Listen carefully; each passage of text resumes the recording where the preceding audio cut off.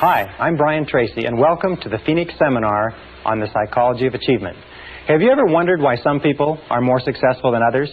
Why some people earn more money, are happier, have better jobs, better relationships, better health, and seem to get far more out of life? Well, when I was 15 years old, this question began to preoccupy me.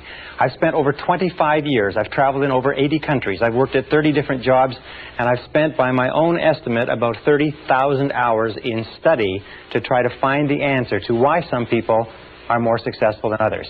And you know something? I have found that this is one of the most studied subjects in the world, that there's more information available on it today than has ever been available before, and that today we can say with complete confidence that success is as predictable as the sun rising in the east and setting in the west. Today you can be more successful faster than you ever dreamed possible if you will do two basic things. Number one, make a decision to exceed all your previous levels of accomplishment. Make a decision to be successful and to achieve your goals, whatever you construe them to be. And number two, learn how. This seminar has been assembled in order to teach you how. Since we put it together several years ago, over 150,000 men and women have been through this seminar in one form or another, and many of them have said it's like getting a brand new chance at life. One gentleman said to us it was like getting a blank check on the future. We're going to teach you in the next few hours some of the most important things that have ever been found, that have been discovered and rediscovered, that go back 4,000 years into history, science, religion, metaphysics, psychology, philosophy, and all esoteric fields of study have come to the conclusions that we are going to talk about in this seminar. If you will just use some of the things you learn in this seminar, it can dramatically change your results for the better.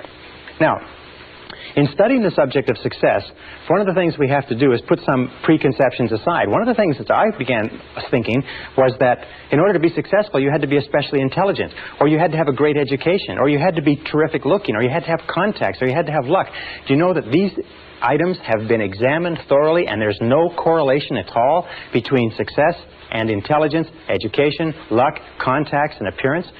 They are helpful in some cases, but there's no direct correlation. Success is based on other things. Now, before we go any further, let's talk about what we mean by success. When we look at the difference between animals and human beings, we find that animals have what is called a survival instinct.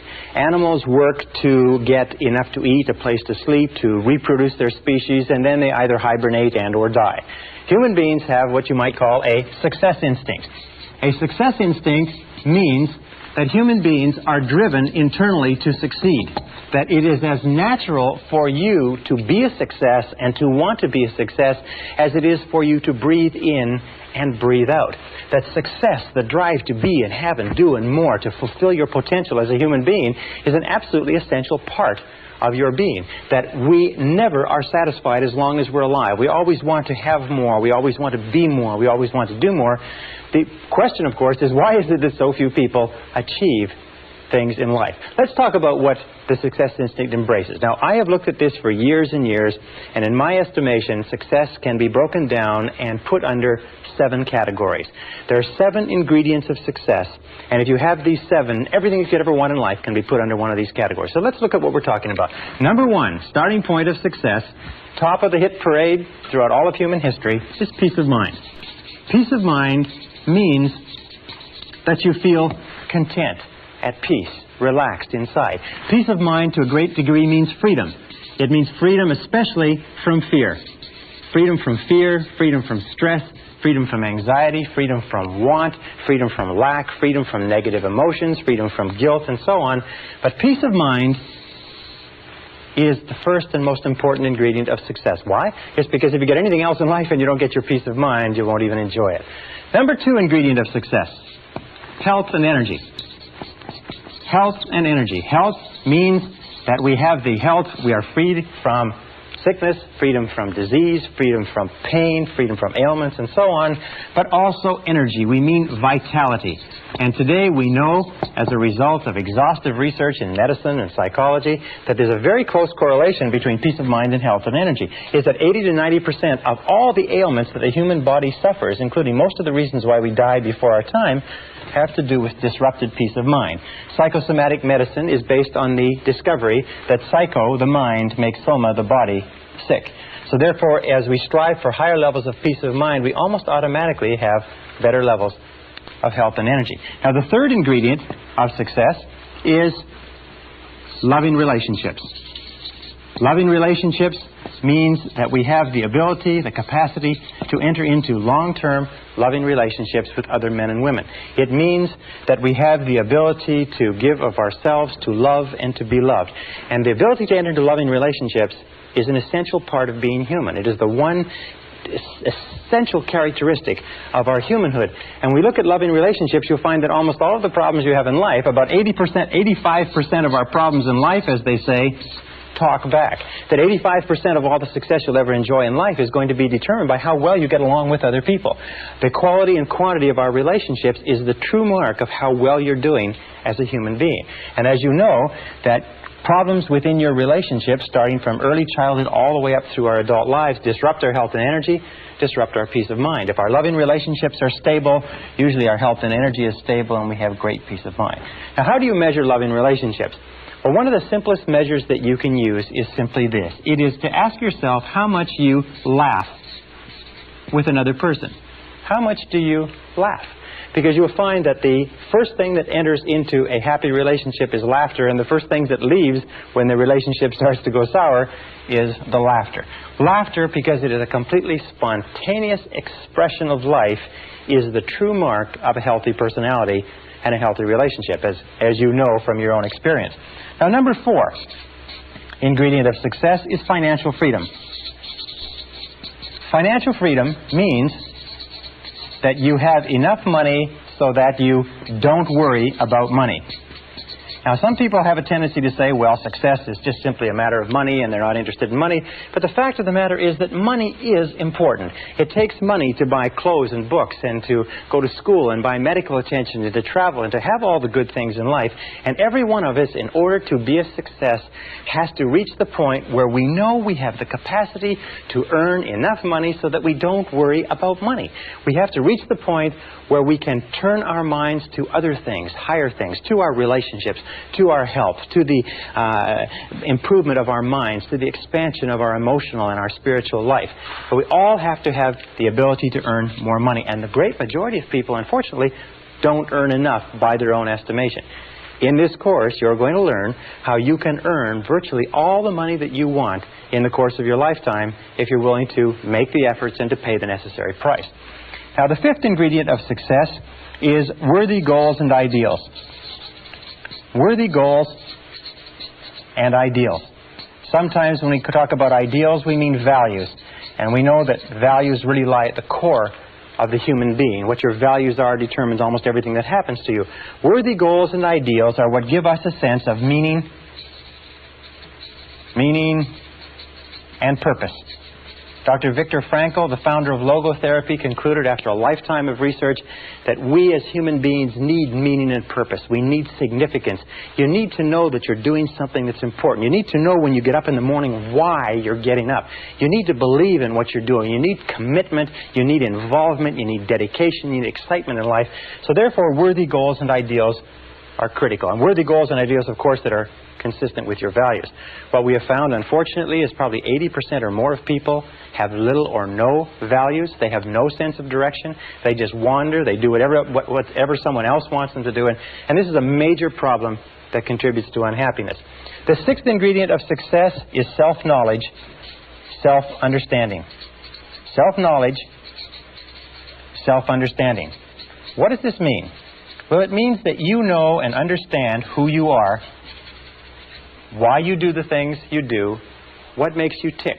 It also means that you have self-honesty. It also means that you have the character and the courage to face yourself honestly and squarely. As Shakespeare said, warts and all. You have the honesty to face your strengths and weaknesses. You have the honesty, if you like, and the integrity to look into yourself to fully understand why you do what you do. What makes you tick? And in this seminar, by the way, we're going to give you an enormous amount of information on why you are the way you are and how you can change it in a very positive way if you're not happy with it.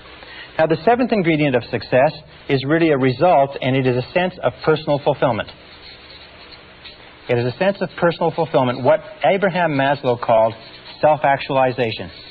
Self-actualization is the feeling that you are becoming everything that you're capable of becoming. Self-actualization means that you feel every single day that you're moving toward the fulfillment of your inherent possibilities. And self-actualization comes as a result of having worthy goals and ideals, having loving relationships, having a high degree of self-knowledge and self-understanding, which generates health and energy, peace of mind, loving relationships, and so on. Now, the interesting thing is, the tragedy is the great majority of men and women today achieve so little. On a score of 1 to 10 in terms of human potential, the average person is functioning at far, far below what they're capable of. On a score of 1 to 10, the average person is scoring perhaps 2 or 3 on most of these scales. 84% of people working today are underemployed in that their jobs do not fully tax their abilities and their potential. 80% would rather be doing something else. In a study of married couples, what we found was that 38% of married couples would rather be married to someone else. We've also found that the great majority of people in our society, after a lifetime of well-paid work, retire broke. They retire poor, they retire on pensions. Only 1% become wealthy, only 5% become financially independent, 15% have some savings, and 80% are dependent on others. The average savings, lifetime savings of a retired couple in America or Canada today is less than $60,000. That's after earning between $500,000 and $1 million in an average working lifetime.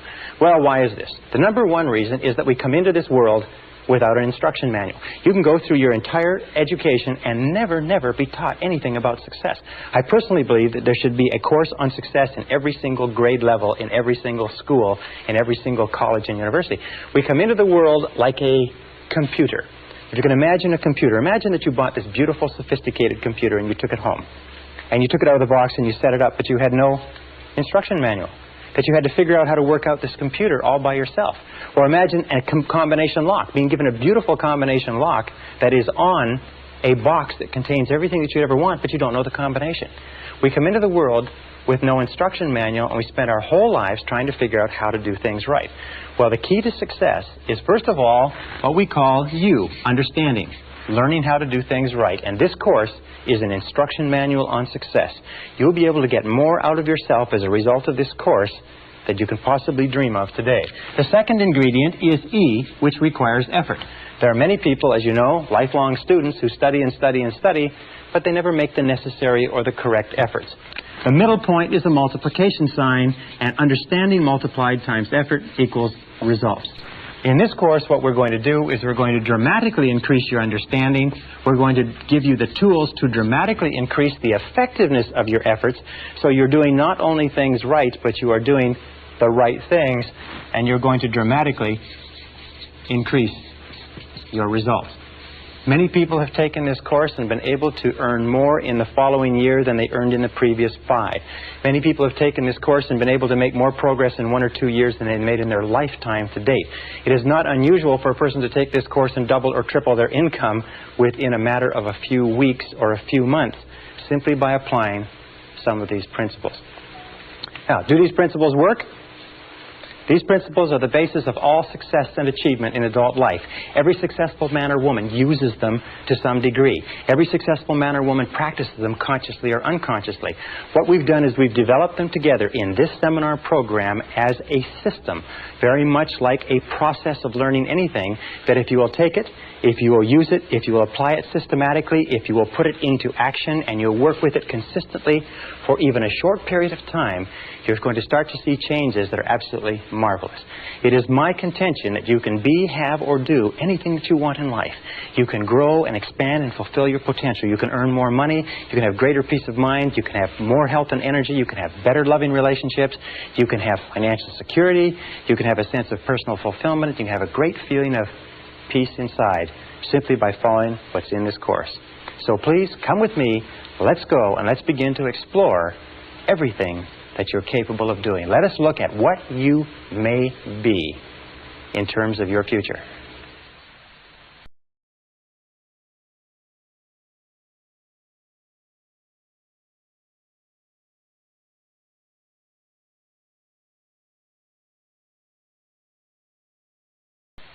Session 2, 7 Mental Laws. The starting point of self-knowledge is to recognize this wonderful fact is that you are extraordinary. You are unique. The odds against there being someone exactly like you are over 50 billion to 1. That every single part of your body, and anatomists and physiologists and doctors have demonstrated that your blood composition is different from any other person that has ever lived. Your fingerprints are different. Your lip prints are different. Even your ear prints are different. Even your toe prints are different from anybody that has ever lived. You are different from anyone else, and self-knowledge begins with accepting that you are a unique and special individual and that you have the capacity to do something wonderful with your life. Now, that being said, you are also the same as everybody else with respect to certain basic principles. Throughout the history of mankind, the most intelligent men and women who have ever lived have sought answers to the question of the human dilemma. What can people do in order to change the quality of their lives, their relationships, and their results? The great philosophers, the great metaphysicians, the great scholars have pondered over this sometimes for their entire lifetimes. In our century, I know men and women who spent 10, 20, 30, 40, even 50 years studying success and achievement to find out what general rules and principles we can draw upon to be more successful. The first thing that we have to start with, the basis for this entire course, the psychology of achievement, is this, is that you are a mental creature. The only thing that makes you truly unique is your mind.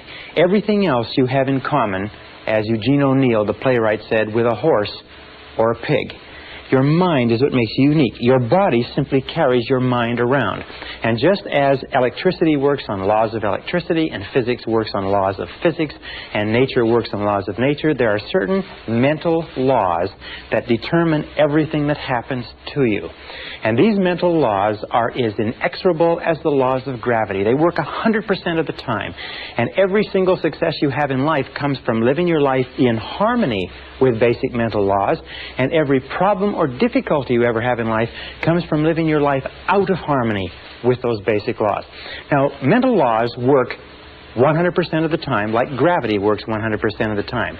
What it means is that if you step off a 10-story building in the city where you're living, or in London, England, or in Lima, Peru, you're going to go splat on the sidewalk, whether you know about gravity, whether you believe in gravity, whether you agree with gravity, or whether gravity is convenient for you, it's going to work on you nonetheless. The mental laws are exactly the same, and in this course I'm going to introduce you to about 20 mental laws, some of which are more important than others, but all of which it is critical for you to understand. Now let's start with the first of the mental laws. The first mental law, and by the way, these laws have been written about and studied for century after century, and many of them have been tested in our leading universities, research institutes, and think tanks in the last few years and found to be as true as they've ever been imagined to be.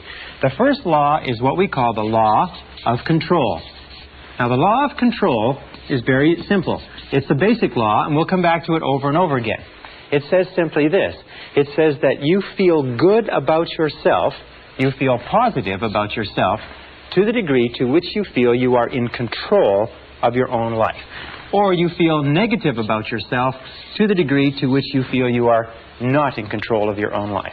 All you have to do is look at your life today and ask yourself, what parts of your life do you feel the best at? What parts of the life do you feel most in control? You'll find those are the places where you are the happiest.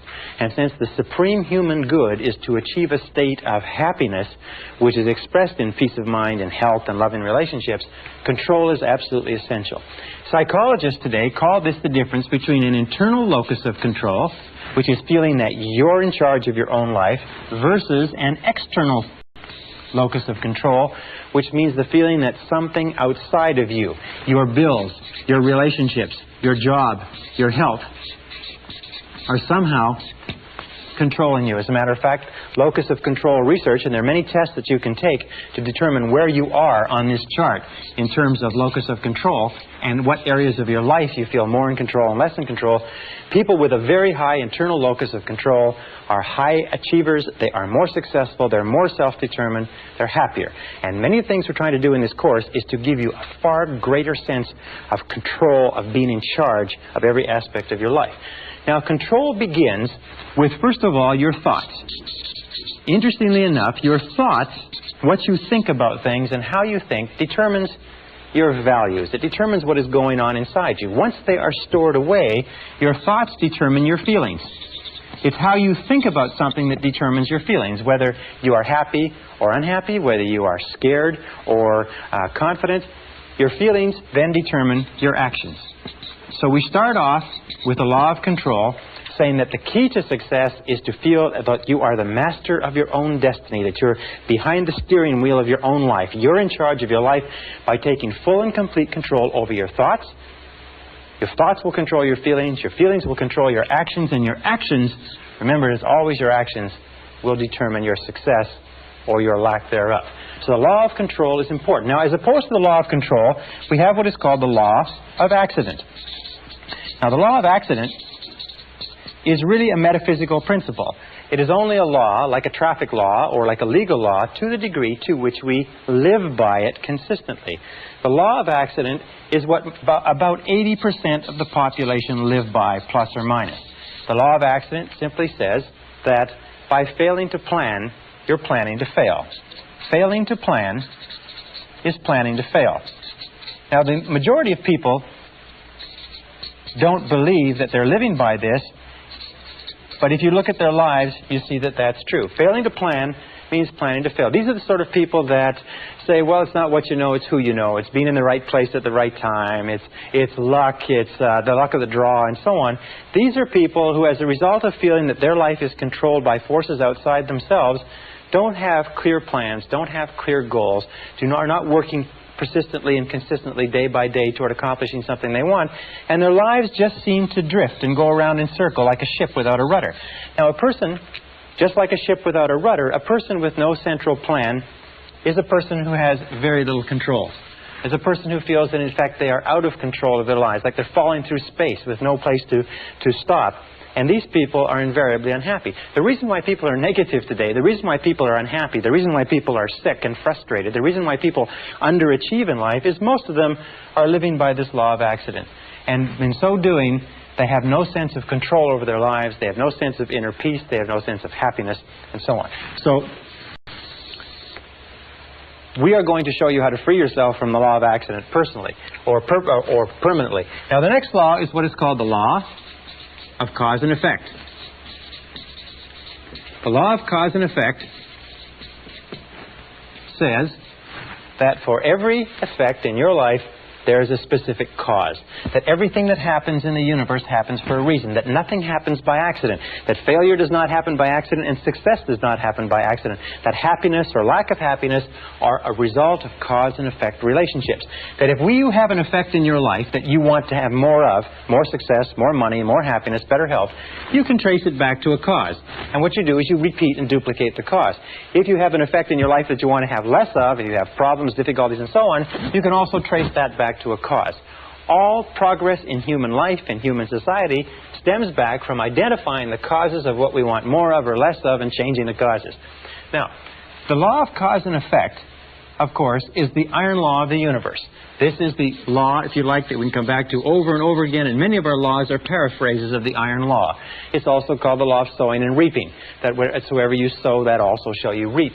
But the iron law, the law of cause and effect, gives us a complete sense of control. If we believe that there's a cause and effect relationship, that everything happens for a reason, then we have a tremendous feeling of control in our lives. We can identify the causes, we can duplicate the causes, we can make our lives anything we want. The most important application of the law of cause and effect is this. It is that thoughts are causes. Thoughts are causes and conditions are effects. Thoughts are causes and conditions are simply effects. The starting point of everything is your thoughts about something. It's your thoughts about a job, your thoughts about a relationship, your thoughts about your health, your thoughts about your future. Your thoughts become causative agents. The conditions become the effects. That if you wish to change any of the conditions of your life, you have to change the thoughts that precede those conditions. You have to change what is going on in your mind.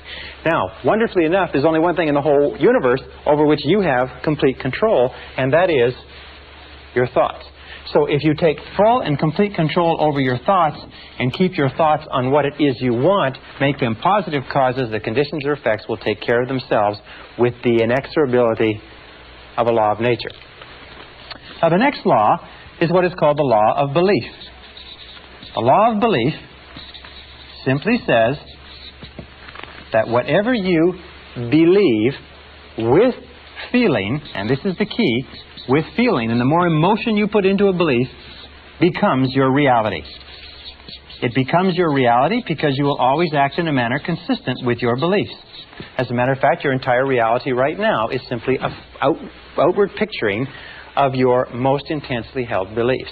If you believe something that is positive or believe something that is negative, or as Henry Ford said, if you believe you can do a thing or if you believe you cannot, you are right.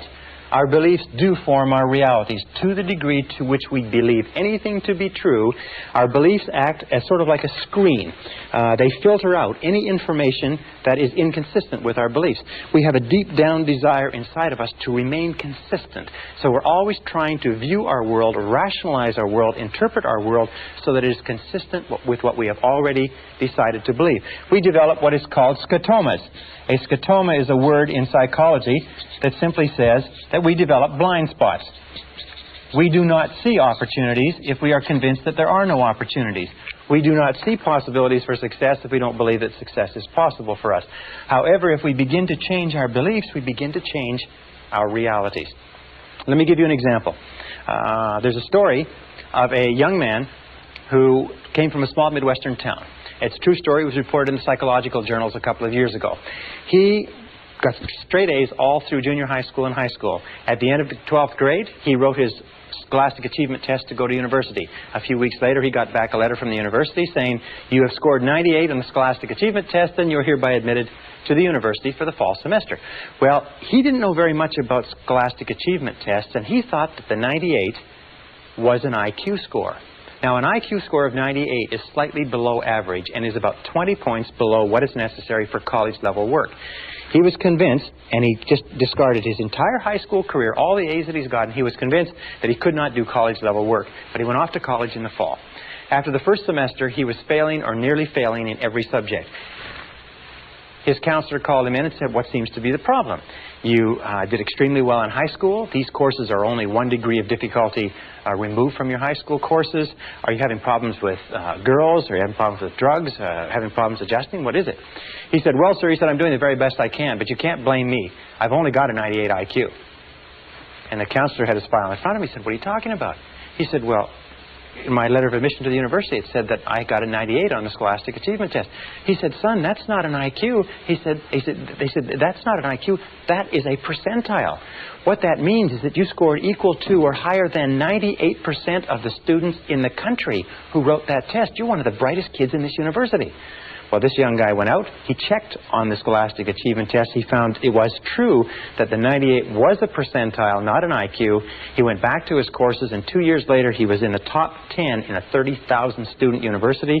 He was leading in all of his classes. Once he changed his reality, once he changed his beliefs about his intelligence, his reality changed automatically. Now, an important point with regard to this is that every one of us has self-limiting beliefs. Every one of us believes ourselves to be limited in some way. Every one of us believes ourselves to be limited in intelligence, creativity, money-making ability. I can't sell. I can't speak in front of audiences. We tend to think that we are not capable of being on time. We're not mechanically inclined, and so on and so forth. But exhaustive research demonstrates that talents are pretty evenly spread throughout the population. That most of the limitations we have do not exist in reality. They exist only in your own mind. And one of the starting points of great achievement is to start questioning those self-limiting beliefs and throw them off and act as if they did not exist. And when you act as if they didn't exist, lo and behold, they simply disappear. Okay, the next law is what is called the law of expectations. Now, the law of expectations is a law that has been talked about throughout all of human history. Just like in the law of belief, William James of Harvard said, "Belief creates the actual fact. As a man thinketh in his heart, or as he believeth, so is he." The law of expectations over and over says, what you expect, you get. You get not what you want, but what you expect. That your expectations, especially your expectations about outcomes, how you think things are going to turn out, become your own self-fulfilling prophecies. And Dr. Robert Rosenthal of Harvard University has done something like 300 experiments on expectations theory, on what is called experimenter theory, and he finds that your expectations have an effect on other people and events and circumstances, even if your expectations are based on totally false information. Whatever you expect with confidence. In other words, if you confidently expect good things to happen, surprise, surprise, good things happen to you. If you confidently expect negative things to happen, then negative things are going to happen to you. That most successful people have developed an attitude of confidently expecting good things to happen. It's called the attitude of positive self-expectancy. It is the attitude of the winner. The winner looks for good things to happen. The winner expects to win in advance, and lo and behold, whatever you expect with confidence tends to come true, even if the information upon which your expectations is based is totally false. Now, let me give you an example of expectations. Some years ago, Dr. Rosenthal, after conducting a variety of different experiments, came to the conclusion that the expectations that teachers had of students was having a tremendous effect on their ability to learn and their grade level averages. So he put together a series of experiments, and then one major experiment which was tremendous. He went to the San Francisco Bay Area, and at the beginning of the school year, he had the principal call in 3 teachers. The 3 teachers were told that by the principal, as a result of teaching excellence, they had been singled out as the 3 best teachers in the school, and that they were going to be given 30 students each of the brightest students in the school, identified by IQ tests at the end of the last semester. They would be able to teach these students for the entire year, and it was estimated by experts that these students would jump in scholastic achievement an average of 20 to 30% over the course of that school year. Now, the teachers were told that one of the conditions was that they mustn't tell the teachers, they mustn't tell the students, and they mustn't tell their parents. They must continue to teach the same way, and classes were carefully monitored to make sure that they taught the same way they taught before, but only they would know that they had been given 30 bright students each to teach for the whole year. The teachers were delighted. The teachers went out. They were excited about this. They worked hard with those students. They spent time after school with them. They got really, really involved in teaching more than they ever had before. And at the end of the school year, lo and behold, those 3 classes led not only the school, but the entire school district in academic accomplishment. At the end of the year, they called the 3 teachers in. They sat them down and they said, well, you've had a good year. And they said, yes, well, it was great. Those kids were so bright. They were so eager to learn. They said, well, maybe we should tell you the truth, that this was an experiment. And the fact is that the beginning of the school year, we selected the names of 90 children by lottery from the school population at large and assigned them to your class. We didn't even know what their IQs were. They said, well, that's remarkable. Well, how could it have happened that they did so well? And then they looked at each other and said, well, of course, it's because we are the 3 most excellent teachers in this school. They said, well, the other side of it was simply this, is at the beginning of the school year, we put all the teachers' names in a hat, and yours were the first 3 names that were drawn. So this is what is called a double-blind experiment. They held constant for everything but expectations. Now, the expectations on the teachers were explicit. We believe that you are excellent teachers. The expectations of the teachers on the students were implicit. They were never spoken. The teachers just treated those students as though they were really intelligent, and the students bloomed and blossomed. And in one of the classes, a student from beginning of the year to the end of the year jumped 25 IQ points. In a subsequent experiment, a student jumped as much as 27 IQ points, which is to prove that high expectations teachers bring out intelligence in students that is completely unheard of. Marva Collins, the famous teacher in the Chicago inner city, has found that if you treat students as though they're intelligent and talk to them and work with them as though they are really bright, they will absolutely astonish you in terms of academic accomplishment. All right, this brings us to the critical role of expectations in your life. First part of expectations in your life, number 1, and where expectations affect you. Expectations of your parents. We have found that we have a tendency as adults to try to live up to or down to the expectation of our parents all our lives. If our parents were strong and supportive and loving and kind and encouraging and really believed in us, all our lives we will strive unconsciously to live a life consistent with those expectations. If our parents were critical and condemnatory and bitched and complained and griped about our grades and so on and so forth, we will find that all of our life we'll have a tendency to hold ourselves back. So be alert to that. What were the expectations of your parents? Were they positive? Were they negative? Were they boosting or were they discouraging? And how much are they affecting you today? Second area of expectations is the expectations of your boss. In all of our studies, we have found, especially in the studies on excellence in organizations, we have found that high expectations, bosses have high performance work environments. Now, if you work for a boss who's negative, critical, and condemnatory, if you work for a boss that has negative expectations or a negative attitude, chances are your performance will be at the very lowest.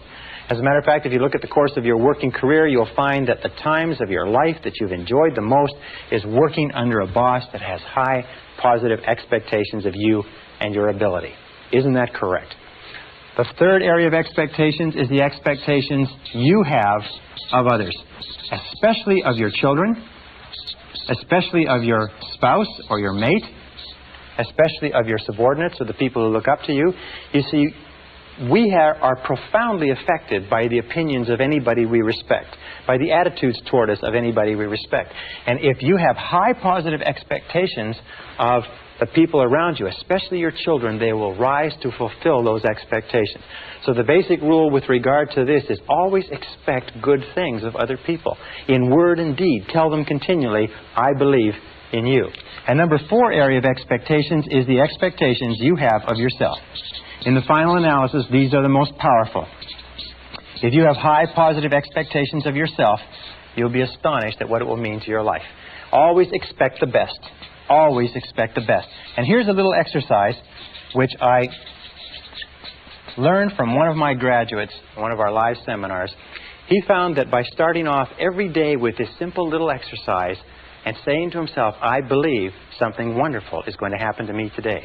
I believe something wonderful is going to happen to me today. I believe something wonderful is going to happen to me today. That this little exercise changed his whole attitude. That he went through the whole day with the attitude of somebody with a confident self-expectancy. That everything that happened during the course of the day, he thought, maybe this is something wonderful that's going to happen to me. And you know that if you will do this, if you will say before you go to sleep, I believe something wonderful is going to happen to me tomorrow. And if you'll say when you get up in the morning, I believe something wonderful is going to happen to me today. And if all day long you say, I believe something wonderful is going to happen to me, you'll find that as you go to sleep the next night, and try this today, it's a very powerful exercise. It sounds a little bit corny, but it's a very powerful exercise. If you'll try it, you'll find that when you go to sleep, you will not be able to think of all the wonderful things that happen to you. You'll just be surprised that your parking spaces will open up and friends will call and you'll get checks in the mail. Just your life will be a series of really positive, happy experiences. So always expect the best. I believe something wonderful is going to happen to me today, and by the inexorability of a law of nature, it's going to happen to you. I can assure you it's happened to thousands and thousands and thousands of our graduates who will literally astonish you the effect of this corny little exercise. All right, the next law is what is called the law of attraction. Now, the law of attraction simply says that you are a living magnet. You are a living magnet. And that you inevitably attract into your life the people and circumstances that are in harmony with your dominant thoughts. In the universe, we know that all of energy is in a state of vibration. That everything is vibrating. Even this board is vibrating. Your skin is vibrating. Every substance is vibrating because of its molecular structure. And we also know there's a law of radiation. That everything is vibrating outward. The process of entropy. And we find that whatever you are thinking, your thoughts are also a form of energy that is vibrating and radiating out from you and that travels at the speed of light so that you can affect people and circumstances at great distances. Have you ever had an experience where you're thinking about somebody and the telephone rings and it's them? Have you ever had an experience where you phone somebody else and they say, we were just talking about you? It just leaps into your mind? Have you ever had an experience when you're in tune with your husband or wife and you think, you know, I'd like to go out to dinner at such and such a place tonight, and you call home and they will say, why don't we go out to dinner at such and such a place? These are all examples of this law of attraction. The law of attraction is considered by many to be one of the most important laws of human existence. In this, you will always attract to yourself, positive or negative, people and circumstances that harmonize with your dominant thoughts. That whatever you're thinking on a continuing basis, you're attracting into your life. You're drawing it into your life like a magnet. That's why it's so important that you keep your thoughts on what you want, keep your thoughts on what you desire, and keep your thoughts off of what you don't want. And by the way, as you advance and develop and become more proficient and more sharp with these methods, the law of attraction will work faster for you and with greater accuracy. So be careful. Use it right. The last law we'll talk about in this session is called the law of correspondence. The law of correspondence is a law that says, and it's quoted by Jesus, as within, so without. As within, so without. And what it simply means is this. It means that your outer world is a mirror. And that's probably the best word. Your outer world is a mirror, and it simply reflects back to you what is going on in your inner world. That your outer world is the result of your inner world. That what is going on within determines what is going on without. That if you want to change your outer world, you have to change your inner world. Now that means that you can look at your words, you can look at your level of health. What is going on in terms of your physical health is largely determined by what is going on in your mind. What is going on in your relationships is the most perfect example, because you find that when you are feeling good inside, your relationships go smoothly. When you're feeling negative or stressed inside, your relationships go poorly. Your relationships are the mirror image reflection of the quality of your own personality. You can tell how healthy your personality is by looking at the relationships around you. Your wealth is a very important thing. The level of financial wealth, the level of comfort that you have, is a direct relationship of what you have put into your mind in terms of thought and preparation for achieving wealth and affluence. If you wish to be more successful on the outside, you have to be more successful on the inside. And the more you go to work on the inside, which is the only part of your whole life that you can control, the more you go to work on the inside, the more rapidly your external world changes. The big mistake in life, and the reason why most people are unhappy, is why? It's because most people try to change the external world, which they cannot control, and they leave the internal world messy. It would be the same as trying to make an automobile run better by washing the outside of it, polishing the outside of it, and changing the tires. No, you've got to go to work on the inside workings. As you change your mind, as you change what is going on inside, you change what is going on outside. Now, many years ago, Earl Nightingale, a great success philosopher, woke up in the middle of the night with a quotation which changed his life and changed the lives of millions of others, which sort of tacks on to all of these laws that we're talking about. And it was simply this, is you become what you think about. You become what you think about. And since the only thing that you can control is your thinking, if you change what you are thinking about, you will begin to change your reality. If you change what you expect, you change what you believe, you change your dominant thoughts, you change your inner workings, you begin to attract into your life people, circumstances, events, opportunities, and everything consistent with your new thoughts. The reason people are unsuccessful is they think thoughts of unsuccess or failure. Another line, which is very, very important, says that all causation is mental. We live in a mental universe. All causation is mental. If you wish to change your universe, you have to change your mentality. And this brings us to the most important line of all, which is simply this. And let me write it over here. If you change your thinking,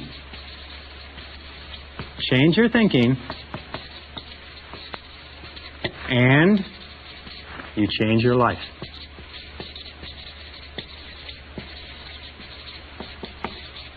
Change your thinking, and you change your life. Now, over the course of years, you have accumulated and gathered an enormous amount of information. You've accumulated and gathered an enormous number of experiences, some of them positive, some of them negative. Every single one of them is stored away. Every single one of them is having an effect on what is happening to you right now. In the New Testament, Jesus had a beautiful line, which I refer to and I think about all the time. He said, "By their fruits you shall know them." And what it simply meant was that you can tell what is going on inside the person, what the fundamental character and thought life of a person is, by looking at the fruits of their external life, by looking at their health, looking at their relationships, looking at their levels of success. If you change your thinking, you change your life. And as we proceed through this course, we're going to show you systematically how you can change your thinking and bring it into perfect correlation inside with a type of successful, happy, dynamic, vital, living, successful life that you desire on the outside.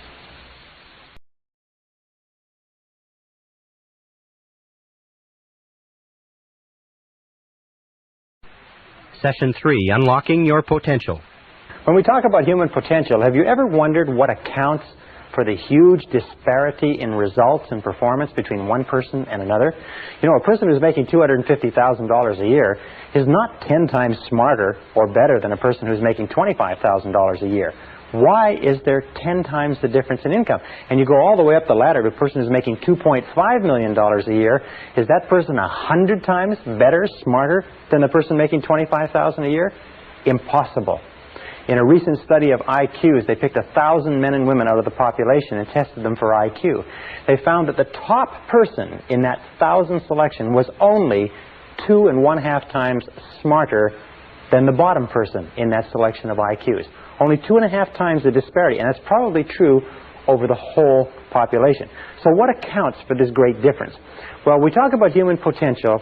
We come down to a very simple formula that I came up with some years ago that probably explains it a little bit. The formula starts off with what we call IA, which is inborn attributes. That's the qualities, the intelligence, the ability, the temperament, the things that you're born with that you can't really change very much, plus acquired attributes. Now, acquired attributes are very important. Those are your education, your training, your skill, your experience, knowledge, wisdom, and so on.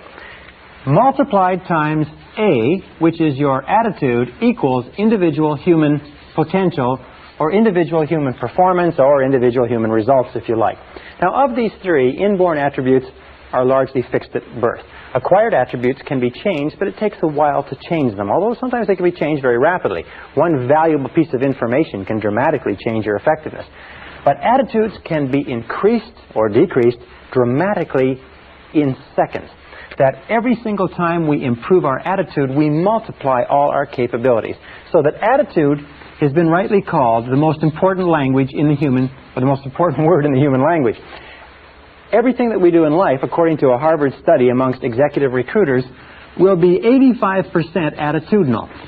85% of your success will be determined by your attitude. That means determined by how positive or how much of a positive mental attitude you have. People with positive mental attitudes tend to advance more rapidly, move to the top of valuable organizations, earn more money, get more life satisfaction, and so on.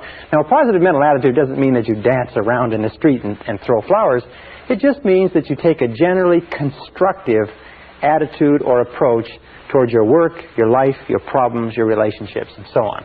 That according to the Cox Report on American Business, according to Success Magazine, 85% or more of everything that you accomplish will be attitudinal. So our question is, where do attitudes come from? And we found that attitudes come from expectations. Very, very simple. We talked about that before. And a very powerful way to instantaneously improve your attitude is to say to yourself, I believe something wonderful is going to happen to me today. As we said before, our expectations about outcomes determines our attitude. In other words, if you expect things to turn out well, you're going to have a positive attitude. If you expect things to turn out negatively, you're going to have a negative attitude. And the wonderful thing is you can manufacture your own expectations. I mean, you can expect whatever you want. You can expect good things, you can expect negative things, and chances are you won't be disappointed. Where do our expectations come from? Our expectations come from our beliefs, if you like, and our values. These are the core or the central motivating factors in our personality, our beliefs and values. And this brings us to an understanding of human potential. It means that basically our attitude is the outward expression of what is going on internally, consistent with the mental laws that we talked about. And with regard to beliefs, each of us has a bundle of beliefs way down deep inside, which psychologists call the self-concept. Now, the self-concept, or the discovery of it, has been considered by many to be the most important single breakthrough in understanding human performance in the 20th century, and I personally agree. The self-concept is like, if you wanted to use a military analogy, is the command center. Or if you wanted to use a technological analogy, it is the central program of your basic computer. It is a bundle of beliefs, values, attitudes, feelings, ideas, and so on, which are stored away down inside, which are a result of virtually every experience you've ever had in your life. And some researchers say that the self-concept begins to form even before birth. But this self-concept, once it is in place, precedes, predicts, and determines your levels of effectiveness and performance in every area of your life. Your self-concept becomes the command center or the master program. The self-concept, or this bundle of beliefs, then determines what you will say, what you will do, how you will act, how you feel and react, and so on. What does it mean? It means that all improvements in your external life, all changes in your reality, begin with a change in the self-concept. Let me give you an understanding of how it means. Here's a very simple graph. We talk about human potential, we say the average person uses 10% or less of their potential. According to the research, it's probably much less. Stanford Brain Institute in Santa Clara, California, estimates that it's probably closer to 2%. But we'll be generous and we'll say the average person is using 10%. It means that in the best of cases, the average person, you and I, have 90% of our potential untapped. One of the great philosophers, Oliver Wendell Holmes, said the great tragedy of the average person is that they go to their grave with their music still in them. They're still functioning on far, far less of their potential. So this is human potential. We find there's a direct relationship between human potential and the self-concept. That since our self-concepts, or our estimates of ourselves, if you like, are usually far lower than they need to be, our level of performance and effectiveness is far lower too. And we know that our self-concept is largely subjective.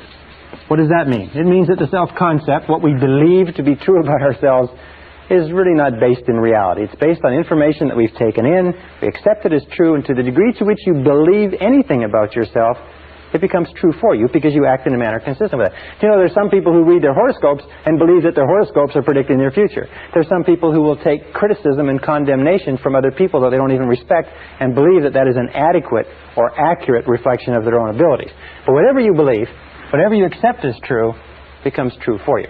Now, we also know that as an adult, you have a variety of self-concepts. You have a self-concept for how you dress, how much you weigh, how much you eat, how well you speak in public, what kind of a parent you are, what kind of a child you are to your parents, what kind of a husband or wife you are, what kind of a lover, what kind of a driver.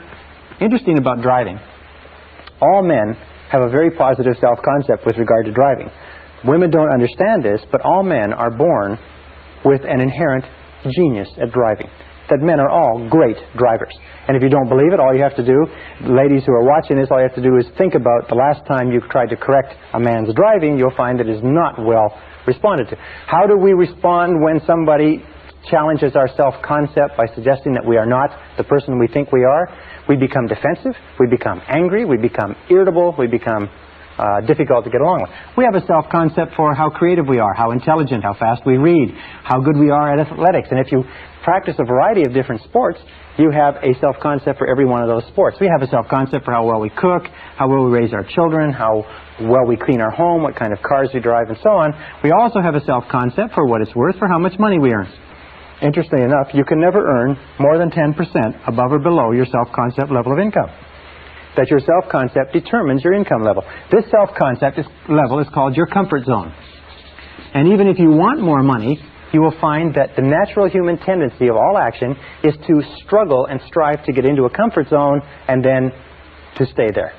That if you earn 10% or more above your self-concept level of income, you will have an irresistible urge to get rid of the money. You'll give it away, you'll spend it, you'll blow it, you'll spend it extravagantly, you'll even lose it if you get enough. That's why people who win lotteries are often flat broke 2 or 3 years later. They just burn the money because the money is far beyond their self-concept. If you go 10% or more below your self-concept level of income, you find yourself scrambling. You work harder, you work longer, you think more creatively, you look at different ways to increase your income or second income opportunities. The only way to improve any part of your life, including your income, is to raise your self-concept level of income by beginning to think about yourself continually in terms of earning more money. If you want to lose weight, the only way you can lose weight is what? Is to think thin, by beginning to think of yourself as a thinner person. If you want to become a more popular, a more loving, a happier person, a healthier person, you have to begin to think over and over about those things until they become part of your new self-concept. And we'll talk about that a little bit later. It's an essential part of programming your mind for success. Your overall self-concept is determined by the average of your self-concepts in all the areas that you consider important. Now, your self-concept is made up of 3 critical parts. The first part of the self-concept is the self-ideal. The self-ideal is the person you would most like to be. It is your idea of what constitutes a winner. It is your vision or your mission or your ideal of the very best you that you can be. Now, one of the things that we know about successful people is this. Successful people have very clear self-ideals. They have very clear ideas of who they want to be in the future. Unsuccessful people have very vague ideals. Number 2 is your self-image. Your self-image is a picture of the way you see yourself and the way you think about yourself. Your self-image, the inner mirror, is how you perceive yourself now and determines your current performance on a day-to-day basis. The third part is your self-esteem. Now, your self-esteem is how you feel about yourself. How you feel about yourself is the engine force, it's the motor, it's the power force within your subconscious. It's the power force within the self-concept, and it determines virtually everything that happens to you. The best definition of self-esteem is how much you like yourself. How much you like yourself as a parent, how much you like yourself as an employee, how much you like yourself as a boss, how much you like yourself as a money earner, a professional speaker, an athlete, and so on. How much you like yourself, your level of self-esteem, your overall emotional feeling about any area of your life determines your performance and effectiveness in that area. Wonderfully enough, since you become what you think about, your self-concept is malleable, your self-esteem can be built by repeating over and over again, I like myself. I like myself. I like myself. I like myself. I like myself. I like myself. The more you say, I like myself, I like myself, I like myself, the more you repeat that over and over again, the more your self-esteem goes up. The more your self-esteem goes up, the more your overall self-concept goes up. When your overall self-concept goes up, you perform better at everything else that you attempt. That every single time you say, I like myself, I like myself, I like myself, I like myself, I like myself, it's like pumping yourself up psychologically. Everything that happens that causes your self-esteem to go up causes you to perform better. Everything that happens that causes your self-esteem to go down causes you to perform worse, make more mistakes, be unhappier, and so on. Now, a critical point about liking yourself, about self-esteem and self-liking, is that number one is you can never like or love anybody else more than you like or love yourself. That your level of self-esteem is the determinant of the quality of the relationships you have with others. And number two is you can never expect anybody else to like or respect you more than you like or respect yourself. That how much you like and respect yourself determines their attitudes toward you. Every single school of psychology today is coming to agreement on the fact that how much you genuinely like and accept yourself as a valuable and worthwhile human being has an effect on everything that happens to you. How much you like yourself. And what you can do is you can improve your self-esteem by saying, I like myself, I like myself, I like myself, I like myself, I like myself. Well, this brings us to the question of where does self-esteem, where does the self-concept come from? And we found that self-concept, if anything, self-concept is malleable in that you are not born with a self-concept. Is that you're not born with any idea of yourself. You're not born with self-image or self-esteem. That you're born in a way as pure potential. It's probably the best way to put it. The average person comes into the world as pure potential and has no self-concept. That everything you are today, every feeling that you have, every attitude or value, you had to learn over the course of your lifetime. We also know that the child comes into the world with a very high need for love and touching. And a tremendous amount of research indicates that we need a lot of love and touching all of our lives, but especially in our formative years, because as a child, we learn who we are, how valuable we are, whether we're important, intelligent, attractive, lovable, funny. We learn all of these things by the way our parents treat us. If our parents, our siblings, our aunts and uncles, but especially our parents, treat us like we're really important kids, then we grow up thinking that we're really important. If our parents do not, then something else happens. We know that the first few years of life are the most important in developing the self-concept. That the child starts off at 0 when the child is born with no idea of who she is or who he is or how valuable they are. And in the first, second, third, fourth, and fifth years of life, and the psychologists used to think it was 5 years, but now they're saying it's 3 years. In these first 3 years of life, children learn who they are. They say if you give enough high quality and quantity of love to a child in the first 3 to 5 years, you set them up for life. You set them up on a solid foundation of self-esteem, self-confidence, self-worth, self-value. As a matter of fact, there's a direct relationship between the quality and quantity of love and the development of healthy personality. That the more love, unconditional love that a child receives in those formative years, the stronger is the foundation of the personality. To reverse the equation, that virtually all problems in psychosis, neurosis, personality disturbances, and behavior problems arise from problems way down in the self-concept. And we can go back as adults, here's our adult personality, we can go back as adults, we can correct the flaws in our foundation, the cracks if you like, by repeating over and over again, I like myself, I like myself, I like myself, and driving down that healing concrete deep into the foundation of our personality. Remember, children need love like roses need rain. Children that are deprived of love often die of love starvation. It's a disease called marasmus. Now, what else do we know about children? We know that children come into the world with two remarkable attributes. The first is that they're fearless. Children are born with no fears. They're not afraid of anything except falling and loud noises. And this is expressed in the attitude, I can. Children come into the world believing they can do anything. And anybody who's ever raised a child to the age of 3 or 4 or 5 knows you have to spend those first few years stopping them from killing themselves because they're little kamikaze pilots, because they're not afraid of anything. The second attribute is they come into the world completely spontaneous.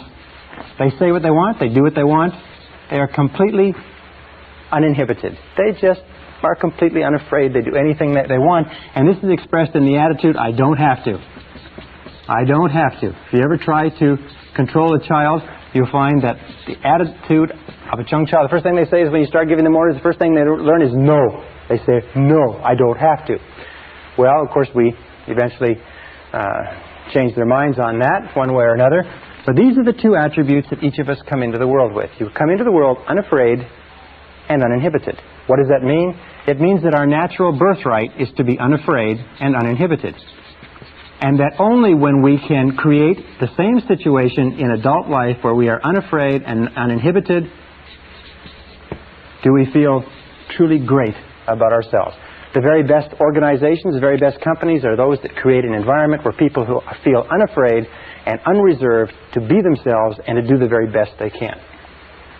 Well, as we grow up, we know that children learn two ways. The first way they learn is by imitation. They imitate one or both parents, especially the dominant parent. And sometimes the dominant parent will change as the child is growing up. Sometimes children will imitate the father, sometimes the mother, but they learn by imitation. Many of the characteristics and habits that we have as adults, we learn from our parents. Have you ever had the opportunity or the occasion to scream at one of your children or shout at one of them and find yourself saying the same things your mother or father said to you when you were a child? Well, we imitate. Sometimes we imitate their walk. Sometimes we imitate their talk. Sometimes we imitate their values, their beliefs, and so on, even if those values and beliefs are of no value. Why? It's because our parents are like gods to us when we're children. The second way that we learn is by moving from discomfort, from what doesn't feel good, toward comfort. Now, Freud called this the pleasure principle, is that we move toward what makes us feel comfortable, what gives us pleasure, what makes us feel good about ourselves. We move from discomfort toward comfort. That's how we learn to become toilet trained. We say it's no longer fun to walk around with pee and poop in our diapers. So we watch what our parents do. We watch what our older siblings do. And we see, those people aren't doing this. And that's how we learn to walk. That's how we learn everything. So we move from discomfort toward comfort. Throughout our lives, by the way, that's how we learn. We imitate by reading what other people have done, by studying books, at our work. We imitate when we go to school. And we do what gives us a positive payoff, what gives us positive reinforcement, what gives us pleasure. And we do less of those things that give us discomfort or pain. Now, very early in life, as a mistake or as the result of mistakes that parents make in upbringing, children begin to learn just negative habit patterns. And negative habit patterns have their root primarily in destructive criticism. Destructive criticism begins very early in life, sometimes in the first few months. And destructive criticism is used by parents to direct and control their children. Unfortunately, it has a very, very dangerous and damaging effect on children in that destructive criticism begins to undermine the integrity of the child's personality, and more of us, including myself and including most of you, have been undermined and hurt by destructive criticism probably more than all the wars in history. Now, as a result of destructive criticism, we begin to develop negative habit patterns. Negative habit patterns are conditioned responses to stimuli. Negative habit patterns develop very early in life. They're developed as a result of a repetition of fear and pain over and over again. They're developed as the result of destructive criticism, physical punishment, and so on. And very early in life, we begin to develop two major manifestations which follow us throughout our lives and, more than anything else, inhibit our potential as adults. The first is what is called the inhibitive negative habit pattern. The inhibitive negative habit pattern is learned when the child is told over and over again, don't. Get away from there. Stop. Leave that alone. And the child is punished. Whenever the child tries something new or gets into something or smells something or pours something over or breaks something accidentally, the parent blows up and gets angry and upset. You see, the child is driven by an insatiable curiosity to explore his or her world. And what happens is when they do explore it and they get into something, they tip something over, if the parent overreacts and spanks the child soon begins to think that every time I try something new, every time I try something different, every time I go beyond my boundaries, every time I move out of my comfort zone, every time I don't play it safe, I get spanked, I get punished, I get hurt, I get sent to my bedroom, and I feel terrible. And pretty soon the child develops the feeling of, I can't. Every time I try something different, I get punished. I can't. This is like the Pavlovian response, where the Pavlov would ring the bell and feed the dog meat, and the dog would salivate, and Pavlov would ring the bell while he fed the dog meat, and the dog would salivate. They would keep doing that. Pretty soon, Pavlov would just ring the bell, and the dog would salivate. What happens in adult life is that this creates what we call the fear of failure. The fear of failure is a conditioned response to a process of destructive criticism that occurs in the first 5 or 6 years of life. The fear of failure automatically triggers us. We feel anxious, tense, uneasy. We feel tension and stress in our solar plexus. We feel like withdrawing and getting away from the event. And the fear of failure is the major reason for failure in adult life.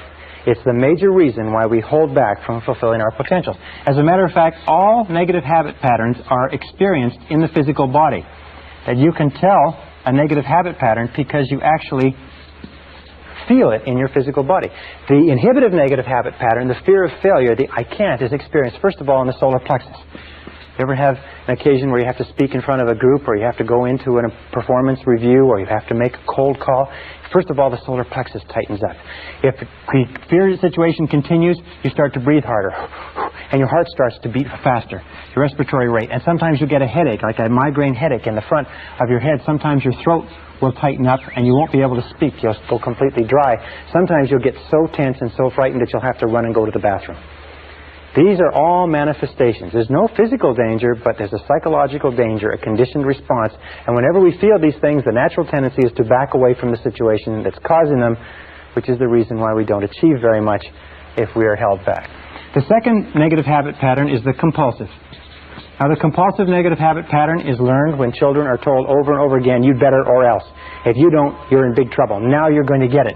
It's when children are made the recipients of what is called conditional love. Parents don't mean to do this, but what they do is they suggest to the child that you are not loved, therefore you're not safe, unless and until you do what we want. The child grows up feeling that I have to do what Mommy wants. I have to please Mommy. I have to please Daddy. I have to please other people. I have to please my siblings. Eventually I have to please my peers. I have to please my teachers. I have to please everybody. They grow up with this, I have to. I can't do what I want to do. I have to do what pleases other people. This compulsive negative habit pattern very early in life translates into the fear of rejection. The fear of rejection is experienced by men as adults as type A behavior. We'll talk about type A behavior later on in the course. Type A behavior is a compulsive, an obsessive-compulsive need to somehow please somebody with no standards of performance so that you can never accomplish it. The fear of rejection drives us. It makes us very, very sensitive to the opinions of other people. We do things that other people want. We don't do things that we want. We're always trying to please others. We have a preoccupation or a concern with the opinions and feelings and attitudes of others to the point where we deny our own needs. Now, the fear of rejection is felt down the back half of the body. You divide the body in half, it's felt right down the back half of the body. The first place you start to feel the fear of rejection is usually in the shoulders and in the neck. You start to feel stiff and sore and tense. Sometimes when you have a lot to do, you'll feel tremendous stress in the lower back. The muscles will start to pull in the lower back. Sometimes it'll manifest itself in phlebitis and varicose veins. Very often it can give you very bad headaches in the back of the head because the carotid arteries, which carry blood up into the head, the muscles around them constrict, and the amount of blood flow to the head slows down, and you feel this pounding headache in the back of your head. These two fears, the compulsive, or these two negative habit patterns, the compulsive and the inhibitive, which are the result of destructive criticism, the great destroyer of personalities, plague us all our lives. Now, the wonderful thing about these is because they are learned habits, we can unlearn them. We can overcome the fear of failure that holds us back. We can overcome the fear of rejection that causes us to do things that please other people rather than pleasing ourselves by working on our own self-esteem. Because there is an inverse relationship between self-esteem and the basic negative habit patterns. Is the more you like yourself, the less you fear failure. The more you like yourself, the less you fear rejection. The more you like yourself, the less you fear anything. And if you continue to repeat, I like myself, I like myself, I like myself, over and over again, if you continue to say this, eventually, over time, your self-esteem goes up higher and higher and higher, and your fears go down. As your self-esteem goes up, your fears go in the opposite direction. Now, how do you deal with destructive criticism if you have to give criticism to other people? Well, that's very simple. Many parents have asked us that. How do you control children? One of the keys to controlling children is to redirect them so that they're doing something constructive versus something that is destructive. Another thing to remember is that what you want to do is you want to give informational criticism or constructive criticism, which means that you tell children what they can do, or adults, what they can do to be better. Remember, the whole purpose of giving feedback of any kind is what? It's to improve performance. If you are a parent, or if you are a boss, or if you are a person in a relationship, if a person is doing something wrong or inappropriate, the whole purpose in giving them any kind of feedback at all is so that they'll do it better next time. However, there's a direct relationship between self-esteem and destructive criticism. Every time you criticize a person, their self-esteem goes down. Every time their self-esteem goes down, their ability to perform goes down too. If you destructively criticize a person often enough, long enough, and hard enough, they reach the point where they won't try anything at all. They become what we call hypersensitive. And a hypersensitive adult is a person who cannot take criticism from anybody. A hypersensitive adult is a person who is very, very tense and anxious if you even suggest that they're not doing the right thing. If you have to deal with a hypersensitive adult, the key is to sit them down and remember 4 things. Number 1, always begin with praise. Number 2 is protect the person's self-esteem at all costs. Number 3 is discuss the performance, not the person. Talk about the behavior rather than the person. And number 4 is it number 4? Number 4 is to focus on the future versus the past. Focus on what is going to be done differently in the future rather than what has happened in the past. Why is that? A very simple reason is because a person cannot control the past. Not being able to control the past, any criticism over what they've done in the past causes them tremendous stress and frustration. So let me summarize. The key to success in life is a positive mental attitude. A positive mental attitude is based on expectations of success, of a positive set of expectancies. This positive set of expectancies is based on beliefs in your self-concept. The core of your self-concept, which determines your effectiveness in life, is your self-esteem, and your self-esteem is measured by how much you like yourself. The 2 things that hold us back more than anything else are the fears of failure and the fears of rejection. So one of the core secrets of success is this, is become a perpetual self-esteem generating organism. Continually be doing things for yourself, to yourself, in your life that cause you to like yourself, to love yourself, to accept yourself, to respect yourself, that cause you to feel terrific about yourself. If you're a boss or a parent, remember that the key to peak performance in your home and in your workplace is to make people feel terrific about themselves. And the more terrific you feel about yourself, the more you like yourself, the more likely it is that you'll make the people around you like, love, accept, and respect themselves, and you'll create a peak performance environment. It is the starting point to great success and achievement in life. So say over and over to yourself, I like myself, I like myself, I like myself, I like myself. Session 4, Your Subconscious Powerhouse. In order to unlock your full potential, it's absolutely essential that you understand the relationship between the conscious and the subconscious mind. There are thousands of books have been written on this subject. There's tremendous complexities. There's references to the conscious and the subconscious, especially the subconscious, throughout all of human history. The subconscious is often called the powerhouse of your being. And we're going to talk about how you affect the subconscious more as we go through this program. But let's start off talking about the relationship between the two minds and what you can do to begin controlling and changing the programming within the subconscious.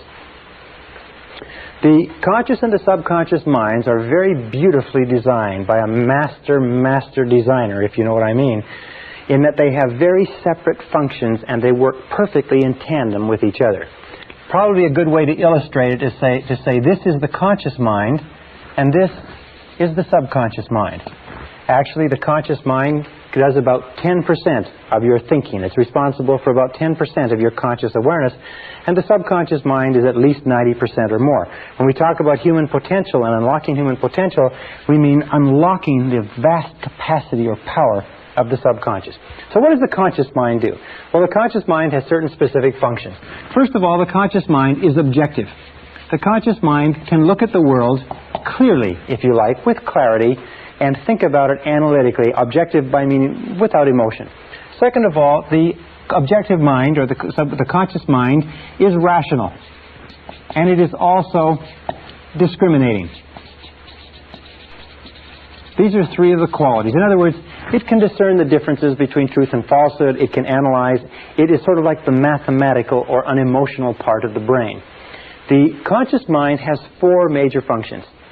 The first function is that the conscious mind identifies incoming data. Now, incoming data can come from a variety of different sources. It can be thoughts that you have, or it can be things that are happening to you in the external world. So let us say you're walking across the street. This is your mind. You're walking across the street and you hear the roar of an automobile engine. Your eyes immediately turn to the right to see what the sound is and to identify what is that sound. When you see the automobile, you identify, you attach the sound to the car. The second thing that the conscious mind does is it compares that moving automobile to all other moving automobiles of your experience. Now, if you live in a big city like New York, when you see a car and you compare that moving automobile with other cars, you've seen 100,000, maybe 1 million cars moving, and your reflexes are very, very sharp. If you live in a country that doesn't have very many automobiles, chances are when you see a moving vehicle, your reflexes will be very, very slow. The comparison is done by, if you like, making a quick inspection into the subconscious and checking every single previous experience that you've had with moving cars. As that is done, as the comparison is done, you instantaneously get a response back. As a matter of fact, it is said that the subconscious functions at about 30,000 times the speed of the conscious mind, in that you can just have one glance, hear one noise, or think one thought in the conscious mind, and you can instantly trigger a reaction that might take an enormous amount, hours and hours of evaluation if you were to do it consciously. The third function of the conscious mind is that it analyzes. Once it has a response back in its comparison, it analyzes the situation. You're walking across the street, you hear the sound of the automobile engine, you turn eyes right, you see the car moving down at you. Your comparison tells you that that car is moving at a speed of 50 miles an hour, and it will be where you are in 1 second unless you move. So you now analyze and you say, what do I do? Should I move or not? And if the answer is yes, what you do is you move. And that takes us to the fourth function of the conscious mind, which is to decide. The conscious mind decides what to do after the analysis. It says yes or no. The conscious mind functions like a binary computer. It is always saying yes or no to incoming information. And the conscious mind can only hold one thought at a time. Now, this is really amazing, as you're going to see. It's really a brilliant structure. So you're walking across the street, you hear the sound, you look to the right, you see the car moving. The comparison says that that car is moving on you. The analysis of the moving car says you've got to get out of the way. So you say, do I move, yes or no? Answer, yes. Do I move forward, yes or no? Answer, no. Do I move backward, yes or no? And as soon as you say, yes, I move backward, and you convey this word yes to the subconscious mind instantly triggers all the muscles, all the nerves, all the sinews, all the tissues to move yourself back out of the way. You don't have to sit there and think, well, should I move my right foot first? Should I move my left foot first? All you do is send a signal to the conscious mind, backed by a charge, if you like, or a detonation of emotion. And the stronger the emotion, the more instantaneously the subconscious responds to your command.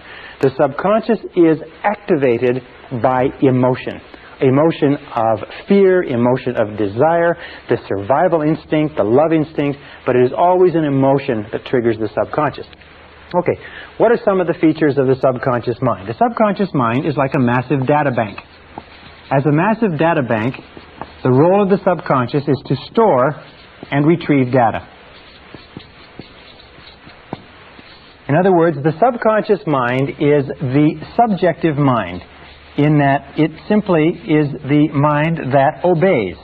Just as the conscious mind commands, the subconscious mind obeys. The subconscious mind has no thought of its own. By the way, the conscious mind has no memory. The subconscious mind is the seat of all memory. The conscious mind, remember, can only hold one thought at a time, whereas you can remember millions of facts. The relationship between the conscious and the subconscious is the conscious is like a gardener, and the subconscious is like a garden. Whatever seeds you plant in your subconscious mind, the subconscious mind goes to work to grow.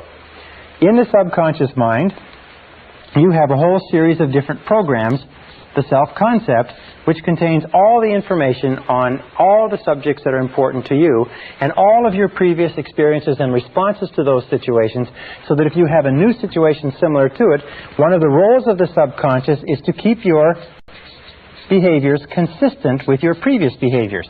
So that if you've always been fearful in a situation, you see the situation, you'll instantaneously be fearful without thought. If you're in a situation that you don't know anything about, the natural tendency is for you to be neither fearful nor unfearful, because you don't know enough until you build up an experience bank. And this brings us to three critical laws. Three of the most important mental laws that we talked about. Remember, we talked about how your whole life is determined by mental laws. The first of these three mental laws is the law of subconscious activity. The law of subconscious activity says that whatever you plant into your subconscious mind, it immediately goes to work to bring into your reality. And your subconscious mind makes all your words and actions, it makes all your words and actions fit a pattern consistent with your self-concept. In other words, it keeps all your words and actions in a pattern, fit a pattern consistent with your self-concept, or consistent with all previous information that you have put in. Also, it keeps your words and actions consistent with your dominant goals, which eventually, if you like, become part of your self-concept. So that means that your body language, your attitude, your level of energy, your level of self-confidence, the way you get along with other people, your social skills, everything is consistent with your self-concept. The subconscious, simply without you thinking about it at all, keeps everything consistent with it. So when you feel really good, when your self-concept is positive, you have a bounce in your step. Your body language is confident, it's courageous, it's outgoing, and so on. And when you feel negative, your self-concept is negative, and you will act in the same manner. Which brings us to our second law. The second law is the law of concentration. Actually, this is the ninth law that we've talked about since we began. The law of concentration is very, very, very important. It's so important, as a matter of fact, each of these laws is so important in their place as to be enough in themselves to control your destiny. The law of concentration simply says this. It says that whatever you dwell upon grows. Whatever you dwell upon grows. Whatever you think about over and over again grows in your reality. It's very simple. I used to do a course on creative thinking, and the way that you explain it is you imagine that this is the total mental capacity that you have. And when you send a thought into this, it takes up this amount of space, and all the rest of the mental capacity is used to, this is your thought, is used to think about all of the other things in your mind. But the more you think, from the conscious down to the subconscious, the more of your mental capacity is committed to thinking about this one idea, until you reach a point where if you dwell upon something consistently, you reach a point where you think of nothing else. And as you think of nothing else, you begin to set up this vibratory field. The subconscious mind is the core of the law of attraction and the law of vibration and the law of radiation. You begin to set up this vibratory field that sends out thought energy from you consistent with what you are thinking about, and draws back into your life people and circumstances in harmony with those thoughts. So you just have to look around you and you have to say, What are you thinking about all the time? What are you dwelling on all the time? And the basic rule with regard to the law of concentration is to dwell upon, think about what you want to happen, not about what you fear. And this brings us to the third law in this series, and that is the law of substitution. Now, the law of substitution, I've had many of my graduates tell me this has been the most important law they've ever learned. It's a very simple law, and it's based on a fact that the conscious mind can only hold one thought at a time, positive or negative. If you want to get rid of a negative thought, the mind is not like a vacuum. It doesn't stay empty. If you want to get rid of a negative thought, you have to knock it out, if you like, with a positive thought. Is that you can replace one thought with another. You can replace one thought with another. And if you do that consistently, and if you replace any negative thought, any fear thought, any anxiety thought, any self-limiting thought, any negative expectations, anything that's holding you back, any fear of failure, lack, poverty, rejection, loss, or anything else, if you replace it with a desire thought, and this is the key, fear versus desire. If you keep your mind on what you want and keep it off of what you don't want, as you dwell on your desire, your fears diminish and get smaller. As you think about what you want, eventually, because of the law of substitution, you have less and less time, less and less emotion to think about what you don't want. Why is it that people are successful? It's simply this. In the Bible it says, to them that hath shall more be given, and from him who hath not, even that which he hath shall be taken away. What it means is simply this. The rich get richer, the poor get poorer. Why? It's because the rich think about wealth and affluence all the time. And what do the poor think about? The poor think about lack, loss, and limitation, risk, danger, fear, failure all the time. So if you want to unlock your potential, if you want to go straight to the stars, you have to use the law of substitution to keep your mind on what you want. Use the law of concentration to dwell continually on the results you desire. Be solution-centered rather than problem-centered. Be goal-centered rather than loss-centered. And the law of subconscious activity will begin to adjust your words, your actions, your feelings, your emotions, and everything to the point where you will draw into your life the people and circumstances that will harmonize with it. Now, what's the most powerful thing you can do? It's very simply this. Success begins with taking purposeful, systematic control of the content of your conscious mind. Purposeful, systematic control of the content of your conscious mind. Everything comes back to the law of control, as we talked about at the very beginning. Purposeful, systematic control is best taken by saying over and over again, I like myself. I like myself. I like myself. I like myself.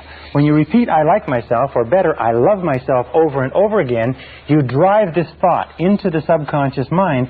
More and more you think of yourself in positive terms. More and more you push out thoughts of inferiority, negativity, fear, failure, rejection, and so on. More and more you reprogram all previous data in your subconscious computer so that it is consistent with high self-esteem, personal effectiveness, and excellent personal performance. Is that the key to your success in life is to use the power of your subconscious mind to program it with thoughts, words, pictures, ideas, and feelings consistent with high performance, and keep your mind on what you desire and off of what you fear. Remember, the only thing in the world you can control is your thinking. The only thing in the world you can control are your conscious thoughts, and if you will do that, everything else will become possible for you.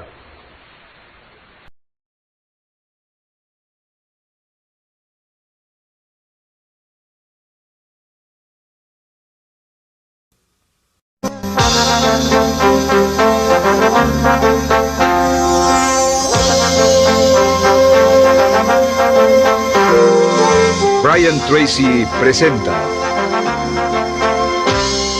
el curso Fénix sobre la psicología del conocimiento.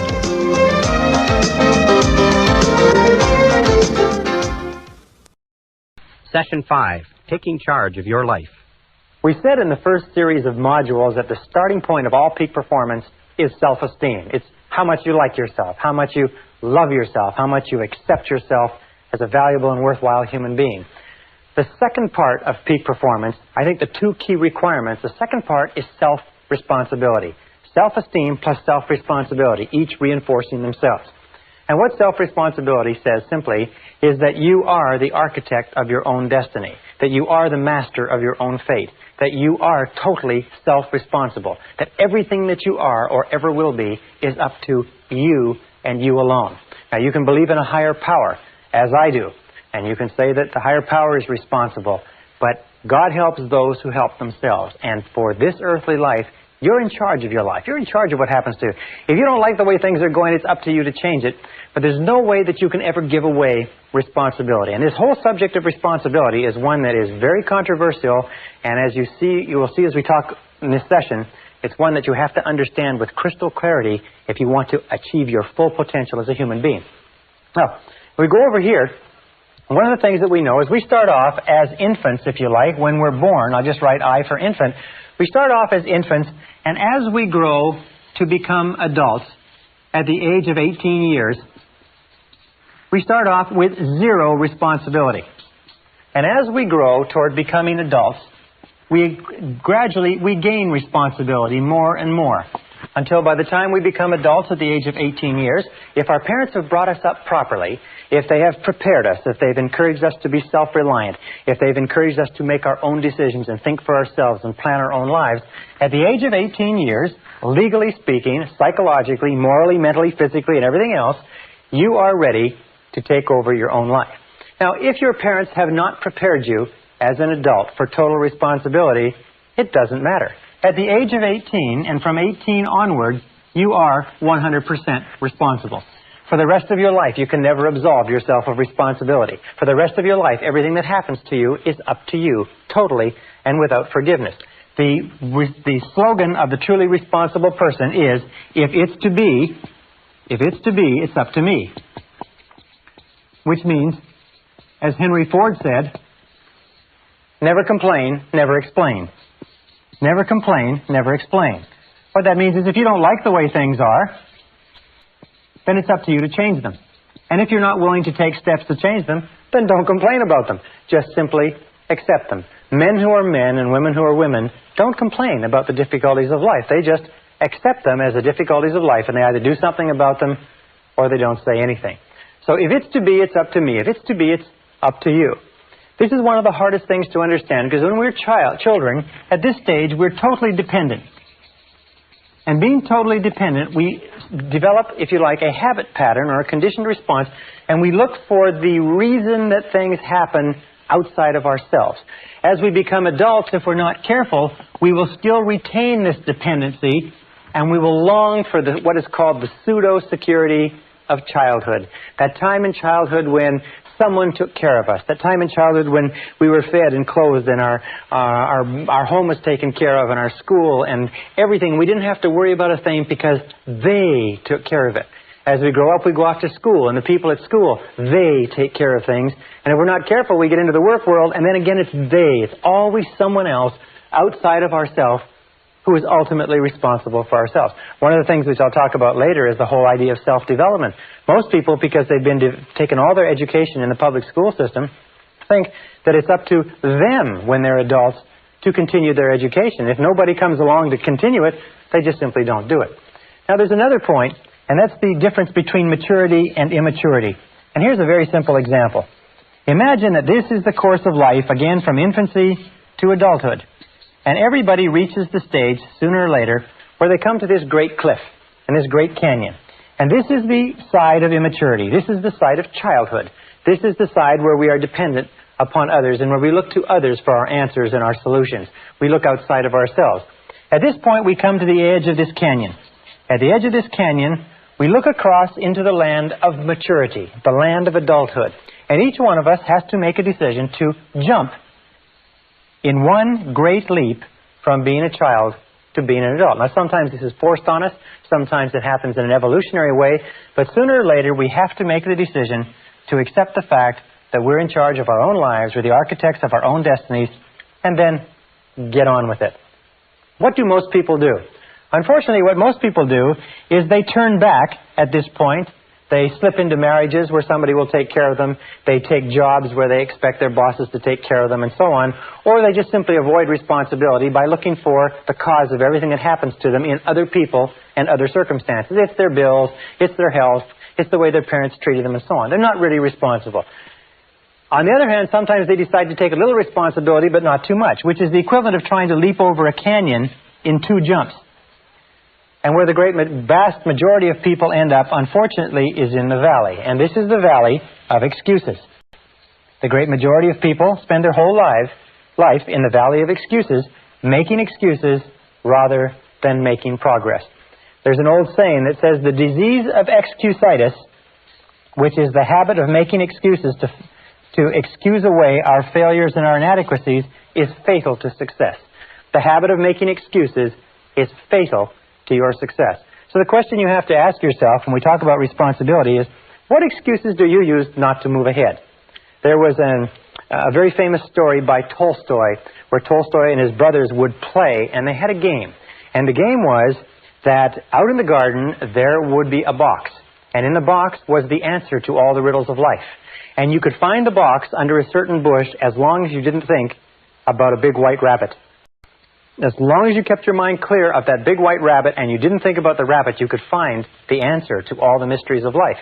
Well, of course, nobody ever found the box, or nobody ever found the answer to the mysteries of life because they couldn't stop thinking of the big white rabbit. The question you have to ask yourself is, what is your big white rabbit? What is it that you think of? What is the excuse that looms into your mind whenever you think of something that you could do or have or be? A new job, a new challenge, an opportunity, changing something in your life that you're not happy with. What is the white rabbit? What is the excuse that pops into your mind? You say, well, I can't do that because. Or another thing is, yes, but. I'd like to, but. There's always a reason. I'm too young, I'm too old. I'm too tall, I'm too short. I don't have enough education, I've got too much education. It's the wrong time, it's the wrong place, and so on. What is your white rabbit? What is it that sticks in the back of your mind that causes you to make excuses, that causes you to hang back from taking responsibility, that keeps you in the land of childhood, immaturity, and irresponsibility? Very, very important question to ask. Now, when we talk about responsibility, we talk about something else. It's simply this, is that the acceptance of responsibility is not optional. Many of us like to think that, well, I'll take a little responsibility here, I'll take a little responsibility there. No, the acceptance of responsibility is not optional.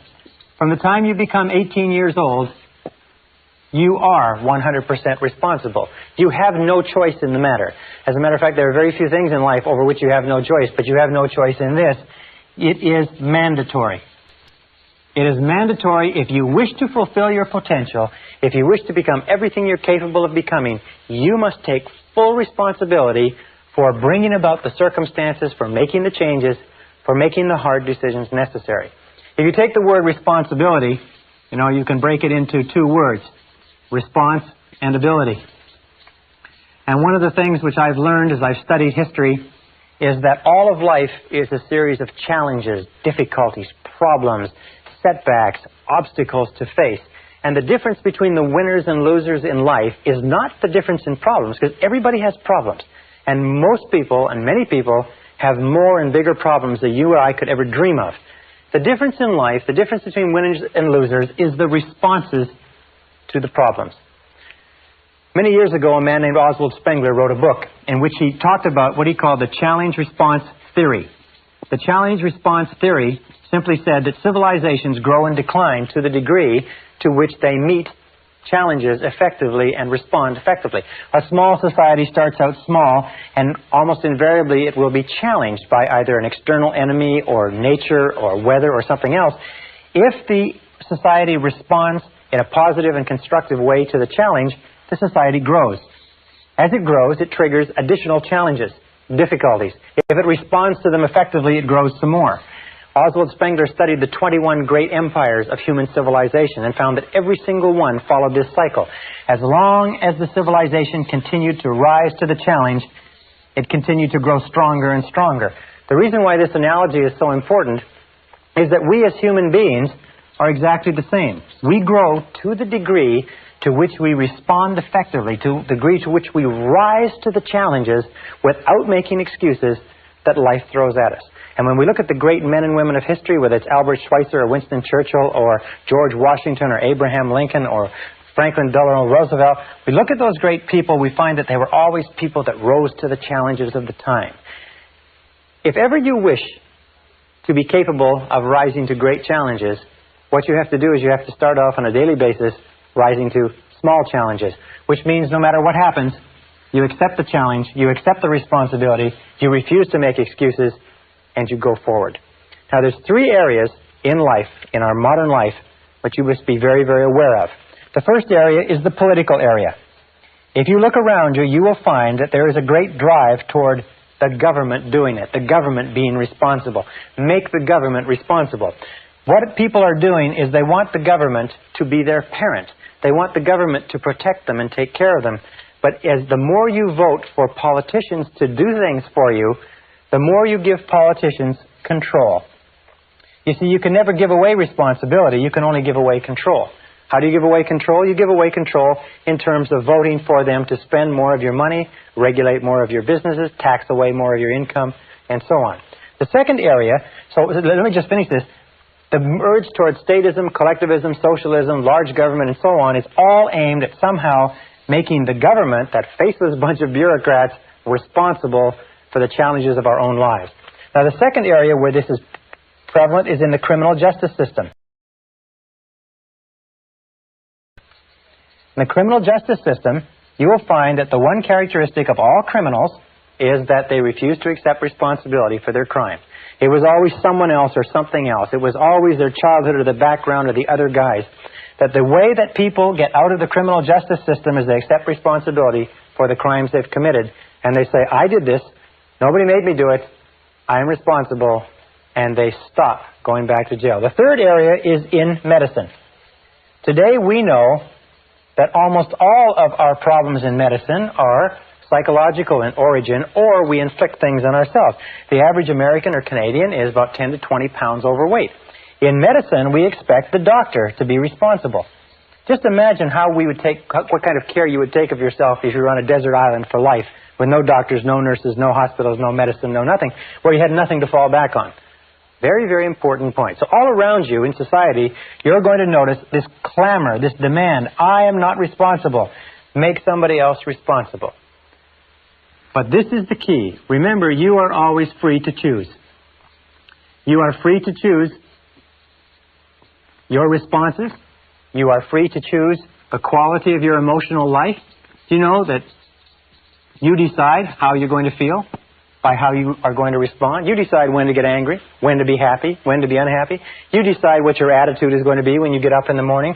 You decide the quality of your physical life. You're the one who decides what you eat, what you drink, what you don't eat and drink. You determine the quality of your financial life. You're the one who determines the quality and quantity of the work that you contribute. In every case, you're free to choose what you want. If you want things to be different, the starting point is to accept full, unqualified responsibility for your life. I first discovered this whole concept of responsibility when I was 21 years old. I was living in a little apartment. I was working on a construction job. It was 35 degrees below zero outside. I didn't have a car. I didn't have any money in the bank. My clothes were old. I had failed out of high school. And I looked around me in that cold winter in that little apartment with no future and not much of a past. And I said to myself, if ever I want anything to change, it's up to me. That's the time where I really got scared. It suddenly hit me right between the eyes that if I wanted my life to be different, it was up to me to make my life different. And if I can get only one point across to you in this simple segment, this little segment, is that the starting point of flying to the stars, the starting point of taking complete charge of your life, the starting point of great success and great achievement is to accept complete, unconditional responsibility. If it's to be, it's up to me. If it's to be, it's up to you.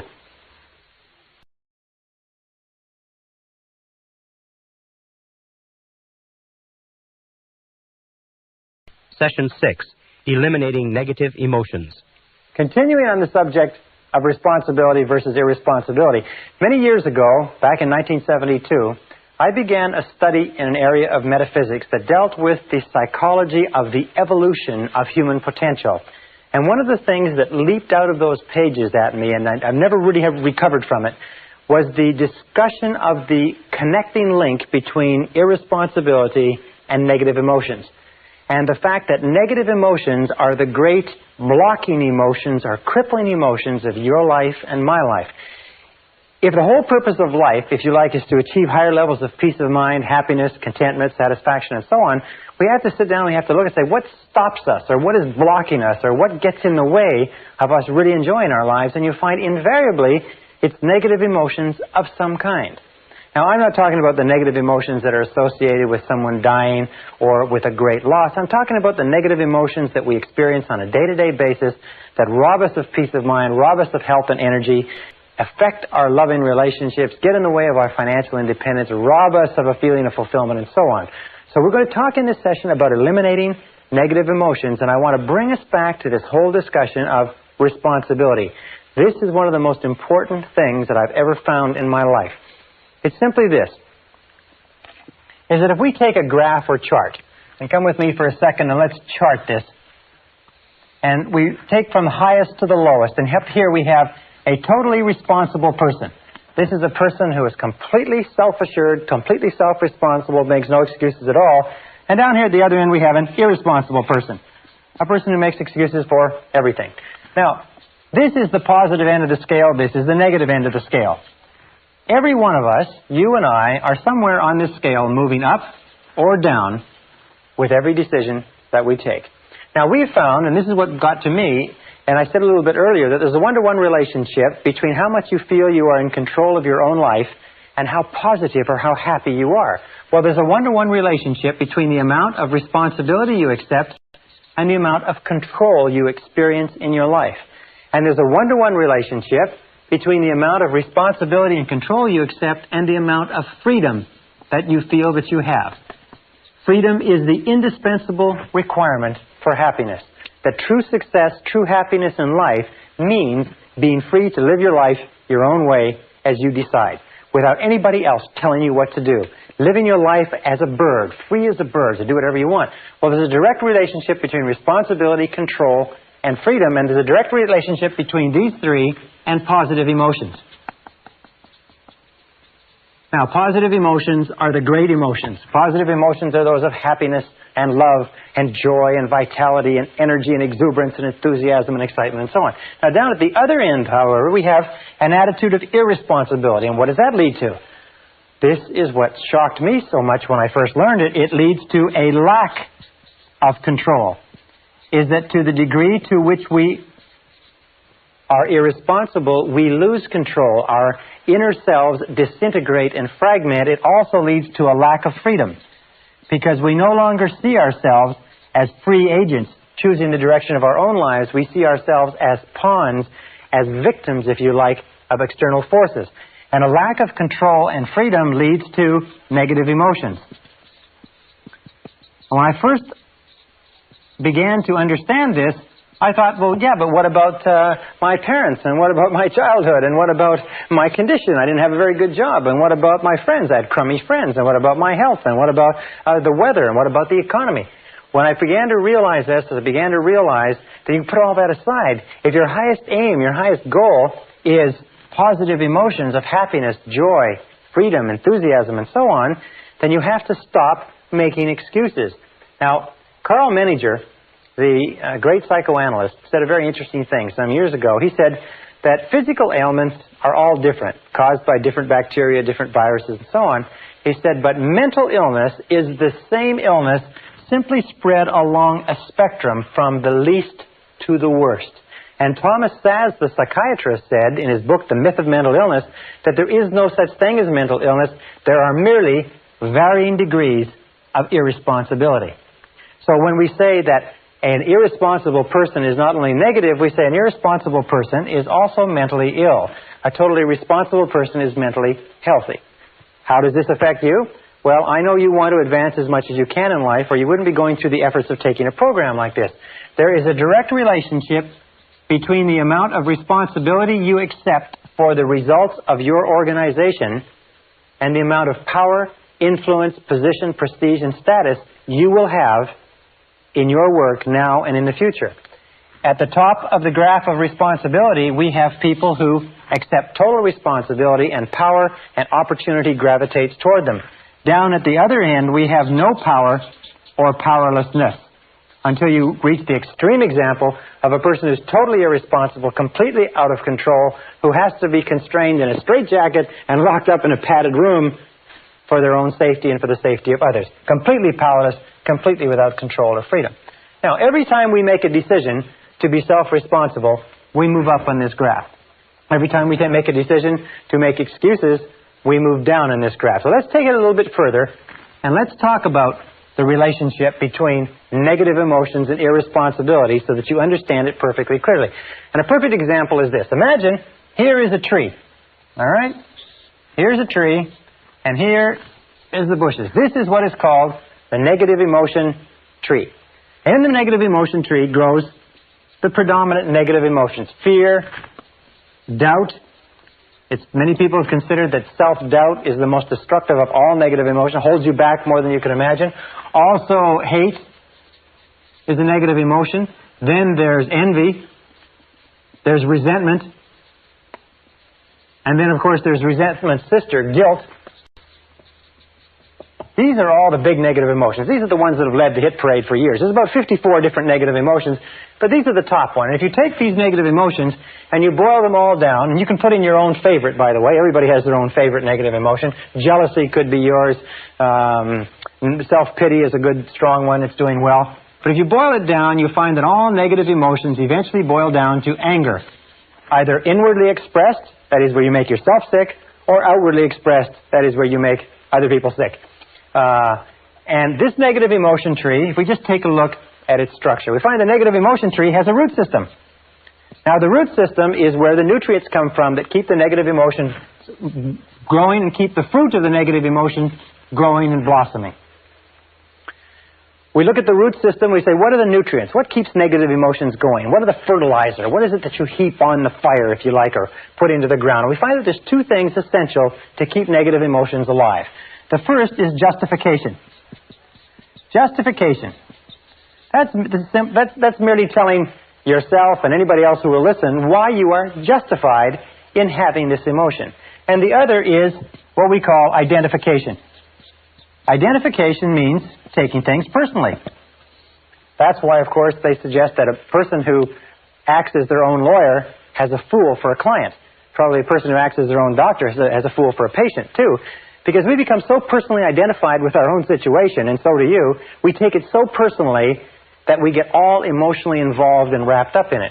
So we find that it's not possible for you to be negative about anything for very long unless you can justify or have a reason for it and explain it to other people, or unless you can identify and take it personally. For instance, if somebody comes in from the parking lot and says they just ran into a car in the parking lot, it doesn't bother you at all, because you don't identify with it. Now, if they said they just ran into a car in the parking lot and it's your car in the parking lot and the person's gone, now you can become extremely upset. Remember this, however, that we always choose these responses. I'll come back to this in a second. So how do we get rid of justification? How do we starve the root system of the negative emotion tree? The way that we get rid of justification is by becoming non-judgmental. In the Bible it says, "Judge not that ye be not judged." And since the Bible is, amongst many other things, a book of philosophy and metaphysics and how to live, being non-judgmental means that you just refrain from judging. Hold back from judging. Instead of casting a judgment that somebody is guilty of something, somebody has done something, just remain open and neutral. Just remaining neutral, and that's the key, stops the negative emotion from getting going. One of the things that we know about negative emotions, and I've studied them for years, is that negative emotions start off like a spark. And as they are fed, as we dwell upon them, as we justify them, as we become judgmental about the situation, they start to grow and grow and grow until they absolutely consume our minds. Now, with regard to identification, which is taking things personally, what we do is what is called, we disidentify. We objectify, or we again remain neutral. We try to keep it at arm's length. We say there is a problem, but I am not the problem. There is a difficulty, but the difficulty is not me, and we keep it at arm's length. So these two, once we begin to stop justifying and stop identifying or taking things personally, stop getting emotionally involved. Have you ever had the situation where somebody comes to you with a problem and you get so emotionally involved with their problem that that you start to feel upset, and they go away and they don't have a problem anymore, and you're still there and you're upset. This is because we've taken it so personally.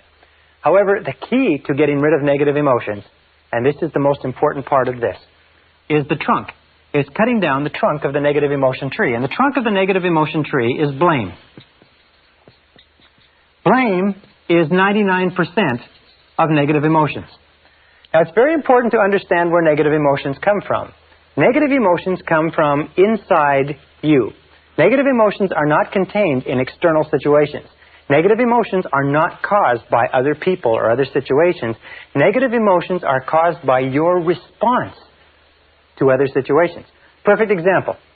Two people meet the same situation, a traffic jam, a rude waiter, whatever it happens to be, and one person gets all upset and uptight and angry, the other person lets it go off their back. Another example. The same person, 2 different days. One day they've had an argument or a flat tire or they're late for work, they get into a traffic jam and they're angry and they're uptight. The next day, they leave with plenty of time, they had a lovely breakfast with their family, they got lots of time to get to work, they have a traffic jam, it doesn't bother them at all. In both cases, it's an example of that the negative emotion does not come from the situation. Is that you are always free to choose the quality of your emotional life. Is that you choose to become angry. Now understand this, nobody makes you feel anything.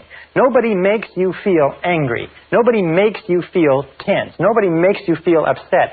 You always decide how you're going to feel, and then if you're not careful, you will fall into a negative habit pattern of blaming the other person. Blame is the core of all negative emotions. When you stop blaming, you cut down the negative emotion tree. You cut it off, you kill it, and all the negative emotions die simultaneously.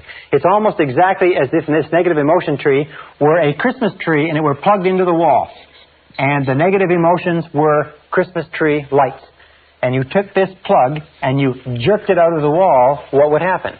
Well, what would happen is that all the negative emotions, the lights, would go out simultaneously, just like that. How do you do this? You do this by using the law of substitution. Remember, the law of substitution says that the conscious mind can only hold one thought at a time. It's the thought that the conscious mind holds that determines how the emotions will react, how the subconscious mind will react.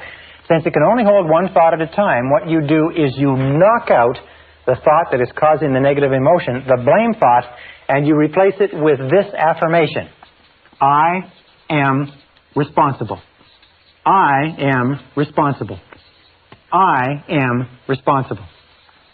This, in conjunction with I like myself, I am responsible, is the most powerful, positive affirmation you can use, because the instant that you say, I am responsible, you exert complete control over your emotional life. The instant you say, I am responsible, suddenly you are back in the driver's seat. You cannot say, I am responsible, and feel a negative emotion simultaneously. The one knocks the other one out of your conscious mind. And you can start off, for instance, each one of us has a situation that causes us a lot of aggravation. You have a situation, maybe a person, but every time you think about it, you get angry. Every time you think about it, you get cross or you get distracted. What you do is whenever you start to think about that situation, neutralize it by saying, I am responsible. Wait a minute, I am responsible. Is it a relationship? Who got yourself into the relationship? Did somebody put you there at gunpoint, or did you get into it by yourself? Is it a job? Is it an investment? Is it a health problem of some kind? In every case, accept responsibility. Now, there's a big difference between acceptance and responsibility, and let me just write this up. It's responsibility versus blame.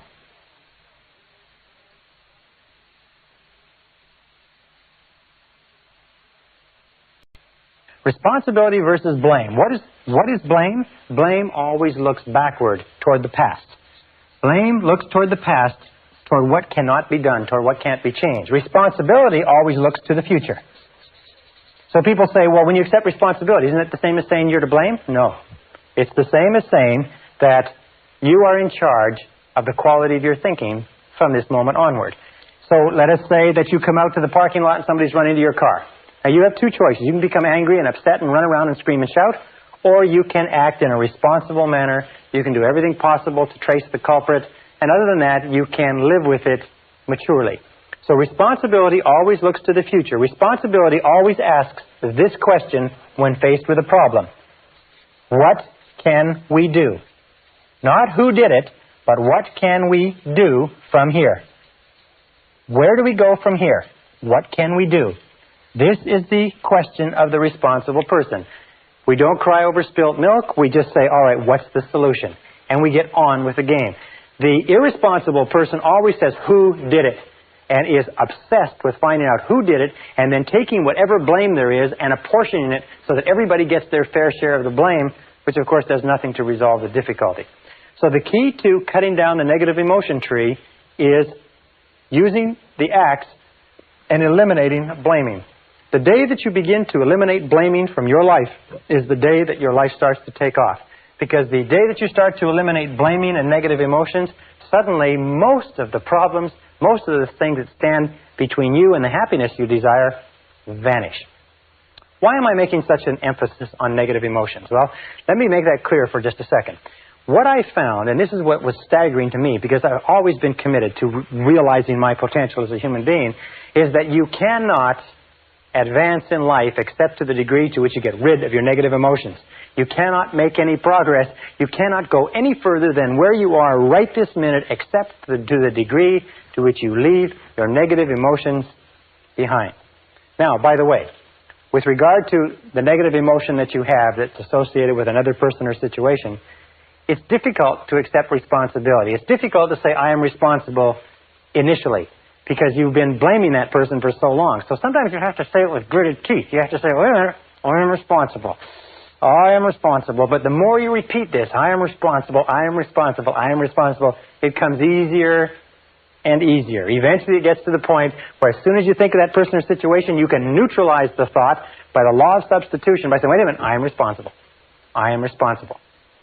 There's a beautiful line that you can use also in dealing with difficult people that goes back to self-esteem, and it also has to do with eliminating negative emotions, is say something like this: no matter what you say or do, I'm still a valuable and worthwhile person. Or, no matter what happens, I am still a valuable and worthwhile person. Or, no matter how this situation turns out, I am still a valuable and worthwhile person. The natural course of life is this. Here's the road of life.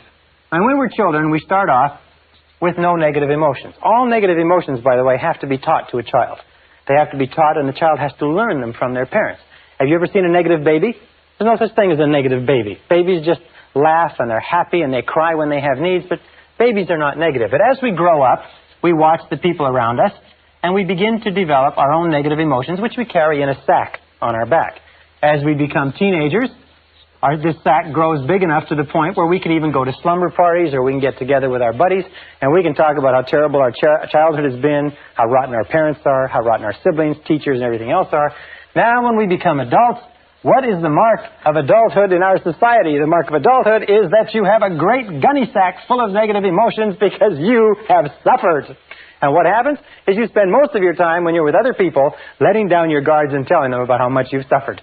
What you do is you use exchanges of negative emotions as the basis for your relationships. You say, look, I'll show you my negative emotions if you'll show me yours. Remember, like we used to do as kids? And what you do is you get together like a couple of traders in an Arab bazaar, and you display your negative emotions. You say, oh, look at this rotten childhood I had, and look at this terrible relationship, and look at how crummy my boss is, and how rotten this is, and so on. And you exchange them back and forth. Now, what happens when you talk about and think about your negative emotions? Remember the law of concentration? Whatever you dwell upon grows. Whatever you dwell upon grows and gains strength and stays alive. Negative emotions, by the way, and this is another thing that I learned in the study, is negative emotions are very fragile and ephemeral things. Is that if you don't keep them alive through constant talking, through constant cultivation, you know what happens? They die on you. Yes. You see, negative emotions just die. It's like a fire. If it falls where there's nothing, or a spark, if it falls where there's nothing to burn, it goes out.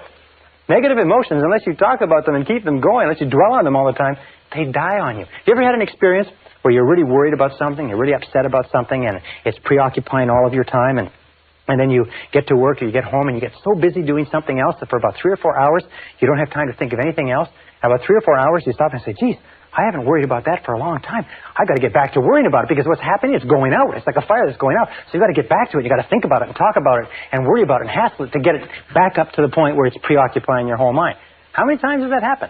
Well, what the mature adult does is the mature adult leaves their negative emotions by the side of the road and gets on with the rest of their life.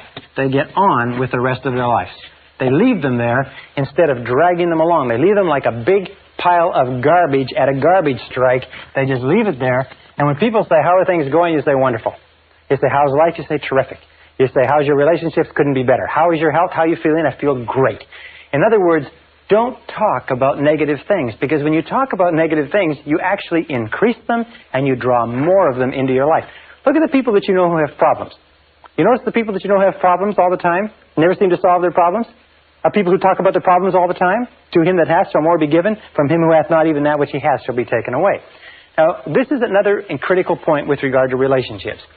And I learned this again in my studies. It is that each of us has a certain amount of suffering that we've gone through, and people fall in love with their suffering. People love their suffering. As a matter of fact, they feel that they've paid for it, they've thought about it, they've lived with it for so long that most people are very reluctant to give up their suffering. You can't talk them out of it. You say, well, why don't you just forget it? Why don't you just put it behind you? Why don't you just get on with it? They say, well, I can't do that. Do you know how much I've suffered? Do you know how much emotional investment I've put into this relationship, this job, this career, and so on? I remember, I can tell you 1,000 people who've come up to me who are in bad relationships. And they say, well, I've been in this relationship or in this marriage now for several years, and I'm miserable, I'm unhappy, we don't like each other, it's going nowhere. I say, why don't you do something about it? But after all these years? And what I say to them is I say, look, the average life expectancy of the average American today is between 75 and 80 years, and it's going up. By the time we reach the end of the century, the average life expectancy will probably be 80, 85, 90 years old. Do you know what that means? That whatever age you are now, and you may be 20, 25, 30, 35, it doesn't really matter, you subtract that from 80, you get the number of years that you've got left to live in this current situation. You ask yourself, do you want to live in this situation for the next 30, 40, 50 years? And the answer, in all honesty, has to be no, because it's probably not going to get any better. People love their suffering. They hate to give up their suffering. So what we've devised is a very simple bit of advice. And this advice, I just recently discussed this with a consulting psychologist, and he said it's the simplest advice he's ever heard to give to people who need it. It's when somebody comes up to you and wants to talk to you about their problems. You say yes, and you be sympathetic and empathetic. It's very good to hear people and let them talk out their problems, except there are some people who do nothing but talk about their problems. Every time you see them, they talk about their problems. Very often, they talk about the same things they talked about last time. What you do is you say, yes, I hear what you say, and I'm very sympathetic. However, you're responsible for your own life. You are responsible. What are you going to do about it? You are responsible for your own life. What are you going to do about it? Now, what will happen is this, is that your good friends will say, yes, you're right, I am responsible. I have to make a change. I have to do something about it. And they'll go out and they'll do it. As a matter of fact, they'll come and they'll lay out all their problems to you, and all you say to them is this. You say, well, what do you think you should do about it? Now, your good friends can use that conversational time to get their own thoughts in line, to come up with their own conclusions and go out, and they don't need your advice. Most people don't need advice. There's an old saying that says that don't worry about the universal propensity to give advice, because the propensity to ignore it is equally universal. People don't need advice sometimes, they just need a sounding board. However, there are some people who don't have any intentions of doing anything about their problems. All they want to do is they want to use their problems as an excuse to get you to talk about them. You understand that? It's a very common neurotic tendency in our society is to use their problems as the basis for the discussion. Here's my problems, let's you and me talk about them. And the person in himself or herself has no interest in you at all. All they have an interest in is having you listen. As a matter of fact, we say this as a joke. We say that this is what these people look like. Is these people look upon you as being a person, and this is your face, and this is your eyes, and these are your ears. See? And here is your eyes, preferably wide open and sympathetic. Here's your mouth, preferably shut. And here's your ears, preferably wide open. These people don't even look upon you as a person. They don't care about your problems at all. All they care about is you sitting there listening and nodding sympathetically and giving them advice which they have no intention whatever of following. When you run into people like this, it's a very simple way to test the friendship. Just start talking about yourself. Say, well, you know, I'm really glad you brought your problems to me because I've got some problems of my own, and I'd like to discuss my life with you. You will find these people will run for the door. They'll watch their watch. They've got an appointment. They'll take off so fast you can't imagine. All right, now one final point, and this is critical. It's absolutely critical to the whole subject. It's the wrap-up point, if you like. It's this. is that when we start talking about giving up negative emotions, almost everybody says, yes, I agree. What you say is true. It makes sense to me, Brian, and I am going to give up my negative emotions. I am going to accept responsibility. I am going to take charge of my life, and I'm not going to blame anybody else anymore, except for one. Everybody has one that they're not going to part with. Everybody has that favorite negative emotion that they've been paying for and holding on to for years. Now, let me tell you why it's so important that you give it up. Here's a car. Imagine it's a beautiful Mercedes automobile. Brand new from the factory. Absolutely spitting 560 SEL, $55,000, beautiful vehicle. Tested in every aspect. Absolutely perfect. It's given to you without a flaw. Except for one. This is the front of the automobile, and there's one small problem. Is that for some mechanical reason, this brake is locked on. Now you get into this beautiful Mercedes, just as you are. Beautiful mind, beautiful body, beautiful potential, incredible capability. You get into this beautiful Mercedes and you start it up and you step on the gas. And what happens? Well, if the front brake is locked on, what will happen to the car? No matter how hard you step on the gas, what will happen to the car? What will happen is that the car will spin. It'll go around in circles. It'll spin and it will go around in circles until you stop stepping on the gas and you give up. As long as that front brake is locked on, you can't go anywhere. What I found was this, is that the existence of just one negative emotion that you will not let go of for whatever reason, and the reason is always an ego reason, the reason is always has to do with your own ego, will cause you to stay in the same place and spin your wheels and go in circles for the rest of your life. That you all know people who are talented, who have opportunities, good educations, and so on and so forth, and their life just goes around in circles. They just seem to be spinning. They've got everything going for them, and they just continually have problems. Why is it? Almost invariably, and this is what all psychoanalysis does, all psychotherapy, is they've got one negative emotion locked on, and the negative emotion they have locked on is blame. There is somebody that they are still blaming for something. There's somebody that they are not going to let off the hook because that son of a gun did something to them. You know what I'm talking about? You know what I'm talking about, because we're all in the same boat. We're all human beings. The reason this makes sense to you and I is because we do have a tendency to fall in love with our suffering. We do have a tendency to gunny sack and to think that part of our humanity is all these negative emotions. We do have a tendency to see that other people are responsible. Other people have hurt us. They did cost us money. They did hurt us in a relationship. But the key to peak performance, the key to happiness, the key to success is to use the law of substitution and knock those negative emotions out of the box. By the very first time you think of anything that causes you any stress, you say, I am responsible. Wait a minute, I am responsible. I am responsible. I am responsible. I like myself and I am responsible. I like myself and I am responsible. And nothing outside of me is going to disrupt my peace of mind. I am in charge of my emotional life. I am responsible. You are responsible.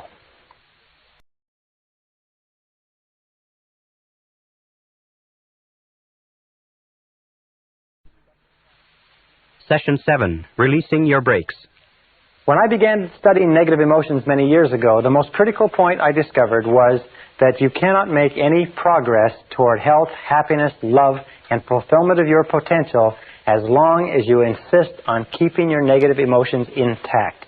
Now, the only good thing about negative emotions, if there is any good thing at all, is that negative emotions are not permanent. Even according to Sigmund Freud, there is no permanent place for negative emotions in the subconscious. In other words, they are unwanted visitors. They are negative habits or negative response patterns that can be eliminated. And the starting point of eliminating them is understanding where they came from. Understanding what were the causative factors going back to early childhood that have triggered the development of negative emotions and have given us as adults a propensity to be negative in one way or another. That takes us to early childhood conditioning. Remember we said before that the starting point of inhibitive and compulsive negative habit patterns was destructive criticism. Destructive criticism is the great destroyer.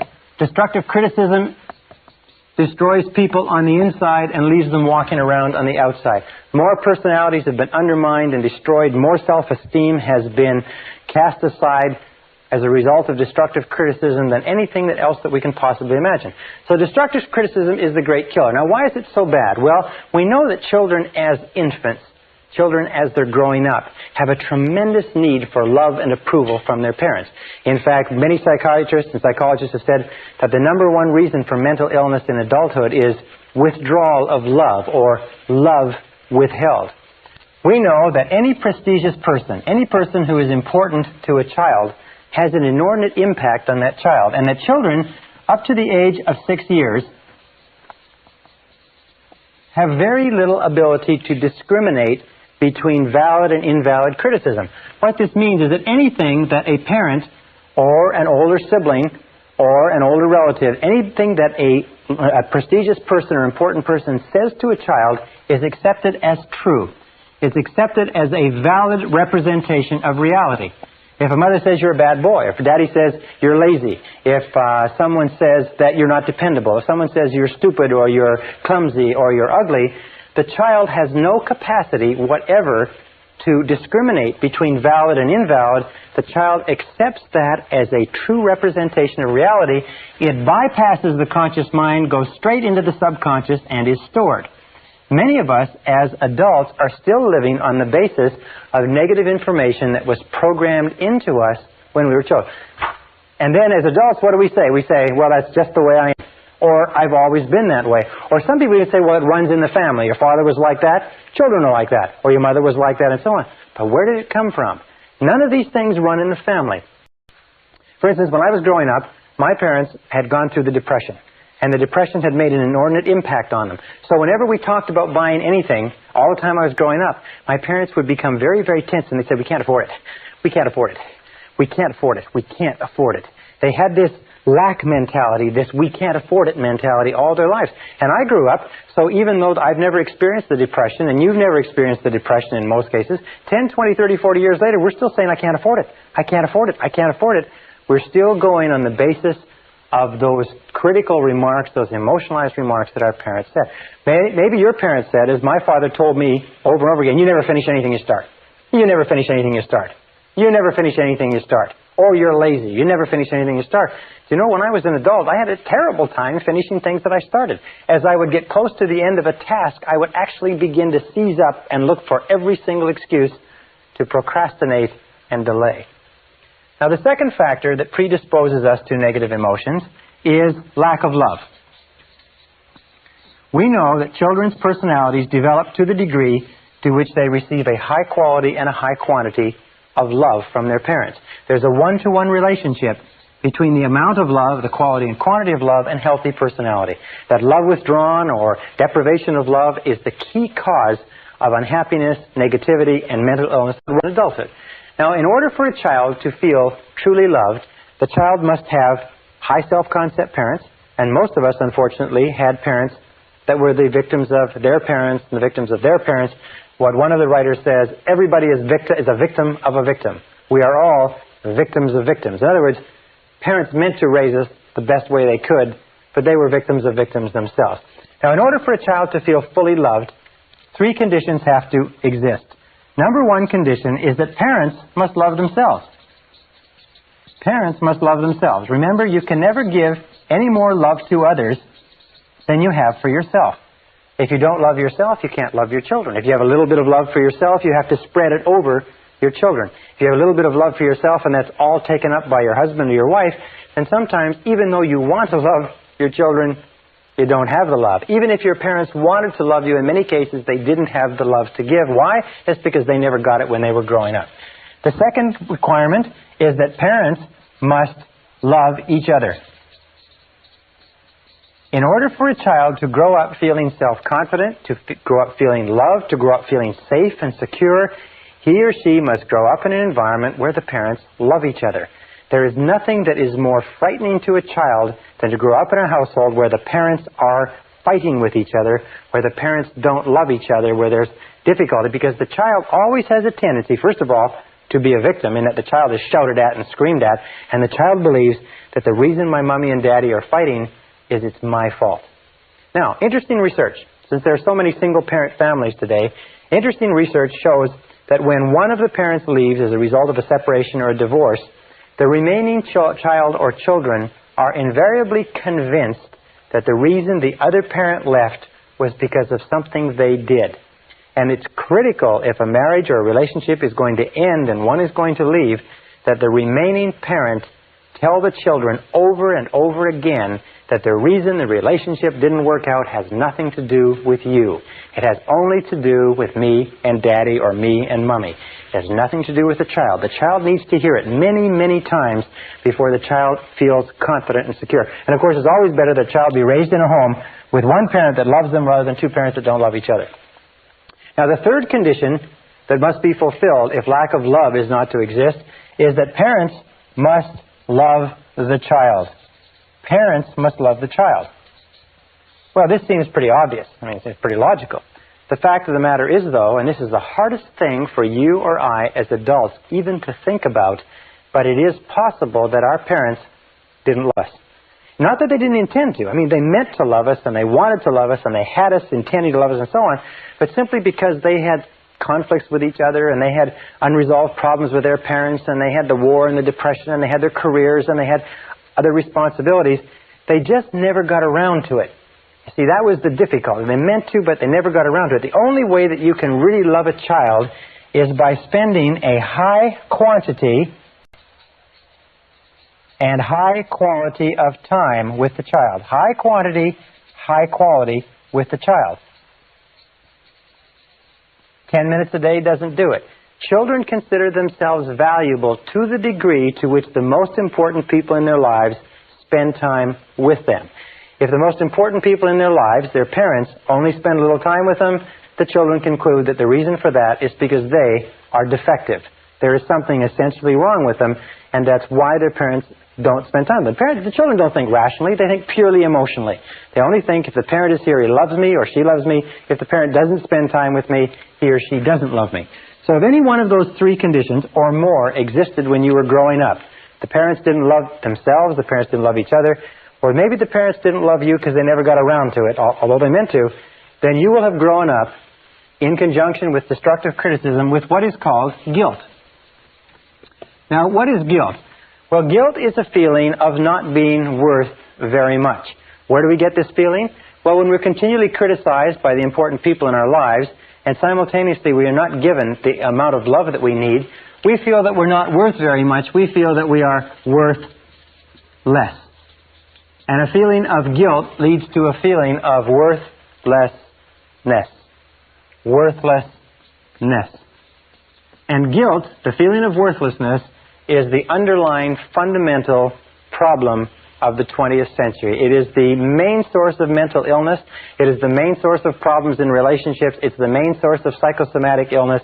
It is the main source of most of the problems that beset our society, is this deep down feeling of guilt and worthlessness, which is expressed or unexpressed in the thought or the attitude, I'm not good enough.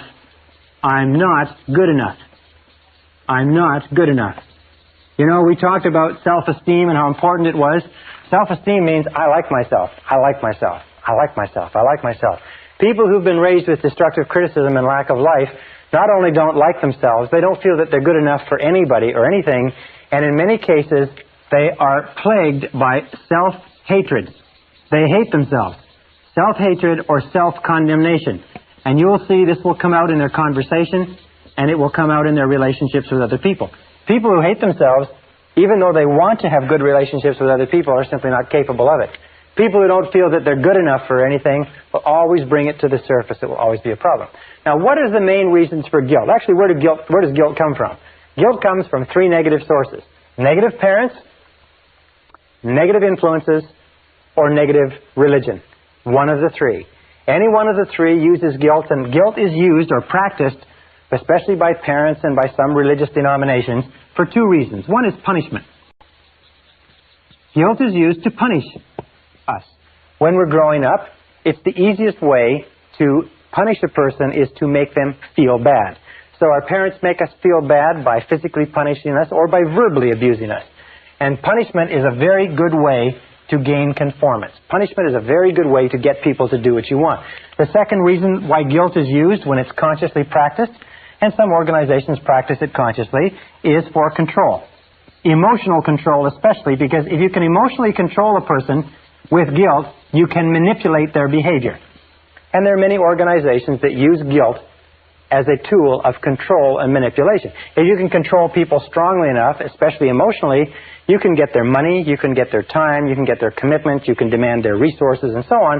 And many organizations use punishment, use guilt as a tool for doing this. Many of the charities that advertise on television, especially charities for very needy causes involving children or disabled people, use the feeling of guilt. You're doing so well, you should feel guilty for these people who are suffering, therefore send us some money, and that will take care of your guilt for a little while, until we get you on our mailing list, and so on. So guilt is a standard. Why is it that guilt is so commonly used? Well, first of all, because almost all of us have it to a greater or lesser degree, and number two, it's easy. Guilt is the easiest. Why do our parents use guilt on us? Why do our mothers use guilt on us? Because a mother can control us with guilt across a crowded room. She can control us over 1,000 miles of telephone line. Parents can use guilt on their children because their parents use guilt on them, when their parents use guilt on them, because it's the easiest. There's no physical effort. You can do it with a look, a glance, and a word. And people always do the easiest thing, as you know. So be alert to it. Now, if you've been brought up in an environment where you've been made to feel guilty, and almost all of us have, you must understand that guilt is like a cesspool of negative emotional bacteria that sits at the core or the root of your psyche or your subconscious, and it springs forth all other negative emotions: anger, hatred, envy, resentment, frustration, and doubt and fear, and so on and so forth. It controls, it creates them all. And the way to really, really get rid of that core is to excise it and cut it out completely. So that's what we're going to do in the rest of this session. First of all, how can you tell if you have been brought up with feelings of guilt? All right, we'll call this the adult manifestations of guilt. Adult manifestations of guilt. You can tell, and you can just test yourself, how many of these do you have? Number one, adult manifestation of guilt, is you have feelings of inferiority. Feelings of inferiority, feelings of inadequacy, and feelings of undeservingness. In other words, you don't feel that you deserve good things to happen to you. If a person has been brought up with destructive criticism, made to feel guilty, then when they do succeed, even with tremendous effort later on in life, they have a terrible tendency to feel that they don't deserve it. This is called, by the way, fear of success. Fear of success is just another way of saying that a person who has been conditioned to believe themselves to be unworthy or not good enough feels very, very uncomfortable when they experience success. They feel very, very tense and uneasy.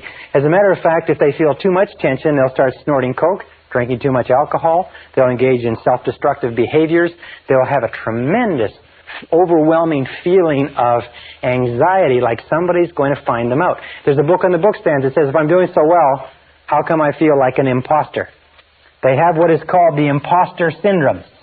Have you ever been successful at something and people come up to you and say, boy, you did a great job at that, or that's wonderful, even if you had worked hard at it, and you felt like they were going to find you out? You felt like, you know, they would find out that you weren't really that good, that it was just a fluke, it was just an accident. And of course, that's what people say. They say it was just a fluke. It was just an accident. You know, I don't know how it happened. I'll blow it next time. They do everything possible to get away from this feeling of inferiority and undeservingness. So be alert to that. Now, the second adult manifestation of guilt is destructive self-criticism. There is a line from one of the poets that says, those to whom evil is done do evil in return. Children at a very early age, sometimes at the age of 2 or 3, begin to run themselves down, tear themselves down, even to hit themselves and physically punish themselves if they're criticized enough. They're always saying the equivalent of, I'm not good enough, or I'm not very good, and they punish themselves. So destructive self-criticism is a real symptom of an underlying feeling of guilt and inadequacy. Number 3 is easily manipulated by guilt. People can pull your guilt strings. Very simple. As a matter of fact, we find that there are two types of people in the world. There's guilt throwers and there's guilt catchers. And these people are invariably attracted to each other. And of course, the guilt thrower is the person who identified with a parent who threw the guilt.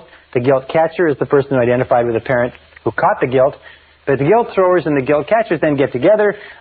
They balance nicely. They settle down. They raise new generations of little guilt throwers and guilt catchers. But you can tell that you're easily manipulated by guilt because you've been conditioned to be responded to. Your boss can pull your guilt string. A person on a bus can pull your guilt string. The airline flight attendant can pull your guilt string. Be very, very alert to this. The third manifestation, or the fourth manifestation of guilt, is that you use it. You use guilt and blame generously. Why?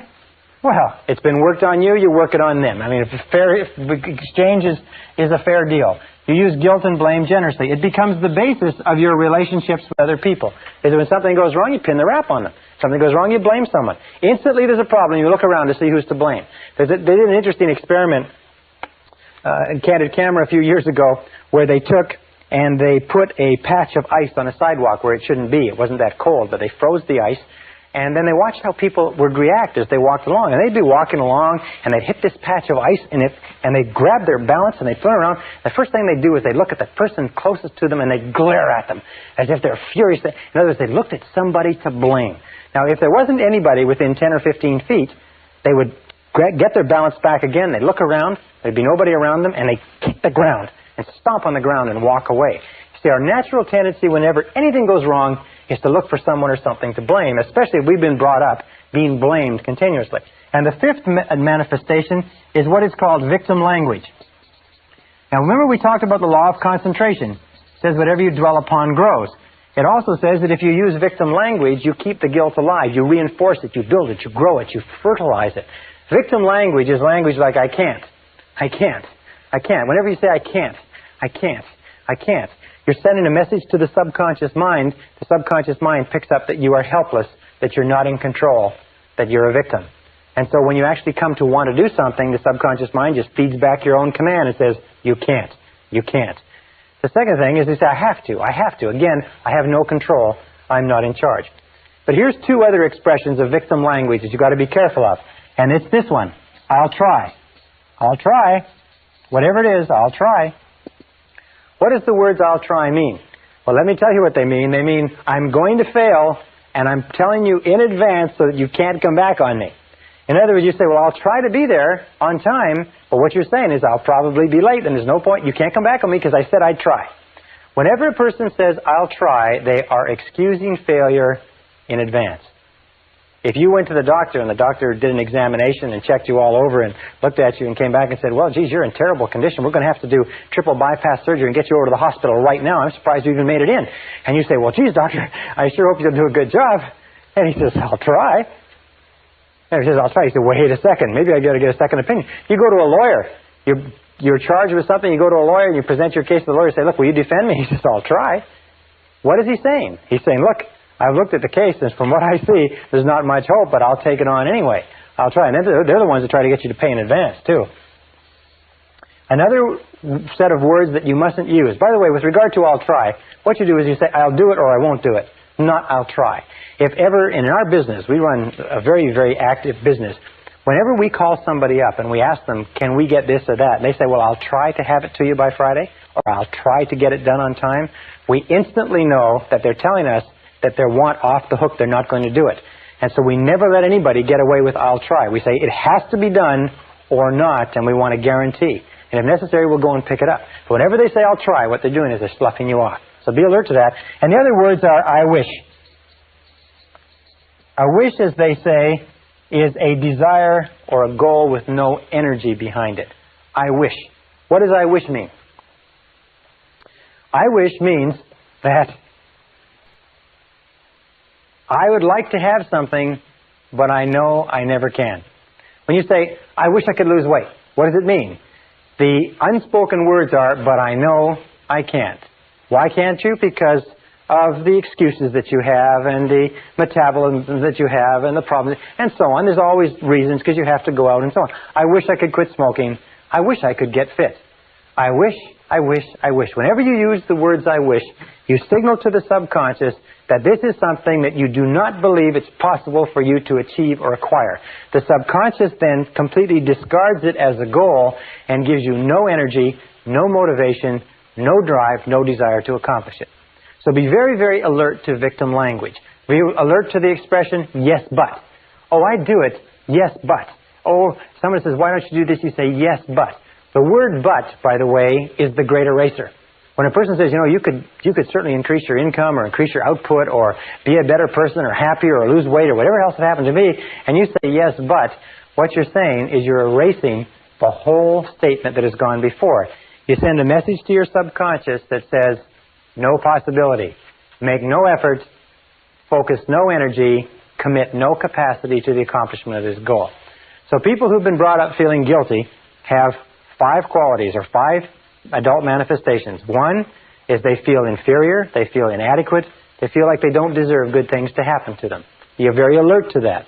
Number 2 is they run themselves down continually. They use destructive self-criticism. Number 3 is they use guilt and blame on themselves and on others. Number 4 is they're easily manipulated by guilt. Number 5, they use victim language. So let's go and say, how do we get rid of guilt? Isn't it amazing how this board just clears?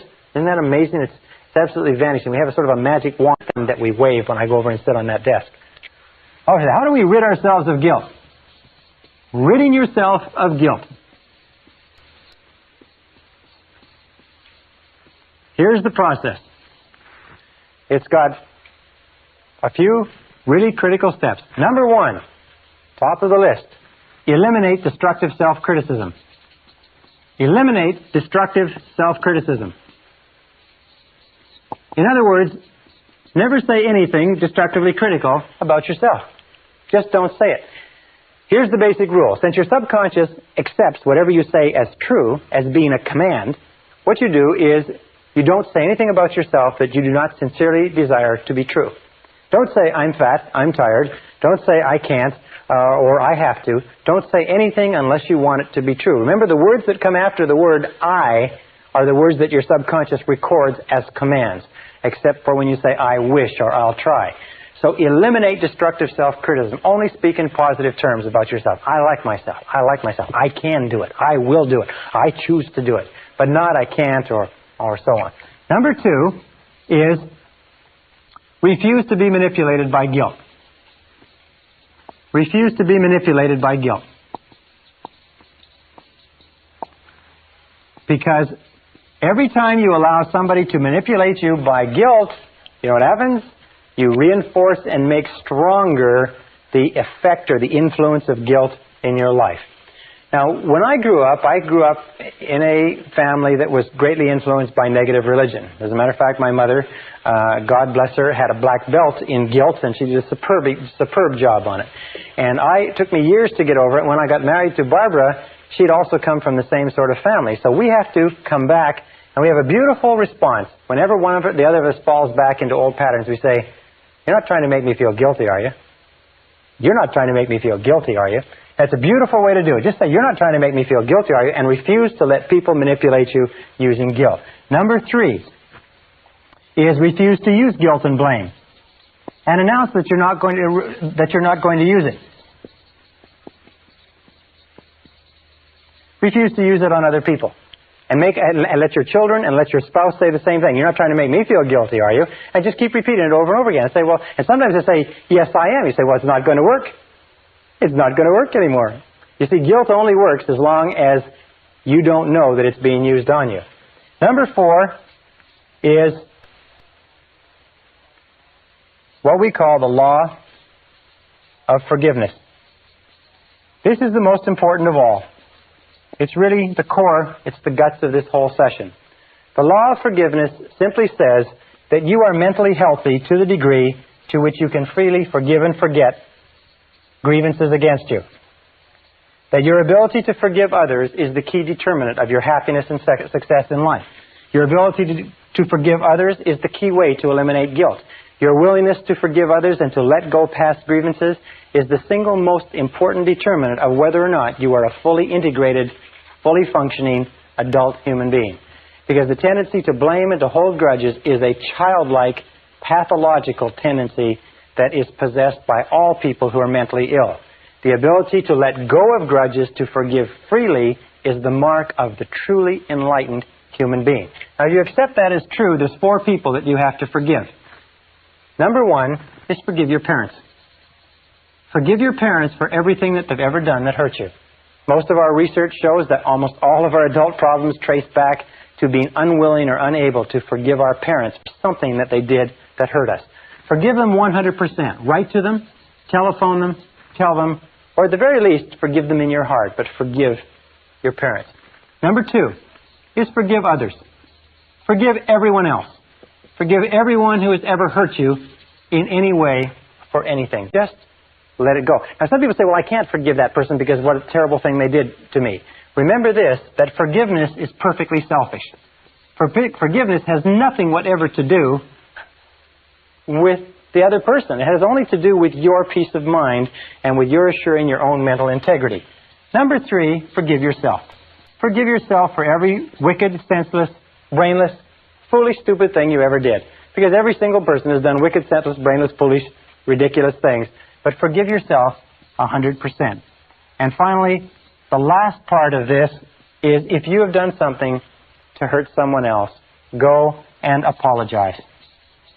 It's amazing how many lives are ruined year after year by people who do not have the intestinal fortitude, the guts, the courage to go and say, I'm sorry. One of the most important things in life is to develop character. We develop character to the degree to which we do things which are hard for us, to the degree to which we do things which we know are right, even though they're difficult, and especially when they're difficult emotionally.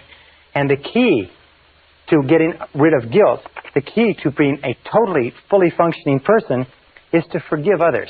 Forgive people that you've been in relationships with. Forgive previous employers. Forgive friends who've hurt you. Forgive investments that went wrong. Forgive bosses that fired you. Forgive your parents. Forgive everybody. Develop an attitude toward life that you refuse to hold a grudge against anybody. Just repeat over and over again, I forgive him or her for everything. I forgive him or her for everything. I forgive them for everything. And let it go. The key to freeing yourself from negative emotions is to absolutely refuse to carry any negativity forward. Remember, it's a perfectly selfish act.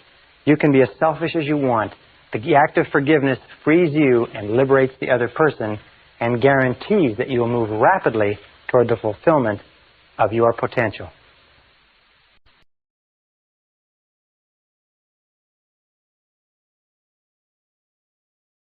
Session 8, The Worry Buster. One of the great aims of life is to achieve your own peace of mind. And the reason why so few people have peace of mind is because they don't set it as an important enough goal. And if they do, they don't take the time to understand what stands between them and peace of mind. Now, we talked earlier about one of the major obstacles or major pairs of obstacles are negative habit patterns, the fear of failure, the fear of rejection. Those rob us of an enormous amount of peace of mind. We also talked about feelings of guilt, feelings of inadequacy, feelings of worthlessness, feelings of undeservingness, and so on. They also rob us of peace of mind. And I want to talk in this session about the last, if you like, key to this discussion on negative emotions, what we call negative imagination. Now, the word negative imagination comes from an extensive body of literature that was written at the beginning of the century, but they found that negative imagination is something that we create in ourselves that causes us an enormous amount of stress and distress, if you like. Negative imagination creates fear. And one of the best definitions of fear that I've seen lately is what is called fantasized experiences appearing real. Fantasized experiences appearing real. In other words, these are experiences which we create in our minds and our imaginations, and we dwell upon them, and the more we dwell upon them, the more real they become to us. It's like I have 3 little children, and if I let them watch a scary movie, even if they insist upon it, they begin to feel that there are scary creatures under their beds and in their cupboards and so on. Is these fantasized experiences become real, and at one time, with little Michael, we couldn't get him to sleep in his bedroom at all because he was convinced that there were monsters in there. What do we call negative imagination? Well, another word for it is worry. Worry is a sustained form of fear caused by indecision. Worry is a sustained form of fear caused by indecision. Now, what does that mean? It means that when we make decisions, we do away with worry. A study was done some years ago where many thousands of people were surveyed and asked what were they worrying about at the current time. And they accumulated it all up and they found this is what people worry about. 40% of the worries that people had were things that never happened. When they went back later, they found that the things they were worried about would never happen. They were going to be late, or they'd lose a job, or they wouldn't work out on a date or a relationship. The next figure, 30%, were things that were in the past, that had already happened and nothing could be done about. There were 12% of worries were worries about health. In most cases, needless worries. The thought that they had a pain or an illness or an ailment or something else that didn't turn out to be true. 10% of the things people worried about were petty worries. They were worried about whether or not they had enough change in the parking meter, whether or not someone would phone them. Really irrelevant worries. Only 8% of the worries were about anything substantial at all, and of those 8%, half, or 4%, were totally outside the control of the person. They were worried about whether Red China would invade northern Vietnam and things like that. I think things that the person could have nothing to do about anyway. So basically the research shows that as much as 96% of everything that we worry about or more is irrelevant. It never happens. It's not worth worrying about at all. But where does worry come from? Well, worry comes from a worry mentality. As a matter of fact, if you were brought up in a family where your mother or father was a worrier, they worried all the time, then you're probably a worrier too. It's a conditioned response. You saw them worrying, you want to be like your mommy and daddy because they're the most important people in your world, so you worry too. And I've seen little kids 4 and 5 years old that are really good, accomplished worriers, and they and their parents will sit together and worry, even though there's nothing involved. But it's fantasized experiences appearing real. Our job is to eliminate worry, and I'd like to give you 2 or 3 simple ideas that you can use. Number 1, which is one of the most popular of all, is just simply this. It's live one day at a time. Live one day at a time. Is don't worry about what might happen tomorrow.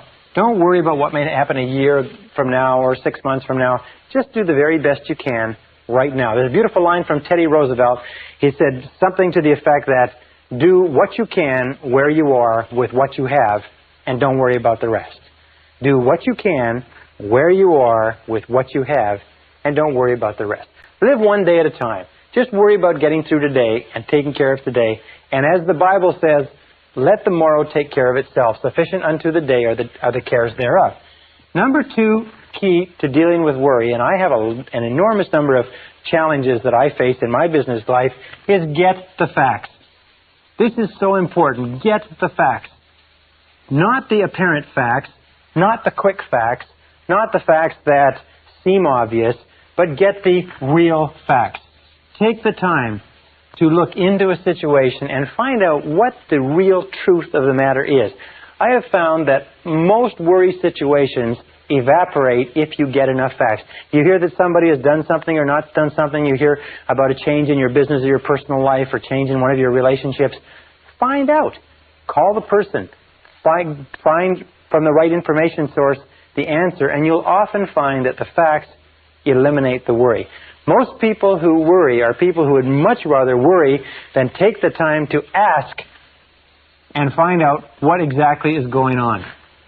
Ask people, do your research, do your reading, do your homework, get the facts. One of the most important requirements, by the way, for your success in business or any other thing, any other field of endeavor, is to get the facts that you need so that your answers are accurate and up to date. Now, the third method is what I call the worry buster. The worry buster is a word or an expression that came from one of our graduates. He said this expression literally saved his business and saved his mental health. It's one of the simplest of all techniques, and it is just dynamite. It consists of 4 steps.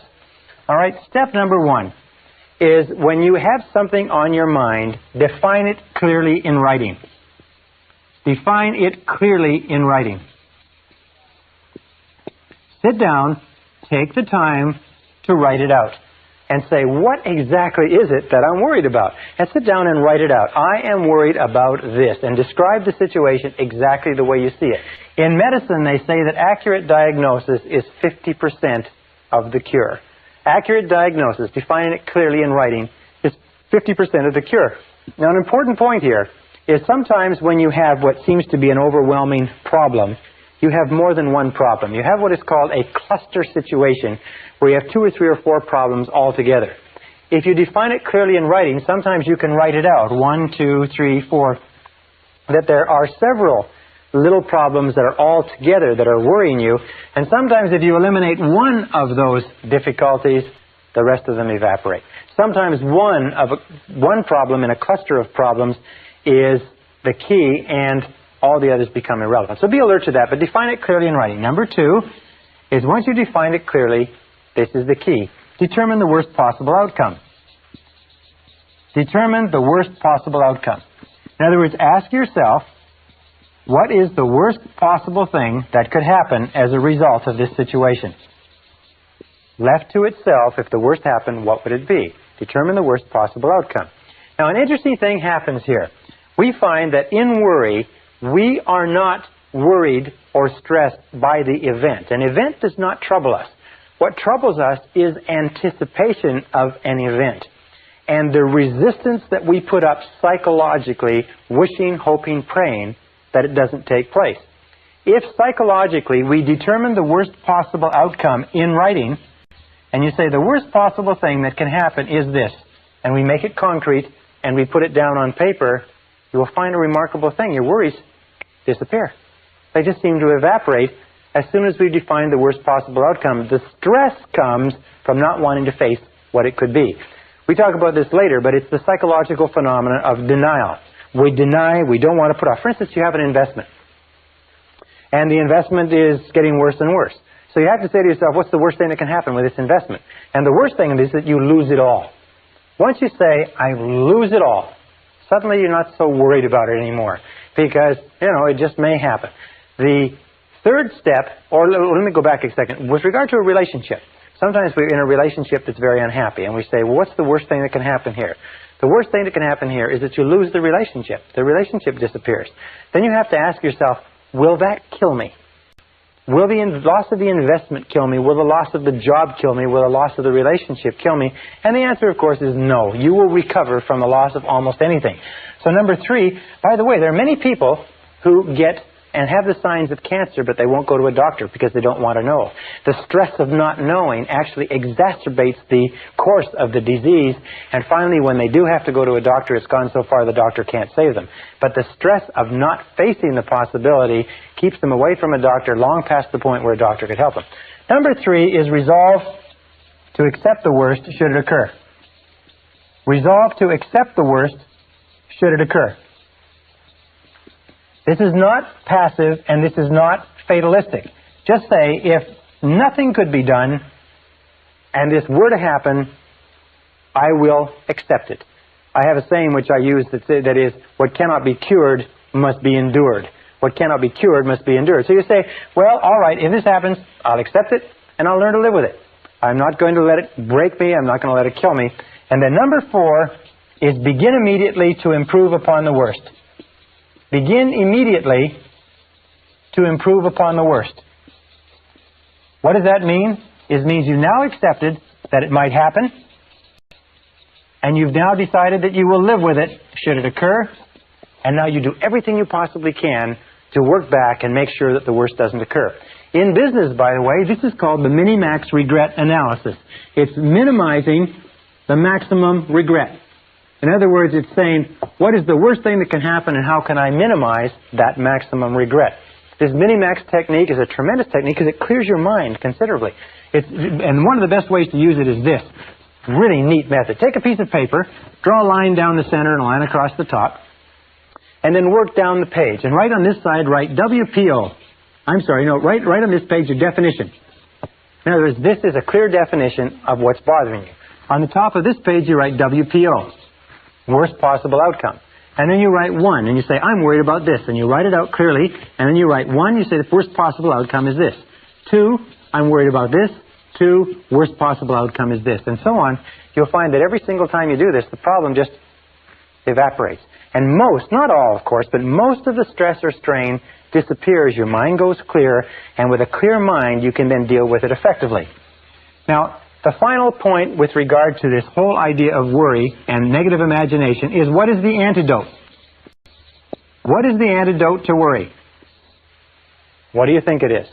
Well, it's simply this. It is purposeful action.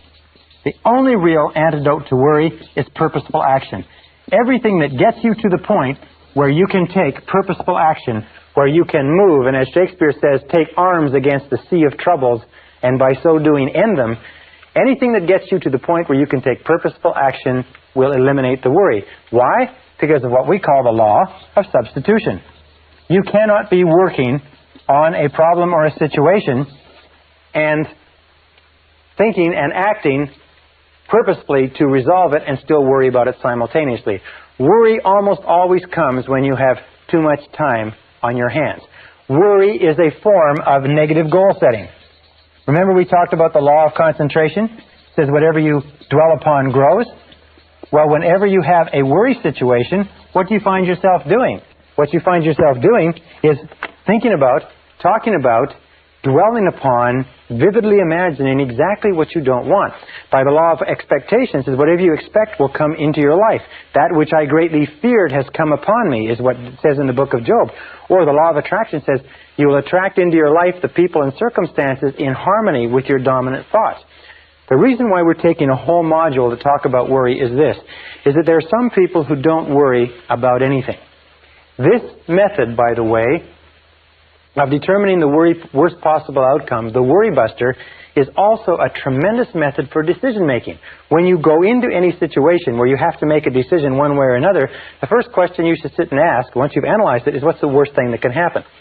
I remember the great J. Paul Getty, who at one time was one of the richest men in the world, said that this method of determining the worst possible downside was used by him as a decision-making method into every business deal he went to.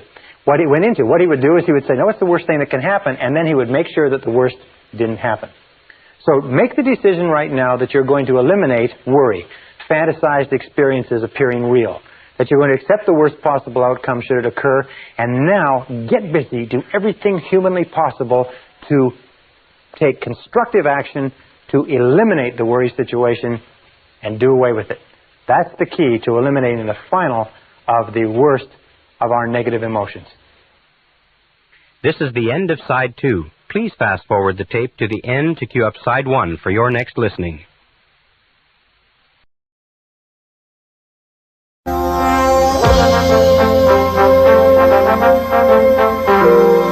Brian Tracy presenta el programa Fénix. La psicología del logro.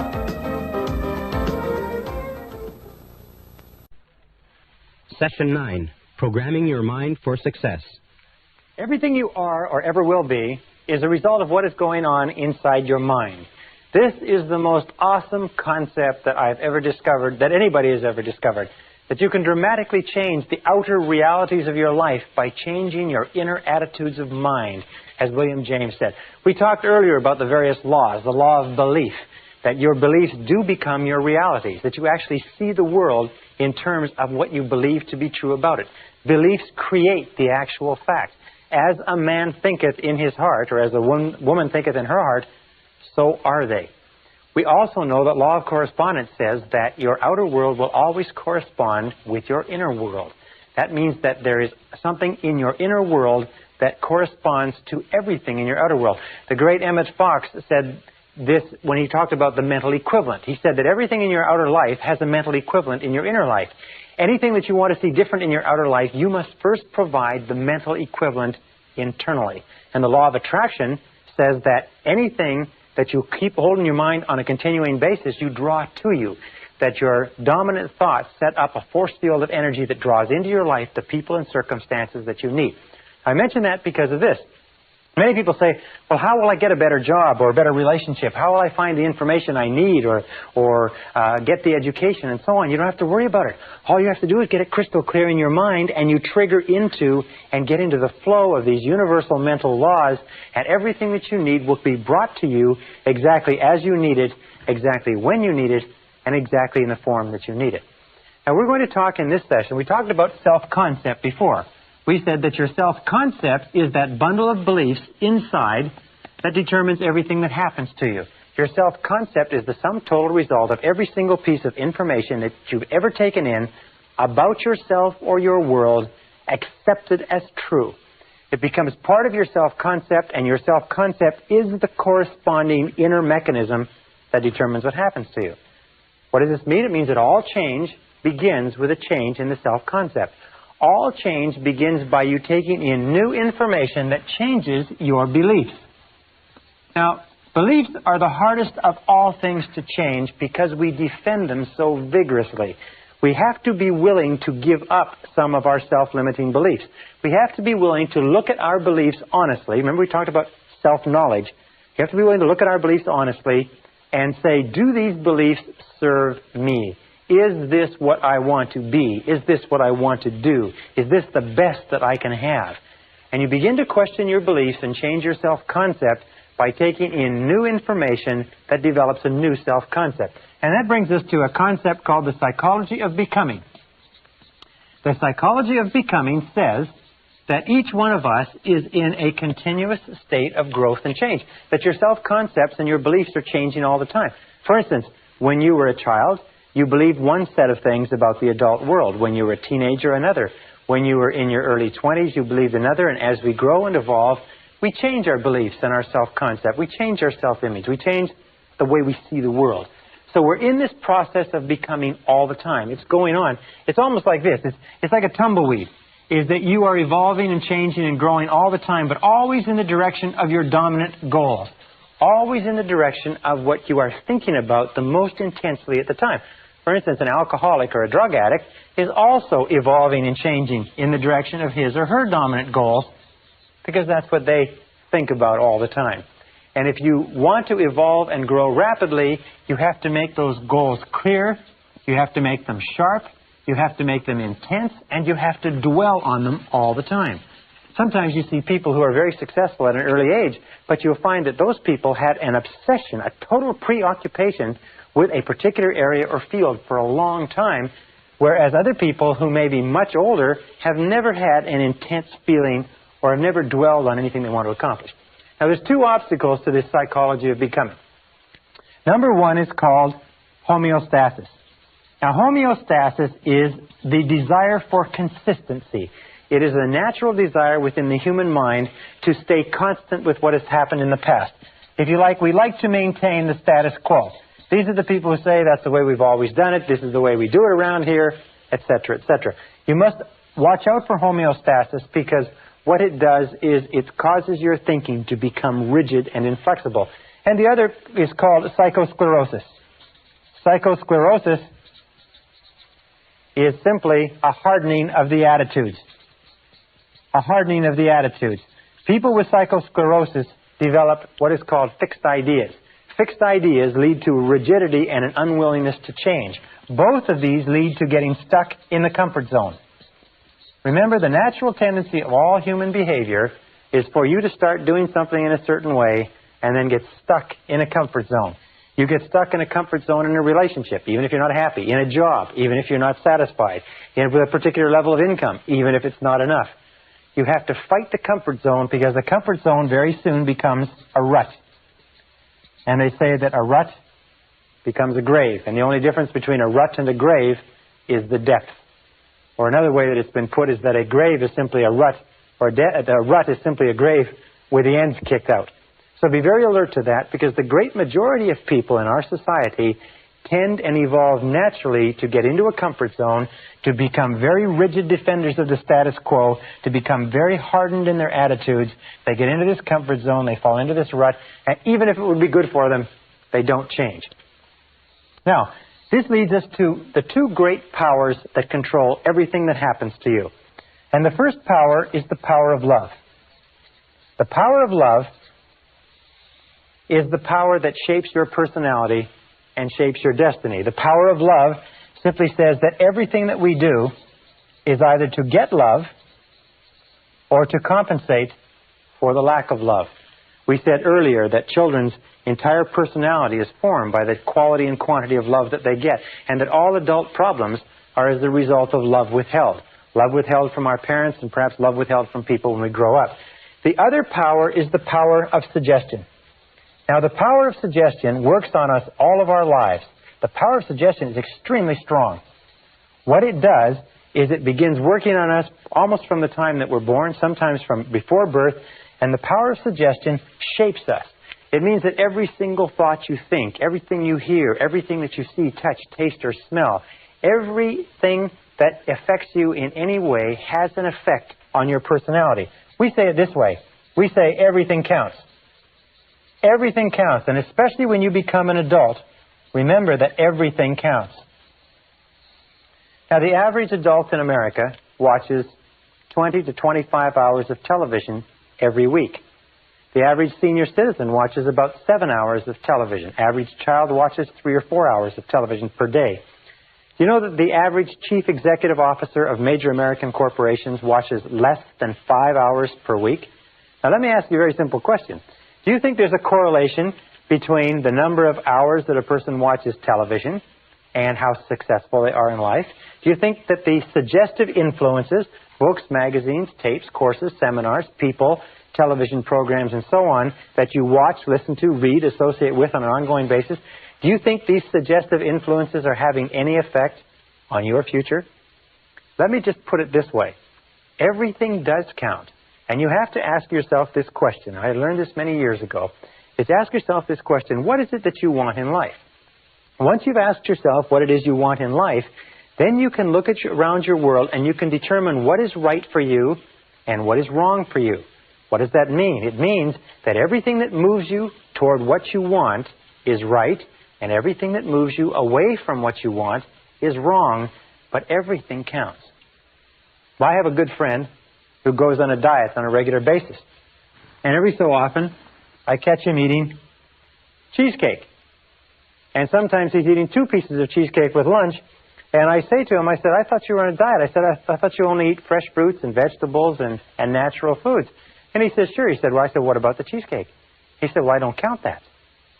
Do you know how many people sit at home and watch television 3 or 4 hours a night, who want to be successful, who read the comic strips and the sports pages, who read junky magazines or nothing at all, listen to the radio, don't do anything with their time or their minds, and they say, but I want to be successful. I want to be more successful. I said, well, what about all these things that you're doing to waste your time? They said, well, I don't count that. But unfortunately, nature counts everything. So this brings us to some laws that I want to share with you. The first law is the law of habit. Now, these are also mental laws. The law of habit is very similar to the law of inertia. The law of inertia says that a body at rest tends to remain at rest unless acted upon by an outside force. It also says that a body in motion tends to remain in motion unless acted upon by an outside force. The law of habit says that in the absence of a specific decision on your part to change some aspect of your life, the natural tendency will be to go on the same way indefinitely. As a time management specialist once said, the more you do of what you're doing, the more you'll get of what you've got. So you have to look at what you've got and look at what you're doing and say, is this what you want? You will go on indefinitely in the same direction unless you make a very concrete, specific decision to change. Also, there's another law. It's called the law of emotion. And by the way, before I get into the law of emotion, let me say this. That about 95% of everything that we do is by habit. That the only major difference between successful people and failures is that successful people have success habits and failures have failure habits. For example, you've heard the old saying, early to bed and early to rise? They say, makes a man healthy, wealthy, and wise. Well, why is that? Why is it that so many successful people get up early in the morning? It's because they get a jump on the day. It's also because it forces them to go to bed earlier at night so they don't waste the evenings when they're the tiredest and least productive. So you find that over and over again, successful men and women are early to bed and early to rise. They have a success habit. Why is it that people don't go to bed early or don't get up early? Because they're too lazy, they're too undisciplined, they don't have goals that they want badly enough, they do not have success habits. 95% of your success is going to be determined by the type of habits you develop. And if you have good habits, you're going to be successful in spite of anything else. The law of emotion says simply this. It says that every decision that you make is based on emotion. Is that we used to say over and over again that people are 90% emotional and 10% logical. Well, one of the great discoveries that I've made in the course of my research is the discovery that we are 100% emotional, that we're not even 99% emotional. Every single decision we make is an emotional decision. If somebody says, well, it's the logical thing to do, what it simply means is they have more emotion invested in that, even though it sounds logical. The law of emotion says that every decision that we make is emotional, and it says this. It says that stronger emotion will dominate a weaker emotion. Stronger emotion dominates a weaker emotion. So whichever emotion is stronger will be the dominant emotion and will determine what you do. All action is determined by the emotion that is predominant at the time. And with whatever the stronger emotion, if it is fear, fear will determine what you do. If it is desire, desire will determine what you do. The two major emotions that wrestle within us all the time are fear versus desire.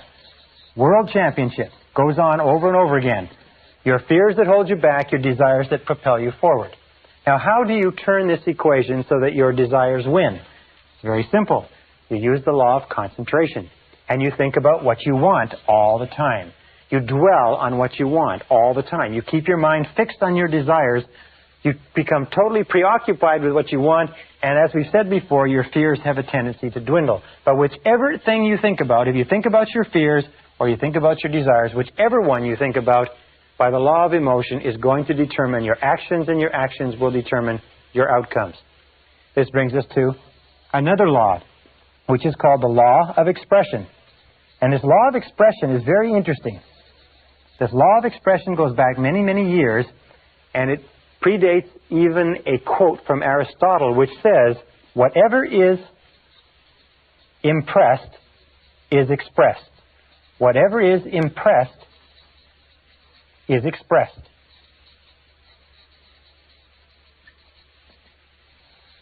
Whatever is impressed is expressed. Now, what does this mean? Let me go and sit down while we get the board cleaned off. It means simply this, is that whatever is impressed into your psyche for any reason, and from whatever source, whatever is mixed with emotion and dropped into your self-concept will eventually be expressed as part of your personality, part of your reality. It says, in effect, that you see the world through your self-concept. You actually see your concept of the world. You do not believe what you see what you believe. Whatever has been impressed on your mind as a fact, or as a truth, or as a reality, will then be expressed in your reality, or expressed in your world, because that is what you will see. If you believe that a certain type of people are good, then you will see goodness in those people. If you believe that members of a particular political party are fools, then all members of that political party will appear foolish to you, even the wisest and most intelligent. If you believe that there is opportunity everywhere, you will see opportunity everywhere. If you believe that you're in complete control of your own destiny, then you will see indications of that. If you believe that you are a popular, courageous, confident, influential person, then you will act in a manner consistent with it, and you will see it all around you. I was reading a very interesting story not long ago about a young man who came from poor beginnings and had no self-confidence at all, but was convinced by a fortune teller that he was the reincarnation of Napoleon Bonaparte. Wonderful story, true story too. And he began to believe that he was the reincarnation of Napoleon Bonaparte. And he went to the library and he studied Napoleon. He read all about Napoleon, and he began to walk and talk and act like Napoleon. He began to think like Napoleon. He began to imagine great plans like Napoleon would have imagined. He began to act with courage and confidence in the face of uncertainty as Napoleon would have.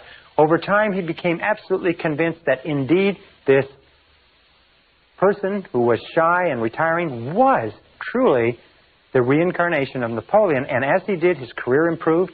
He was promoted. He was advanced. He changed the way he dressed. He spoke more confidently. And by the time he found out that he had been misled by the fortune teller, he was already an extremely successful businessman. Very interesting. Whatever is impressed and accepted becomes expressed. And this brings us to another critical mental law. And it is this. It is what is called the law of reversibility. When I first learned about this law, I was so excited I wanted to wrap it up and tie it up and not tell anybody. This is the first time in any form that I've ever explained this law to other people.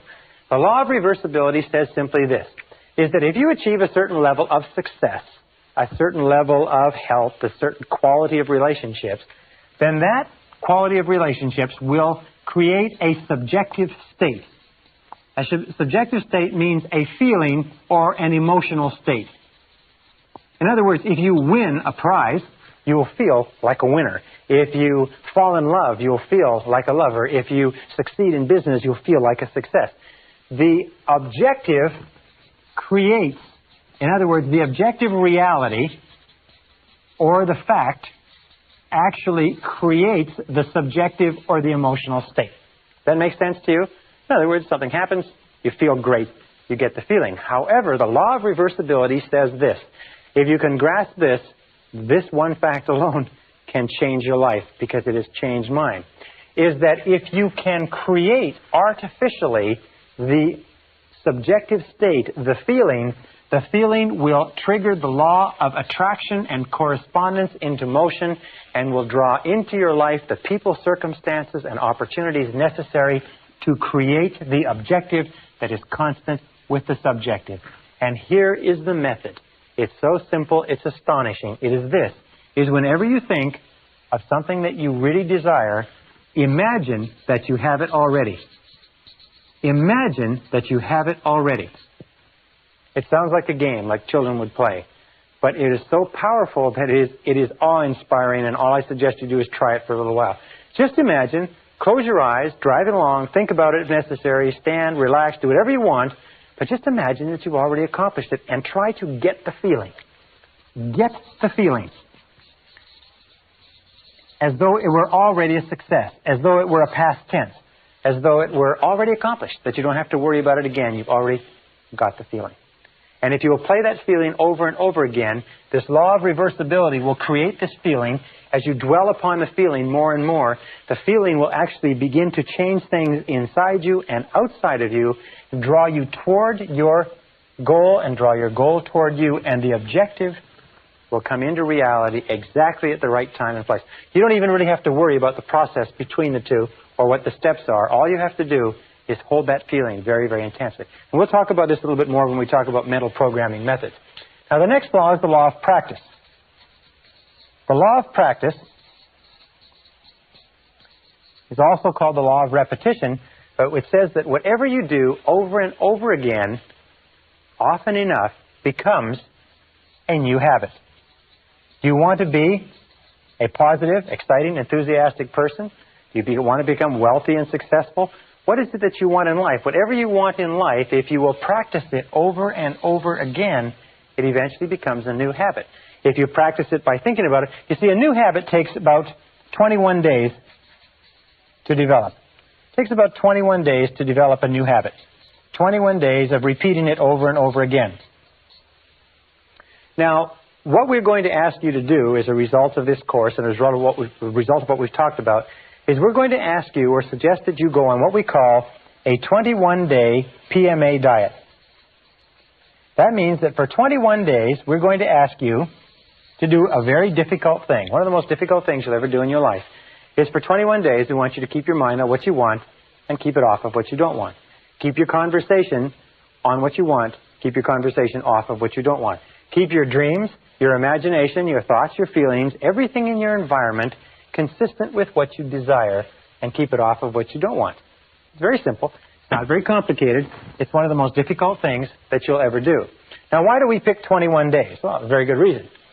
You see, it takes 21 days for a chicken that has a brain the size of a pea to sit patiently, calmly, faithfully on an egg to hatch the egg. Now, we feel that if a chicken with a little brain like that can sit on an egg for 21 days without seeing any change, just in faith, for 21 days it can sit there on that egg, then we could probably ask adults who have brains that are the size of 3 pounds, that have 12 to 20 billion cells, and have the capacity to remember and retain all the knowledge known to man, if their brain could be tapped, we ask them to keep at it for 21 days.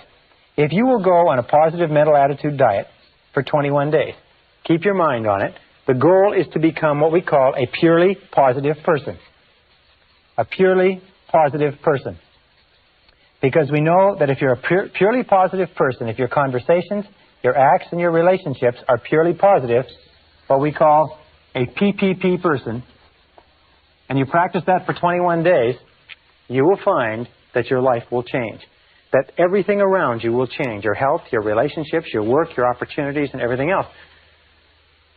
It's simple, but it's not easy. If you can do it, if you can practice it, it will become a new habit. The very law of reversibility, the very law of emotion, the very law of habit that we talked about will actually begin to be changed. Now, what are the 4 things you need in order to make this great change? Number 1 is you need desire. Desire is the starting point of all change.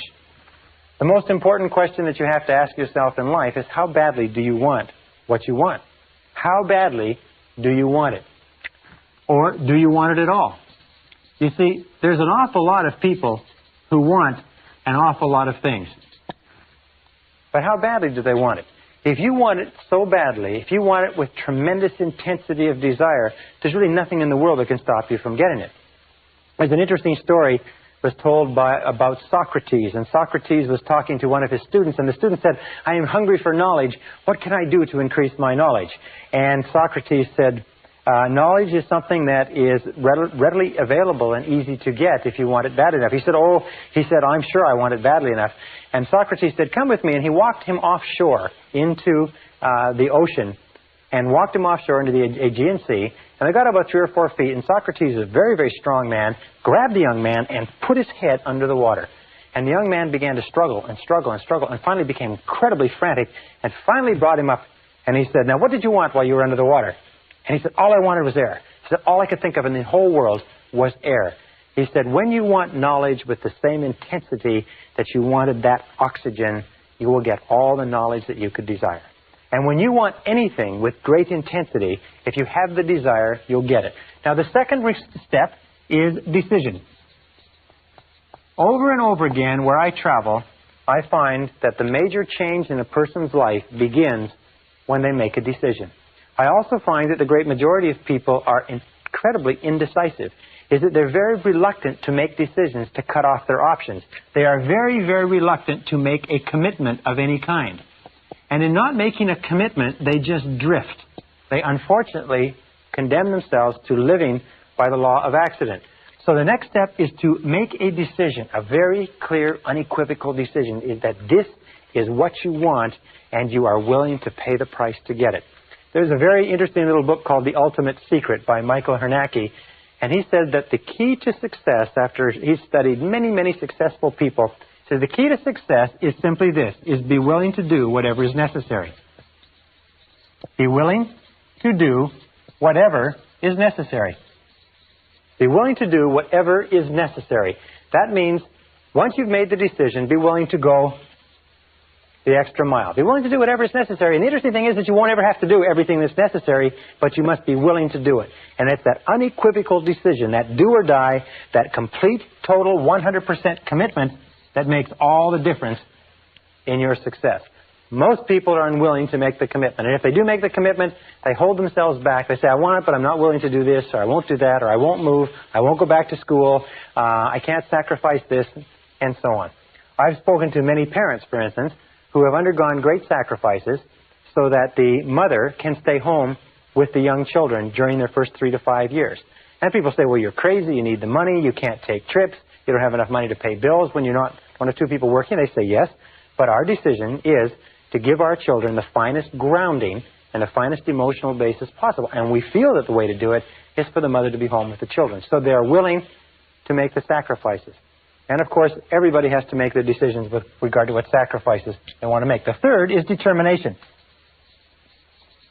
Determination means to back your plan with, if you like, iron willpower. Again, every single study that I've looked at, and I've spent, in the course of my lifetime, I've spent almost 30,000 hours studying the subject of personal and corporate success, is that iron willpower is absolutely critical. Determination, the willingness to stick in when the going gets tough, the willingness to persist in the face of adversity. That kind of determination is absolutely critical to developing the new habit patterns of thought that will guarantee your success. And finally, discipline. This is my big favorite. It's usually the only place in this course where I mention this, but discipline is the master key to riches. Discipline is the master key to riches. Discipline, the willingness to do what you know you should do, when you should do it, whether you like it or not, is the critical key to your success. Why is it that people fail in life? It's no miracle. It's no mystery. The reason people fail in life is that they're not willing to do whatever is necessary. They're not willing to pay the price. Half the time, three-quarters of the time, they don't know what they want, and the ones that do know what they want are not capable of disciplining themselves. So the next time you sit there watching the television, next time you drive along listening to the radio instead of listening to an audio cassette program, you have to ask yourself quite honestly, in terms of the wonderful life that you are capable of enjoying, in terms of all the things that you want, is this moving you toward it, or is it moving you away from it? Because the truth of the matter is that everything that does not move you towards your goal moves you away from your goal. That nothing is neutral. That everything counts. That the sands of time are running. The clock, the meter is going right now. A very good friend of mine said, remember, this life is not a rehearsal for anything else. This is the real one. And the question you have to ask yourself is, are you serious about being and having and doing everything that's possible for you? If you're going a 21-day mental attitude diet, a PMA diet, if you will keep your thoughts on what you want for 21 days, if you will practice the law, develop new habits, practice repetition over and over again, practice the law of reversibility, and visualize and imagine yourself as the person you want to be, and practice the law of expression, that whatever is impressed on your mind will be expressed in your reality, you will see dramatic changes start to take place in your life, and sometimes far faster than you can currently imagine. Believe me, I know I have tried and practiced everything that I recommend to you. Thousands of my graduates have done it, and the results they have accomplished have been stupendous. They will be stupendous for you, too, and we'll talk about more of that in the next module.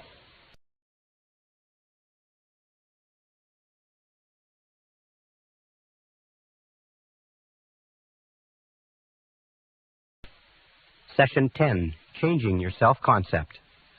To repeat, all change in your life begins with a change in your self-concept. And that brings us back to what we talked about when we talked about the three ingredients of self-concept at the very beginning. We said that there were three parts: the self-ideal, the self-image, and the self-esteem, or how much you like yourself.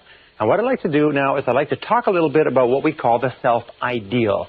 Because the self-ideal is the person that you would most like to be. When you start thinking about changing your personality, improving the quality of your life, your inner and your outer life, you have to start off with a target.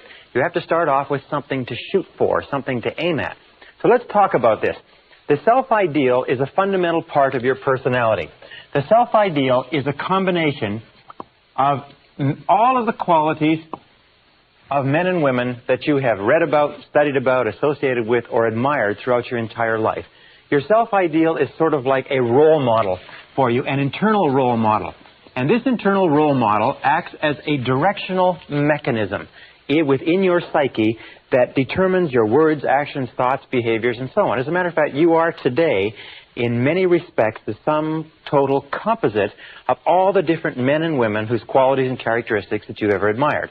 If you read a biography, an autobiography, a story about a person who has done something that you think is admirable, displayed qualities of intelligence or character or compassion or perseverance or persistence or courage and so on, if someone has done those things and you have a tendency to admire them, if you admire them, what happens is you have a tendency unconsciously, even without your knowing it, to try to be more like them.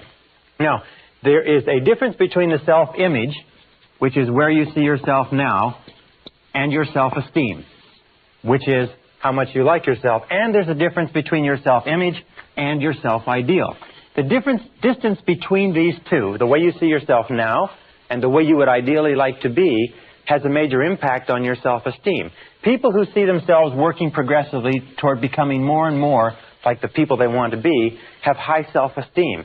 People who see themselves as having an enormous, almost unbridgeable distance between the person they see themselves as now and the person they know they should or could be usually have low self-esteem.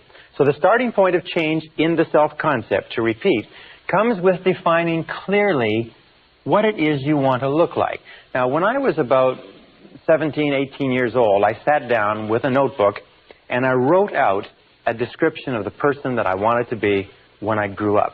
I wrote several pages. I described my personality and my height and my weight and how I would get along with people and so on. And many years later, 10, 15, 20 years later, after I had traveled around the world twice, after I'd been in 80 countries, after I had done a great variety of things, I came across those notes in an old suitcase. And I looked and I read them. And you know, the surprising thing was that I had become, over the course of that time, the person that I had described in that notebook. So I suggest to you this, is you start off by saying, who is it and what is it that you would like to look like 1 year, 3 years, 5 years from now? Or let's put it this way, and here's a really good question. Name 3 men or women, living or dead, that you really admire, that you really feel are wonderful, fine, upstanding role models. And then ask yourself the question, why is it that you admire them? Why is it that you like them? What is it about them? What are their qualities, if you like, that you consider outstanding? Because those are the qualities, if you can identify them, that you'll begin moving toward accomplishing in your own life. Remember, we said that desire, discipline, determination, and decision are the keys to success, but also definition. You have to define clearly what you want to be. I remember a wonderful story of a young fellow who decided he wanted to improve his life, and he was working for an insurance company. And he sat and looked around him, and he was number 28 or 29 out of 30 people in an insurance company selling insurance, and he'd been there for several years, and his career was going nowhere. And he began looking about him, looking at this, and he said, now, who do I admire? Who would I like to be like? Who would my ideal be? And he decided he wanted to be like the top salesman in the branch. And he started to look at the top salesmen and the top 1 or 2 salespeople in the branch, and he started to think about them and think about what they did. And he began to talk to them and get advice from them. And over the course of the next few years, by using this process, by patterning himself after the people he admired, he became more and more like them. He dressed like them. He walked like them. He talked like them. He worked the way they did. He studied the way they did. And in time, he became not only the top salesman in the branch, the top salesman in the region, the top salesman in the division, eventually the top salesman in the country, and he became a marketing vice president for one of the biggest insurance companies in the nation, simply by establishing a self-ideal and then working progressively toward it. Well, what are the stages? The first starting stage, as we say, of changing the self-concept, of changing your mind, becoming a new or a different person, is that the change must be perceived by you as being both desirable and necessary.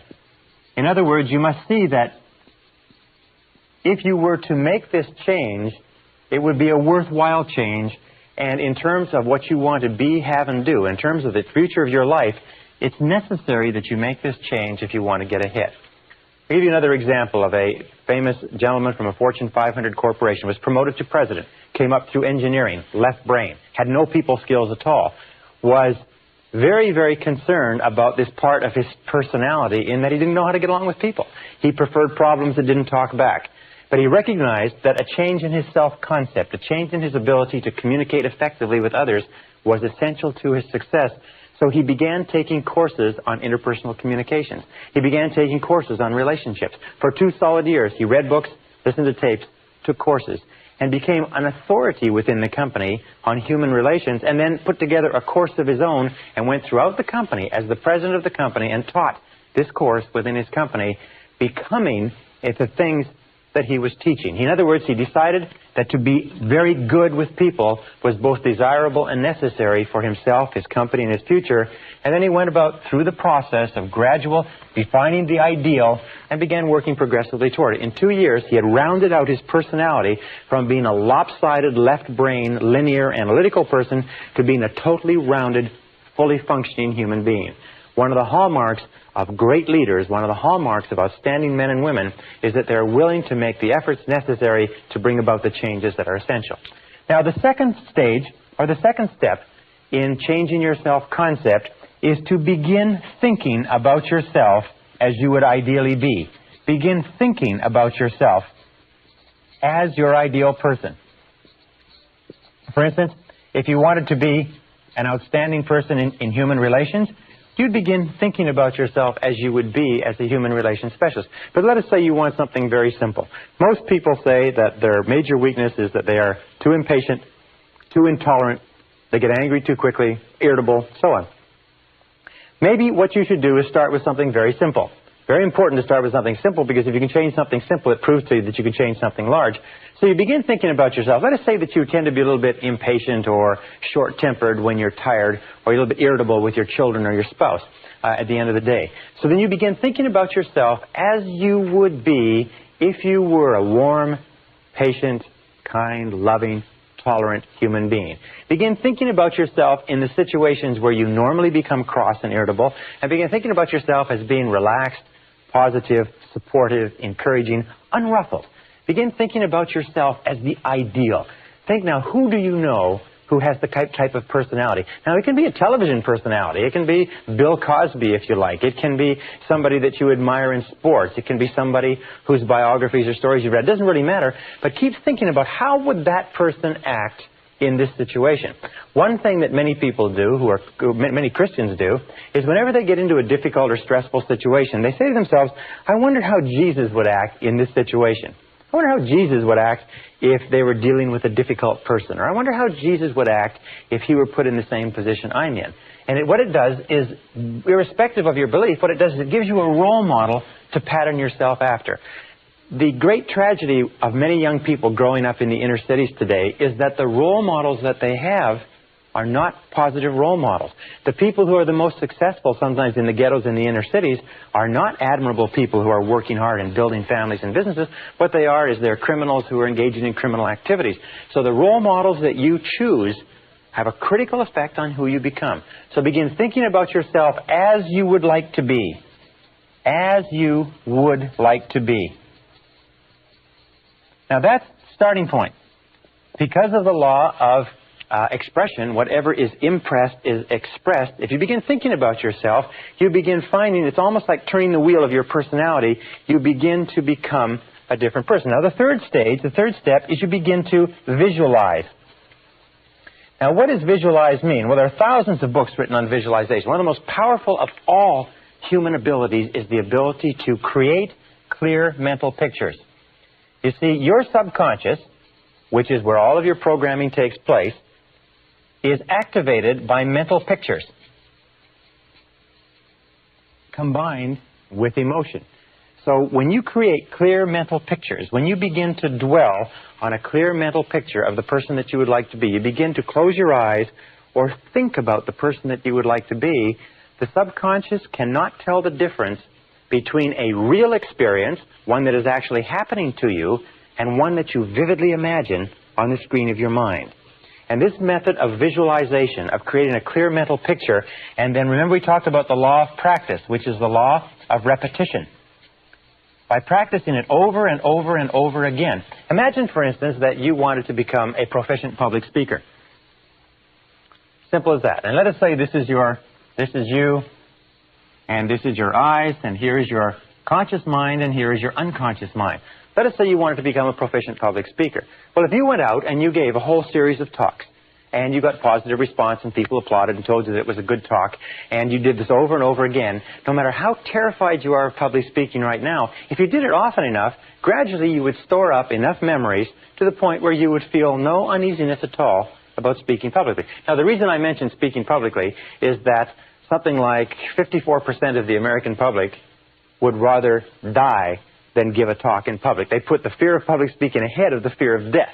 It's one of the greatest of all fears in our society. However, no child is born as afraid of public speaking. No child comes into the world with a fear of speaking in front of audiences. As a matter of fact, every one of us gave our first public talk stark naked, upside down, in front of a room full of strangers, if you remember that, and it's been downhill for most of us ever since. If you have a series of external experiences, however, and all of those experiences are positive, then they're stored away as positive reports in the public speaking file. However, let us say that you have a tremendous feeling of anxiety about speaking, and that can come from 100 different reasons, but you begin to play on the screen of your mind. You have this continuous real projector. You begin to play on the screen of your mind a picture of yourself speaking effectively in front of a group. You begin to read about other people who speak effectively. You begin to read the books of successful speakers who tell how they did it and how nervous they were. You begin to take a course and you begin to study and you begin to learn how to do it. You begin to learn how to prepare and to outline a talk. And you begin thinking about yourself over and over again as capable of doing it.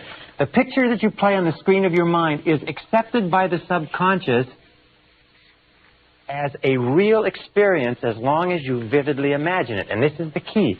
It is the vividness of the picture. The more clearly you visualize it, the more frequently you visualize it, the more emotionally or intensely you visualize it, and the longer you visualize it, the more of an impact it has on the subconscious mind, so that you can, in many respects, actually become halfway or three-quarters of the way toward being a competent speaker or being competent in almost anything simply by visualizing and playing this picture over and over again. By the way, I use the example of speaking in public for a very specific reason. Most of us are afraid of it.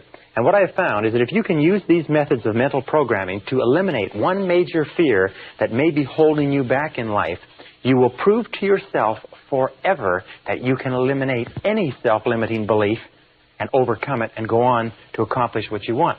I have given this advice to thousands of people. It's simply this. If you have an uneasiness with regard to public speaking, or any other fear, but public speaking for this example, make the decision right now to get over it. Now, here's two ways that you can get over it.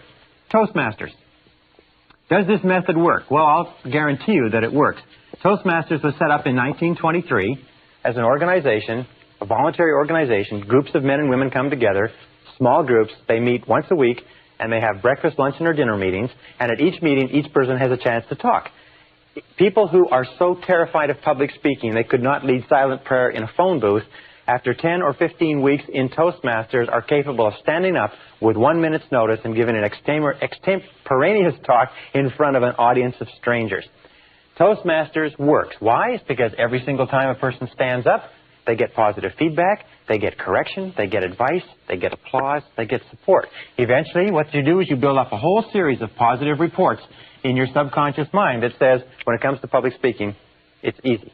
If you want to be effective at selling, if you want to be effective at leading, if you want to be effective as a parent, if you want to be effective with other human beings, all you have to do is practice over and over again, and practice in your mind over and over until eventually you will find that when you think about whatever it is, the fear level will go down, confidence level will go up. By the way, one other area that you can go to if you want to learn to be more capable speaking is Dale Carnegie.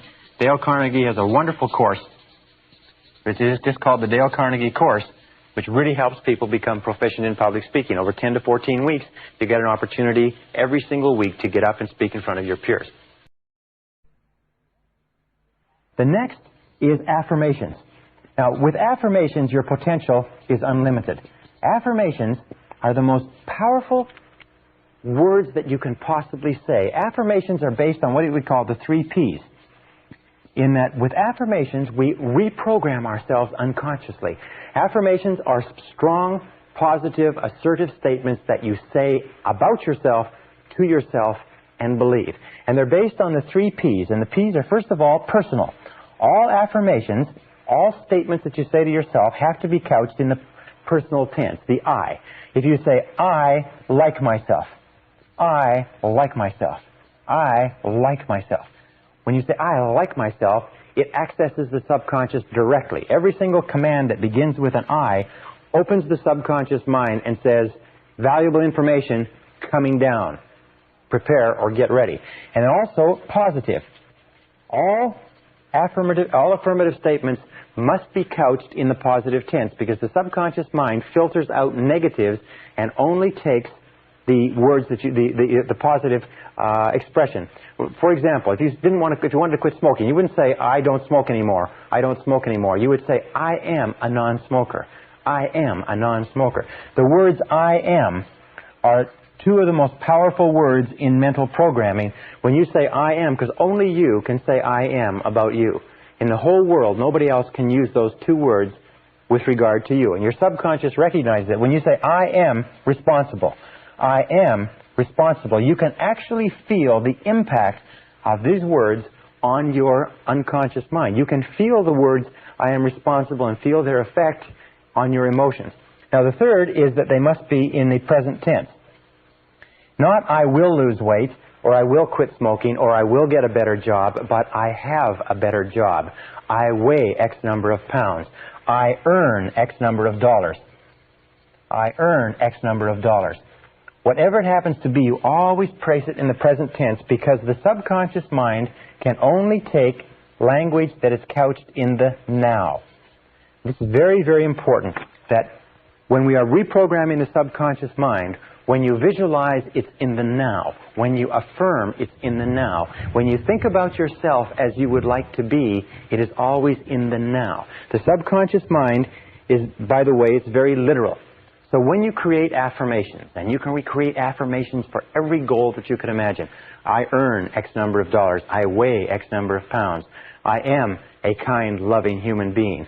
I am disciplined and industrious and fastidious. I am a good driver. I am punctual. I like myself. I am responsible. I feel great. I feel happy. I have health. I have energy. Interesting affirmation. If you repeat the affirmation over and over again, I have health. I have energy. I have health. I have energy. You can actually build up your body's resistance to things like colds and flus. We'll talk about this a little bit later, but very often we get sick because we decide to get sick, or we get sick because we let our minds and bodies coast, and we can actually drive a cold out of our systems by repeating the affirmation over and over again. I have health. I am healthy. I am strong. I feel great. I feel wonderful. So couch your affirmations and your visualizations. When you close your eyes, see yourself as though you had the characteristic or quality right now. Speak in terms of having the characteristic or quality right now. And as we said before with regard to emotion, imagine the feeling that would accompany the mental picture. Imagine the feeling that would accompany the words. When you say, I like myself, you don't say, I like myself. You say, I like myself. I like myself. I like myself. Imagine when you say, I am responsible, you don't say, I am responsible. You say, I am responsible. I am responsible. In other words, emotionalize it. Wrap it up with emotion. Drive it into the subconscious mind like a detonator, and the effect that it will have on your personality and on your feelings will be tremendous. Now, again, with regard to affirmations, what I use is I use a series of index cards. And you can put your affirmations, your positive, present tense, personal statements on affirmations, and review those affirmations over and over again. Every time you review them, every time you think about them, every time you repeat them and drive them into the subconscious mind, every time you impress them, you increase the potential for them to be expressed externally. Now, one final thing is when you use affirmations, try to keep your daily words and actions consistent with your affirmations. Try to keep the things that you say when you're walking around and the things that you do consistent with the words that you say to yourself in private. All right, the next thing that we do is what is called verbalization. Verbalization is speaking aloud, speaking your affirmations aloud. Now, there's two ways that you can do this. Best to do it in private, but basically you increase the impact of an affirmation by as much as 80% and even more when you say it out loud. If you say to yourself, I like myself, but if you say, I like myself, or I feel terrific, or I feel wonderful, or I am responsible. I earn $50,000 a year. When I first learned about this process, my goal was to earn $50,000 a year, and I realized that the only way I could ever earn $50,000 a year was by repeating this over and over again. And surprisingly enough, when I began doing it, I was not making anywhere near $50,000, and I was very, very skeptical of whether or not it would work. I can only tell you from the bottom of my heart that it does work. So verbalize it. Another thing that you can do is in front of a mirror. If you verbalize in front of a mirror, you have two impacts working simultaneously. You have the impact of what you can see, plus what you are saying, plus if you emotionalize what you are saying, you have three access points to reprogramming the subconscious working simultaneously. So you stand in front of a mirror, you can say, in front of the mirror, you can say, I feel terrific, or I look great, or I look great, or you can say, you look great. Because when we talk to ourselves in front of a mirror, now you mustn't do this in a public washroom when there's other people around, because they may think you're a little bit strange, but nonetheless, verbalization is a very important part of driving this message into the subconscious. Remember, the key to this is whatever you can hold in your mind on a continuing basis, you can have. The only question is, can you repeat it long enough and hard enough, often enough, to impress it permanently in the subconscious mind? Once you impress it permanently in the subconscious mind, it takes on a power of its own that will eventually bring it into your reality at exactly the right time and in exactly the right way for you. And this brings us to the next method, which is the method of assume the role. Assume the role. Assume the part. You see, one of the most important discoveries that we have made in behavioral psychology is this, is that if you feel a particular way, if you have particular emotions, the feelings will lead to actions. We've talked about this before, that we act in a way consistent with our feelings. However, what we've found is that most of us do not start off feeling motivated. Most of us do not start off feeling positive. Most of us do not start off feeling confident and capable of accomplishing our goals. Most of us start off feeling average to negative. However, if you will act exactly as if you had the feeling, the action will generate the emotion just as the emotion generates the feeling. In other words, you can act your way into feeling. This is very important. You can act your way into feeling. Have you ever had the occasion where you are sitting comfortably, relaxed, and somebody says, come on, let's go and do this, or let's get up and do that, and you say, no, I'm comfortable. Remember, you're into your comfort zone. Comfort is a great killer of human potential. You say, no. They say, oh, come on, just get up and do a little bit. So you get up just a little bit, and you move just a little bit, and as you begin to move, you start to get into the swing of it, and pretty soon you get into it completely, and you totally forget about going back to the couch or the chair that you were in. Well, you can act your way into feeling. You can act your way into feeling almost anything. We call this, if you like, pretending. Pretend that you have the quality already. For instance, if you want to be courageous and unafraid, pretend that you're courageous and unafraid already. If you want to be confident, pretend that you have the confidence. There's an old saying that says, fake it until you make it. Fake it until you make it. Remember we talked about the gentleman who was told that he was the reincarnation of Napoleon? That all he had to do was he had to act like Napoleon and realize that he had this cultural history behind him, that he had the decisiveness, the power, the courage, the genius, the brilliance, the tenacity, the foresight of one of the world's great leaders. Well, this acting, this pretending, this assuming the role is a critical part of actually becoming that person.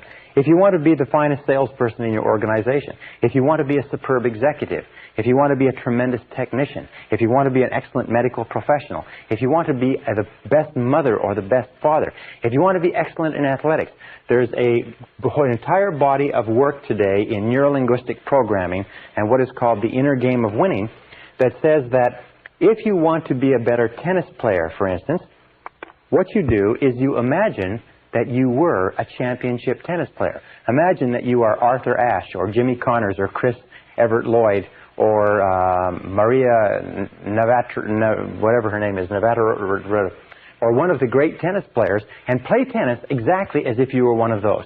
Play tennis as though you were them and in their body and on the court. And you know what will happen is that judges and people observing a person doing this find that you will hit more accurately, you hit with more force, you are better, you are more confident, you're more capable. Golfers. Another example is if you want to be a great golfer, is imagine that you are already a great golfer. If you want to be a great salesperson, imagine that you are already a great salesperson and walk, talk, carry, act as though you had the part already. Dress the part. Look at yourself in the mirror and say, do I look the part of a great golfer? Do I look the part of the executive, the salesman, or the saleswoman, or whatever it happens to be that I would like to be? These four, we call this the VAVA. V-A-V-A. V-A-V-A. Well, actually, I should do it this way. V-A-V-A. These are the keys to rapid personality change. The V is for visualization. Visualize and play the picture of the desired person you would like to be over and over again until it is accepted by the subconscious as a reality. Remember, the subconscious obeys your conscious commands. If you command the subconscious, and you command the subconscious by the thoughts you hold in your conscious mind, by the thoughts that you dwell upon, the law of concentration. If you hold that thought in your mind on a continuing basis, eventually it clicks into the subconscious and it takes on a power of its own. The second is to affirm, and affirm over and over again. There are many people who say that they would rather go without breakfast than go without their affirmations each morning. Speak to yourself positively. Use positive self-talk all the time. Remember, you talk to yourself at the rate of almost 1,500 words a minute. Most people talk to themselves in terms of doubt and fear and worry and anxiety. Talk to yourself positively. I can do it, I can do it, I can do it, I can do it. Just repeating, I can do it, over and over again. Boost your self-confidence and boost your self-esteem. When you have nothing else to do, say, I like myself, I like myself, I like myself, I like myself. Because saying I like myself or I love myself expands your ability and your capacity in every area of your life. Also, verbalize. Speak out loud. Make sure the things that you say out loud are consistent with the person that you want to be and the things that you want to do.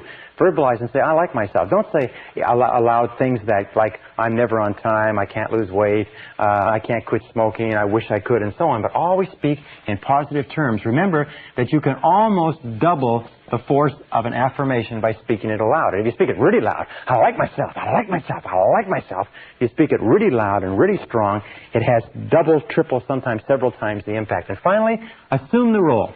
Pretend as though you already had the part. Assume the role. Imagine you have been hired to play the role of an extremely successful person in a Broadway play. And in this role, what you are going to do is you're going to walk, talk, and act as though you were the success, as though you were the role model, as though you were the ideal image of the perfect person that you want to become. And if you walk it, talk it, pretend it, visualize it, think it, and affirm it over and over again, that is the person that you become as inevitably as the sun rising in the east and setting in the west. And in the next session, I'll tell you more about how to incorporate these personality attributes into your character.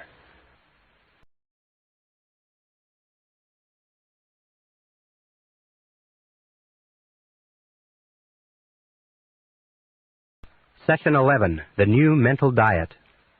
Back in the 1930s, a man named Gaylord Hauser shocked the medical world by coming out with a series of claims and statements that said that everything that we ate in some way affected our body.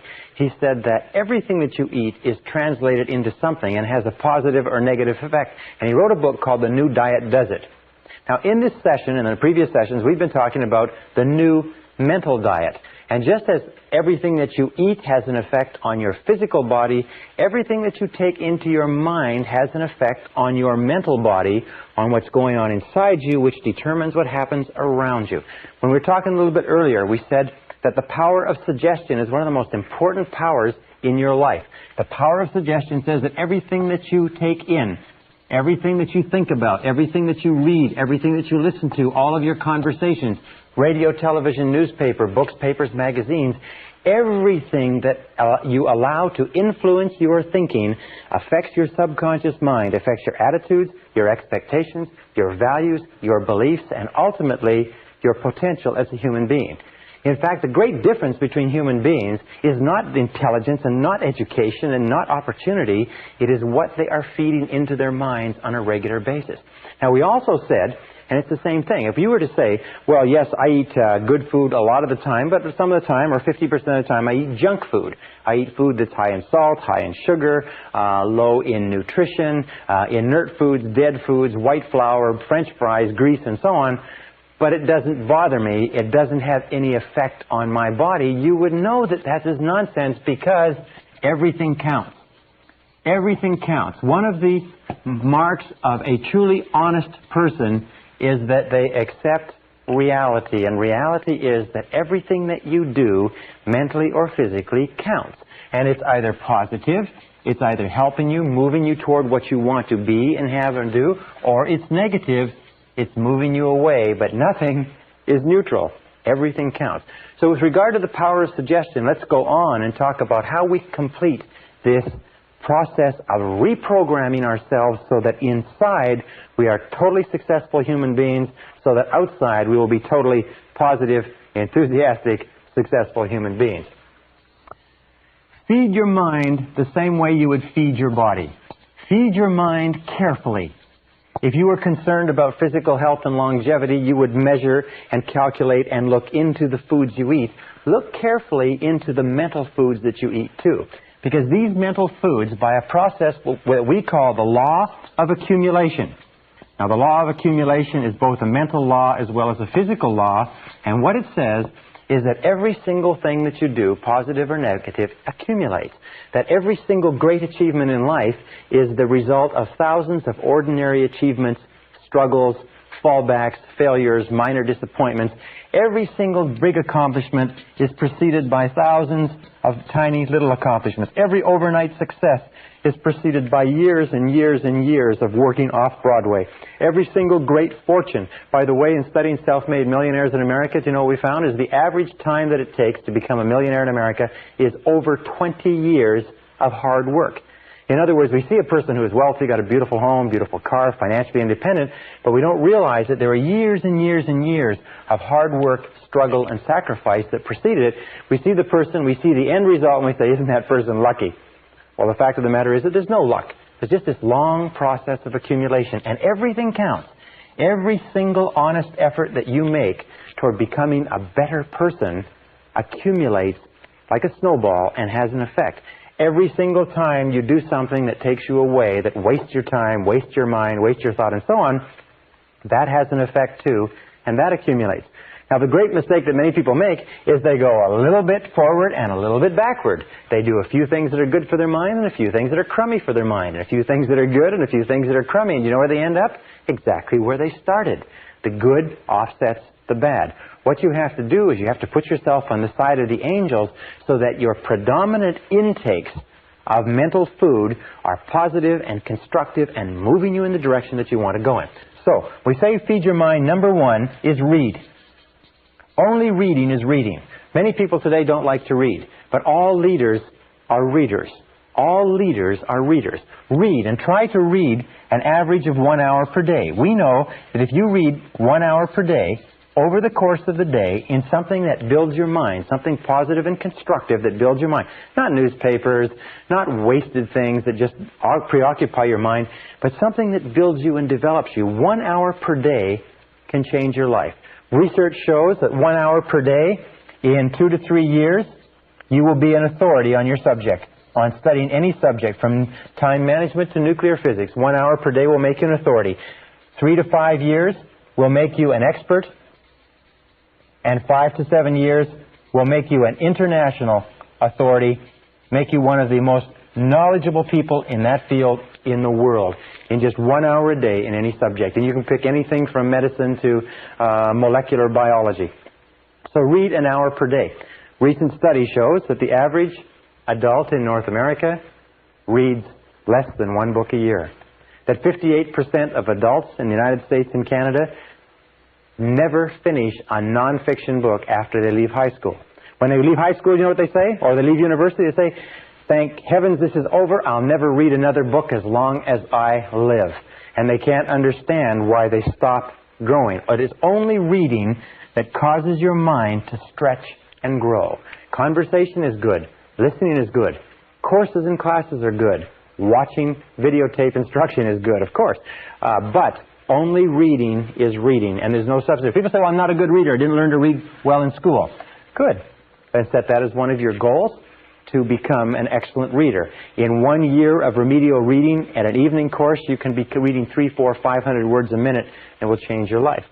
In fact, according to the Gallup organization's poll on who's who in America, the Great American Success Story, they found that the top people, the top 1% in this country, read an average of 12 nonfiction books per year. That means that you can join the top 1% in the nation by simply reading one book per month. One nonfiction book that develops your mind and expands your ability to think in a subject that interests you.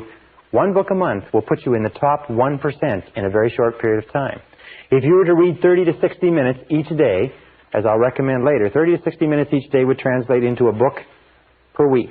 A book per week would translate into over 50 books a year. Now just imagine if you were to read 50 books a year for the next 10 years. How many books would that be? That would be about 500 books, if you can work it out. Now let me ask you a very simple question.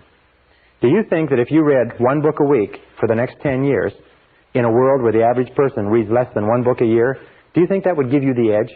Do you think that would affect your life in any way? Do you think that would change your career and your income? Do you think it would change your environment? Do you think it would change everything that goes on around you?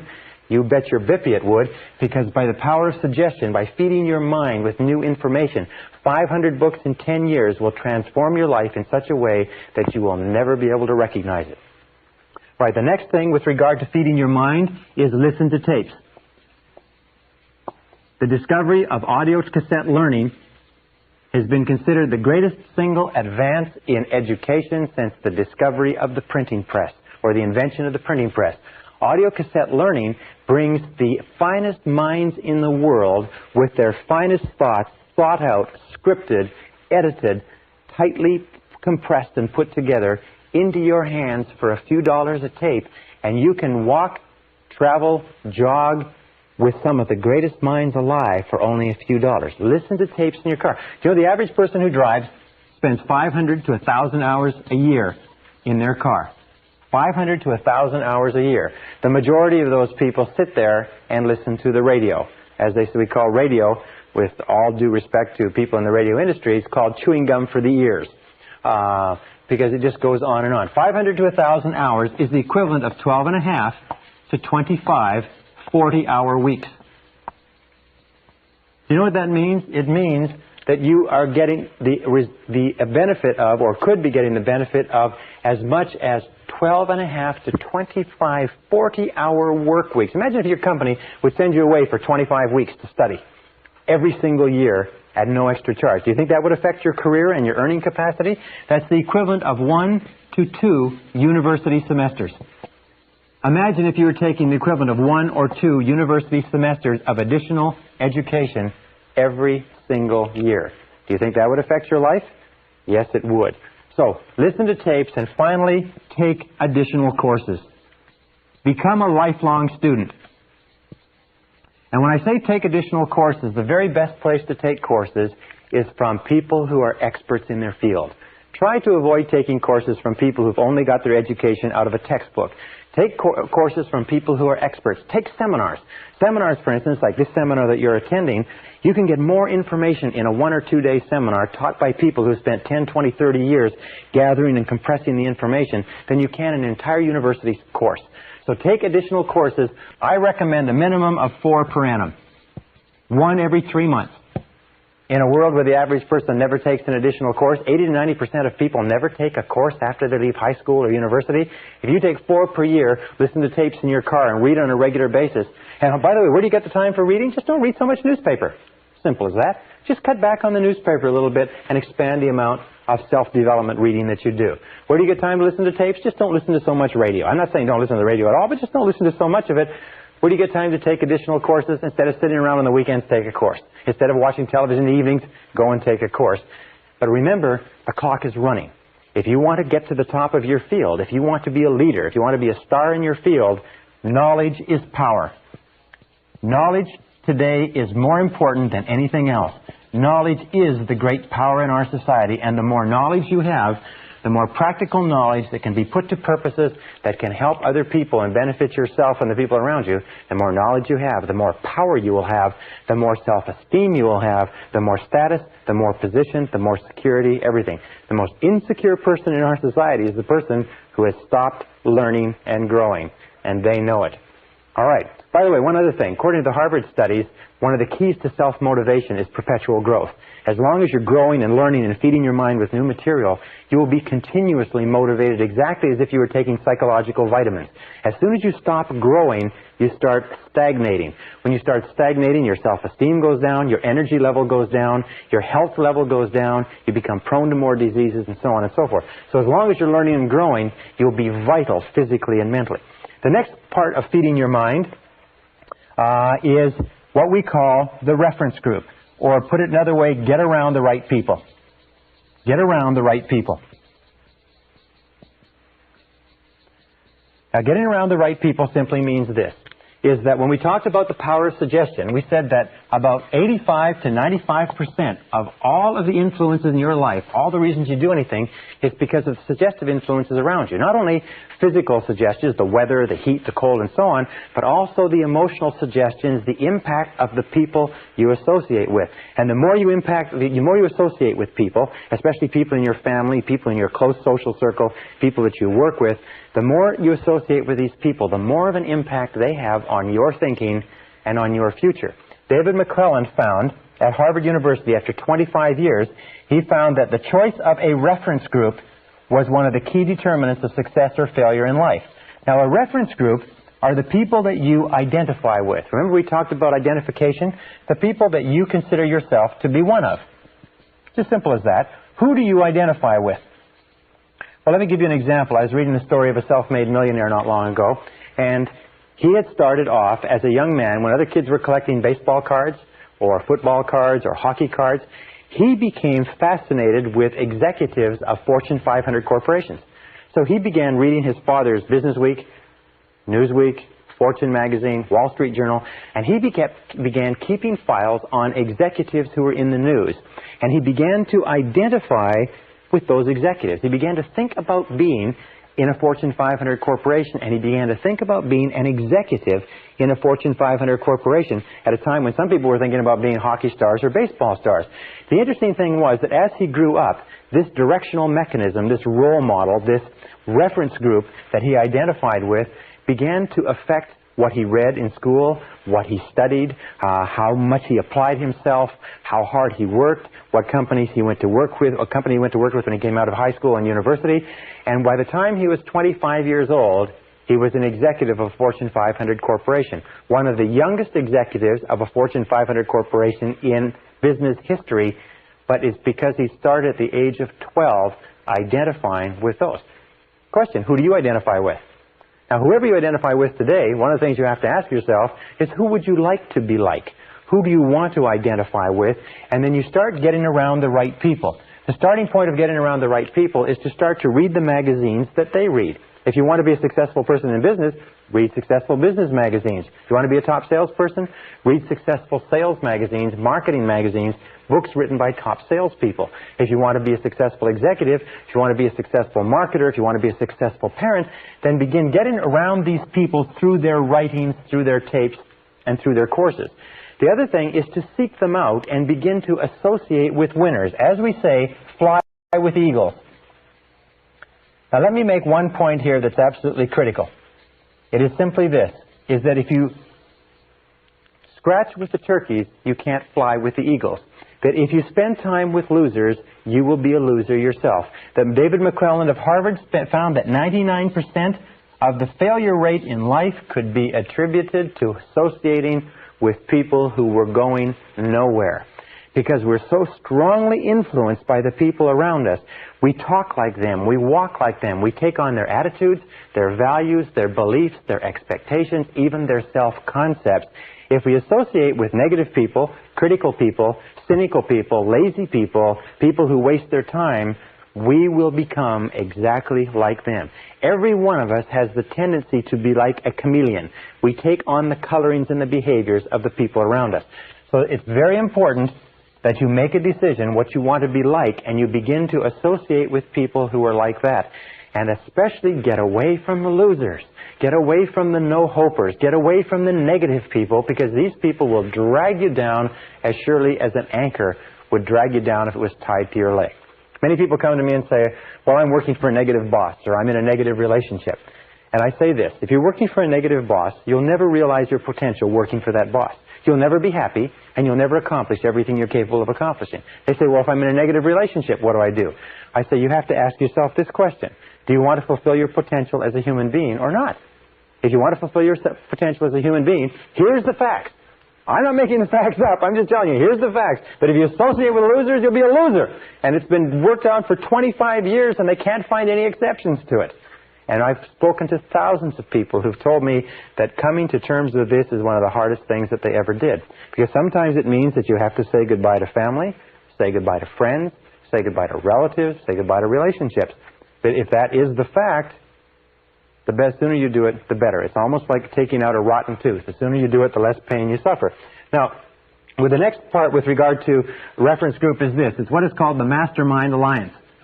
And that is to pick one or two or more people in your environment whom you admire, who are positive, who are going places, who are ambitious, and start to get together with them at least once per week for breakfast or lunch just to talk. Get around them. Something about the fertilization and the synergy of positive minds coming together, talking about your problems, talking about your challenges, talking about the future, talking about what's going on. Try to get together with a mastermind alliance once a week. We have found in the research that I've done, the research that Napoleon Hill has done, that associating with other positive people is one of the triggering influences to peak performance. It's one of the guarantors that you will become a great success. You can't do it by simply associating by yourself.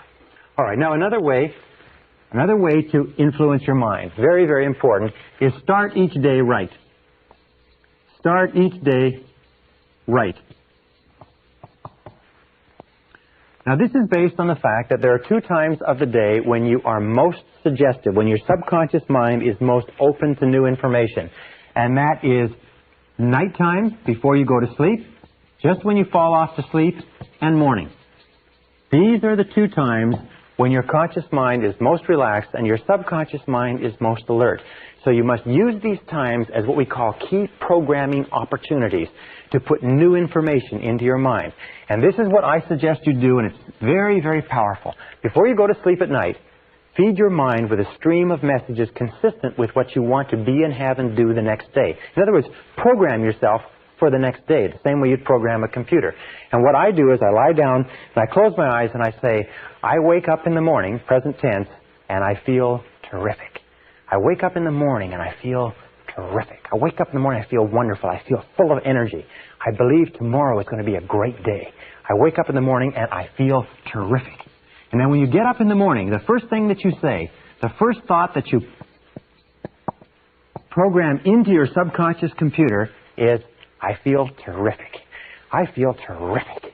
I feel terrific. I feel terrific. I feel terrific. What you do is you get up and you say it 1, 2, 3, 4, 5 times, and you repeat it over. I feel terrific. I feel terrific. You don't get up in the morning and say, geez, I'm tired. Geez, I'm tired. Geez, I'm tired. Oh, God, I'm tired. You get up in the morning and say, I feel terrific. Somebody says, how you feel? You say, I feel terrific.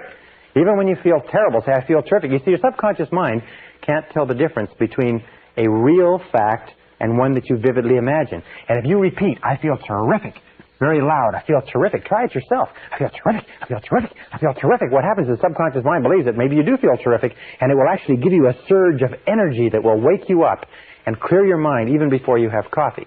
Now, the second thing that you do in the morning, this is number 1. Second thing that you do to start your day off well is to read for 30 to 60 minutes. Get up early enough to read for 30 to 60 minutes in something that is motivational, something that is inspirational, something that is educational, something that uplifts your mind, what we call mental protein. Not newspapers, not magazine, not television, not radio. Get up in the morning, sit down, and read something really good for yourself. Read something that makes you feel really good about yourself and your day. I read spiritually oriented material every single morning. And this is called, by the way, the golden hour. If you will do this as a result of attending this seminar, if you will begin to read every morning for 30 to 60 minutes in something that uplifts your mind, This alone will be worth all the time you spend in the seminar. This habit of using the golden hour, the first hour in the morning when your mind is wide open to new information, using it constructively is one of the most powerful success techniques I've ever found in my entire life. I've had hundreds of people come back to me and say this has changed their life. Just getting up a little bit early so you can sit and read quietly. You will become so addicted to using that golden hour that you will not be able to do without it. Even if you have to get up tired, even if you have to get up long before you have to go to work, get up and milk that golden hour. Fill your mind full of rich mental protein, beautiful thoughts and ideas. Uplift your mind and you'll find that your whole day will go better. And the third step is review your goals every morning. Review your goals every morning.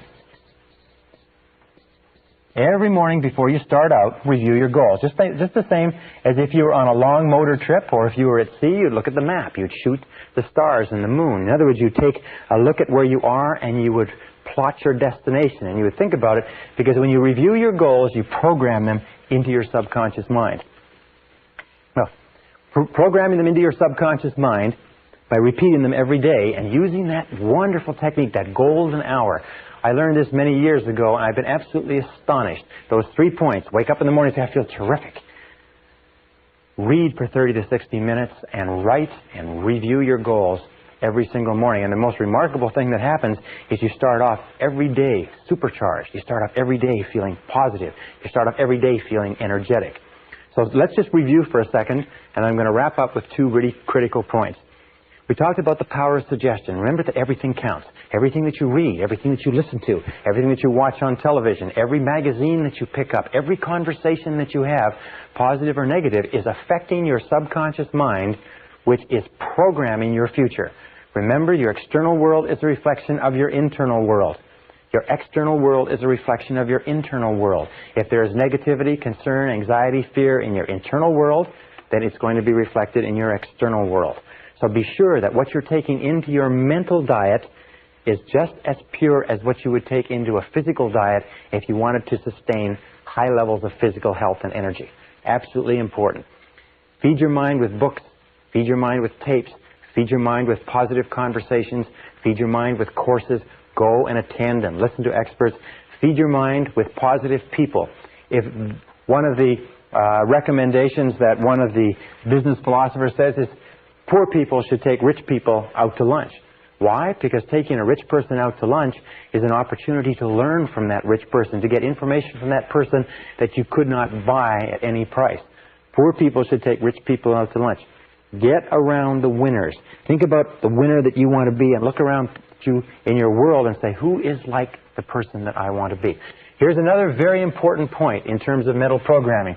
It's simply this, is discard past labels. Discard past labels. Don't ever allow anybody to tag you with the way that you used to be. If you were late before, don't allow anybody to say, well, you're always late. You say no. You say, in the past, I was late, but now I am punctual. You can't control your eating. In the past, I overate, but now I eat sensibly and soundly. You're irritable and impatient. No, in the past I was, but now I am. These are the words. In the past, I was. Past tense. In the past, I was. Remember, the subconscious is listening, but now I am. But now I am blank, blank, blank, whatever it happens to be. In the past, I didn't work very effectively, but now I am an effective worker. In the past, I didn't manage my time well, but now I manage my time well. Now, if you make a mistake and you fall back, then what you do is you just simply cancel the mistake by saying, well, next time, I'll. You show up late for an appointment, you say, well, next time, I'll be on time, etc. Next time, I'll. Those are the words. You cancel every mistake. You refuse to carry past labels forward. Underlining all this, teach others. Teach what you know to people who are interested. Teach what you know to people who are interested. Because remember, you become what you teach. You will find that the more you teach other people and share this information with other people, the more you internalize it yourself. You become what you teach. Does this material work? I can tell you, yes, it does work. Since I began to teach this material, since I began to lecture on it and tape on it, since I began to speak to hundreds and thousands of people, I have internalized all the things that we talk about in this course. And everything that I talk about here when I first began teaching, I hoped it worked, I thought it worked, I sort of believed it worked, but now I know it works. Having taught it, I've internalized it. Having internalized it, I have seen examples of every single bit of this. Back everything that you do with confident expectations. An attitude of confident expectations is the mark of the truly healthy personality. Remember we talked about the power of expectations? An attitude of confident expectations means that you confidently expect good things to happen. You have an attitude of positive self-expectancy. You become what W. Clement Stone calls an inverse paranoid. An inverse paranoid, as you know, a paranoid is a person who is convinced that the world is out to get him, that the whole world is conspiring to get him. An inverse paranoid is a person who is convinced that the world is conspiring to do him or her good. So become an inverse paranoid. Be absolutely convinced that the world has got a plot out there. It's plotting to do you good. It's plotting to somehow get good to you, whether you like it or not. That no matter what happens, look into it for the good. No matter what happens, this is the key to becoming an inverse paranoid. Look for the good. Expect the best and look for the good. Expect the best and look for the good. Ralph Waldo Emerson said that the measure of a healthy personality is your ability to look for the good in everything around you, your propensity to look for the good. You have to ask yourself, how much of the time do you look for the good? How much of the time do you expect the bad? The degree to which you look for the good is the degree to which you are healthy as a human being. And finally, remember this. The process of changing from where you are now, here's where you are, to here's your goal. This is where you want to go. The process of getting from here to here is progressive, but this is what happens. When you begin to visualize and affirm and imagine and write and plan your new self, that is, say you want to earn $50,000 a year, and you're currently earning $25,000 a year, and your goal is to earn $50,000 a year, what happens is this. You keep saying, you start to affirm and visualize over and over again, I earn $50,000 a year, I earn $50,000 a year, I earn $50,000 a year. Your subconscious mind disbelieves it. But as you say it over and over again, your subconscious mind still disbelieves it. But as you repeat it, I earn $50,000 a year, I earn $50,000 a year, I earn $50,000 a year, the disbelief shrinks, and your disbelief gets smaller and smaller. Eventually, you actually overcome your own skepticism, and finally you reach the position where you neither believe nor disbelieve. But as you keep repeating it and thinking about it and reading it and studying it and saying over and over again, I earn $50,000 a year, I earn $50,000 a year, I earn $50,000 a year, eventually you start to believe it just a little bit. Also, you start to get a slight increase in pay, and your salary goes to $26,000 a year. And then you get a bonus and you find yourself earning $27,000, and so on. You find that the more you repeat it and affirm it and visualize it and plan for it and prepare for it, the more it comes into your life, and you just keep saying, I earn $50,000 a year, and you begin to believe it more and more, and you believe it more and more. And as you repeat it and visualize it and affirm it and over again, your belief grows and grows and grows, and eventually it gets to the point where you absolutely believe that you earn $50,000 a year. And if somebody were to wake you up at 3 o'clock in the morning and give you a check and say, how much do you earn? You say $50,000 a year, even though still at this point you've never earned more than $27,000 in your whole life. Now, this is the way all our beliefs change. We start off with where we are now. We look at where we want to be in the future, and we begin to feed our mind with new mental food consistent with where we want to be. As we feed our mind with that new mental food, we start off with a lot of disbelief and skepticism. As a matter of fact, your skepticism and disbelief is the biggest obstacle to your success. But as we repeat it over and over again, as we continue to work on ourselves and to work on the situation, we begin to believe more and more that it's possible. We begin to impress the possibility of it deeper and deeper into the subconscious.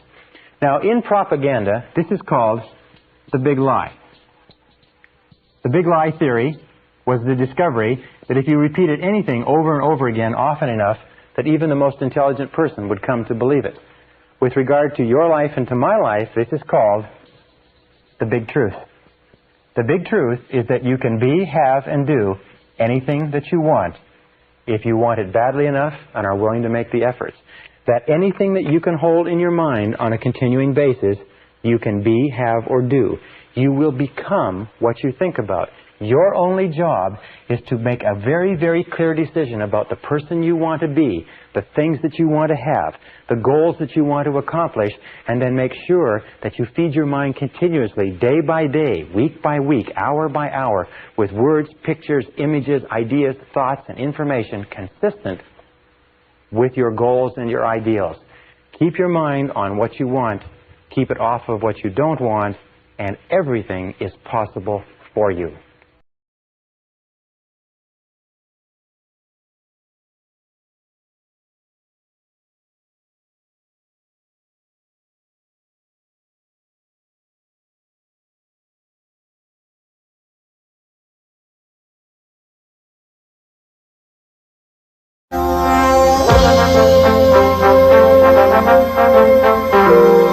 Brian Tracy presenta el programa Fénix.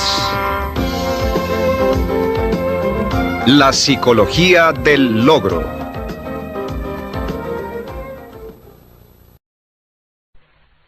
Session 12, Software for the Brain. What is the most precious resource in your life? Well, if you're like I am, your most precious resource is time.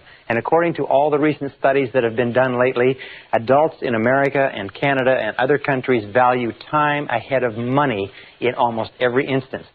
Now, as a result of what we've talked about in our previous sessions, with the fact that if you change your internal world, you change your external world, one of the things that begins to well up inside of you is impatience.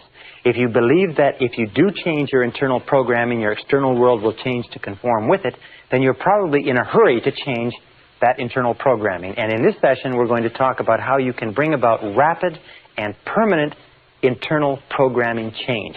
We call this session Software for the Brain. Now, I don't know a lot about computers, but I do know this. I do know that a computer has a certain amount of utility as a piece of hardware, but what makes a computer work are the programs that you run in it. And the more sophisticated and complex and productive the programs, the more valuable is the computer. So what we're going to do today is we're going to take the things that we talked about in terms of mental programming, visualization and affirmation and so on, and we're going to combine them into a series of techniques that you can use to multiply or to speed up the process at which your new thoughts and ideas are accepted by your subconscious mind and then go to work and attract them into your reality.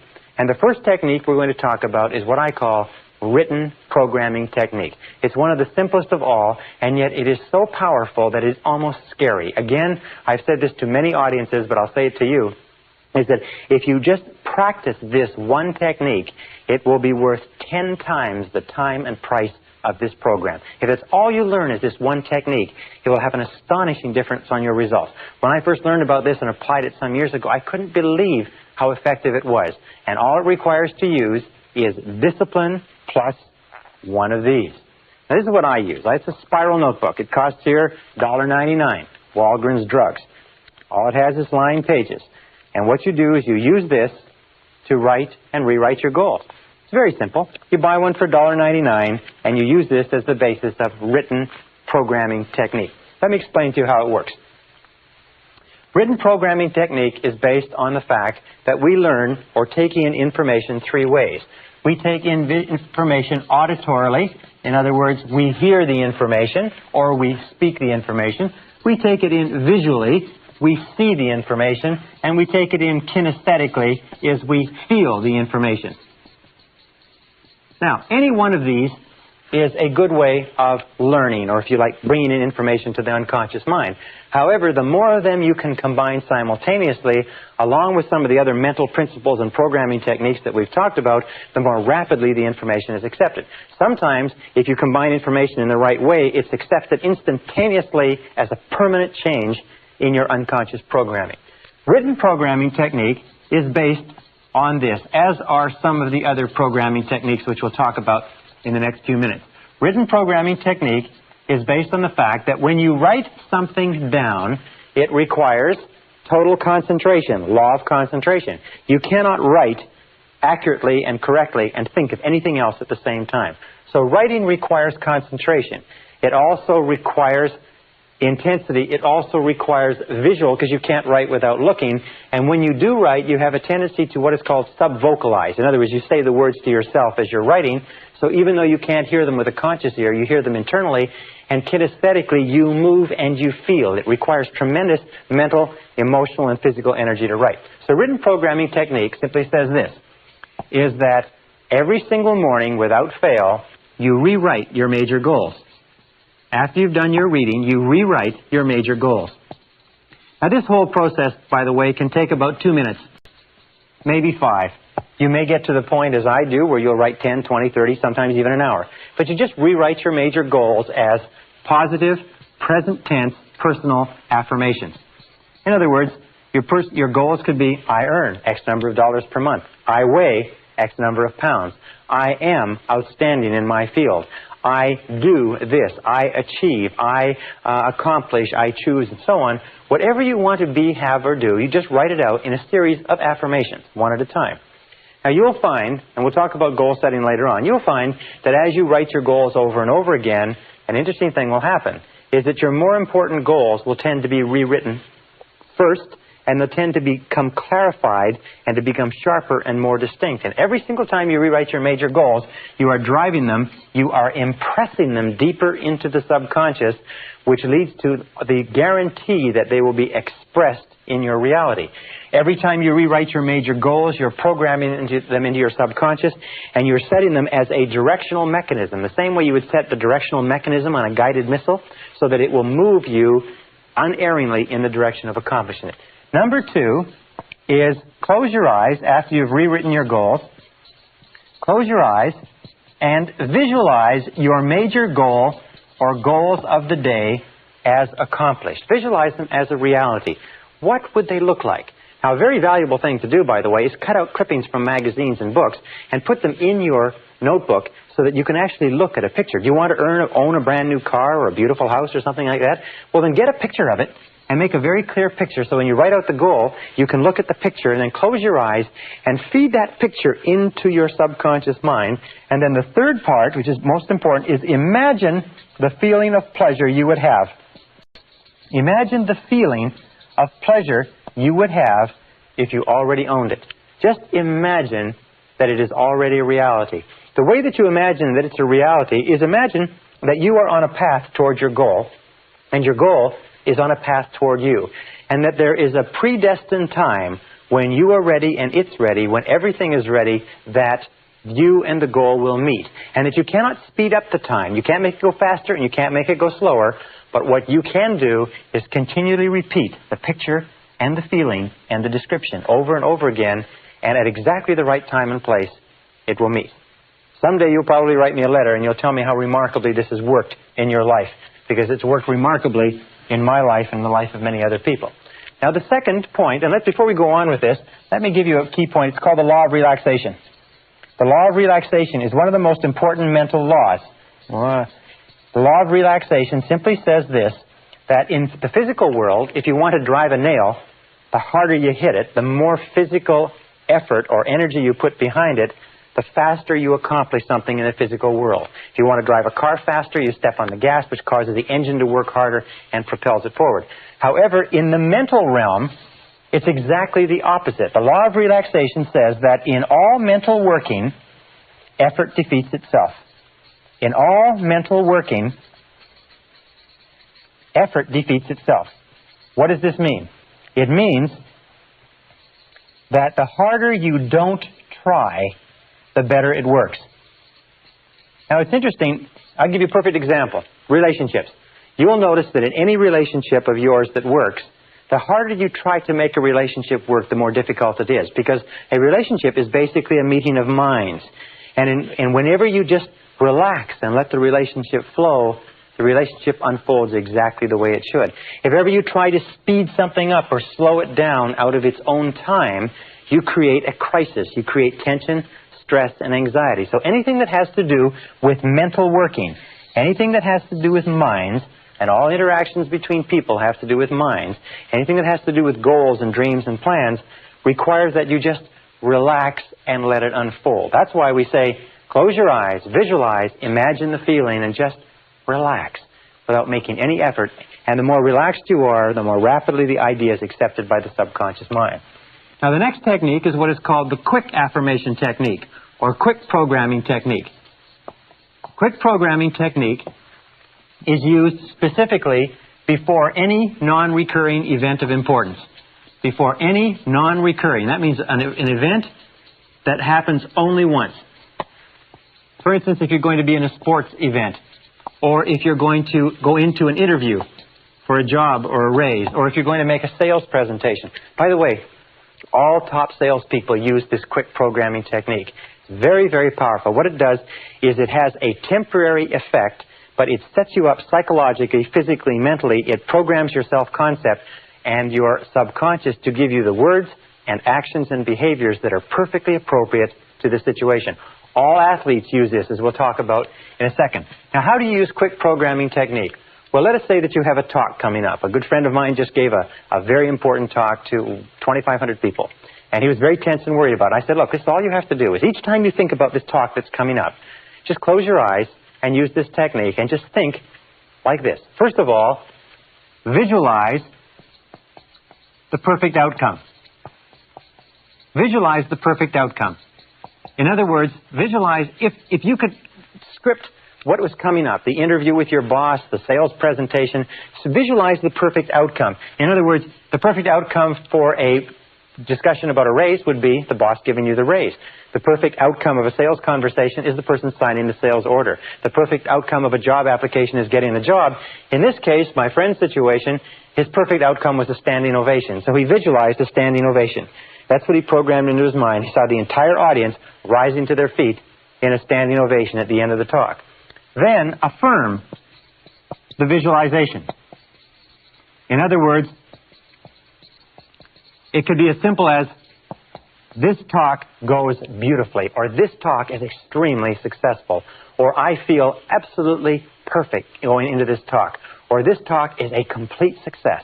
In other words, give an affirmation that is consistent with it, and affirm the visualization, and then emotionalize it, or imagine how you would feel if you experienced it, and release.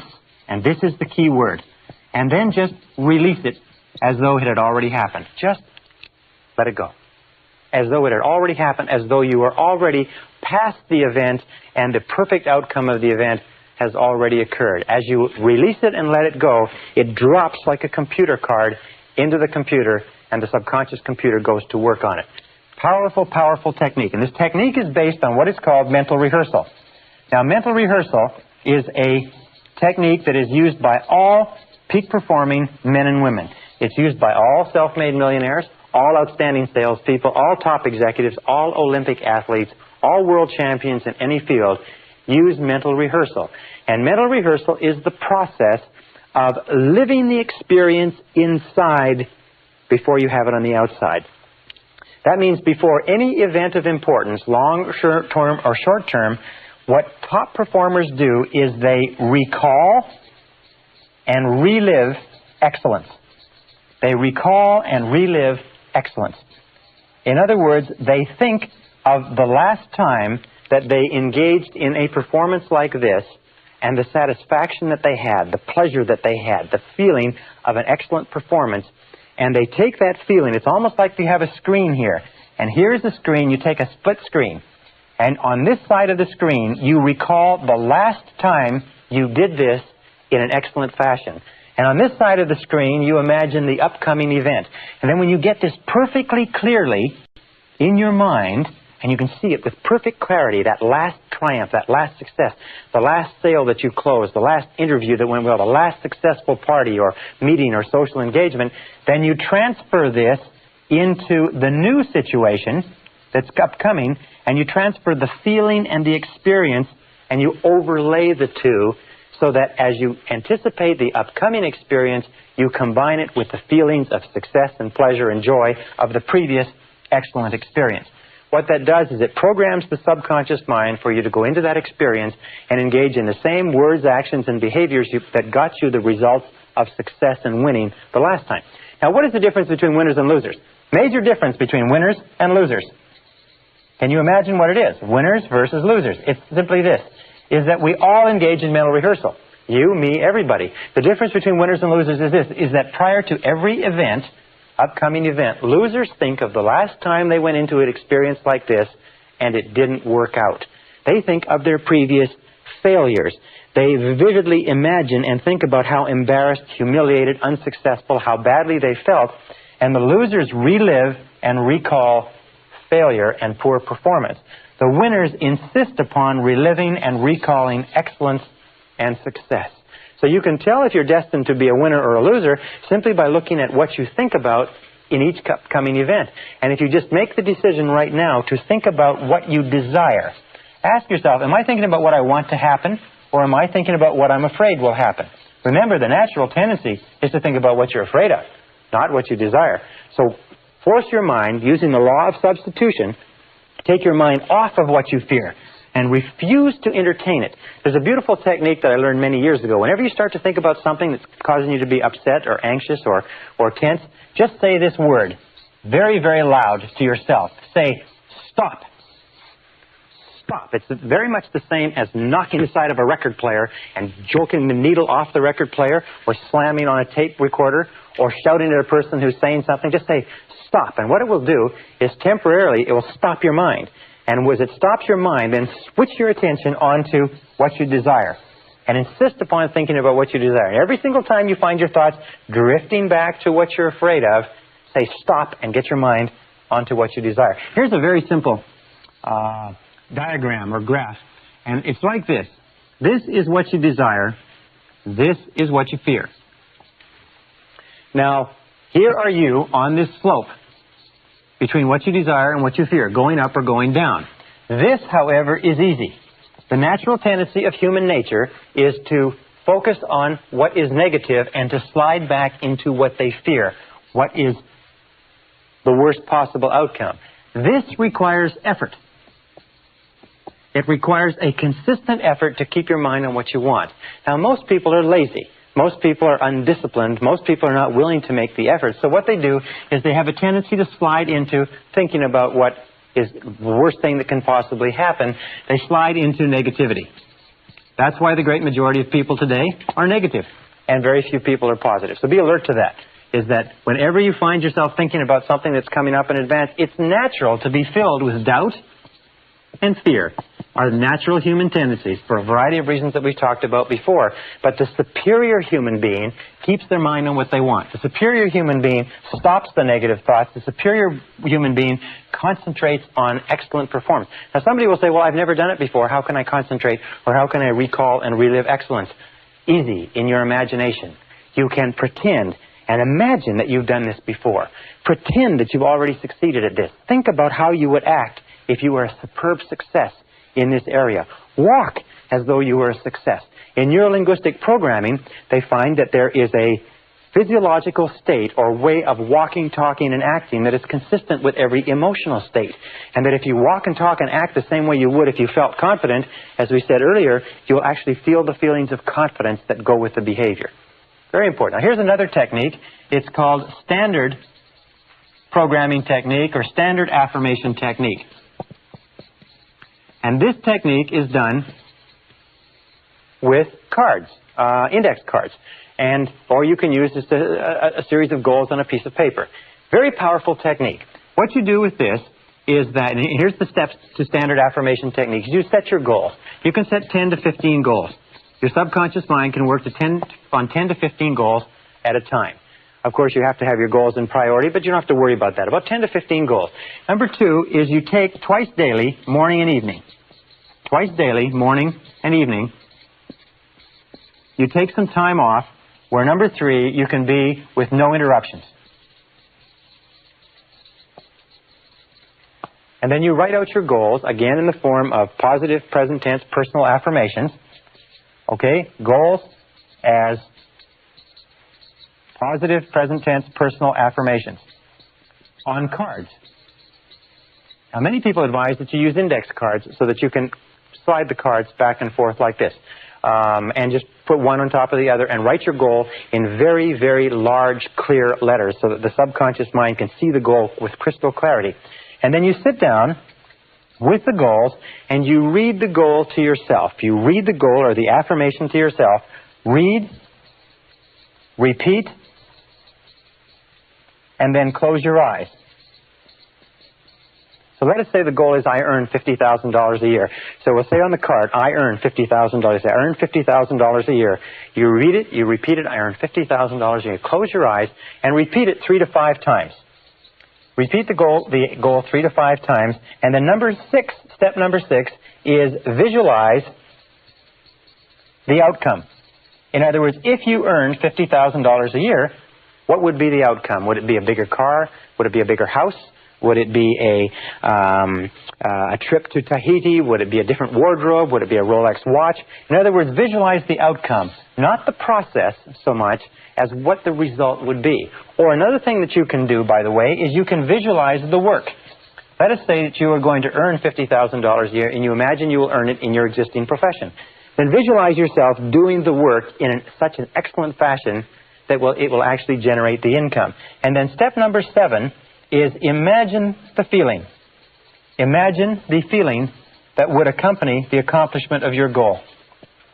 Imagine the feeling. Close your eyes, and as you sit there with your cards, looking at your cards, imagine the feeling of satisfaction as though the goal is already accomplished. Imagine the feeling of pleasure. Imagine the feeling of accomplishment. Let us say that what you're going to do is you're going to give yourself a trip to Tahiti. You're going to go to the South Seas. You're going to lay on the beach. You're going to swim in the beautiful surf. You're going to soak up the sun and get this beautiful tan. Then start thinking about that. Another thing that you can do, by the way, is get brochures on Tahiti. Get a poster of Tahiti. Get a poster of a cruise ship. Get pictures of the things that you're going to do and have and enjoy that you associate, because the more emotions you can associate with the accomplishment of the goal, the more rapidly the subconscious accepts it as an instruction and the more rapidly you go to work on it.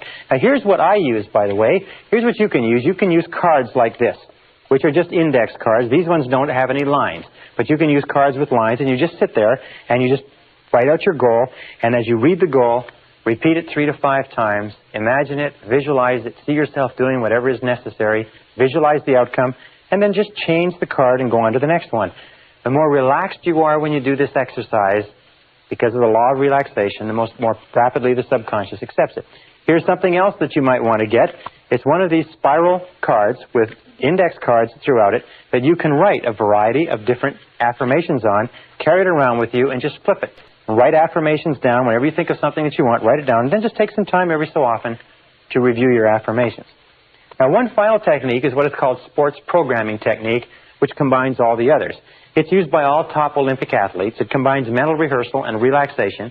It's based on what is called autogenic conditioning, which means that if you want to become better at a sport, the technique is very simple. First of all, get some instruction in the sport. Learn from an expert. Study and learn what excellent performance in the sport constitutes. Second of all, before you go to sleep or sitting in a very relaxed position, take several deep, deep breaths and relax your body, and then visualize perfect sports performance. Say you want to be a better skier. Very simple. What you do is you learn how to ski, you look at films and pictures of people skiing excellently, and then you visualize yourself actually being the skier. You close your eyes and you do 2 types of visualization.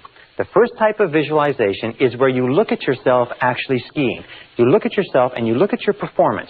Look at yourself going down the slope. Look at yourself turning, putting in the poles, twisting, and so on. You look at yourself skiing beautifully and watch yourself going almost as though you were a spectator.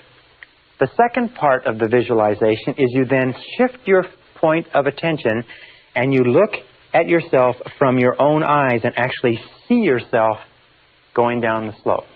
Sports affirmation technique is used by all the major football teams, the basketball teams, the major figure skaters, the top golfers. Virtually all Olympic athletes train in their minds over and over again. For instance, skaters will sit down, close their eyes, put on their music, and then they will go through their entire skating routine in their minds while their music is playing. What happens is, of course, that in your mind you never fall. So they program their minds over and over again. And this is based on a very simple fact, is that every time we visualize an action, we actually send measurable impulses of nerve energy to the legs, arms, muscles, and nerves that would control the muscles that we would use if we actually engaged in that action. If you want to be a better golfer, a better skier, a better tennis player, a better baseball player, swimmer, better public speaker, better anything, you can use sports affirmation technique to bring about rapid programming changes. The key is this: repetition, visualization, relaxation, and clarity of your goals over and over again until they are accepted by the subconscious mind as facts, until they begin to become true in your reality. And if you stick with it, it will work for you.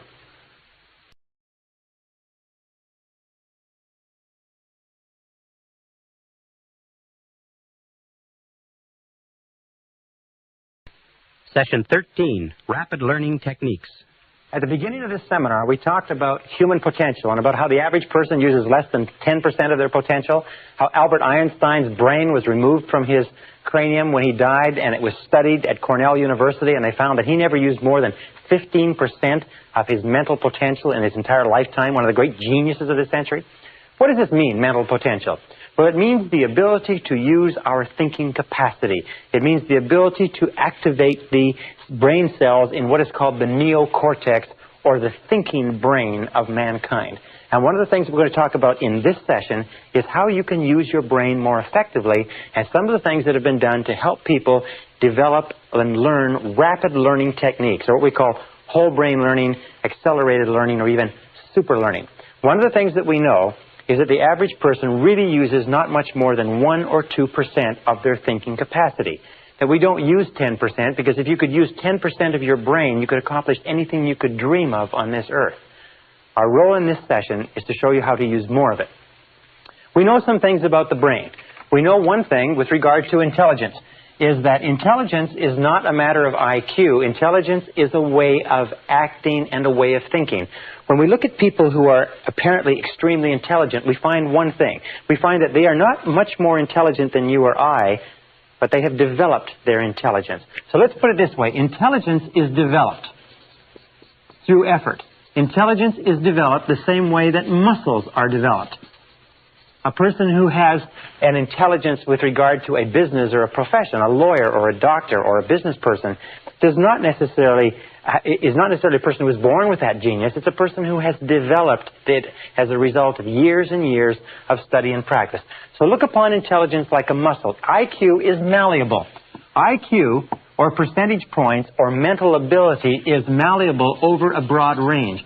Remember we talked about the case of positive expectations where one student's IQ jumped 25 points in the course of one school year.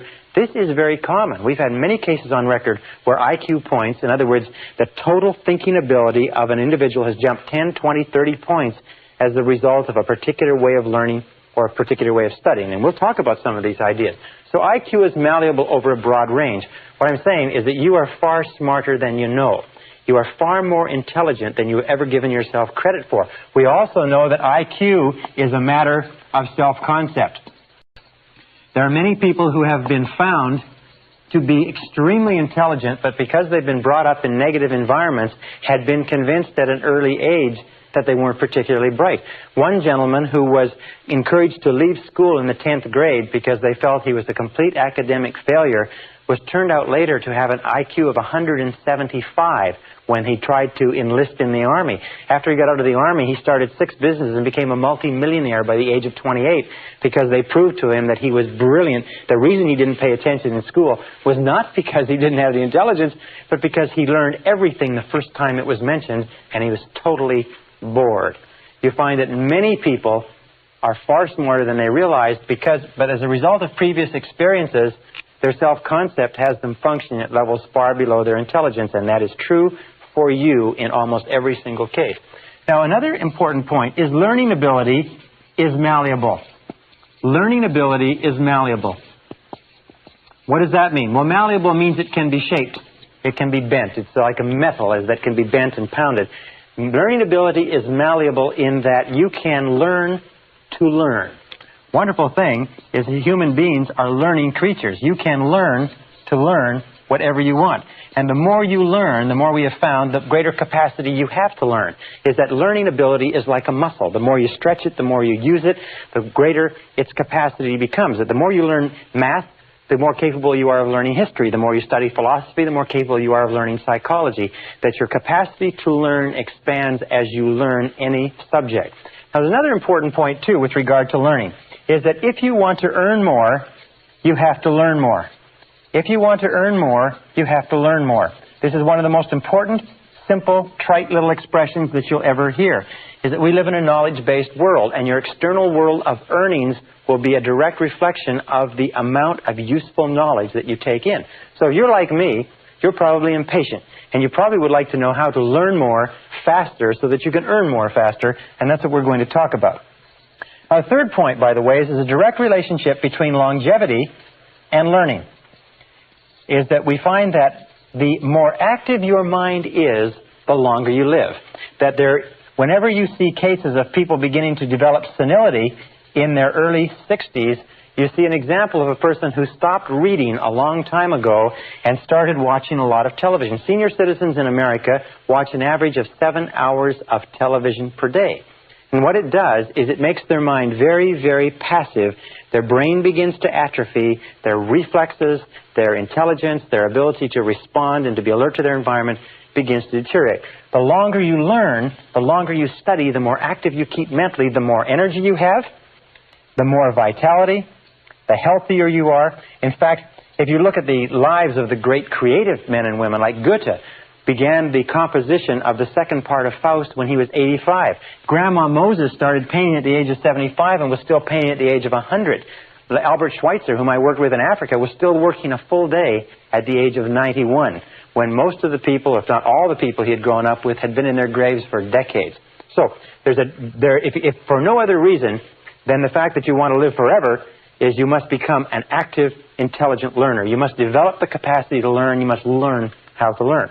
Now, a few years ago, back in the 50s in Bulgaria, a man named Georgy Lazanov began some experiments that have had a tremendous Lazanov have had a tremendous influence on our thinking in the Western world in the last couple of decades. A tremendous book has been written on his work called Super Learning, talking about the results of his experiments. And Lazanov began studying the fact that information was exploding at such a rate that nobody could keep current on their field anymore. That no matter what field you were in, tens, hundreds, even thousands of articles were being written every year, that nobody could absorb the information. So he became preoccupied with the need to create a way for people to learn more rapidly. He called his system accelerated learning. We call it rapid learning. Some people call it super learning. It means the same thing. It means how can you take in more information at a faster rate? And what Lazanov found was this. He began as a pioneer of whole brain research. He found that there are really two hemispheres of the brain, and the two hemispheres of the brain perform different functions. And that people who learn the very best are capable of harmonizing and using both hemispheres of the brain. If the left hemisphere is responsible for certain functions, the right is responsible for certain functions. He also found that there's a massive tissue that divides the brain called the corpus callosum, and that children up to the age of 5 or 6 learn at about 25 times the adult rate. And his thoughts were, would it be possible to recreate the conditions that exist in early childhood that enable children to learn at a fantastic rate of speed in adult life? And so he found that in looking at the functions of the brains, he found that the left hemisphere and the right hemisphere were responsible for very different ways of thinking. Let me give you some examples. For instance, the left hemisphere is verbal. It thinks in terms of words. The right hemisphere is pictorial or artistic. It thinks in terms of pictures. The left hemisphere is analytical, whereas the right hemisphere is holistic. It sees all the facts and information. It sees the big picture, if you like. The left hemisphere is pragmatic. It's very matter-of-factual.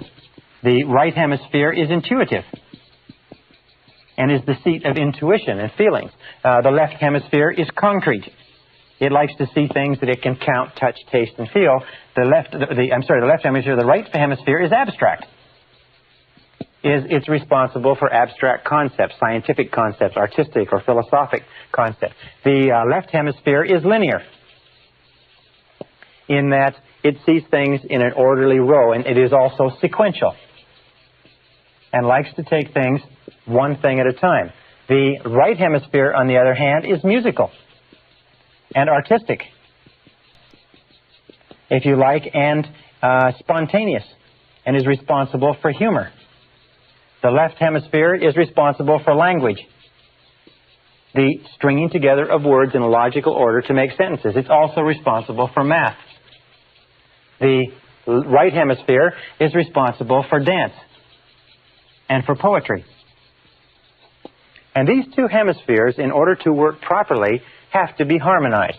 But they have very, very different functions. And as Lozanov did his research, he found another thing, is that when he studied the way that people learned, he found that people learned at different levels of brainwave activities and as a result of different things. For instance, he found that the brain functions at 4 different levels. And the first level is what is called the beta level. The beta level is 14 waves per second or above. The beta level is normal waking. This is where you and I are. Whenever our mind is very active, very intense, our brainwave activity, or what is called cycles, our brainwave activity is very frantic. This is where most of us spend most of our time. It's also the time where we learn the least efficiently. He said he found that below that beta was the alpha level. The alpha level was 8 to 13 waves or cycles per second. And this was a more, if you like, modulated wave level, and he found that we have a tendency to learn in this stage. This is the deep relaxation stage. This is the stage that we're in when we're sitting deeply relaxed, when we're daydreaming, if you like, or prior to going to sleep, we drop into this level. Just below the alpha level is what is called the theta level. The theta level is 5 to 7 waves per second. The theta level has, again, bigger waves, and this theta level is where we just are starting to drop into dreaming. It's called the hallucinatory or illusionary area, where we're starting to have dreams just before we fall asleep. Have you ever had the experience of being woken up just as you're falling asleep and being jerked out suddenly from this theta level? You weren't into delta, you weren't sound asleep, and you notice how jarring it is. But what Lozanov found was the alpha theta level. This level in here is where we do our best learning. And that when we are learning at this level, our ability to learn is dramatically increased. And just below theta is delta, and delta is 1/2 to 4 waves per second. And these are long waves, if you like. Now, of course, below half a wave per second, you are no longer working. As a matter of fact, the cessation of brainwave activity on an electroencephalogram is one of the clinical definitions of death. Now, what Lozanov tried to do was he said, would it be possible to bring people down from beta, where they're awake, into this alpha theta level and somehow activate the right and the left brains so that they work simultaneously? And he came up with a method using music and relaxation. And he began his experiments back in 1965-66 in Bulgaria. One of the most interesting experiments, he started off with language. And the language he chose was the language of French. Now, if you were to take a French course at your local university as an adult, you would be expected in a 3-hour period, and 3 hours seems to be the ideal study period for a language, you would be expected in 3 hours to learn approximately 25 to 40 words. And you'd be expected to have a retention level up until the final exam with due study and so on of about 80% and maybe less. As a matter of fact, what Lozanov found, he said that most of the ways that we learn in our society are so inefficient as to be deplorable, in that the average person who gets a university degree in our society after 4 years and $25,000 to $50,000 of expenses forgets 80 to 90% of everything they learned at the university before the summer after the final year is over. As a matter of fact, as much as 80% is lost in the first 30 days. It was been postulated by a couple of university professors. If you want to clear out most of the universities in the country, very simple way to do it, is call everybody back 48 hours after final exams to rewrite without notice. and you would find that the traditional way of learning, which is to cram the brain with as much information as possible and to rush into the exam room and regurgitate the information onto the exam and then go back and recover and do it over again, this way of learning is so inefficient that almost all the information we take in that way is lost completely. That's why if you took a language course in school and then you ever went to one of the countries where they spoke the language, you found that you probably couldn't remember more than 3 or 4 words, and even those you had wrong. Well, so Lazanov decided to use music and relaxation, and this is what he did. Under very closely controlled conditions, he brought in 60 students. These 60 students were drawn from a variety of occupations. None of them had any knowledge of French at all. They were very closely monitored and screened by people who were not favorable toward this experiment. So it was very rigorously controlled. In 1966, he brought in these 60 people, and he felt that he would have to greatly increase the average level of learning in order to get approval for the establishment of his Institute of Suggestology. The Institute of Suggestology and Suggestopedia was subsequently set up in Sofia, Bulgaria. What he did is he took these people, and we had 60 people, and his goal was to get them to 150 words per session, 100 to 150 words per session with higher levels of retention. What they did is they brought them in, they played gentle, relaxing music, they turned down the lights, and they read them the words on cards with the French on one side, the Bulgarian on the other. And as they read them the words, the students repeated the words in a deeply relaxed state, and they brought them up to a state of full awareness and reviewed the words and then tested them on it. They found from the very beginning 3 sessions. First of all, review in aware state. Second of all, listening to the words in deep relaxation. Third of all, review in an aware state again. They found that from the very first session, they were getting 98% retention. In that, in testing at the end of each session, they were remembering 98% of what they learned. They conducted this experiment for 6 weeks, and every single student in the class got up to a 98% retention rate with no experience in the language at all. Now, before they disbanded this experiment in '66, he called for volunteers and got 15 more. 15 of these students volunteered, and they said, would it be possible to learn 500 words in one day? Well, they came in on a Saturday. They worked all day because nobody in recorded history had ever learned 500 words in a day. And at the end of the day, they tested out at 98% retention of 500 words. Now, an interesting point is that many of these people were suffering nervous disorders. As a matter of fact, 40% of them were drawn from the registers of psychologists and psychiatrists. And after this 6-week learning period, learning 150 words a day, almost every one of them was completely better. That there was no stress in this type of learning, that it was very, very relaxing, that they found that it cleared their minds and they felt wonderful afterwards, as opposed to our current way of learning, which is so stressful and so tense and so competitive. They found that after this 500 words, at the end of the day, everybody felt great. There was no stress, no fatigue, nothing. Well, he said, let's see if it's possible to increase this before we disband the experiment. And he called back 12 of the students, the best learners. 2 weeks later, they got together to see if they could learn 1,000 words in one day. 1,000 brand new words in one day. The result of it was that at the end of the day, they were able to learn the 1,000 words and test out at 98%.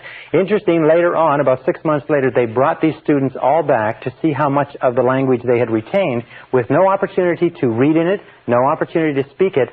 They found that they tested out at 69% recall without any review, and with one review, the entire class was back up to 98%. In other words, this method of music with deep relaxation, dropping into alpha theta and activating both brains had led to a dramatic increase in learning ability. Now, in 1974, Lazanov, under a controlled experiment, got the rate up to 1,800 words in one day with 98% retention. In 1979, in a special experiment with selected students, Lazanov got the rate up to 3,000 words in one day. In other words, by activating the brain and with still 98% retention. Now, this is a phenomenal thing. It's almost an unheard of thing to believe. But what Lazanov has found is that the learning capacity of the brain is infinite. That the capacity of your brain to learn and to take in information. For example, if you speak English well, you probably speak and use about 1,200 to 2,000 words in the course of your day-to-day life. All you need is 2,000 words to be functionally fluent in any language. The average English-speaking person uses less than 1,200 words. As a matter of fact, some people, and especially as you go down the educational ladder, use sometimes less than 500 words in their entire language. But 2,000 words will enable you to read any newspaper, any magazine, watch any program, radio, television, except something of a technical nature. What Lazarov proved was that it's possible for a person to learn one language per day, permanently. Now, this learning technology is beginning to change the way that we learn. It's beginning to revolutionize all of our understandings about language. Lazarov has also developed many other techniques and understandings. He found that gentle classical music is a critical part of this learning. That Baroque music, with 60-beat Baroque that slows down the heart rate and slows down the brainwave activity rate so that the body and the mind get into sync with the music and the incoming information, is critical. That you can learn technical subjects, you can learn medicine, philosophy, psychology. I have taken extended courses now in accelerated or optimal learning to learn these methodologies, and what I have found is that you can learn, even without any of the science or technology, you can learn things very, very rapidly if you'll do 2 or 3 things. Here are the keys to speeding up the way that you learn. Number 1 is define what it is you want to learn and need to learn in order to be more successful and more effective. You cannot learn something that you're not interested in. You cannot learn something that does not hold your attention. You cannot learn something that is boring. So make sure that what you're studying is important to you. So number 1 is to define it. And when you begin to study, define your purpose. Why are you learning this subject?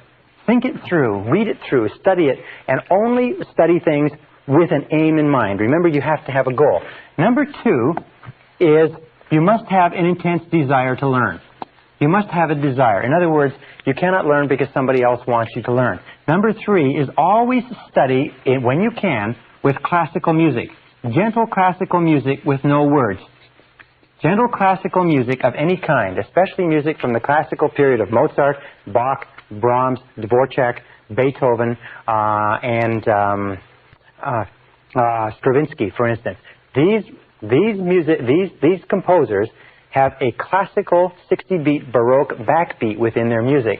And if you play with classical music or even environmental sounds like the sounds of waves or the oceans, white music as it's called, if you have that in the background, it relaxes the brain, it opens the left and the right hemisphere, and it allows information to come in through the left brain and be internalized into the right brain where it is stored in the seat of memory.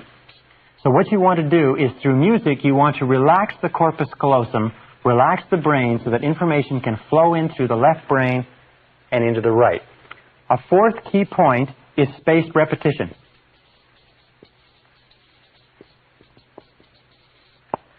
Spaced repetition is important. Now, some people say, why is it, or how is it that I can give a seminar like this all day without notes? And I sometimes do day after day after day of seminars without notes. I must have a great memory. I don't have a great memory. I just study all the time, and I use spaced repetition, and I review it over and over again. There's another thing, too, by the way, is that the more you learn, the more you learn. When you start to study, remember that it takes practice to learn how to learn. It takes practice, practice, practice. Is that the more you practice learning how to learn, the more likely it is that you'll learn. The first few days when you're studying a new subject, you'll find it takes tremendous effort. Now, here's another important point, and that is variety. Variety of stimulation is critical. The number of different ways that you stimulate your mind, different books, different magazines, plays, different exposures to different conversations, different subjects, and so on. If you bombard your mind continuously with stimuli that challenges your mind, you will find that you'll develop the capacity to learn and remember more. And number 7 is, remember this, it's called attention span, is the time when you learn the most is at the beginning of a period of study and at the end of a period of study. What does this tell you?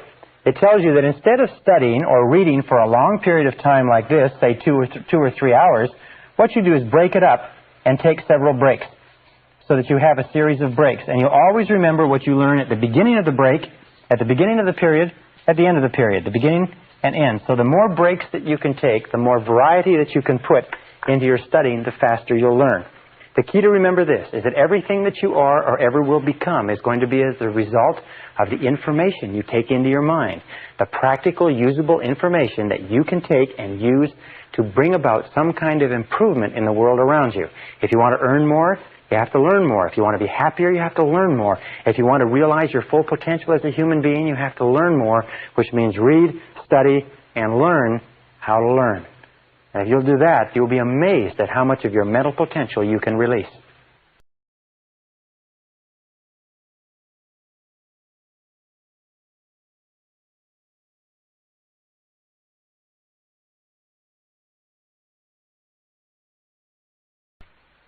Session 14, Progressive Relaxation with Music.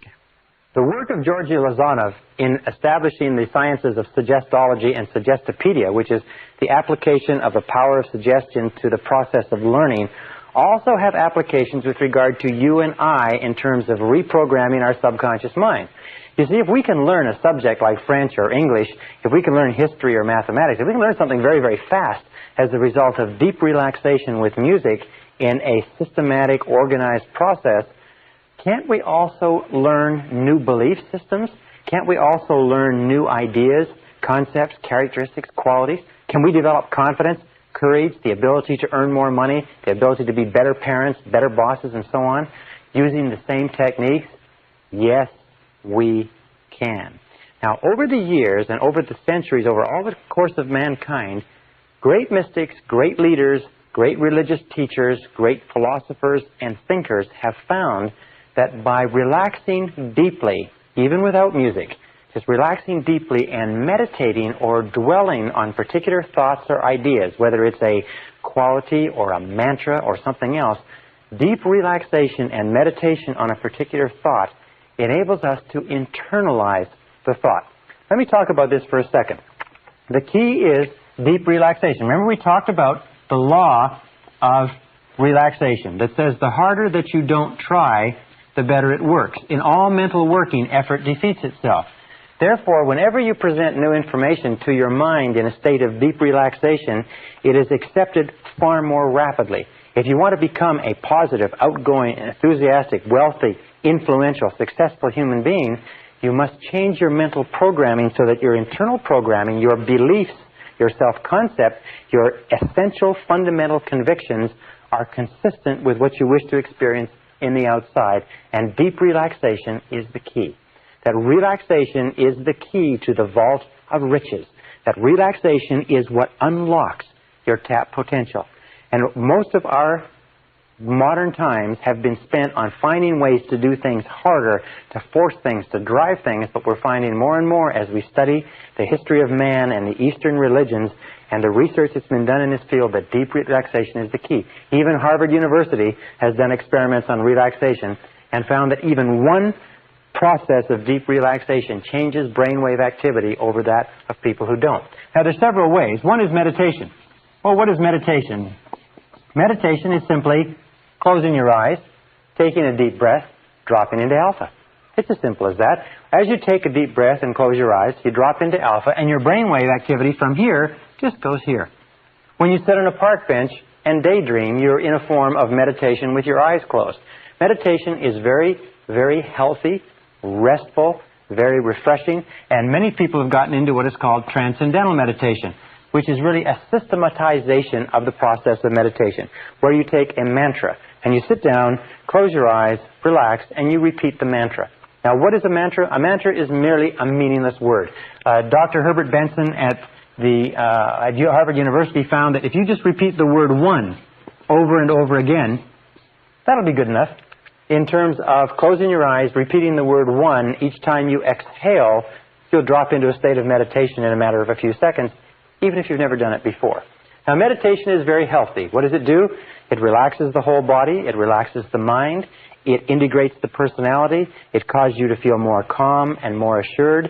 It lowers your flashpoint in that it causes you to be more self-assured and less likely to get angry, to get tense. It causes you to sleep better at night. It causes you to digest better. It causes you to achieve your goals better, and so on. So meditation or deep relaxation is an essential part of you achieving your potential. Sometimes people say, I don't have the time to do this. Whenever you don't have the time, that's the time when you have to do it the most. anything that takes you into a state of deep relaxation brings you down to the point where your mind can function in the levels of alpha and can integrate your personality. There's a whole science called the science of psychosynthesis that says that meditation on any subject actually synthesizes and integrates and brings together the mind. Well, what Lazanov also found, that if you combine relaxation with music, and this is the second part, you can accelerate the process. That when you play gentle music, when you are in a state of deep relaxation, you actually go deeper into relaxation, your mind relaxes even deeper, and as a result you function better. And if you combine relaxation plus music plus informational input, or the input of words or ideas, that you can learn at an accelerated rate. You can bring about rapid and permanent behavioral changes. On the market today, there's a great number of subliminal tapes where they play words hidden beneath the sounds of music or ocean waves or something like that. Now, there's a tremendous amount of research that shows that subliminal tapes work. Many of the subliminal tapes that are sold are not based on that research. They're based on other principles, and I suggest you look at it very carefully before you buy them, because some of them are completely useless, overpriced and useless. Some of them are excellent. But music plus informational input causes the conscious mind, which is the mind that says, wait a second, I'm not taking in that information, causes the conscious mind, the guard at the door of the subconscious, it causes it to relax and fall asleep. And when the conscious mind falls asleep, the words with the music combined flow straight into the subconscious mind, change and revise all previous programming, and bring about permanent behavioral change. We call this the process of taped affirmation, which I'm going to explain in a second. But let me give you just a brief explanation with regard to Muzak. There are many systems now that have been developed, Muzak systems, which play sort of neutral music as background music in offices, warehouses, and stores. In a Montreal experiment, in a Dominion stores experiment some years ago, they put under the Muzak system a series of messages that said, do not shoplift. Shoplifting is bad. If you shoplift, you'll be caught and you'll be prosecuted. If you shoplift, when you're prosecuted, you'll get a criminal record. So shoplifting is something that you shouldn't do. And they repeated these messages over and over again, but they were inaudible to the human ear. The only thing that shoppers could hear was music. Now, this was a store that was in an area where there was a lot of shoplifting. They found that they played this for a period of 2 months. For 2 months, they played this message under the Muzak system, and in 2 months, the level of shoplifting dropped 50% in that store. They left it on for 2 months, and it stayed at that level, and then they put back the regular music.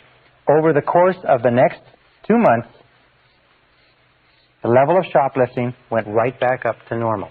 They are now using this same process, by the way, where they will put Muzak. There's sales messages, for instance, in sales organizations, they will put a whole series of messages behind the Muzak system. They'll tell everybody that they're there, because they'll say, you love to sell, you're a great salesperson, you love this product, you eagerly make calls, you are a good closer, you're a good prospector, you manage your time well. A whole series of messages like that, which will be played behind the Muzak system, and they will find that sales will go up 10, 20, 30, 40, 50%. In some warehouse operations, they have systems where they'll have a Muzak system that says, do not steal from your employer, do not pilfer from the warehouse, and so on. They'll find that theft and pilferage will drop 20, 30, 40% in a matter of a very short period of time. Now, this brings us to what we call taped affirmation, which is progressive relaxation with music. Taped affirmation is absolutely wonderful. Taped affirmation is a way of putting your goals onto a tape with music and playing them over and over to yourself in a relaxed state so that they bypass the conscious mind, drop into the subconscious, and begin to come true in your reality. I began using taped affirmation several years ago. I have now thousands of graduates who use taped affirmation. I'll just tell you this, is that every single goal I have ever put on a musical tape and played to myself over and over again has materialized in my reality. Every single one of them has come true, and some of them in a surprisingly short period of time. This is one of the most astonishing discoveries. Like taped learning is one of the most astonishing discoveries in education. Taped affirmation is one of the most astonishing discoveries in the whole process of goal setting and goal achieving. You can change your personality, achieve goals, increase your income, lose weight, quit smoking. You can do remarkable things with your life, and you can do it rapidly and permanently using this method. Now, here's some of the keys to taped affirmation that you should understand. Number one is a form of progressive relaxation with music. Progressive relaxation is a method of going through the body with words and relaxing each muscle group. So when you play the tape, you will hear a voice that will count you down and be more and more relaxed, and each part of your body relaxes deeper and deeper and deeper, and you get more and more and more deeply relaxed. You'll find that all the tension is let out of your whole body. And as your body completely relaxes, you'll find your conscious mind relaxes and you drop into alpha. Now, a second is that this is a form of what is called heterogenic conditioning. Now, heterogenic conditioning means hetero means other and genic means mind.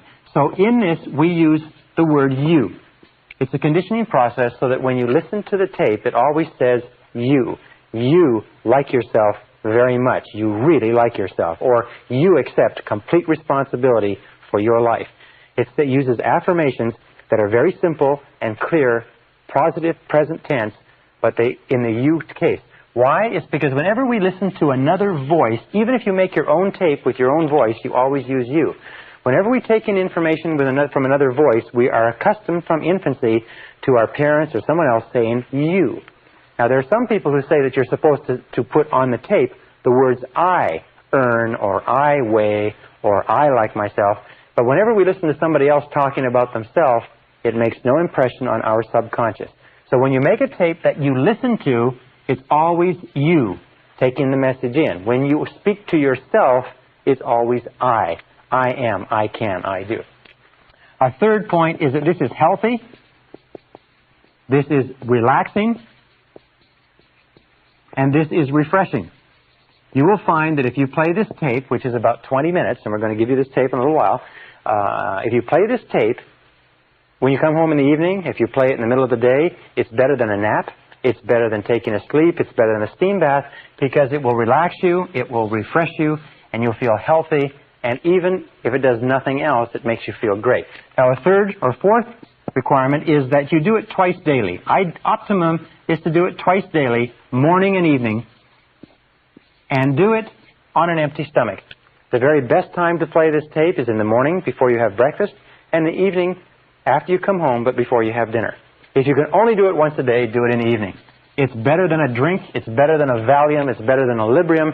It will refresh you, pick you up, smooth your personality, make you feel just great about yourself. So do it twice daily. Number 5 is that we use relaxing, gentle music. Now, you can use almost any music you like. The slower, the more relaxing, the more classical music that you use. You can use Baroque. You can use the sound of the ocean. You can use gentle classical music from any piece that you like. But relaxing, gentle music in the background is what causes the mind to relax and relax and relax. You can use flute music. You can use guitar. You can use violin. You can use anything that is relaxing to cause you to calm and settle down. But not music or anything that has words to it. Now, another characteristic of this is that the position that you use, and we call this assuming the position, is to sit erect, relaxed, eyes closed. We call this assuming the position. And basically the position is you sit in a chair, you sit completely erect, you put your hands on your lap, not touching, close your eyes, take a deep breath, and just listen to the tape. The tape is complete. All you have to do is put it on, and it will count you down into a state of deep relaxation, very much like this, into a state of deep relaxation. While you're in that state of relaxation, it will play a series of 10 affirmations, 5 each. And at the end of the 10 affirmations, it will then count you back out to a state of full awareness. The entire process takes 21 minutes, maximum. It's very simple. It's completely harmless. You don't have to worry about it. Now, it's very important with regard to this position that you be sitting erect. Some people say, well, can I do it before I go to sleep? Well, what happens if you try to do it in bed or laying down is one of two things. Either you'll fall asleep, and when you fall asleep, the message stops going into the subconscious mind, or number 2 is you will become so relaxed and refreshed that you'll wake up and you'll be unable to sleep. The best time to do this is not before you go to bed, unless, of course, you're having difficulty sleeping. We've had many people who've been going through stressful periods in their life who have found that by playing this, sometimes 5, 6, 7 times a day, they've been able to completely calm down get over their insomnia, and sleep deeply for the first time. So number 7 is do it with no interruptions. Go somewhere where you can play it where there's no interruptions. If you're near a telephone, disconnect the phone or go away from the phone. There's nothing worse than playing this tape and having a telephone go off in the middle or having somebody walk in on you. Sometimes people say, well, can I play it in my car? I say, yes, you can play it in your car as long as you drive your car with your eyes closed. People say, well, can I do it when I'm jogging? Yes, if you jog with your eyes closed. Because if your eyes are open, this is critical, if your eyes are open, your eyes are bombarded with so much stimulation that you do not drop into alpha. So it's important to remember that. Remember, no interruptions. Do it twice a day. Do it on an empty stomach. Don't do it after drinking anything. Don't do it after eating anything. And don't do it after smoking anything stronger than a cigarette. Now, what will happen as a result of this? This process takes just 2 things. It takes discipline, which is what most people lack, which is why most people fail. And it takes repetition. It's very simple. Repetition. What will happen? Well, the first time that you use this, you will notice a deep relaxation. As a matter of fact, many people have said they've relaxed more deeply with this tape than with any other process they've ever tried. And these are people who've tried meditation and tried a lot of other things. Second of all, you will find that in a very short period of time, about 2 or 3 days, you will find yourself feeling far calmer. You feel far more relaxed. You feel sort of good about yourself. And you find that your flashpoint, your levels of tension have dropped. Within a week, the people around you will know the difference. They'll say, you're doing something different.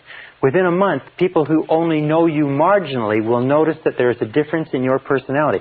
A good friend of mine, who's a psychologist, pointed out to me that the way that he first noticed the effect of this tape was that he used to get very, very tense in traffic.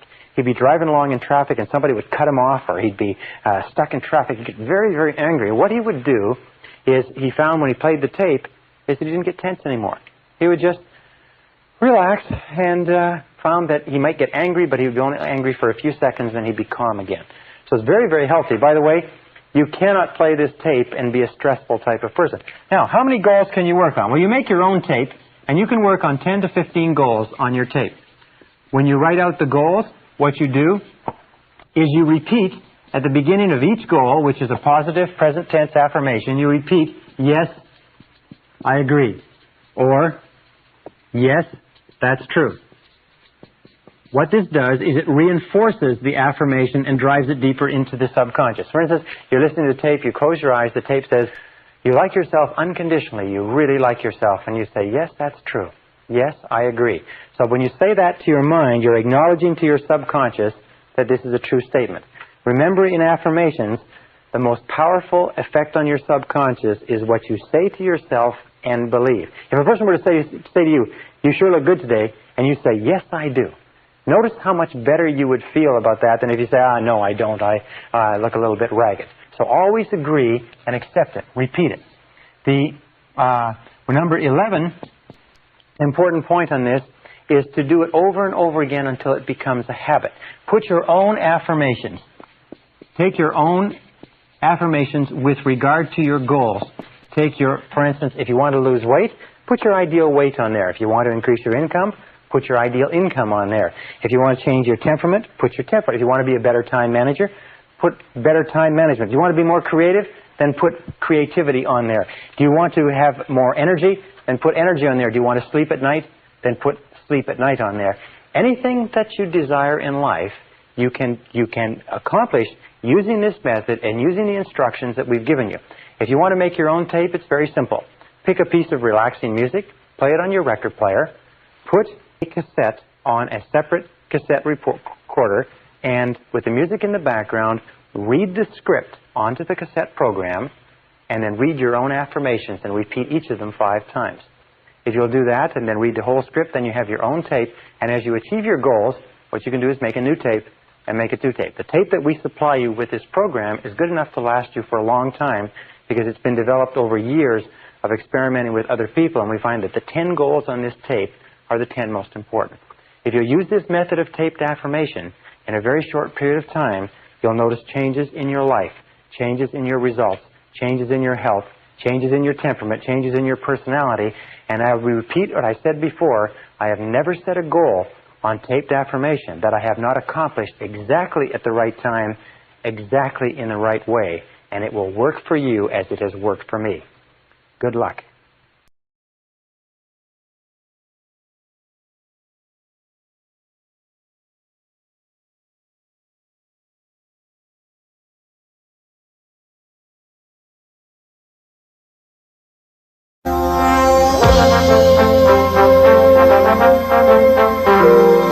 Brian Tracy presenta el programa Fénix. La psicología del logro. Session 15, 5 Keys to Goal Setting. We started this seminar asking the question, why is it that some people are more successful than others? And a friend of mine who's been working in this industry for many years told me a story that I think you'll enjoy and which I found very relevant. He said that he invited, as the deacon of his church, he invited a Jewish gentleman to come to his church, a Christian church, and speak to the congregation on comparative religion, how the Jewish religion compared with the Christian religion.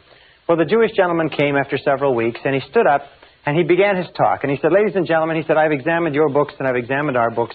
He said, I've examined your basic teachings, and I've examined our basic teachings, and I've come to this conclusion. He said, the Bible and the Talmud and all of our books say that the two great rules of life are to love God and to love your neighbor as yourself. He said, ladies and gentlemen, all else is commentary.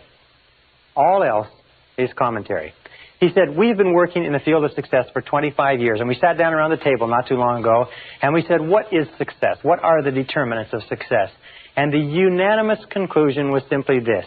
Ladies and gentlemen, success is goals, and all else is commentary. Success is goals, and all else is commentary. And I don't think there's anything that you'll ever learn that is truer than that. During the course of this seminar, we've talked about many different laws, the law of attraction, law of correspondence, law of belief, expectation, and so on. But you find that the only way to utilize all of those laws, or the easiest way to utilize all of those laws, is just to simply set a goal. When you set a goal, what do you believe in? A goal. What do you expect to happen? A goal. What do you attract into your life? People and circumstances in harmony with your goal. What does the law of correspondence affect? Your outer world will harmonize with your inner world with your goal. What do you concentrate on? Your goal. What do you plant in your subconscious? Your goal. What do you use for the law of substitution? A goal. A goal makes it possible for you to bring to bear all the laws of the universe to help to make you successful, without even thinking about any of the laws. That's why in every single study of successful men and women, you find intense goal orientation. And yet even knowing that success is dependent upon goals, crucially dependent upon goals, we find that less than 5% of the population have goals at all. I once wrote a paper or an article for a newspaper, and the quote they pulled out of the newspaper was, those who do not have goals are condemned forever to work for those who do. If you don't have goals for your life, you're condemned forever to help other people achieve their goals.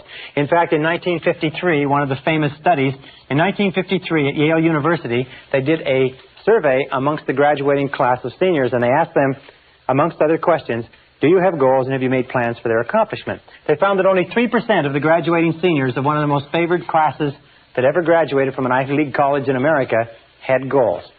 Well, they went back in 1973, 20 years later, and they asked them, amongst other things, how much money are you worth today versus how much you were worth in 1953? And they found that the 3% who had set goals at the beginning of their careers were worth more in financial terms than the entire other 97% put together. Now, this is a phenomenal accomplishment, but it is not unusual. As a matter of fact, every statistic that I've looked at in studying goal setting, and I have been a fanatic on the subject of goal setting for years, shows that only 3%, 1 in 30, has clear, specific, written goals with action plans for their accomplishment. Now, let me say this, is that the ability to set goals and the ability to make action plans for their accomplishment is the master skill of success. It is the master skill. It is the most important single skill that you can ever learn. And through the course of what we're going to talk about now, if you can learn to set and accomplish one major goal, it can be the most important thing that you ever discover. More important than math, more important than science, more important than computer technology, more important than sales skills is the ability to set goals. Because once you have set goals, you trigger into force what is called the cybernetic goal-seeking mechanism of the brain. The cybernetic goal-seeking mechanism is this mechanism that once you've programmed the brain or impressed the brain into your subconscious, you tend to move automatically and unerringly toward the goal, and the goal tends to move toward you. It's almost as if you've set into motion a whole series of cosmic forces that cause you to move unerringly even though you do not know where the goal is. And we'll talk about that and why that works a little bit later. It is to say that within you is a mechanism that will lead you unerringly toward what you want to accomplish as long as you know what it is. The great H.L. Hunt, the oil billionaire, was asked his secrets of success on a television program some years ago, and he said there's only two things you need to know to be successful. He said, number one, he said, decide exactly what you want. He said, number two, determine the price you're going to have to pay, and then resolve to pay that price. But the problem is that most people don't know what they want. In our civilization, in our society, you can have anything that you want in life, but 95% of the population has either a vague idea of what they want or no idea at all. And by the time this session is over, I'm sure that will be changed a little bit for you. Setting goals is the master skill of success.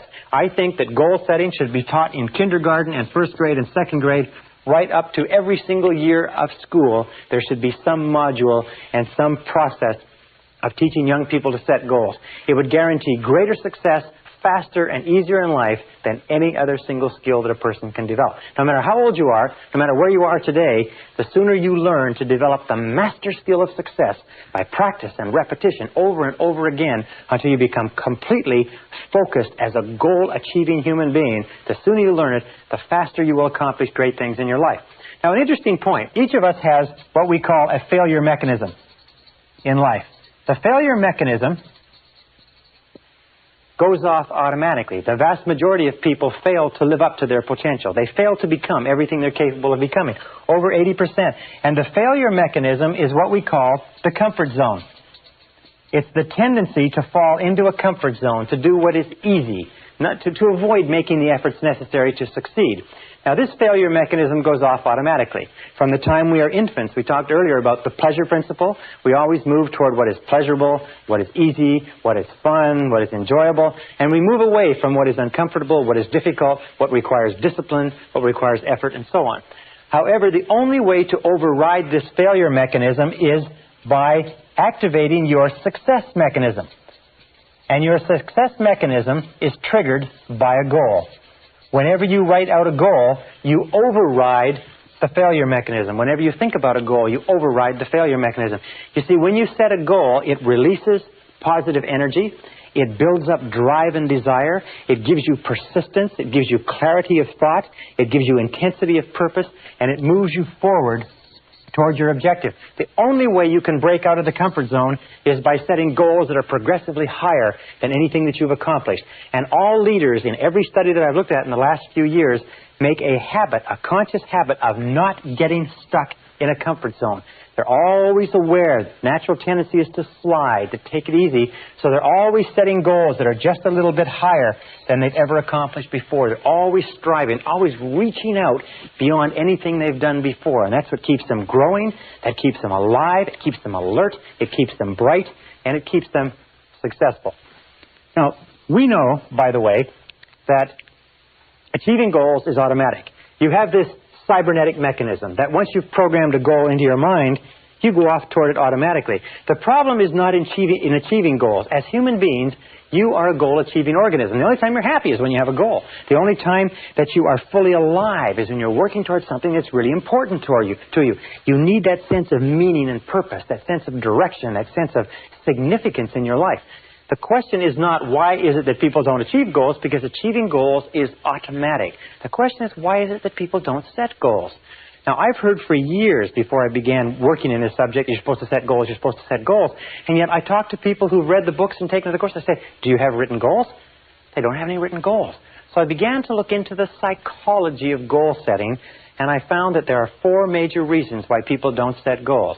Even though they know they should, they know they're important, they've been told over and over again, 4 major reasons. And until you understand these 4 reasons and how they work on you unconsciously, we can't go on to the next step. So let's talk about them. Why don't people set goals? Number 1 reason why people don't set goals is they don't realize the importance of goals. They don't realize the importance of goals. Now, what does this mean? Well, it means that you and I are the products of our upbringing. You and I are the products of our parental influences, our brothers, our sisters, our friends, our family, and so on. If you grew up in a home where your parents did not emphasize goals, did not talk about goals, did not encourage you to set goals at an early age, do you know what happens? Is that you can grow up and you can become an adult and you can not even be aware that there's such a thing as goals out there. In the studies on who gets ahead in America, they found an interesting thing. They found that the conversation around the family dinner table is a major determinant of the character of the children who grow and come out of that home. That if the conversation around the dinner table is achievement-oriented, success-oriented, goal-oriented, then young people will grow up believing and working toward goals as naturally as they eat with a knife and fork or wash their hands after dinner. So, people don't realize the importance of goal setting. Please understand that goal setting is critical. It is the vital skill of success. And the kindest thing that a person could ever do for their children is to help them set worthwhile and realistic goals from an early age and then give them all the encouragement possible to accomplish those goals. Second reason why people don't set goals, see if this applies to you, is they don't know how. Surprisingly enough, and when I started studying this subject, I found that everybody said to set goals. Very important to set goals. Got to set goals, got to have goals, got to put a timeline on goals. But the fact is that there were no really good goal-setting methodologies. And in this course, I'm going to teach you a goal-setting methodology that is absolute dynamite, considered one of the best goal-setting methodologies that anybody's ever seen. But if you don't know how to set goals, I can tell you how to set goals, tell you to set goals all day and it wouldn't do you any good. You can go through 12 to 15 years of school in our society and never get 1 hour on goal setting. Imagine 12 to 15 years. I have taken a postgraduate degree in business from a major university and never once did they spend 1 hour talking about how to set and achieve goals. Never once did they discuss the master skill of success. Well, after this course, you're going to know how to set goals. So that won't be a problem. Now, the third reason why people don't set goals, and this is in order of increasing importance, is fear of rejection. The fear of rejection, as we talked about before. One of the most profound and powerful fears in our life is the fear of being criticized or ridiculed by other people. And every one of us, as children, when we were young, we said, I want to do this, I want to be a fireman, I want to go here, I want to go there. And we had somebody saying, that's stupid, or you can't accomplish that, or don't be silly, or you're too small, and so on. And what we learned at a very early age is that if we talked about a goal or something that we wanted that was bigger than we were, the most important people in our lives would ridicule us and would criticize us and make us feel bad and small. So unconsciously we made a decision, if you want to get along, you've got to go along, so we don't talk about our goals. That way nobody criticizes us. Now, as adults, we fall into the trap, an unconscious habit, we fall into the trap of not setting goals at all. And not talking about goals and not thinking about goals, then nobody can criticize you. And I will tell you this, that 80-90% of the people around you, if you decide you're going to do anything from finding a new parking spot to finding a new job or a new marriage, they will tell you that it can't be done. They'll tell you all the reasons and they'll line them up and they'll try to discourage you from doing anything different than you're doing. So here's the key. Keep your goals confidential. Keep goals confidential. Don't discuss your goals with anybody, except that the great majority of people are threatened by anybody who has a goal. They're worried. It makes them feel inferior and inadequate because they don't have goals of their own. So only discuss your goals with people who also have goals of their own. Discuss them with the people close to you whose help you need to accomplish them, but just don't discuss your goals with people at random and don't give them a chance to shoot the goals down. Now, the fourth reason why people don't set goals. This is the top of the list. This is the worst of all. It's our old friend, our old enemy, if you like, fear of failure. The fear of failure is the number one reason why people fail in adult life. The fear of failure, the fear that I can't. I might lose my money. I might lose my time. I might lose my investment. I can't. It causes us to become tense and stressed. It causes our heart to pound and our stomach to churn. This fear of failure is the number one reason why people underachieve and fail in life. It's because the fear of failure holds them back from ever trying. The reason why people fear failure is they don't understand failure. They don't understand this critical point. If you can understand this point, it can turn your whole attitude around. It's simply this, is that it's impossible to succeed without failing. That failure is an indispensable part of success. Failure is essential to success. That if you avoid failing, you cannot succeed. That every single great success in human history has been a failure up until the moment of their success. That the key to success is to fail and fail in a forward direction, is to continue to learn from everything that goes wrong. To every setback, every obstacle, every disappointment, step back and say, what can I learn from this situation? Use the law of substitution and derive a valuable lesson from every single failure. Remember we talked about the becoming an inverse paranoid, confident expectations? Every time something goes wrong, look into it and say, now, I wonder why this is happening to help me. And you'll find that in every single setback or disadvantage, as Napoleon Hill said in his book, there's a valuable lesson, an opportunity, or a benefit that you can find if you look for it. That successful people, leaders, are people who never use the word failure. They never think of the word failure. Thomas J. Watson, the founder of IBM, was once asked by a young man, he said, Mr. Watson, what can I do to be more successful? And Watson said without hesitating, he said, double your failure rate. Double your failure rate. Why? It's because, let me put this down. It's because if you look at the life stories of successful men and women, if you look at the life story of a person like Thomas Edison, one of the greatest failures in history. Thomas Edison, in the course of his lifetime, patented 1,052 devices at the U.S. Patent Office. Over 1,000 of those devices were actually turned into commercial products that made enormous amounts of money. Watson, or Edison, was also the greatest failure in the history of invention. He failed 17,000 times to come up with a plant that from which natural latex could be drawn. He failed thousands of times in other experiments. He failed over 11,000 times in his attempt to come up with a filament for the electric light bulb. After he had failed 5,000 times, and it was in the newspaper, it was called Edison's Folly, this attempt to somehow light the world with an incandescent light bulb. Everybody knew the world, people were supposed to light their way through the world with a kerosene lantern. A reporter came to him, a young reporter, said, Mr. Edison, why do you persist in spending all of this time and money after you've failed 5,000 times? And Edison said, young man, he said, you don't understand how the world works. He said, I haven't failed at all. He said, I've just successfully discovered 5,000 ways that will not work. He said, that puts me just 5,000 ways closer to the way that will work. It was over 11,000 experiments before he found the tungsten or the carbon impregnated filament that lit the first electric light bulb and changed the world. Colonel Sanders went to over 1,000 restaurants. A 66-year-old man went to over 1,000 restaurants to try to sell his recipe initially before he found one restaurant that would pay him a 5-cent a chicken royalty. But he kept on. Would you keep on after 100, 200, 500, 1,000 people had told you no? Sanders did, and became one of the richest and most well-known and most respected men in America. So you have to understand that success and failure go hand in hand, that wherever there is a possibility for success, there's also the possibility for failure.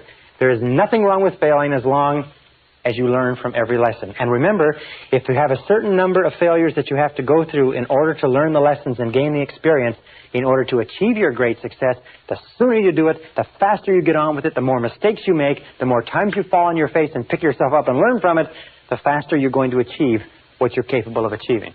All right. This brings us to the second part of goal setting. And these are what I call the 5 keys. Now, these 5 keys are 5 key parts of the process of goal setting for you to keep in mind on a regular basis. The first key part, number 1, is this, is that the scariest thing in human life today is change. We know, however, that change is inevitable, that change is a part of progress, that there's no progress without change, that your life cannot even improve with change. We know that change is scary. And there's a natural tendency, what we call homeostasis, There's a natural tendency for people to resist change, to push it back, to avoid it, to dig in their heels, to get into that comfort zone. And as I've said before, the comfort zone is the greatest single enemy of human potential. Change is scary unless it is goal-directed. Unless it is goal-directed. And this is the key, is that we can overcome this persistent unconscious fear of change by one simple technique, is by taking control of it. Remember we said that the law of control is the critical law of human harmony, that you only feel positive about yourself to the degree to which you feel you are in control of your own life. Well, goals allow us to control the direction of change. We know that life never goes on in a straight line for any period of time. Life is either getting better and improving, or life is getting worse and deteriorating. That just happens to be the fact. However, when we set goals, we can control the direction of change. And controlling the direction of change is the key to our success. So that everything that happens in our life is goal-directed. It is towards something that we want. It is toward improvement. It is in the direction of our highest ideals rather than random. See, nobody fears change if it's in the direction of something that they want. The only change that we fear is change that leaves us worse off than we were before. Now this brings us to our second key concept in goal setting. It's what we call the area of excellence. Now the area of excellence concept is very simple. What it says is that everybody has talents that rotate around the average. These are average talents. So we are better at cooking, worse at math, better at communicating, worse at selling, better at speaking, worse at history, and so on. We all have talents, but it also says that every one of us has talents somewhere that are in the exceptional range. That every single human being has an area of excellence in which they are extremely capable if they can find it. That every single person, we'll talk about this earlier, has genius in some area. And one of the great jobs of adult life is to find your area of excellence and to throw your whole heart and soul into that area of excellence and into becoming very good in the area where you have unique gifts and abilities. For instance, 3 keys to your area of excellence. 3 critical keys. Number 1 is attention.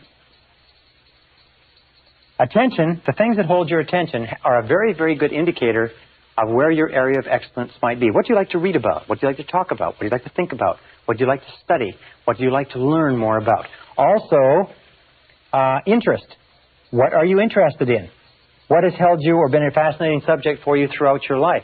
Sometimes we are programmed internally to be interested and drawn towards things that are the very best for us. And finally, absorption. What could you become totally absorbed in? What absorbs your attention completely? When you're working at it, when you're thinking about it, when you're reading about it, it absorbs your attention completely. Attention, interest, and absorption are the 3 keys to finding your area of excellence. And one of the most important responsibilities of adult life is to find your area of excellence. Because until you do that and commit yourself to it, you will never achieve your full potential. And everybody has an area of excellence. Now the next key, number 3, area of excellence is number 2.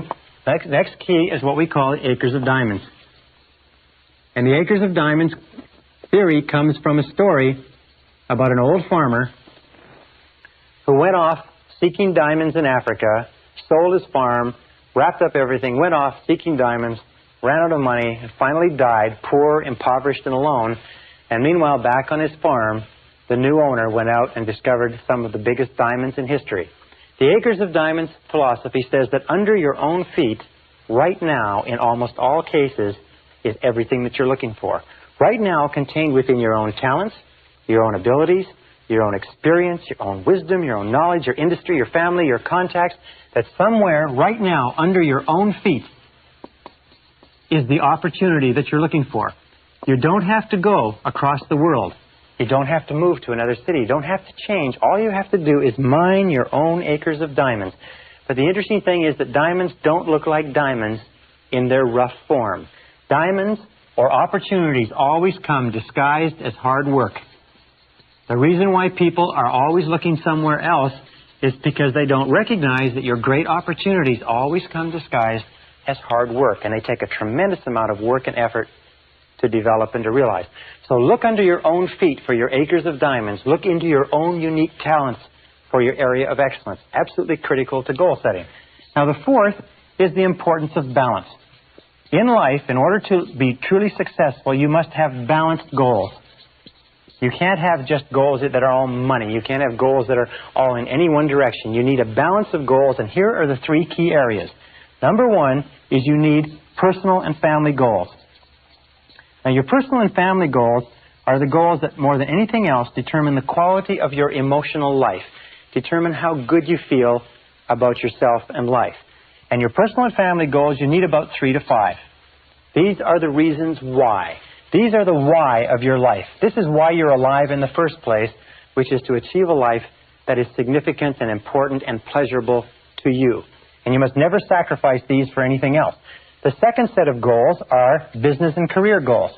Now, your business and career goals are the way that you earn the wherewithal. They're the way that you fulfill your potential as a productive member of society. They're the way you make a contribution. These are the what goals. But remember, these are not as important as the why. The natural tendency for us, if we're not careful, is we get so caught up in the what, the business and career goals, that we forget the personal and family, which are the reasons why we started in the first place. And you need 3 to 5 goals in the business and career area. And number 3 is the self-improvement goals. Now, self-improvement goals means that you look upon yourself as a do-it-to-yourself project. It means that you look into yourself as a person who has infinite capacity, but it has to be developed. And you need 3 to 5 self-improvement goals, too. Now, your self-improvement goals are what we call the means. Self-improvement are the means to get the what, which is what you need in order to accomplish your why. One more point, and that's this. And it's point number 5, and that is the need for a major definite purpose. A major definite purpose is the number one goal in life. And every single study that we have looked at, every single study that I've looked at in peak performance, high achievement, and so on, comes back to this very simple equation, this very simple factor, is that your life only begins to become great when you fix upon a major definite purpose. One goal, one mission, one goal that is bigger than any other single goal in your life. Now, it doesn't mean you can't have several goals. You can have 10 to 15 goals going. You can have 200 to 300 if you want. But you have to have one. If somebody were to wake you up in the middle of the night and give you a shake and say, what is your major definite purpose? You should be able to open your eyes and be able to tell them just like that. Your major definite purpose must be measurable. In other words, you can't have a major definite purpose to be happy. I had one woman come up to me and she said her major definite purpose was world peace. And I said, well, your major definite purpose, in order for it to have any meaning for you, in order for it to give purpose and direction to your life, has to be under your own control. It has to be measurable. It has to be specific. It has to be tangible. It has to be something that you can do or have or be. It has to be something that when you've accomplished it, you can look at it and say, here it is, it's achieved. It can't be something nebulous, because setting a big, broad, unbounded goal is a way that we trick ourselves into setting no goals at all.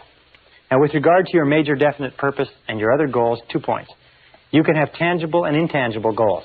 In other words, you can have qualitative goals that have to do with the quality of your life, and you can have quantitative goals or tangible goals that have to do with your income, weight loss, bigger car, bigger house, and so on. And you need a balance of those.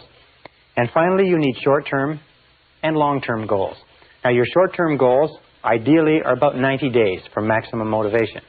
Your long-term goals should be about 2 to 3 years for maximum motivation. And your major definite purpose or your major goals should be 2 to 3 year goals, maybe shorter, maybe longer, broken down into 90-day periods. That having been said, I'm going to give you a brief goal-setting exercise. I'm going to ask you 7 quick questions. I'm going to give you between 30 and 60 seconds to answer these questions. And what I want you to do is write as quickly as you possibly can the very first things that come to your mind. Now, the first question is this. Are you ready? Get out a pencil of paper, pencil, clean sheet of paper, goal-setting exercise. Here it is.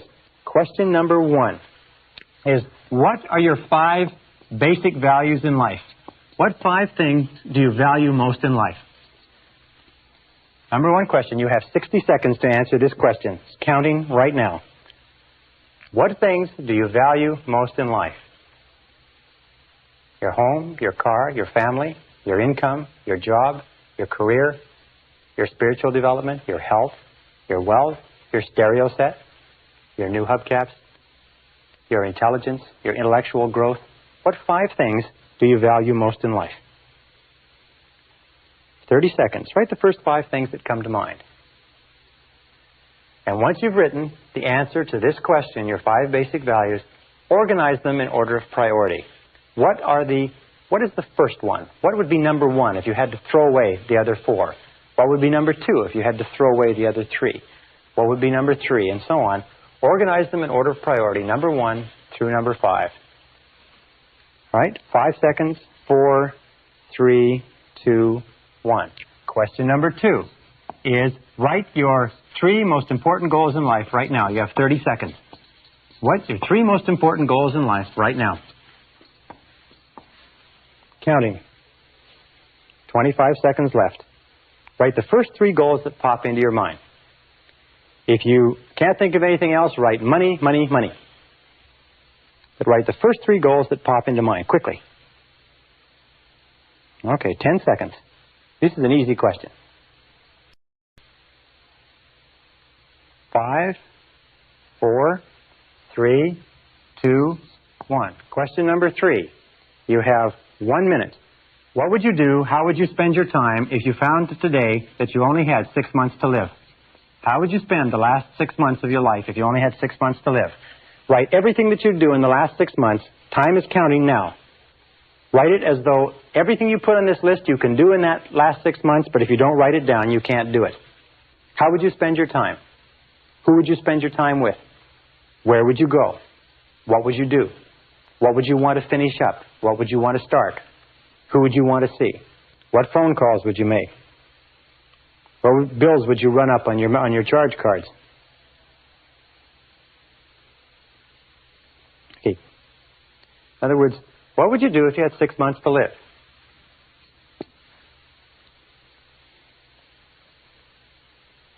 All right, 10 seconds. Write everything you can think of. Remember, if it's written down on this sheet in front of you, you can do it. If you forget to write it, you won't be able to do it. 5 seconds. 4, 3, 2, 1. Question number 4. What would you do, how would you change your life if you won $1 million in the lottery tomorrow? If you became an instant millionaire, what would you do differently from what you're doing today? If you became an instant millionaire, what would you do differently? You've got 1 minute to write. Everything that you write, you'll be able to do with that $1 million. If you don't write it down, you won't be able to spend it. The $1 million won't be given to you. Interestingly enough, when most people are asked this question, the average amount that they can spend is about $200,000. They can't get their mind around $1 million. What would you do differently? Good question. Would you continue working at the job you're working at if you won $1 million? If the answer is no, it means you're in the wrong job for you and you are wasting your life. Would you stay in the relationship that you're in? Would you continue spending your time the way you spend it? What would you do if you won $1 million? All right, 5 seconds left. Write down everything you can think of. I had a farmer in one of my courses once. He said he'd just keep on farming until it was all gone. Anyway, number 5. You have to be a farmer to appreciate that. Number 5 is, what have you always wanted to do but been afraid to attempt? You've got 30 seconds. What have you always wanted to do in life but been afraid to attempt? 30 seconds. Right? The first thing that pops into mind. Run for public office, give a professional talk, start a new relationship, start your own business. Half the population would like to start their own business. Did you know that? Over half the population. But they don't do it because they're afraid of failure or rejection or something else. 10 seconds left. What have you always wanted to do but been afraid to attempt? This is a very revealing question. Write whatever comes down on the page. All right? Question number 6. What sort of activities in life give you your greatest feeling of importance? What sort of activities give you the greatest feeling of pleasure, self-esteem, happiness, joy, and fulfillment? What do you really like to do? Look back over your life and ask yourself, when have you been the happiest? 30 seconds left. 30 seconds to go in this question. When have you been the happiest in life? When have you been the most fulfilled? When have you felt the very best about yourself? When have you had the greatest amount of peace and personal satisfaction? What sort of circumstances? What were you doing at the time? Who were you doing it with? Where were you going? What were your goals? What were the circumstances? And so on. Very, very important question. All right, 5 more seconds. And then here is the key question in determining your major definite purpose is this. Imagine that I could give you a pill that was a magic pill, and if you took this magic pill, you could accomplish any one thing in the whole world. And the question is simply this. What one great thing would you dare to dream if you knew you could not fail? What one great thing would you dare to dream if you knew you could not fail? All right, 45 seconds. What one great thing, what one goal would you dare to dream if you knew beyond a shadow of a doubt that you could not fail? You're absolutely guaranteed of success. What would it be?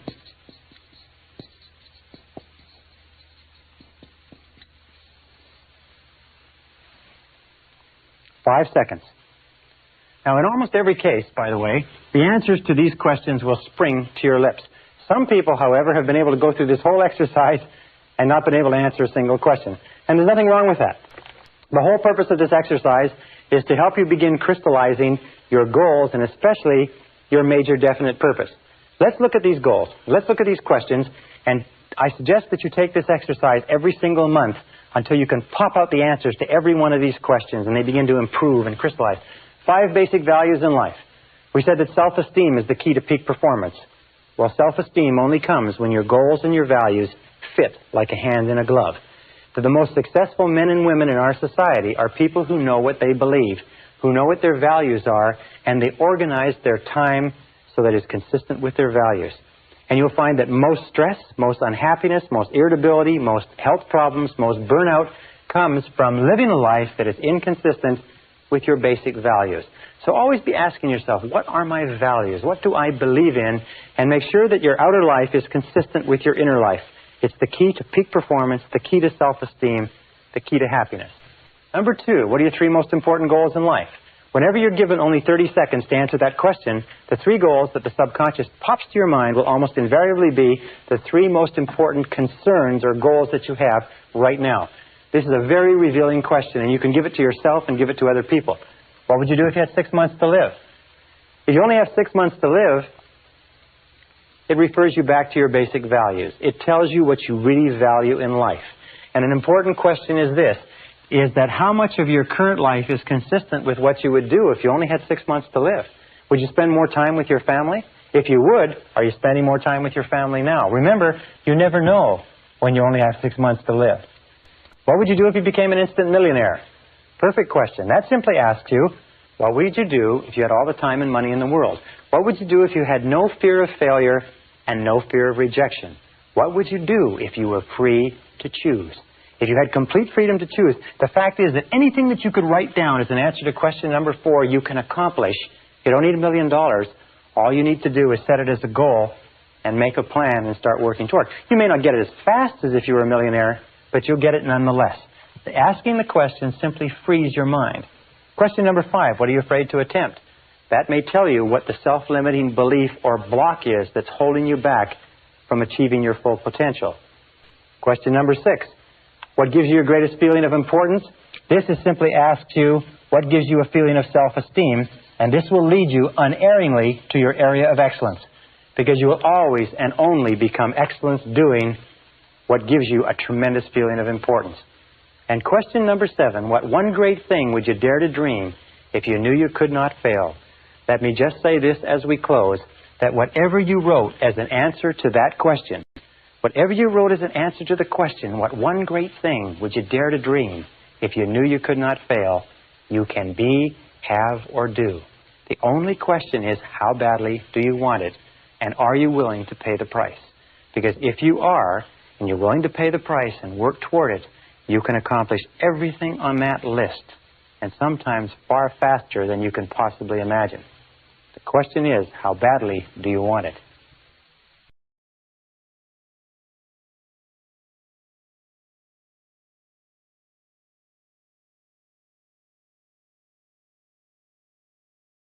Session 16, 12 Steps to Goal Achieving. One of the wisest men I ever met gave me a success secret some years ago that made a real impression on me, and it was simply this. He said one of the most important things he found in 50 years of research was the need to use proven success methods. He said, your life is too short to try to reinvent the wheel or to learn it all by yourself. So the smartest thing that you can do is what is called creative imitation, which is to go out and find what other people have done that works and do what they do until you get it to the point where you really know it well and then improve upon it. What I want to tell you about in this session is a proven success method. It's a 12-step method for goal setting and goal achieving, which I've taught to over 100,000 people. I've had many men and women come back to me and say they've accomplished more in a month with this program than they have in a year without it. I've had people who've accomplished more than 2 or 3 years than they'd accomplished in 10 or 20 years using this very simple methodology. It is a proven success method. I urge you to try it. I urge you to use it, incorporate it into your life, use it as an automatic process, and whenever you start thinking about your direction, your meaning, your purpose, where you want to go, sit down and work it through these 12 steps until it becomes automatic. Remember, the ability to set goals and to make plans for their accomplishment is the master skill of success, which can only be learned through practice and repetition over and over and over again. Now let's go to the board and let's talk about these 12 steps. Step number 1, starting point of all success. And by the way, let me step back just for 1 second. We talked a little bit earlier about the importance of the major definite purpose. Your major definite purpose. The major goal, the number 1 goal in your life. And many people come to me and write to me and phone me and they say, how do I pick my major definite purpose? And the only solution I can give you is go through the 7-step goal setting exercise, which we did in the previous session. And also, if you can't come up with it then, make it your major definite purpose to find your major definite purpose. Dwell upon your major definite purpose. Ask yourself, what could it be? What should it be? What will it be? What ought it to be? And keep running this over and over in your mind. Seek information, look, discover, and you will find that with the inexorability of a law of nature, that your major definite purpose will come to you, and it'll be so clear, so obvious, so right, and it will happen in exactly the right time. We'll discuss that when we talk about the superconscious mind a little bit later. But for now, if you don't have a major definite purpose, make finding your major definite purpose your major definite purpose. And when you do find it, run it through this exercise the same way you would run something through a computer to get an answer out the bottom. Step number 1 in goal setting is desire. And the more intense the desire, the more burning the desire, the more you want something, the more likely it is that you will accomplish it. As a matter of fact, it's been said over and over again that burning desire is the starting point of all great accomplishment. Why is that so important? Well, burning desire is the desire that drives you ahead over all the difficulties, disappointments, temporary failures, obstacles, because if your goal is worthy of you, you're going to fall on your face over and over and over again. You're going to make mistakes. It's going to cost you money. It's going to cost you time. It's going to cost you anxiety.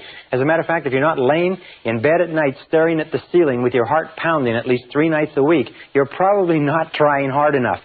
So, burning desire is the starting point of all great goal attainment. Now, burning desire is always personal.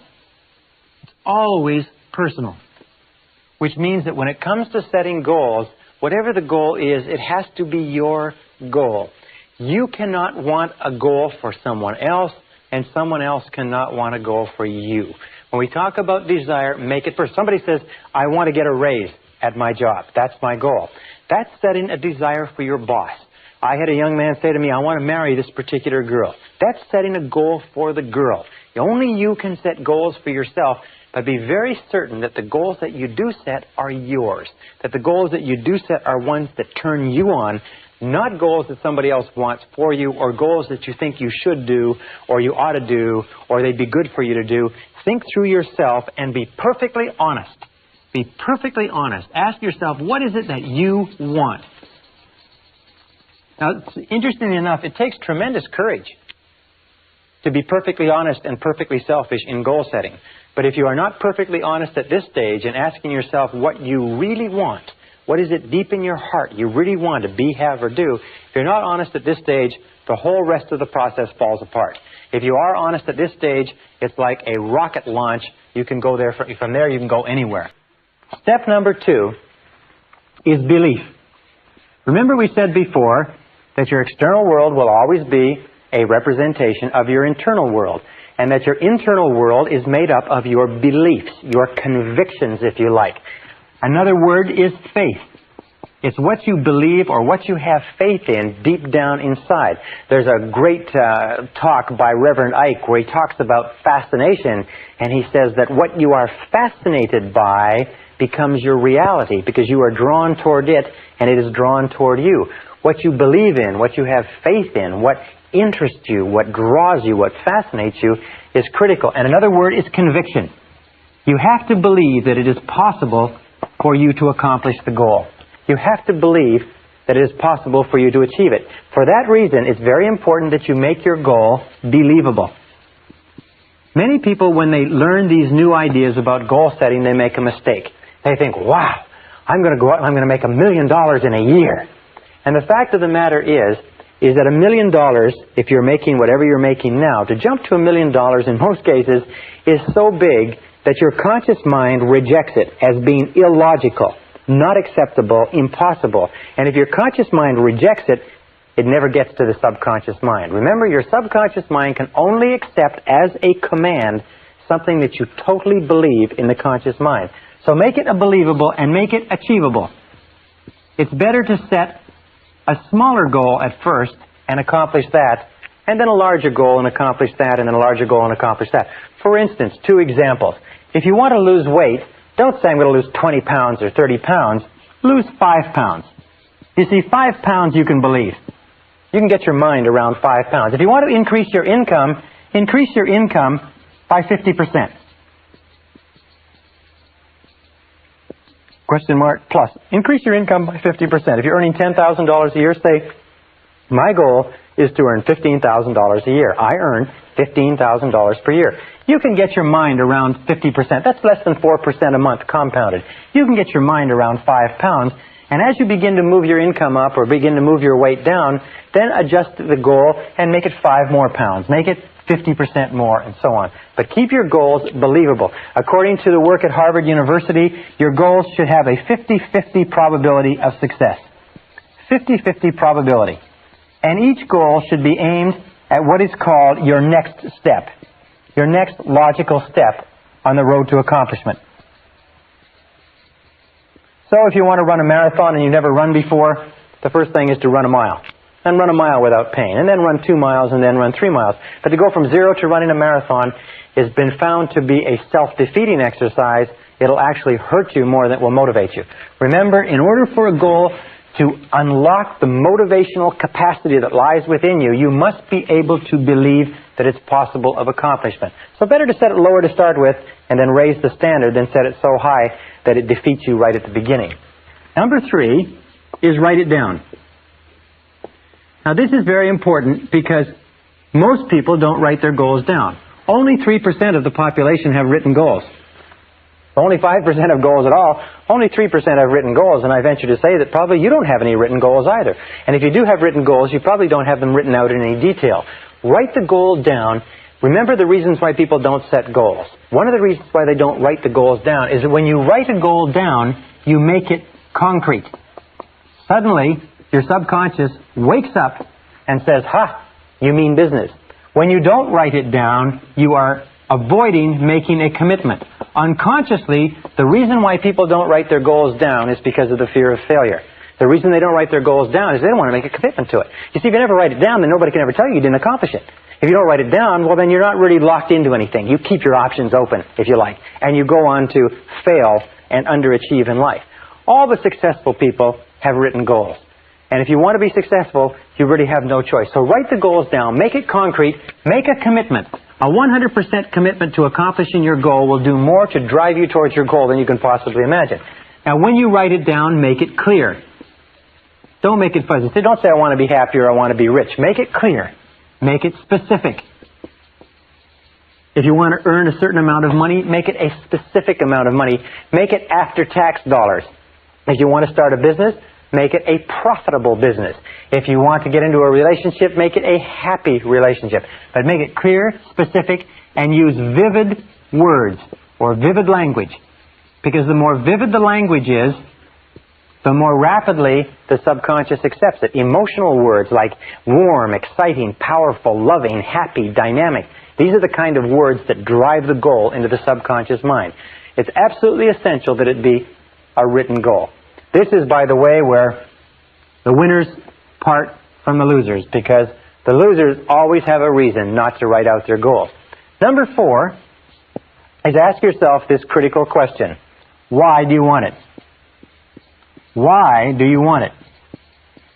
This is one of the most important of all questions because it will answer 3 things. First of all, it will make sure that it's your goal and not somebody else's.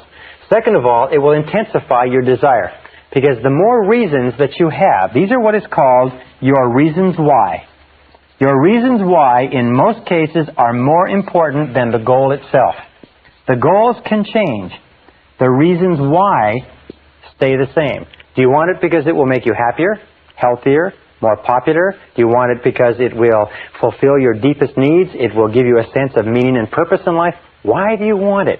You see, the more reasons you have to want something, and if you make a list of them, list the reasons.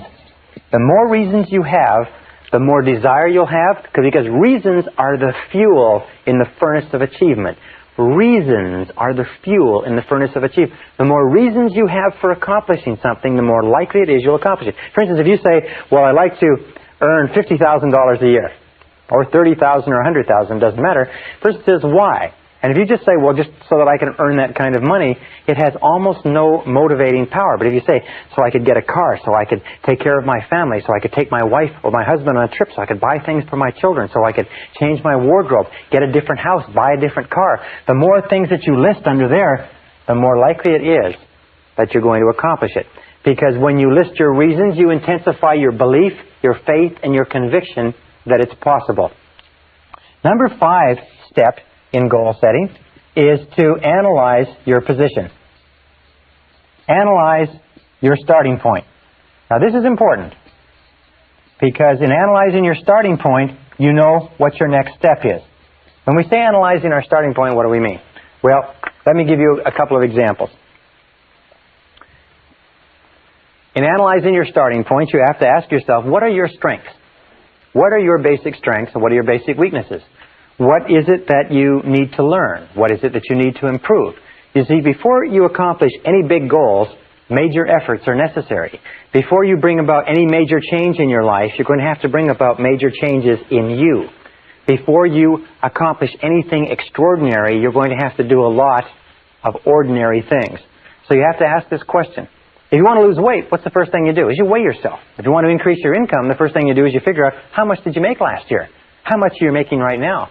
And then if you want to increase your income and you're in the business of sales, then you say, how many calls am I making on a daily basis? How many closes am I making? What is my average sales volume? What is my average sale? How many of those do I have to have? How much do I have to increase it, and so on? If you want to build a bigger business, you analyze your starting point and you say, where am I in the marketplace? How am I fixed with regard to capital resources? How am I fixed with regard to manpower? How am I fixed with regard to market opportunities and credit? And you sit down and you do a very, very clear analysis, exactly the way a military commander would do a strategic analysis of his or her position before launching a major battle campaign. One of the big mistakes that people make in goal setting is they launch without taking the time to think through what their launching pad is. And when they find themselves driven back, if you like, or falling on their face, they don't have a foundation underneath it. So those are the 6 starting points. Determine what it is that you desire. The 5 starting points. Determine what it is that you desire. Believe that you can accomplish it. Write it down. Determine the reasons why. Analyze your starting point. And number 6, set a deadline. Set a deadline.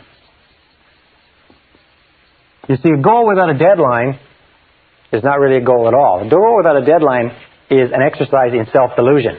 So be very alert to that. Set a deadline on your total goal and then set mini deadlines.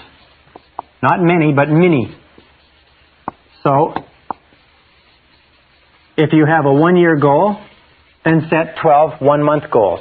Write 2 6-month goals, 4 3-month goals, 12 one-month goals, and then 4 one-week goals. Set mini deadlines and establish a reward schedule. This is one of the most important findings in psychology is establish a reward schedule.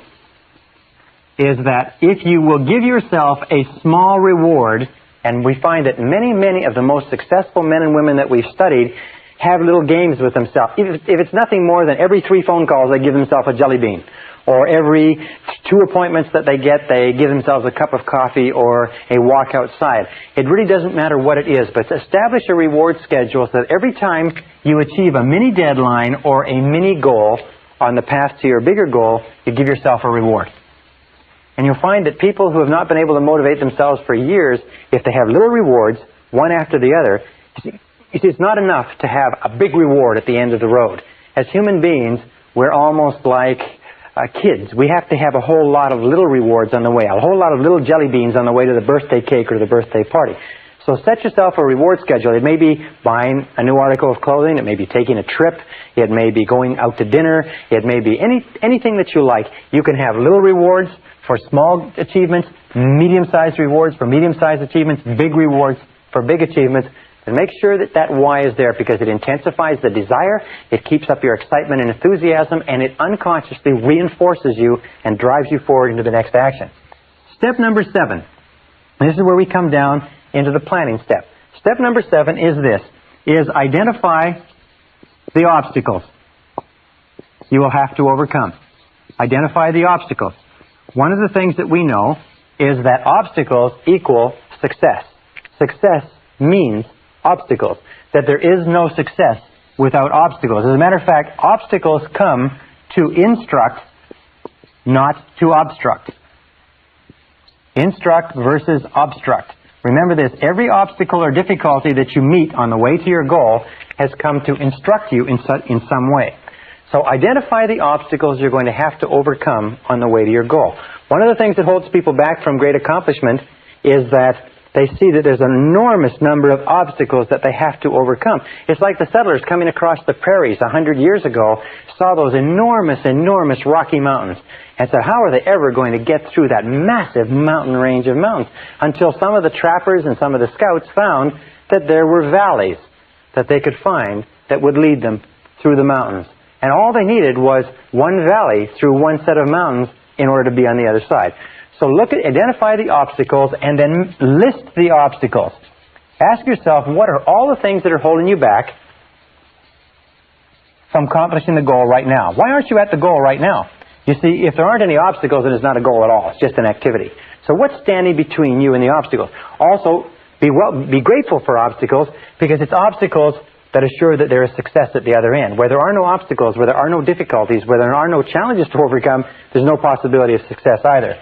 Then, set priorities on your obstacles.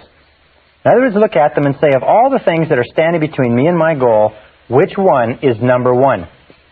Which is the number 1 obstacle? Imagine that this is you, okay? Hope you can see that this is you, and here is your goal.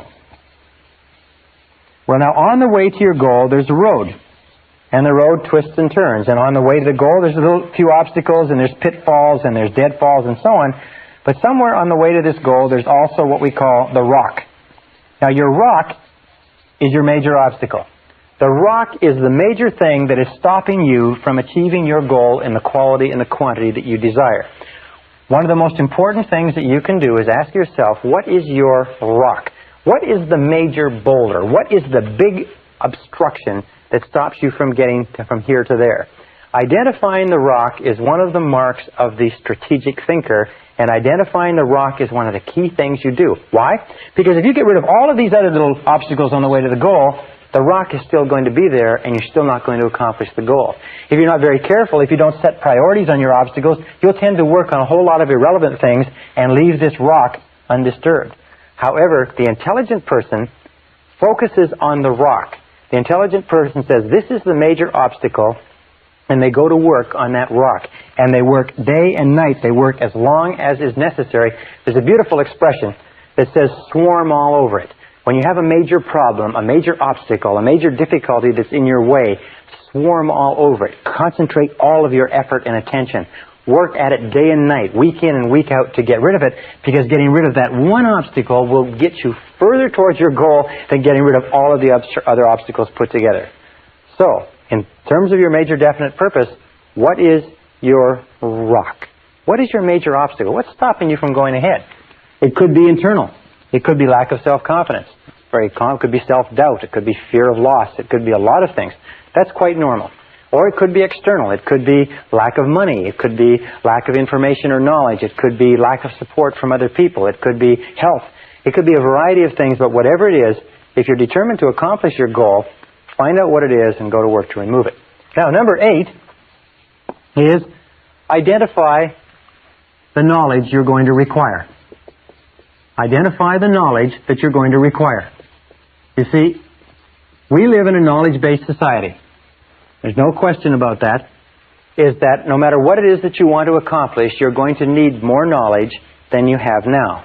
The basic rule of life is that to a greater or lesser extent, you have gone as far as you can go in your life at this moment with what you now know.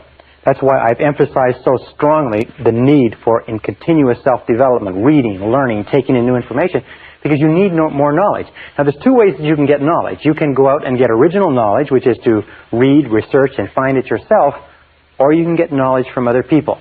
But in any case, identify the knowledge you require. What do you need to know? For instance, if you want to be successful in business, one of the things that you have to know is marketing and sales. If you want to be successful in your own business, the critical skill in entrepreneurial success is salesmanship. The critical skill in executive success is the ability to sell your ideas to others and to persuade others. So maybe what you need, maybe the critical knowledge you need is persuasion skills.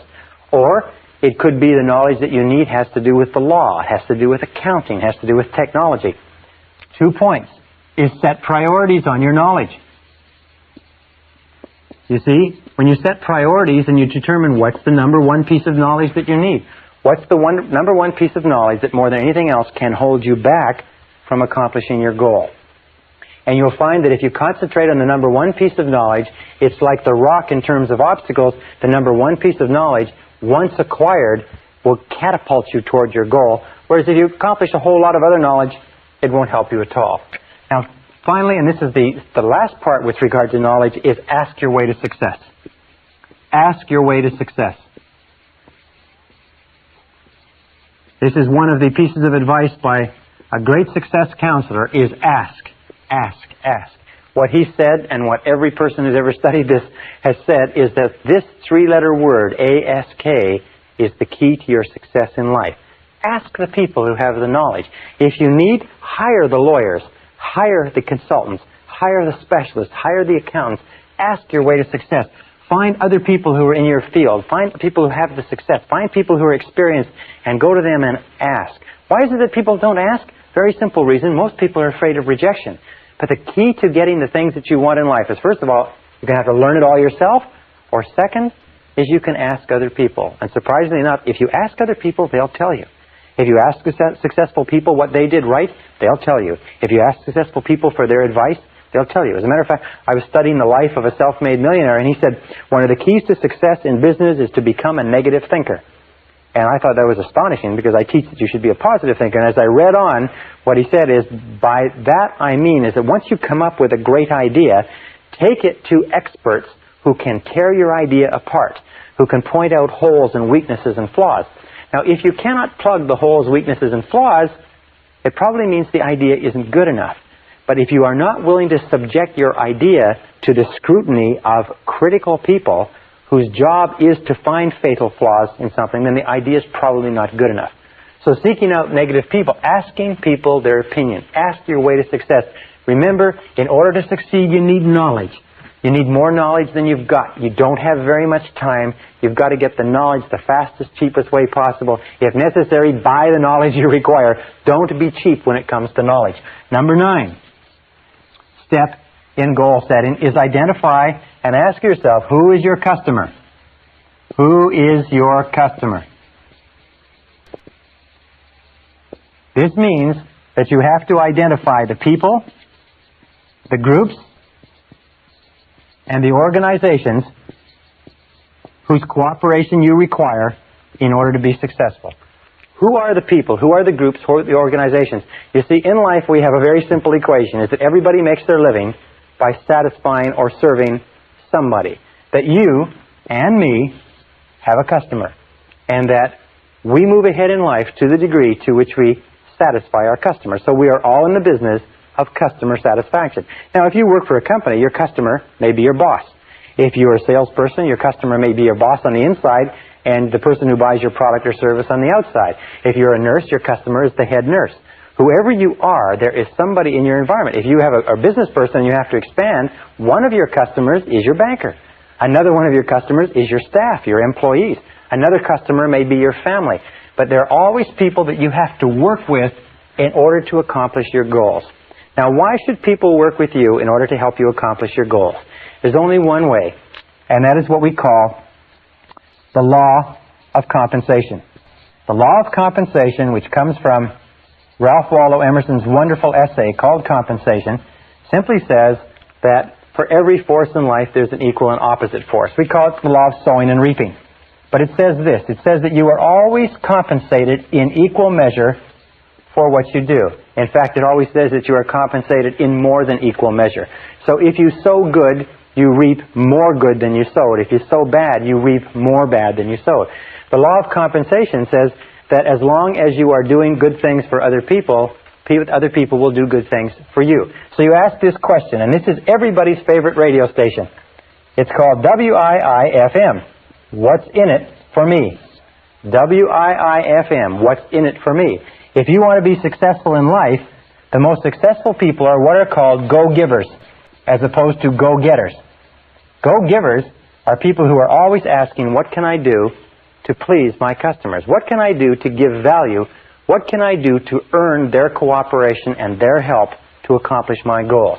They're always trying to put themselves on the side of this law of compensation, knowing that if they put in, they'll get out. All the best companies in America or Canada, anywhere in the world, are built on the law of compensation, built on the law of sowing good seed and reaping good harvests. All unsuccessful laws, or all unsuccessful individuals and companies, are built on the premise of taking as much as you can get, putting in back, or as little as you can put in. Now, a second law, which ties in with this, is what is called the law of service. The law of service says that you will always be rewarded in life in exact proportion to the value of your service to other people, to your customer, whoever your customer or customers are. The law of service says that your returns will always equal your service. That if you want to increase the value of your returns, you have to increase the value of your service. But it also says this wonderful thing, is that the great satisfactions in life, the great joys that you will enjoy in life will always come from serving other people. It'll always come from doing a good job, from contributing something of value to others. And the more work you do on yourself to increase the value of your contribution, the happier you will be and the bigger your rewards will be. It also triggers the third law, which is the law of return. The law of return says that whatever you put in terms of service, you will get back in terms of return. And it brings us to one more law, again from Napoleon Hill, called the law of overcompensation. The law of overcompensation, to me and to many people, is the key to success in life. And it simply says this. It says, always do more than you're paid for. Always put in more than you take out. Always go the extra mile. Always do more than you're paid for. You can never be paid more than you're getting now until you do more than you're being paid now. And you put yourself on the side of the angels when you put in more and more than you're being paid for. Number 10 is make a plan. Make a plan, and make the plan over and over. All successful men and women are successful planners. And how do you make a plan? Simple. A plan is a list of activities. In other words, you just identify from everything that we've talked about, what are the activities that you have to engage in to achieve your goal. And then you organize the list, just like a ladder. You organize the list in terms of priorities and in terms of time. What do you have to do first? What do you have to do second? What's more important? What's less important? And then you take action and get going on your plan and continually revise the plan.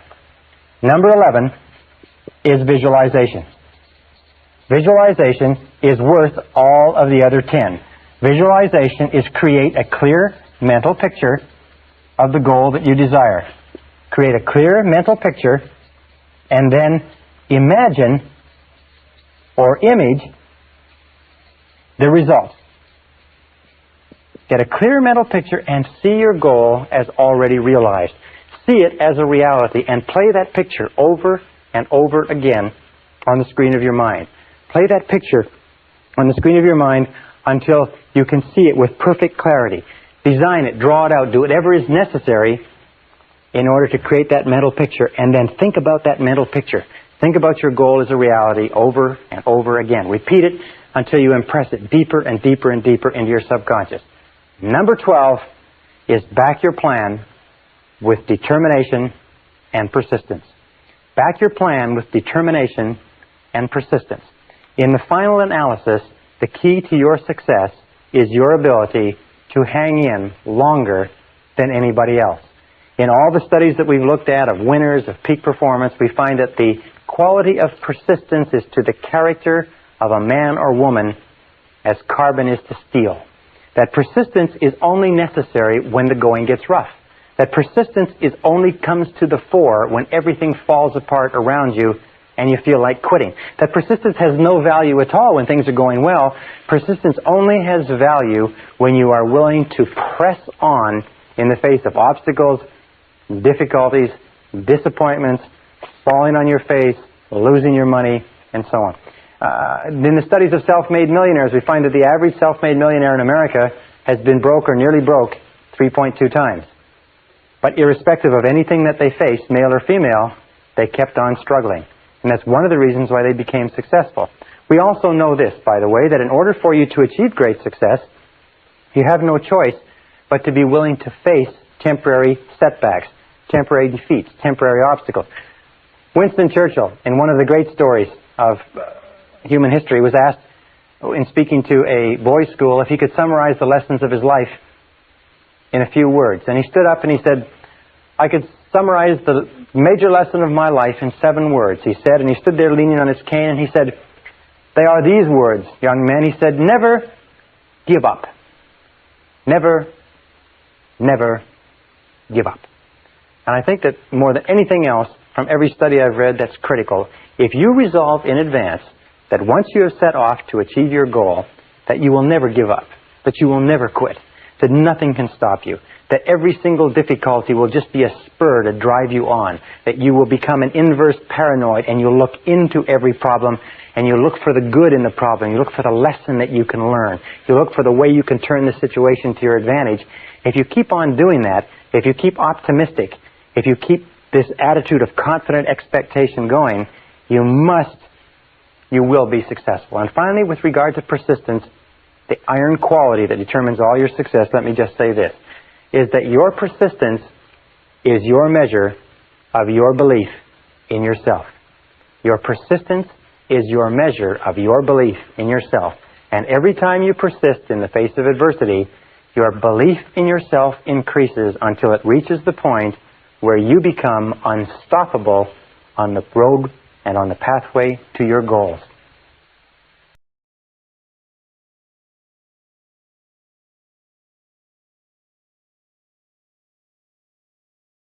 Session 17, Time Management Strategies.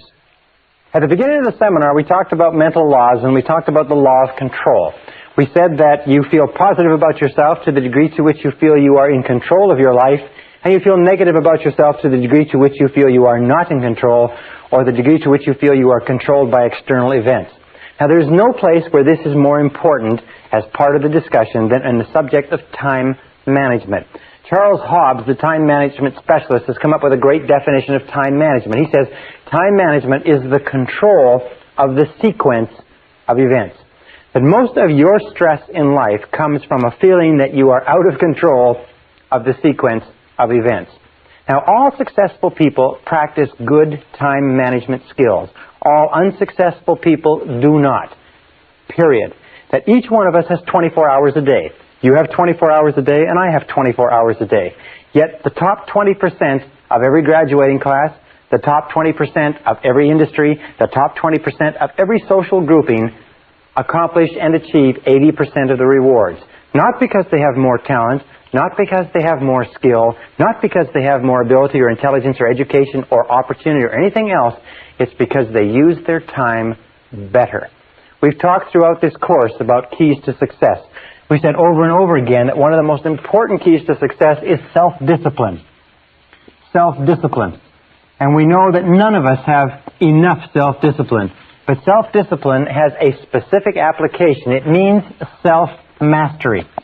It means many things. It means keeping your mind on what you want and off of what you don't want. But it also means self-control. It means self-control in terms of time, in terms of controlling the sequence of events. If you cannot master your time, then the seeds of greatness are not in you. If you cannot master your time, then it's not likely that you'll ever accomplish what you are capable of accomplishing in life.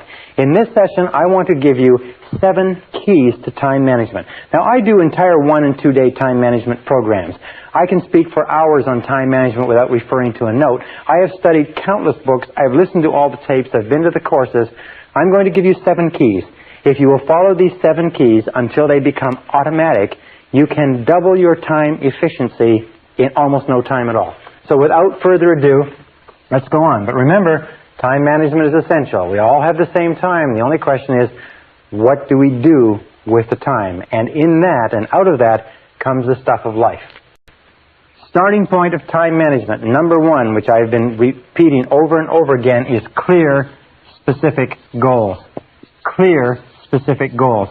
Do you know how many people waste their time because they do not have clear, specific goals? They don't know what they're doing. At least 80% of all time wastage or more is because people aren't sure of what they're supposed to be doing. They're not sure of what they want to do, and if they work for a company, they're not sure what the company wants them to do. As a matter of fact, the first thing I do when I go into a company is I say, what you have to do is you have to clearly define the expectations of each person in each position. And you know, in most cases, they are not sure how to do that.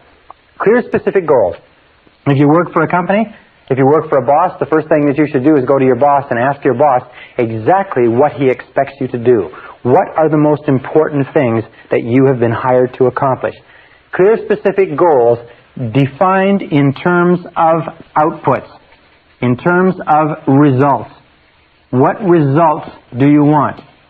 In fact, when you set your goals, you should always ask yourself, what outcomes do you desire? Rather than goals, ask yourself, what outcomes? Now, what do I mean by outcomes? Well, here's a perfect example. A person says, I want to be successful in my job. What does that mean? Well, what it means, the outcome that they desire is they want interesting, challenging work that pays well. And sometimes we find ourselves working at a job where it's not interesting or challenging, and we can't understand why we can't get any satisfaction out of it. Or a person says, I want my relationship to work. However, what are they saying? What they're saying is, the outcome I desire is I want to be happy in my relationship. And it doesn't matter who you're happy with, if the outcome is clear that you want to be happy in a relationship, that's very different from insisting upon being happy in this relationship. Another thing, a person says, I want to be rich. Well, you say, what does rich mean? What would rich look like? What would your outcome be if you were rich? How much would it take to accomplish that outcome? And then you start looking, you say, well, if I had a certain amount of money, I'd be able to do this, I'd be able to do this, I'd be able to do this. And sometimes you find that it's possible to achieve that outcome without accomplishing that kind of financial acquisition. Sometimes you find you cannot achieve the outcome you desire in life from the work that you're in. So be alert to outcomes. Clear, specific goals written down. Step number 2 is clear, written plans. As we talked about before, clear, written plans. And organize your plans, if you like, in a list of activities so that you know all the things that you have to do. These 2 alone, taking the time to plan, they say every minute spent in planning will save you 5 to 15 minutes in execution. And action without planning is the cause of almost every failure. Action without planning is the cause of almost every failure. So clear written plans and clear list of activities to work on, as we talked about in previous sessions. Step number 3 is make a list. All successful time managers work from lists. All unsuccessful people don't bother to write lists. Make a list for every day. Make a list for every week. Make a list for every month. Be a chronic list maker. When you have a series of things to do, the first thing you do is grab a piece of paper and write a list. Think on paper. All good time managers think on paper. They make a list of everything that has to be done. They don't try to carry it around in their minds. Consolidate all of your thinking. If you have to accomplish something, write down every single thing that you're going to have to do in order to accomplish it, and then begin working on your list. Call it a to-do list. By the way, the best time to make a daily list is the night before. Because if you make a list the night before, the subconscious goes to work on it while you're asleep, and in the morning, sometimes the subconscious has organized it, processed it, and gives it back to you and solves problems for you while you're asleep.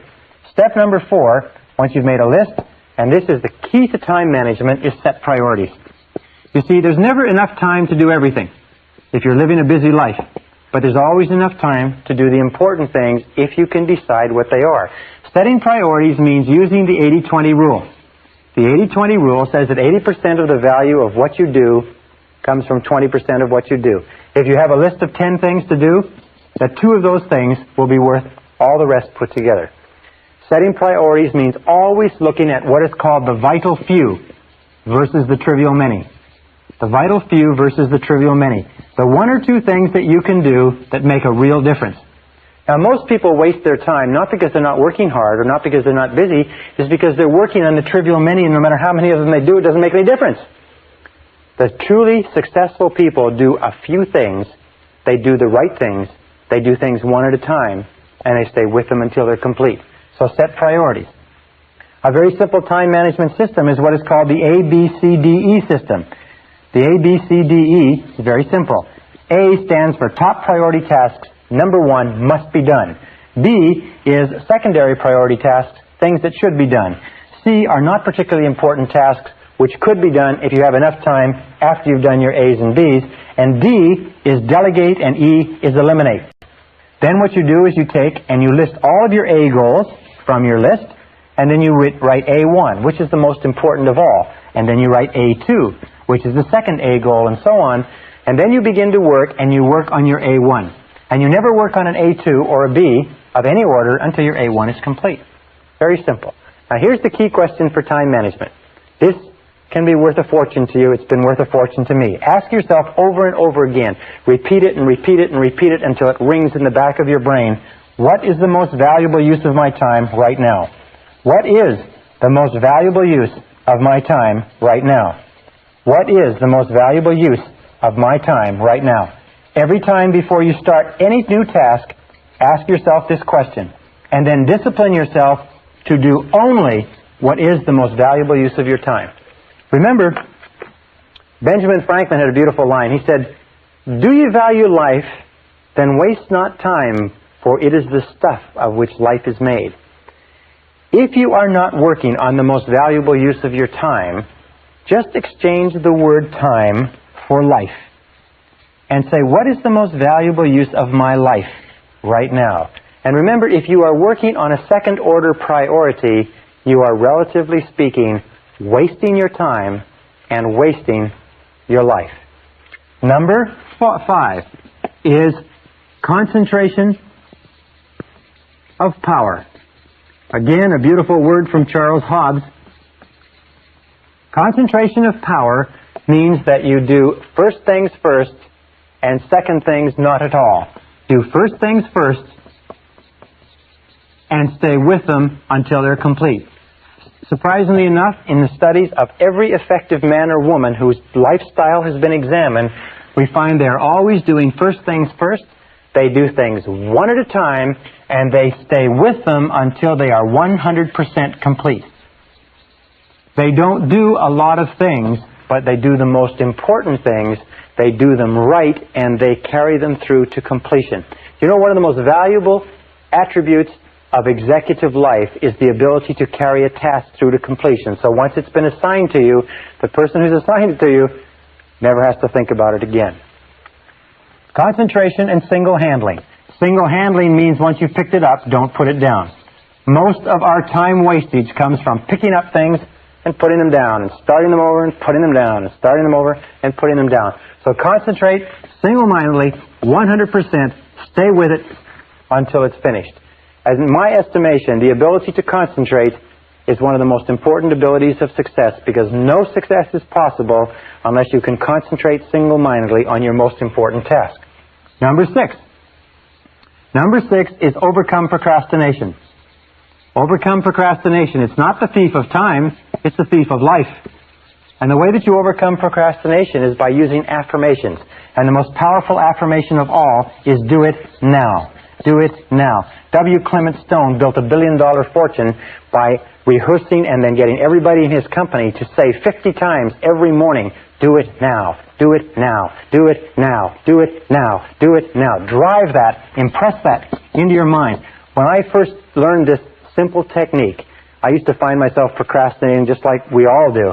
But the more I repeated this, do it now, do it now, do it now, do it now, do it now, do it now, the more you repeat it, the more you find that eventually it works automatically. And it has a tendency to drive you to start a task when your natural tendency is to put it off or procrastinate.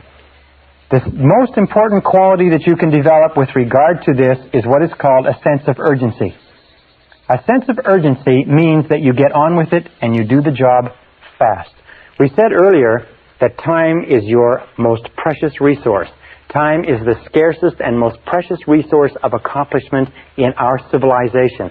And that people who have a sense of urgency are always the most valued people in our society. Develop what is called fast tempo. Fast tempo is essential to success. Fast tempo is essential to success. What that means is that the harder and the faster you work, the more energy you have. The harder and the faster you work, the more drive you have, the more you get accomplished. The more you get accomplished, by the way, the more tasks you conclude, the more energy and self-esteem you have, because every time you finish a task, you get a jolt of positive energy. Every time you procrastinate on a task, it tires you out and makes you depressed.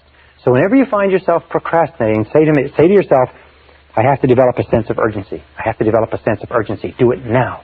Do it now. Do it now. And then work fast. Work fast. Work quick. You will find that if you will just pick up your tempo, you can get to a tempo that will enable you to go through more in 2 hours than the average person goes through in an entire day. In a study done by a business journal amongst 104 chief executive officers of major American corporations not long ago, they found a very interesting thing. They asked them what qualities would put a person most rapidly onto the fast track in their corporations. They said the two most qualities, 84% of them agreed, the two most important qualities, number 1, the ability to set priorities. Number 2 is a sense of urgency to get on with it and get the job done. And number 7, the 7th key to success is balance. Keep your life in balance. Make sure that you take time every day to spend with the people who are close to you. Make sure that you take time every day to think through your values. What is it that you really care about? Why are you doing what you're doing? What is it that you believe in that is relevant? And who are the people that you love? Who are the people that you care about and who care about you? Keep your life in balance. Don't let it get all work. Don't let it get all play. Don't let it get all anything. Keep your life in balance. Spend time with the people that you care about. Work hard when you work. Play hard when you play. Manage your time well. Control the sequence of events. And you can become anything that you want to become.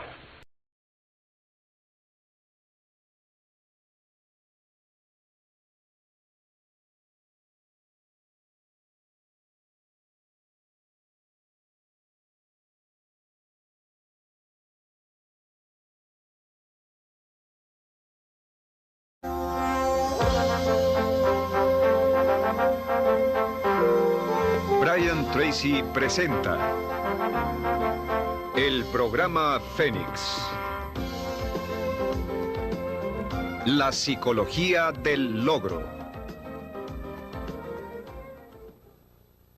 And in the next module, I'm going to tell you why and how this works. Session 19, Tapping Your Inner Genius. Another reason that I can say with complete confidence that you are a genius is that you have access to a mind that is far greater than anything that you could ever devise or develop on your own. Throughout all of human history, going back 4,000 years to the ancient Egyptian writings, there has been discussion of mankind having access to a greater mind. And this mind has been called things like the universal subconscious mind, or the collective unconscious, or the superconscious. Napoleon Hill calls it infinite intelligence. Ralph Waldo Emerson says we lie in the lap of an immense intelligence like a cork floating in the ocean, and that we have access to this intelligence at any time to bring us the answers we need and to solve the problems that face us. Carl Jung called it the supraconscious mind, the mind that is above other minds, and we call it, for the purposes of this talk, we call it the superconscious. You have a superconscious mind which you use in a random and haphazard way all the time. As a matter of fact, your superconscious mind is the source of all inspiration, it's the source of motivation, it's the source of enthusiasm, it's the source of excitement, it's the source of hunches, it's the source of insights, it's the source of flashes of intuition, it's the source of creativity and innovation, it's the source of all brand new ideas or thoughts or information that come into the world. For instance, Mozart was able to hear in a single second, he was able to hear an entire concerto, an entire symphony would come into his mind complete in one instant, and all he would do is sit and transcribe it and write it out of his mind onto paper. They said that he used to write his music note perfect the first time. Beethoven came up with one of his great concerts or his great symphonies in a single instant, although it took him 6 weeks to write it down. The entire concert was perfect, complete in his mind in a second. Many of the great inventions, many of the great discoveries, many of the great breakthroughs in history, in literature, in art, in music have been the result of a flash that has come in a moment of daydreaming, while asleep, while in the middle of a conversation, and you have access to this mind as well. Now let me tell you some of the characteristics of the superconscious mind. As I said, imagine you have your intelligence, which is your IQ, your knowledge, your experience, your wisdom, and so on. But in addition to that, you are a genius because you have access to this incredible mind that has every idea and every bit of intelligence ever known or available to the universe is available to you at virtually every instant of time. The discovery of the superconscious and your understanding of the superconscious can and will change your life. The superconscious mind or superconscious capacity makes your capacities unlimited. You are no longer restricted to what you know, what you can access, what you can do physically and mentally.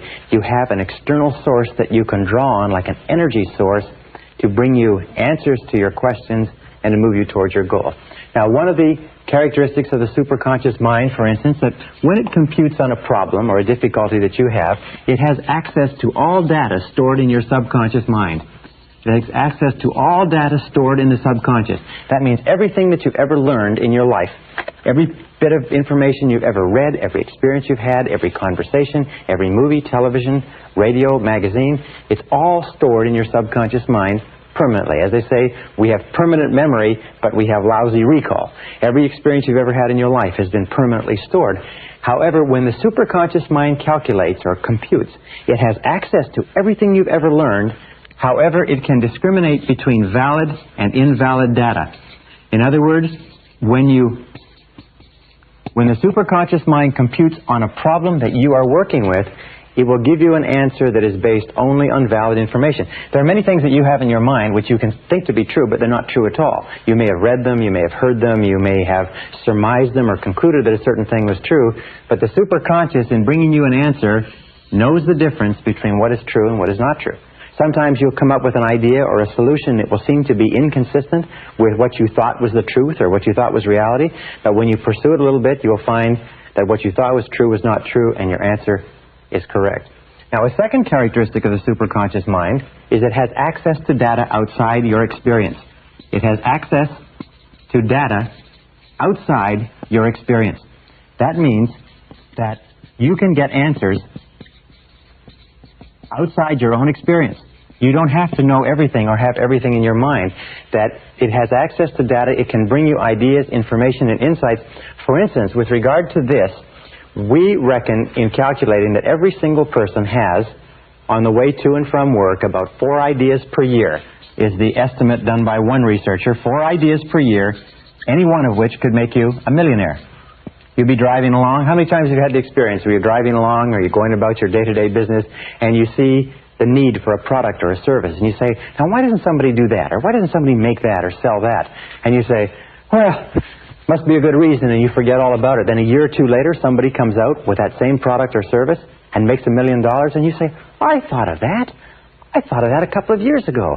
The difference was that the person who came up with the idea may have come up with it at the same time you did. Maybe you tapped into this energy source simultaneously, but that person had confidence or faith in their ideas, and you did not.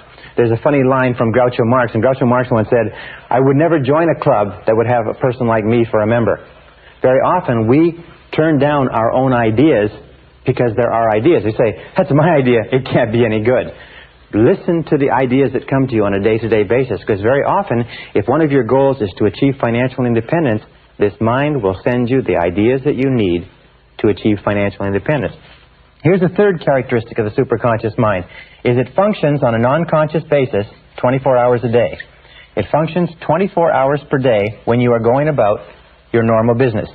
That means that once you have programmed a goal or a problem or a difficulty or any question at all into the superconscious by thinking about it, dwelling upon it, getting it clearly defined in your mind, you can put it aside and go on with the rest of your work. And what will happen is that it will compute and work, and then it will bring you exactly the answer you need. And we'll come to that in a second. The superconscious mind automatically and continuously solves every problem on the way to your goal. Automatically and continuously solves every problem. All right, put a line here. Solves every problem. That's why you don't have to be able to see your goal. You only have to take the first step.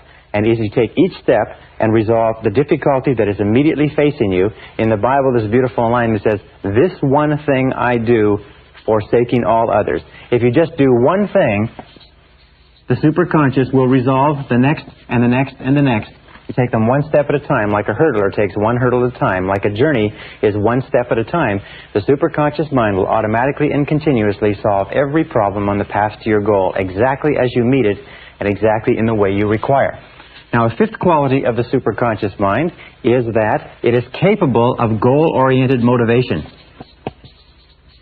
Sometimes people say, well, I'm not motivated. And invariably, when you talk to a person who is not motivated, you find that there's nothing that they want very badly. When you decide upon a goal or an objective, something you want to be, have, or do, the superconscious mind releases motivation. It is the superconscious mind that gives you the energy and the enthusiasm and the excitement that moves you toward it, but it requires a goal that you intensely desire. That's why we talk so much about goals in this course. Goal-oriented motivation, it releases ideas and energy for goal attainment.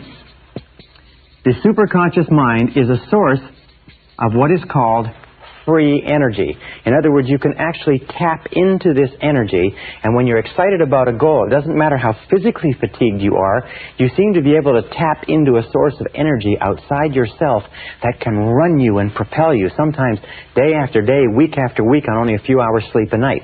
Everybody's had the experience of being caught up and involved in something that's really important, really exciting, really driving, requiring tremendous commitment, and you just have energy flowing continuously. Nikola Tesla, the great electrical genius, was actually able to tap this free energy to run the electric lights and the electric appliances in his home in a way that we still don't understand. But in order for goal-oriented motivation to be released by the superconscious, you must have clear, specific goals. This is the key. The goals must be clear. Clear, specific goals are what release this motivation. There's an old saying, which is a little bit trite. It says, feeling listless, make a list. What it means is that if you're feeling listless and you make a list of 10 things that you want to accomplish in the next year, you will find that just writing that list of 10 things will give you a jolt of energy, almost like a detonator going off. Now, a sixth characteristic of the superconscious mind is that it responds to clear, authoritative commands. Responds to clear, authoritative commands. Now, what are clear authoritative commands? Well, one example of clear authoritative commands is positive affirmations. Whenever you use a positive affirmation, whenever you say, I earn X number of dollars, I weigh X number of pounds, I like myself, I am responsible, I feel terrific. Whenever you use these commands and you emotionalize the commands, that's why they must be authoritative and they must be emotionalized. You drive this message from the conscious into the subconscious, and the subconscious accesses the superconscious. So emotionalize your words. Use clear authoritative commands, and every time you use a clear authoritative command, it drives the idea deeper, it activates your superconscious abilities. It also responds to decisiveness. It's very interesting. There's an expression which I like to share with you, and it's simply this. It is, get serious. I have met men and women all over the country over the last few years, and I noticed there's an interesting thing that successful people say. When I ask them, how did you come to become so successful? I mean, what was the turning point? Where did it change? You know, the words they use over and over again are these. They say, well, I finally decided to get serious.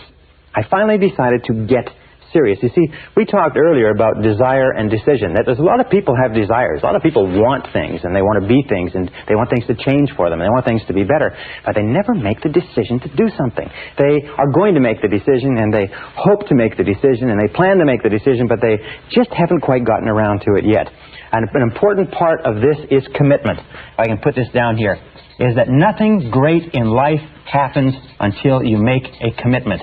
And a commitment means you decide to do one thing to the exclusion of almost everything else.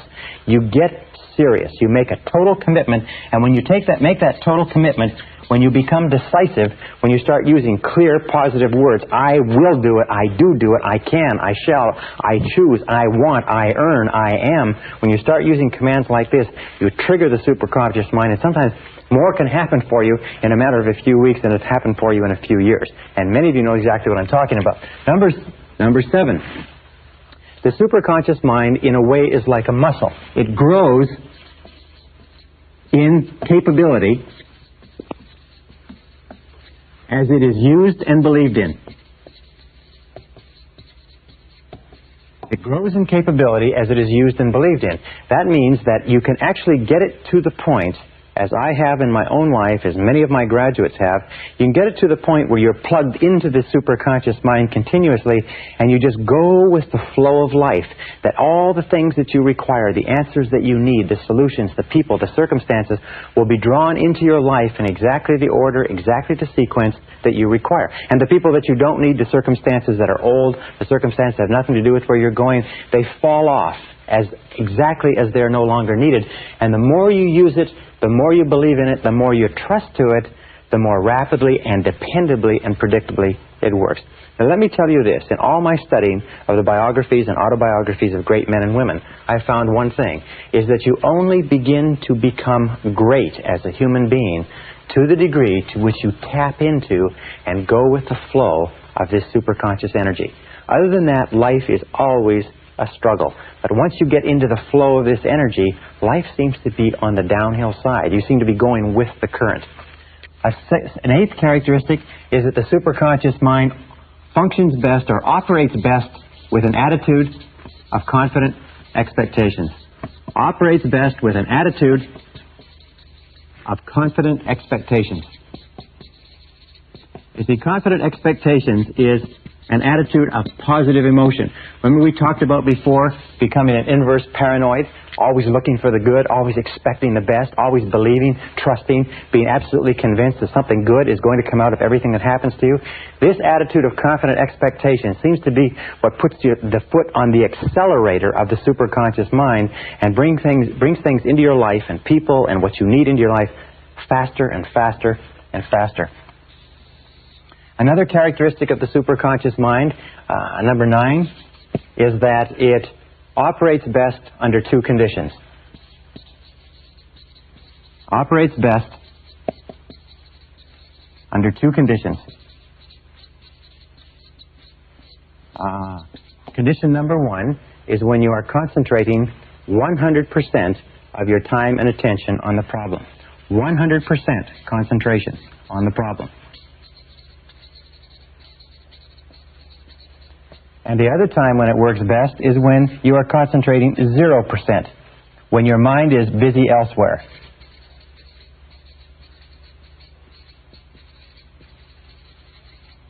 Those are the two things, but somehow the superconscious mind does not function in between. So the key, or the solution to activating the superconscious mind, is to try consciously to solve the problem. Now here is a very simple way to do it. You start to solve the problem by, number one, defining clearly what it is. Define your problem or define your goal. Write it down, discuss it, get it very clear in your mind. What is it that you're trying to achieve, avoid, or preserve? Number two is do some research. Gather information. Look around, read, talk to people, go to the library, call people who know, call experts or authorities on the subject. Get as much information as you possibly can. Almost all good decision-making comes from getting information. I've had experiences where I have had a clearly defined problem or situation, and as I'm thinking about it, I say, where can I get some information? And bang, the name of a person you may not have spoken to for a year will pop into your mind. You pick up the telephone, you call them up, and you say, hi, I'm thinking of doing this or not doing this. What do you think about that? And they have exactly the piece of information that you need to do it or not do it. Be very, very alert to that. The third thing that you do is you try consciously to solve the problem. Now that you've got the information, you ask questions, you've done the reading and the research, you've got clear in your mind, you try as hard as you possibly can with your conscious mind to solve the problem. And if that doesn't work, then you simply turn it over to the superconscious mind, almost as though you are submitting it to a large computer. Turn it over to the superconscious mind and get your mind busy elsewhere. Get your mind busy doing something else and just get on with something else completely. For instance, we'll talk about this. You could work on another project, go for a walk, do physical exercise, go out for dinner. Get your mind busy elsewhere. And at exactly the right time, what will happen is that the answer will come to you. It'll just suddenly be there. Which brings us to another characteristic of the superconscious. And it is this, is that the superconscious mind, and this is number 10, the superconscious mind brings you exactly the answer you require at exactly the right time for you. Brings you exactly the answer you require at exactly the right time. Now, one important point with regard to superconscious creativity is that when you get this answer at exactly the right time, you must act immediately. A superconscious answer is time-dated. That means that it may, if you get the answer on Thursday at 12 o'clock, the answer may not be valid at 9 o'clock on Thursday. It may not be valid at 3 o'clock on Thursday. So when you get the answer, when it comes into your mind that this is what you should do, and you'll feel a very, very strong feeling of rightness about a superconscious solution, act immediately. Sometimes you'll be working on a problem. Have you ever had this situation? You're working on a problem and you get this feeling you should phone somebody. And you say, I should phone so-and-so, but I'll do it later. And you do it later, the next day or the next week, and you call them up and they say, I wish you'd phoned me last week because I had exactly the answer you needed, or I had the person, or I had the situation, or I had the job for you, and so on. So when you get this, I know a man who built $1 billion business, and he built $1 billion business by fully understanding what we're talking about here and doing just one thing. Very limited business acumen, but he always followed his superconscious instincts. Whatever he felt was the right thing to do at any instant, he acted immediately. He immediately took action.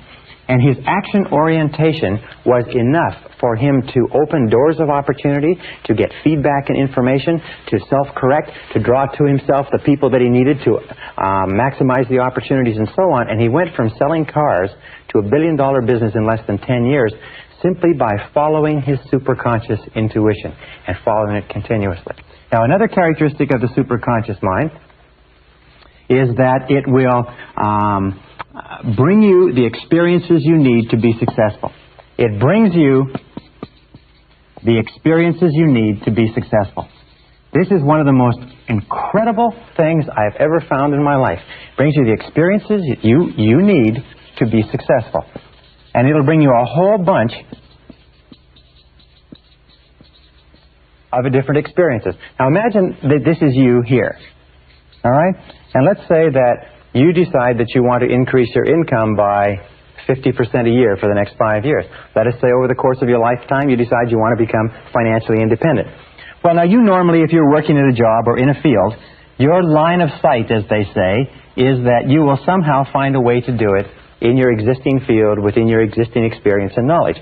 However, once you have set this clear goal in your mind, once you have this idea of what your goal or your star is, as you start off, you'll often find that your life will go into almost like a crazy obstacle course. It'll seem to go through a whole series of convolutions over and over, and very often you will find a year, 2 years, 5 years, you will find your goal in a totally different place, doing something totally different, something you never expected. In studying self-made millionaires in America, we find that almost half of them made their fortunes doing something totally different from what they started off doing.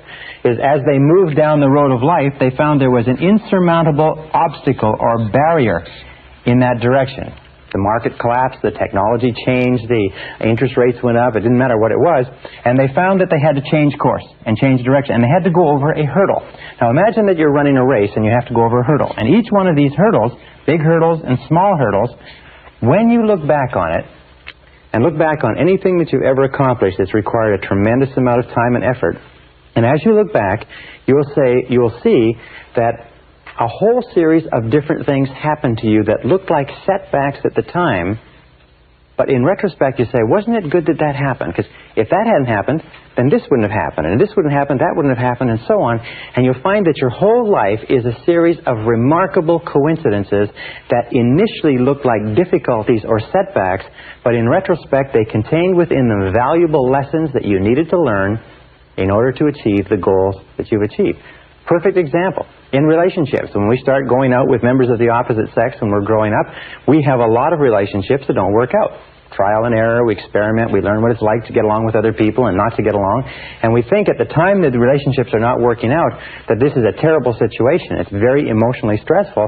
But then when we finally find the relationship that's right for us, we look back and we say, boy, wasn't it good that we had all those difficult problems, because if we hadn't, we'd have never reached the point where I am now, which is being in the relationship that you wanted.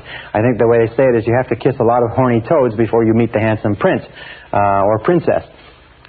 So each time we go over one of these lessons, we learn a valuable, each time we go over one of these hurdles, we learn a valuable lesson. Now let me tell you this too, is that very often your greatest success comes just before, or just after, your greatest failure. In Napoleon Hill's study of over 500 successful men and women, he found that almost every one of them had faced their greatest failure, the point where they felt they should have quit. There was no point in going on. Everybody else told them it was ridiculous.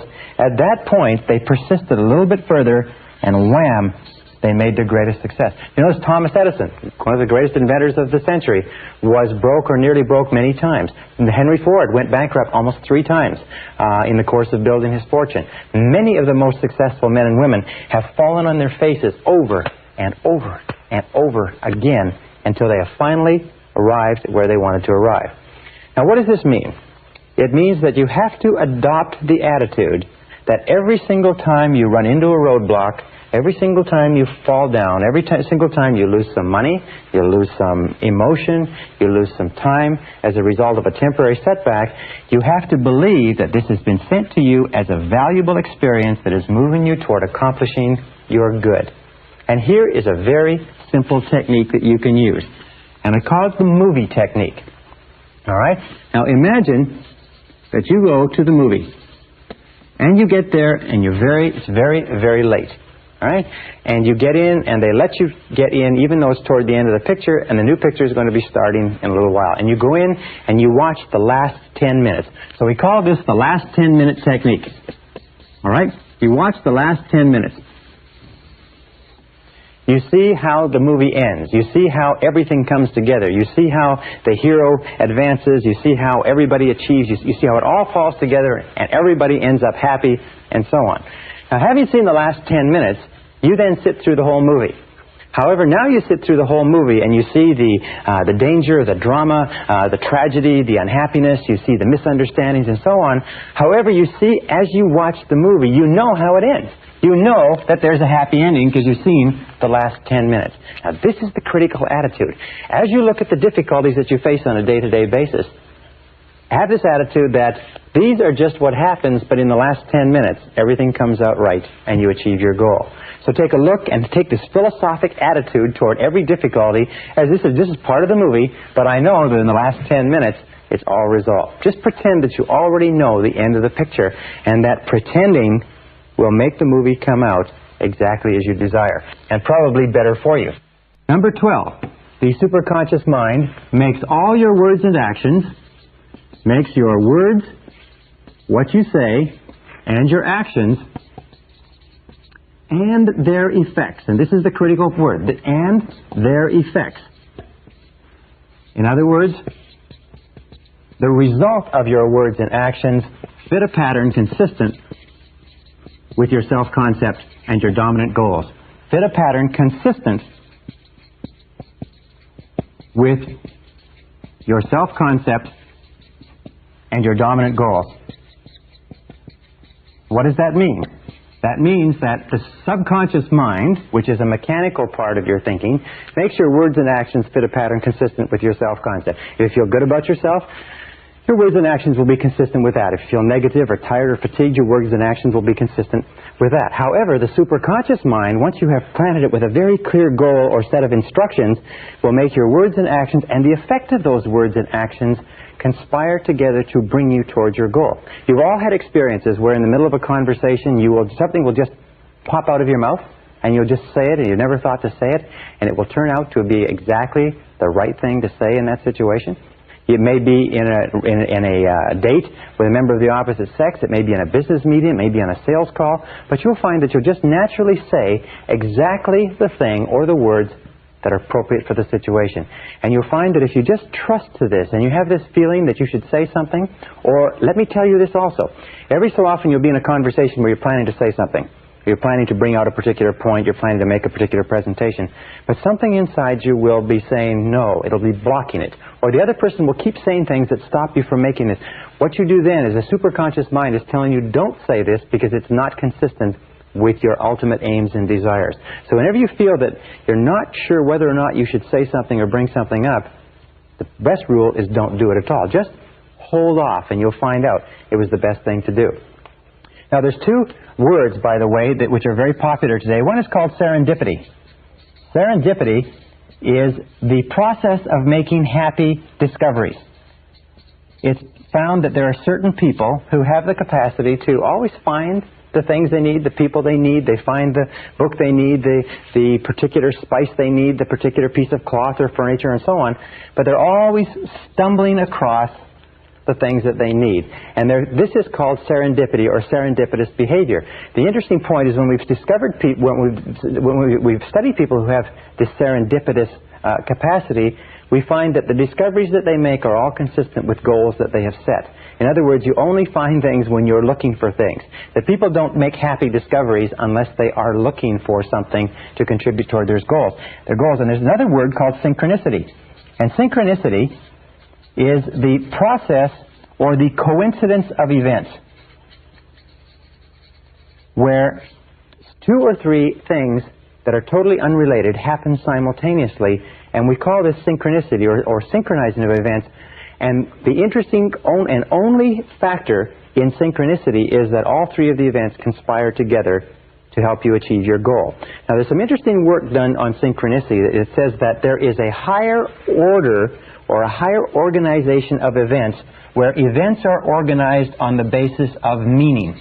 And the meaning that they have, the significance that they have, is defined by you and what your goals are. So very often you'll get a phone call, read a book, hear about an article, and visit a person, and all of those simultaneously will come together to bring you what you're after. Be very alert to these two happening. Now number 13 is the superconscious mind contains all monitor circuits. Contains all monitor circuits. That means that you can pre-program the superconscious mind, and it will work for you. Two ways that people pre-program the superconscious mind all the time is parking spaces. Many people find that by confidently expecting there to be a parking space wherever they're going, there always is. That you can pre-program your mind, sometimes 10 out of 10, 20 out of 20, to get a parking space even on a busy street, even in a busy shopping center. And if you get there and they're all full, you'll find that somebody is holding your space and they back out just as you arrive. Just as you pull up, you'll find that their taillights will go on and they'll back up, not one car earlier, not one car later, but exactly where you are. And I've had thousands of people come back to me and say that after learning this, they get parking spaces wherever they want. The key is you must believe that it works. If you don't believe that it works, it doesn't work for you. The second is waking up. There are many people who wake up with no alarm clock. Many people don't need an alarm clock at all. I haven't used an alarm clock for years. Why? You can just program your mind to wake up almost to the minute, any given time. All you have to do is do this 3 times. You'll develop the habit for life. And by the way, this is something the alarm clock industry keeps quite secret, mind you, because nobody needs an alarm clock. You can wake up at any time. You can wake up with 3 hours sleep or with 13 hours sleep. You can wake up in pitch black darkness. You can sleep for 20 minutes or 2 hours just simply by programming your mind. You can also program your mind to remember to do something, remember not to do something, and so on. And I'll tell you this so that you can write it down. It's what we call the law of superconscious activity.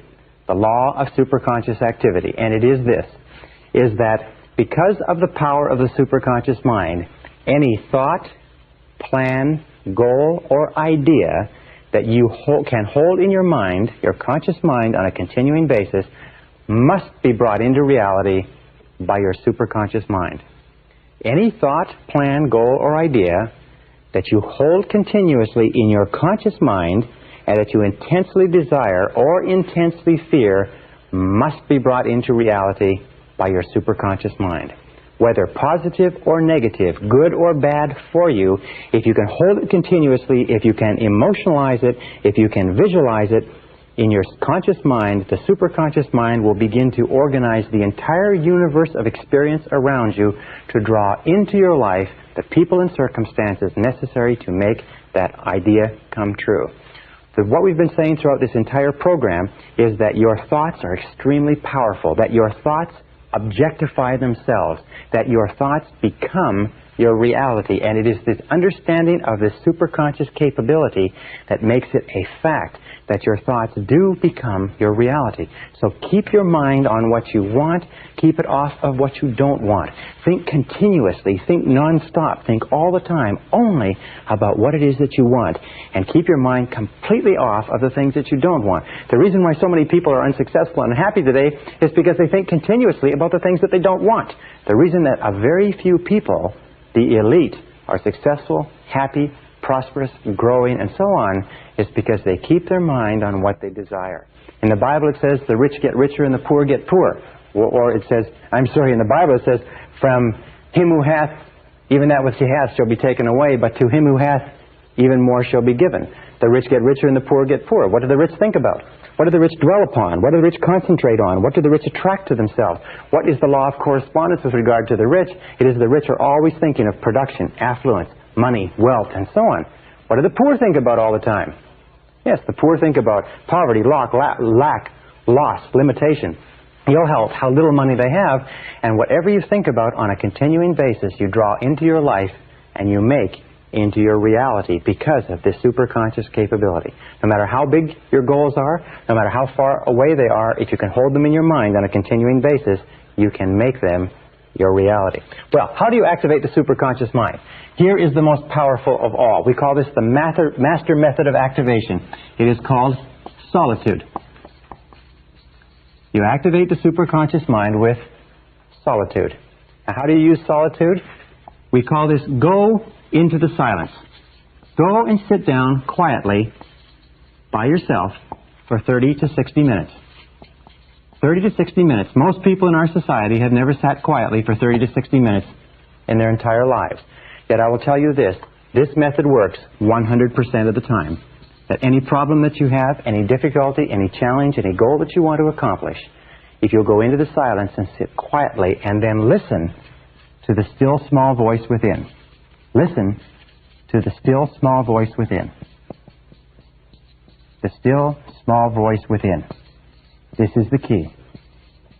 You will find that at a certain point, probably at about 25 to 30 minutes, your mind will go completely clear. And then a flow of ideas will start to flow into your mind. You'll feel energy welling up inside you.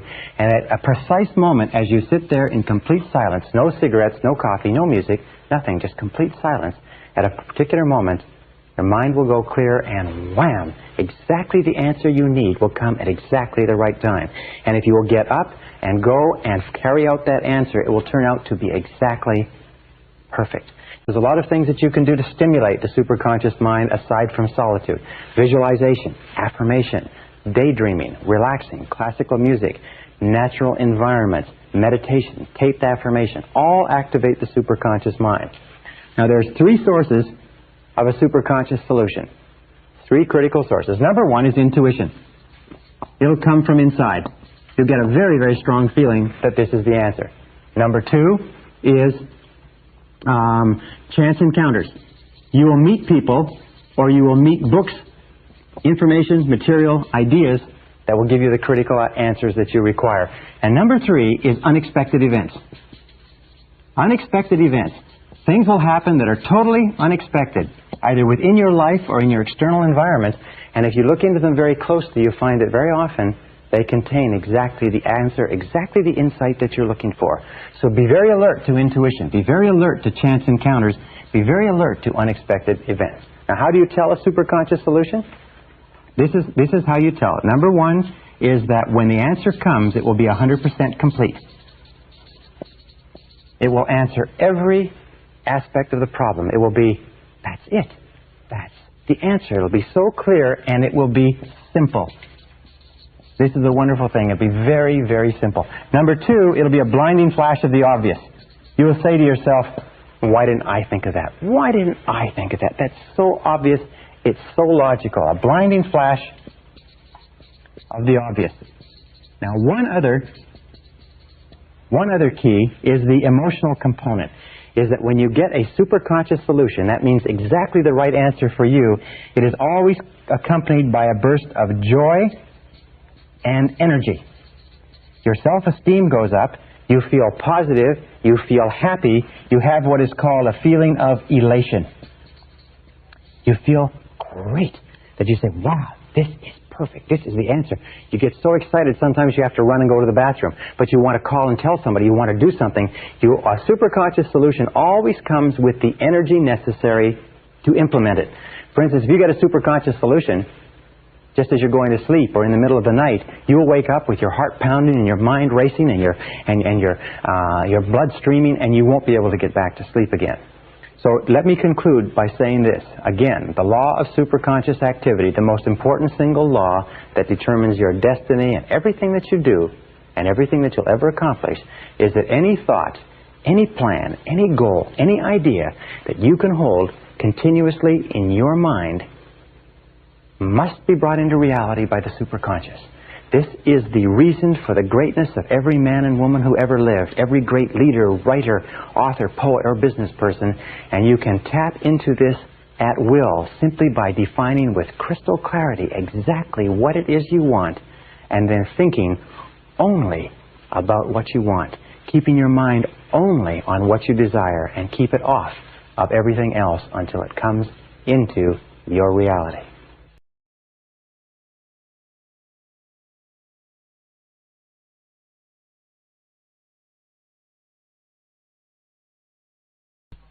Session 20, Creative Problem-Solving Techniques. Remember when we talked about that survey that was done where they checked the IQ of 1,000 people at random, and that they found the difference in IQ between the least intelligent and the most intelligent was only 2.5 times? And we talked about, with regard to income, how people earning $250,000 a year are not 10 times smarter than people earning $25,000 a year. Well, this subject has fascinated me for years, and I've put together courses which I've taught to major Fortune 500 executives and administrators, and I've come up with some pretty interesting ideas with regard to intelligence and IQ, and I'd like to just sort of impress upon you one thought, which is this, is that intelligence is a way of acting. Intelligence is not a matter of IQ. It's not a matter of education. It's not a matter of background, contacts, grades, or anything else. There are many extremely intelligent people who can't make a living. There are many people with extended university degrees who are unemployed. But there are also people who didn't finish high school who are running major corporations, because intelligence is a way of acting. What I found was that if you study the way intelligent people, by which I mean people who can get the results they want, act, and you act or you use your mind the way they use their mind, you will actually start to function with the same level of intelligence that they function at, irrespective of your IQ or anything else. So let's start off with this basic sentence. Intelligence is a way of acting. In other words, if you act intelligently, then you are intelligent. If you do not act intelligently, then you are not intelligent, irrespective of how smart you are or how well educated you are. With regard to this, one of the studies that I conducted a couple of years ago was looking at some research on geniuses. What are the characteristics of geniuses? People who perform by the judgment of their peers at exceptional levels of intelligence. People who are over 140 IQ and going up right to 150, 160, 170, 180, and so on. And I found that there are 4 keys to genius. And all 4 of these keys are learnable behaviors. If you learn the 4 keys, you can function at a level of intelligence that is double your level today. So what are the 4 keys? Number 1 key to genius is clarity. Clarity is absolutely essential. As a matter of fact, I find over and over again the reason people fail in life is because they don't know what they want. They're unclear about where they're going. Their goals are vague. Their values are vague. Their alternatives and their options are kind of fuzzy, whereas all successful people have tremendous clarity. Imagine that you have a camera, and every single time you bring your camera into focus so that the subject is perfectly clear, you're on the beam. That means every single time somebody asks you or you think about your goals should be particularly clear. That's what we've talked about. Write them down, clearly describe them, make them time-bounded, make them measurable, make them specific. Use vivid language to accomplish them. Because the more clear your goals are, the sharper your mind is in accomplishing or achieving those goals. Another thing that you have to be clear about is what are your problems. Remember I said identifying the obstacles that stand between you and your goals and finding out what are the big obstacles, what are the small obstacles, and being crystal clear. In medicine, what do you do in medicine? In medicine, you just simply go through a process of diagnosis until you find specifically the problem that's causing the ailment. And the more clear you are about the problem, the easier the solution is. The people who are unhappy and unsuccessful today are not people who are not intelligent or not capable, but they're very fuzzy about their goals and they're equally fuzzy about their problems. And finally, more important than anything else is your outcomes. This requires more thought than either of the other 2. What is the outcome you desire? Where do you want to be at the end of this process? In other words, what will it look like? What will it feel like? Not the process of getting there, but what is the outcome that you're after? And the focus on outcomes is often a superior focus than that of focusing on goals. Because believe it or not, sometimes your goals may be wrong. Sometimes the problems may not be the right problems, but if you know what the outcome is, if you know what you want it to look like, if you know that you want a 3,500 square foot home that's modern, has all the amenities, and has a study for yourself and a family room for the children and a double garage and so on, if that's the outcome you desire, then the neighborhood that you live in, the terms upon which you get the house, rental, lease, purchase, and so on, those can take care of themselves as long as you're clear about the outcome. So the second key to functioning as a genius is concentration. Concentration. All geniuses, all highly intelligent people, are people who have the ability to concentrate 100% on one thing at a time and concentrate on the most important thing. All non-geniuses, all people of limited intelligence, are people who try to do a whole lot of different things.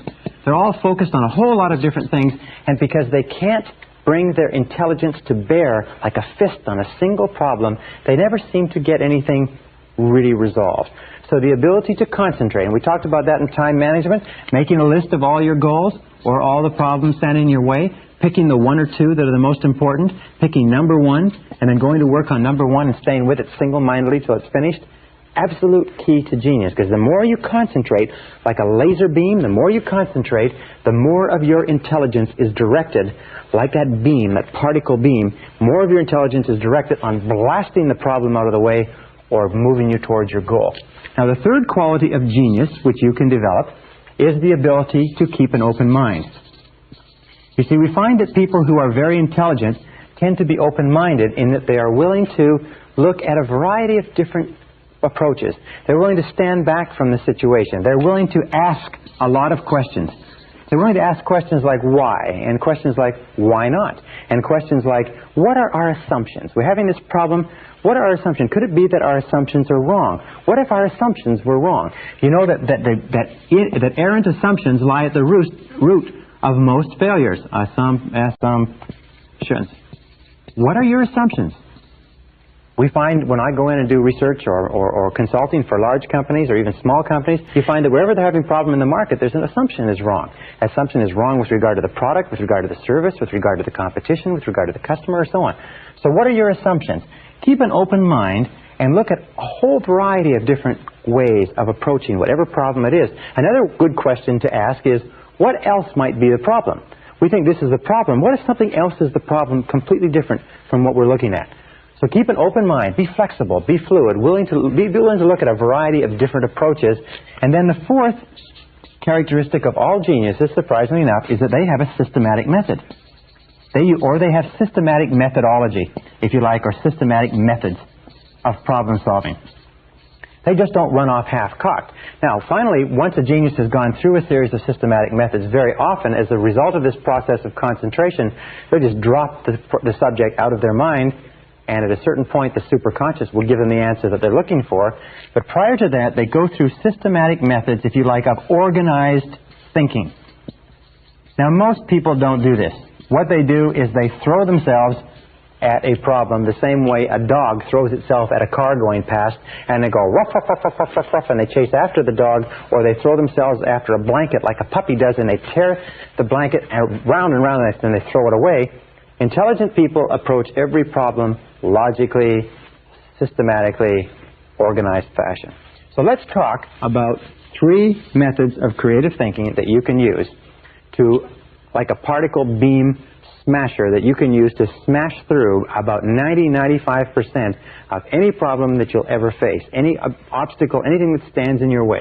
And the first is what I call mindstorming. Now, mindstorming is a very simple technique. It was developed many, many years ago. It can be done by yourself or it can be done with other people. More people have become wealthy and successful using this technique than any other technique I've ever seen. I've used this myself for years, and it is absolutely devastating in how rapidly you can come up with great solutions to even the most complex problems. Mindstorming is often called the 20-idea method. The only thing that's necessary to use this 20-idea method is a piece of paper, a pen, and discipline. Why is it that people don't use this method more often? A, they don't know it. B, they're not disciplined enough to use it. But if you will use this on a systematic basis, you will be astonished at the results from the very first time. Well, the 20-idea method simply says this. Take a sheet of paper. Best time to do this is first thing in the morning. And write your major goal or objective at the top of the page in the form of a question. Let us say that you want to increase your income from $30,000 to $45,000 over the next 12 months. So what you do is you might write at the top of the page, what can I do to earn $45,000 over the next 12 months? That would be the question. Or let us say it's a time management question. What can I do to get 2 more hours of productive time every day? Or let's say it's a health question. What can I do to lose 5 pounds a month until I get down to my ideal weight? You put that at the top of the page in the form of a question, and then you force yourself to write 20 different answers. You just keep forcing yourself to write 20 different answers. Now, the first 3 to 5 answers that you'll come up with are pretty easy. The next 3 to 5 are more difficult. The last 10 will be like squeezing blood from a stone, because your mind, if you haven't been using it on a regular basis, will be very slow to respond to this demand. Just like a muscle, if you went into a weight room and began to pump iron, your muscles would respond very, very slowly, but after a week, a month, 2 or 3 months, you could go in and you could work out all afternoon. So put it at the top of the page and generate 20 answers. And then at the end of this, pick one answer and implement it immediately. It's as simple as that. If you'll do this, this technique is so astonishingly powerful. It's amazing. You will come up with ideas out of your mind that will absolutely astonish you. Things will come out on the paper underneath your pen that you never believed were in your brain. I have given this exercise to many groups of executives, and I have found they've come up to me and said, you know, sometimes it's the 20th answer that's worth all the other 19 put together. People have come up to me and said that 20th answer, by forcing yourself to write 20 answers, that 20th answer sometimes is the answer they've been looking for 6 months. So using this exercise, then take one and apply it immediately. Why? It's because that locks into the subconscious and the superconscious that you are serious about this process. Well, if you were to do this 5 days a week, every morning before you start off, and you were to generate 20 ideas every single morning before you started off, and you were to do this times 50 weeks a year, taking 2 weeks off for holidays and taking weekends off where you don't have to think at all, you would end up with about 5,000 ideas per year. If you were to take one idea per year, or one idea per day, times 5 days per week, times 50 weeks per year, it would equal 250 ideas per annum that you would be applying in your life in a world where the average person doesn't use one. Do you think if you used this method on a systematic basis, it would change your results? Do you think if you used this method of creative thinking on a regular basis, you would start to see some progress or some changes? The interesting thing is that if you use this method every day, now I must tell you quite honestly, personally, I cannot use this method for more than 3 days in a row.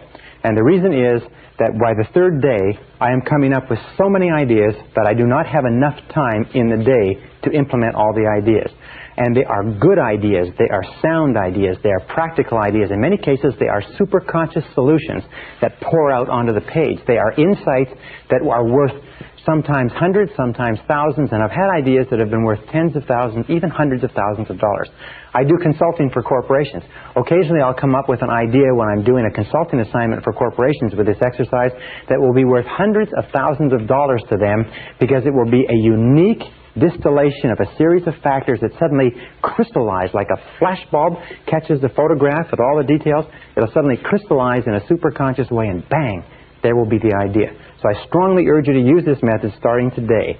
Take any goal, any problem, any difficulty, write it as the form of a question and try it once. And you will be astonished at how effectively it works. As a matter of fact, I've had many people come back, hundreds of people come back from my seminars and say that idea changed their whole career, changed their whole business, changed their whole family life, changed many, many aspects of their life.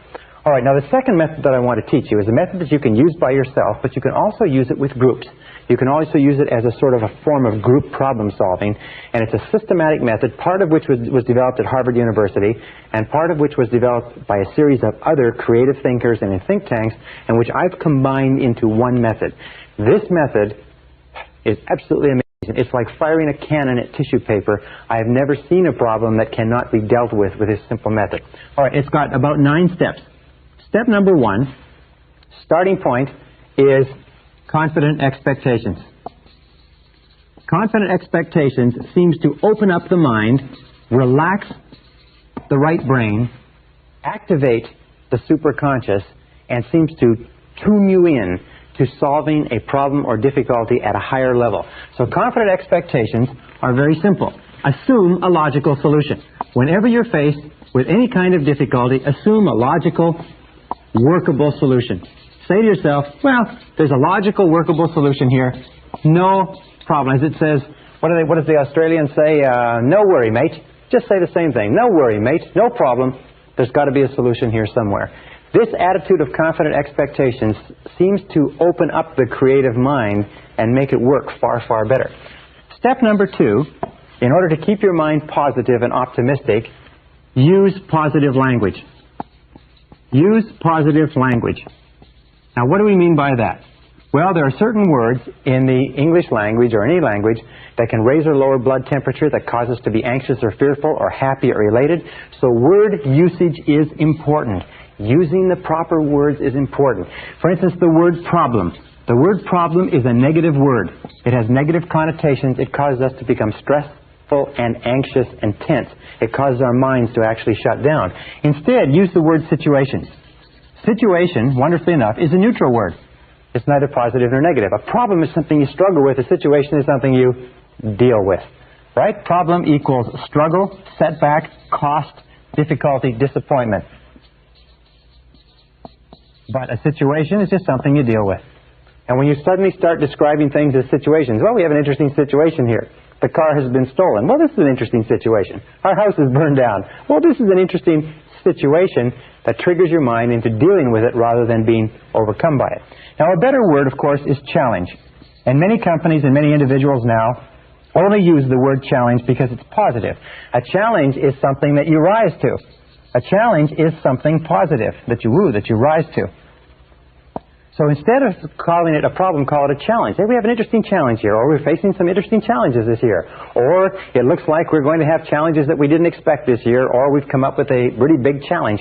But a challenge, described as a challenge, is something that brings out the best in you, your mind starts to race to think how you can deal with it. And best of all is the word opportunity. The word opportunity is a very positive word. The word opportunity is something that you take advantage of. Now, the interesting thing is that in all of our research, we find that within every setback or difficulty, within every problem, within every situation or challenge, there is a hidden opportunity. There is something that you can learn. There's something that you can gain. There's an advantage. There's a benefit. There is something, and we know because of the law of substitution that if we are looking for the opportunity in any situation, we cannot at the same time think about what would cause us to become stressed and anxious. You cannot think of it as a problem and as an opportunity at the same time. The one thought, the positive thought, knocks out the negative thought. So when we look at successful people, we find that successful people are those who keep their minds on what they want, and they look for the opportunity, they look for the challenge, they look for the positive part of any setback or difficulty. Remember, we talked about the superconscious mind, is that setbacks and difficulties very often come to us to tell us to change course or direction, to get onto the right track, to get to where we're going. So instead of becoming frustrated or upset, let's look upon it as a great possibility and look into it for the advantage or benefit. Now, the third step in dealing with any situation or challenge is to define it clearly. Define it clearly. Now, I use this method, by the way, all the time. I just simply take any goal or difficulty that I have, and I run it through this whole thing. And I run it down, and I just go through the analysis, and I always come out at the end with a solution. Define it clearly. Think on paper.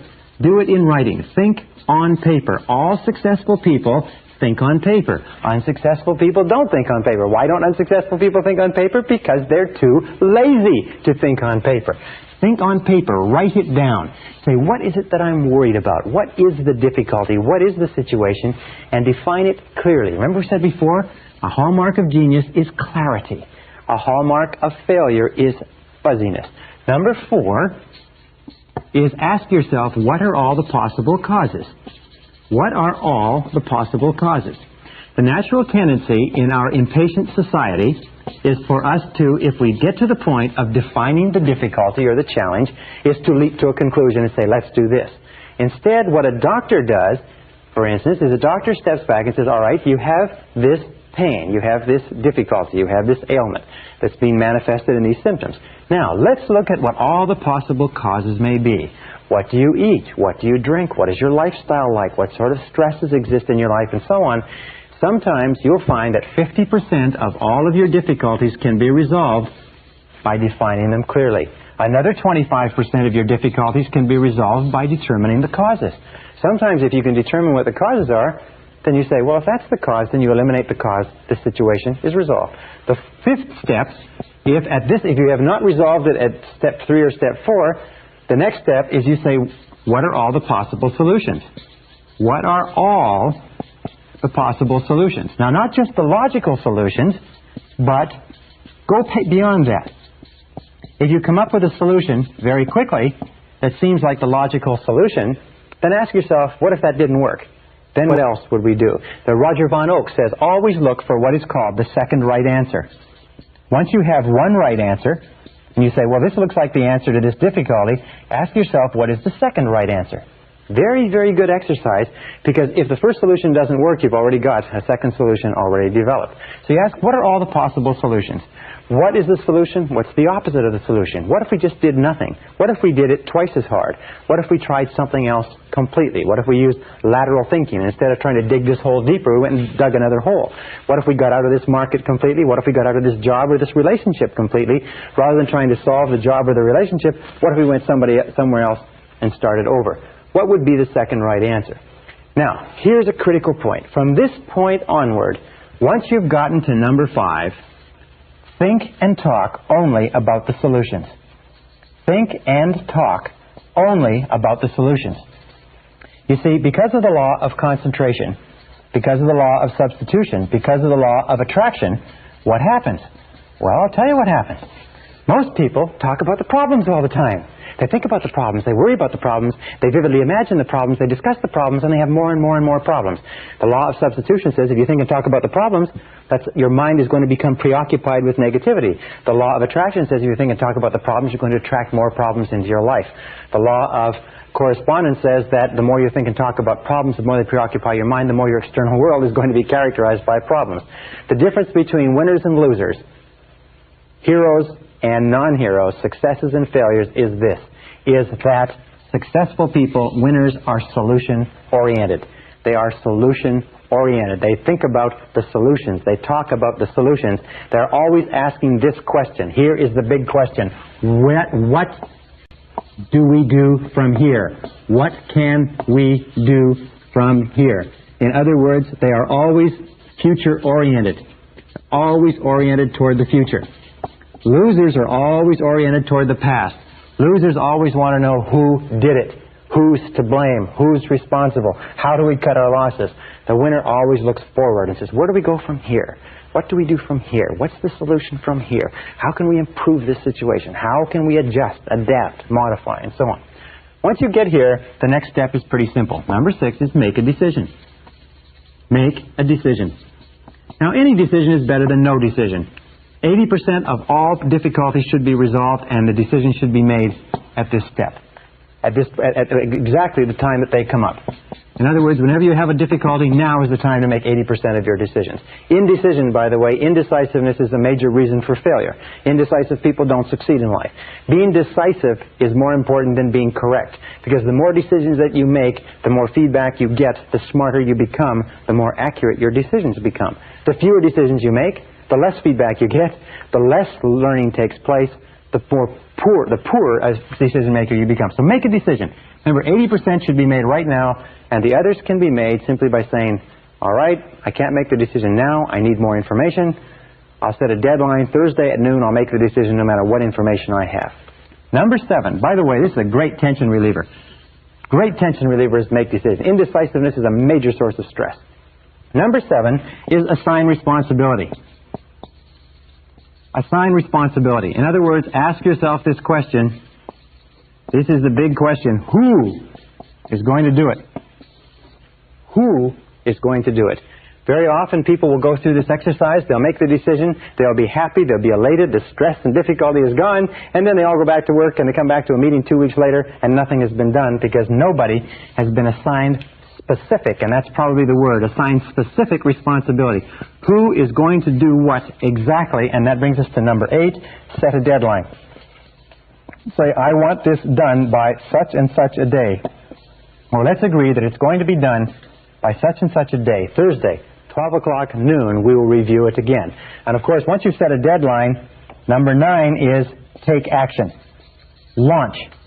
You know, an interesting time management study I read recently says that 20% of the work, the first 20% usually accounts for 80% of the value of the job. If you can launch it, they say well begun is half done.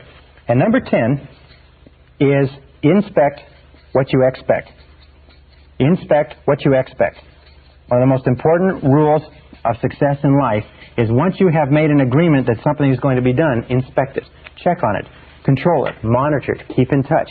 I have a good friend that says that delegation is essential, but not abdication.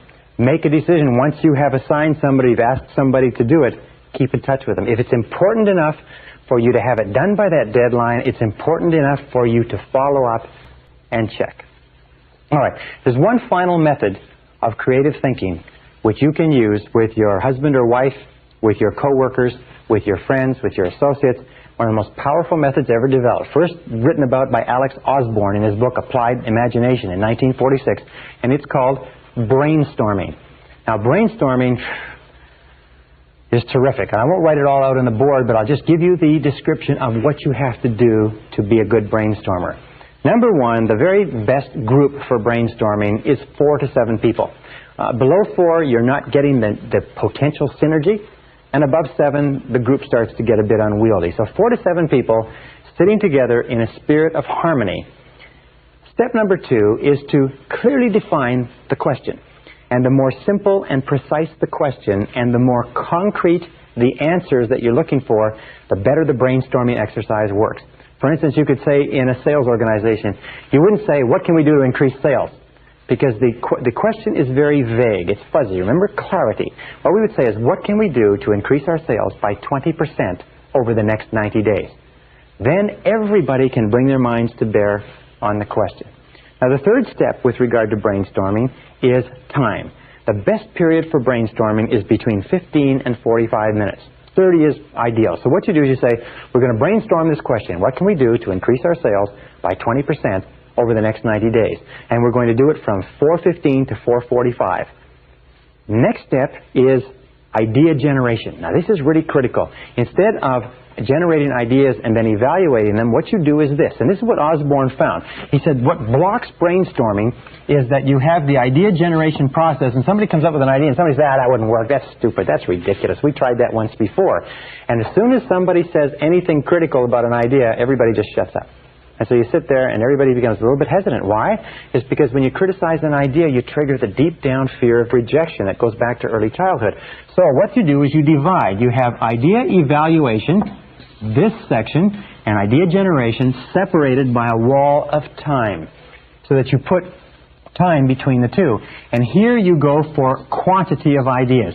So in a 30-minute session, say 30 minutes, you say, let's see how many ideas we can generate focused on how we can increase our sales by 20% over the next 90 days.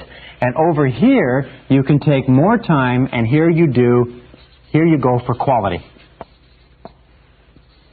Now, what is the role of the leader? In a brainstorming session, the leader is not to dominate. The leader is to stimulate.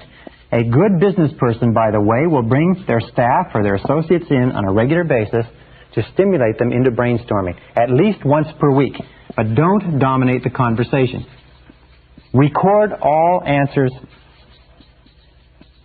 Record all answers. Very often, somebody will come up with an answer in a brainstorming session which will be a superconscious solution. The superconscious solution may be so excellent that even the person who came up with it and the people at the brainstorming session are not aware that it is a brilliant breakthrough. But when you take the ideas and evaluate them later, or somebody else looks at the ideas, they may say, that's what we're looking for. This is exactly right. So with regard to creative thinking, remember this. Let me repeat. That intelligence is a way of acting. That you can function at least twice the intelligence you're currently using by doing what geniuses do. Be clear about what you want. Concentrate single-mindedly on the goal, the problem, the situation, or the outcome you desire. Keep an open mind. Be flexible and look at all possibilities. And then use systematic methods of problem solving like we've discussed. Try any one of these methods, use them on a regular and systematic basis, and I can guarantee you, you will be astonished at how smart you really are. This is the end of Side 2. Please fast forward the tape to the end to cue up Side 1 for your next listening.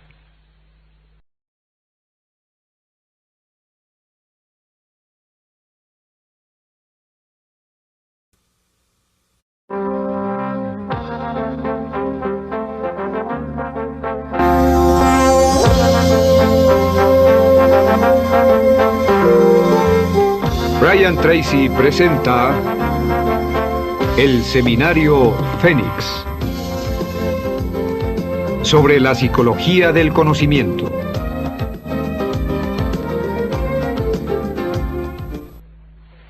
Session 24, Developing a Success Personality.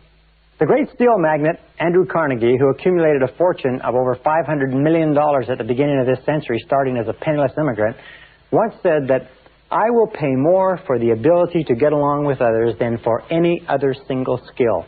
And today, in our society, your ability to get along with other people, your social intelligence, is the most valuable, most precious single asset that you have. Not only in terms of your career, not only in terms of your marriage and your relationships, but in terms of your own mental well-being. In this session, we're going to talk about developing a success personality. We're going to talk about developing the quintessence of mental health, which is a positive personality, a positive mental attitude, the kind of person that everybody likes to be around, the kind of person who is welcome everywhere. We said very early in this seminar that 85% of everything that you ever accomplish in life will be as a direct result of how well you get along with other people.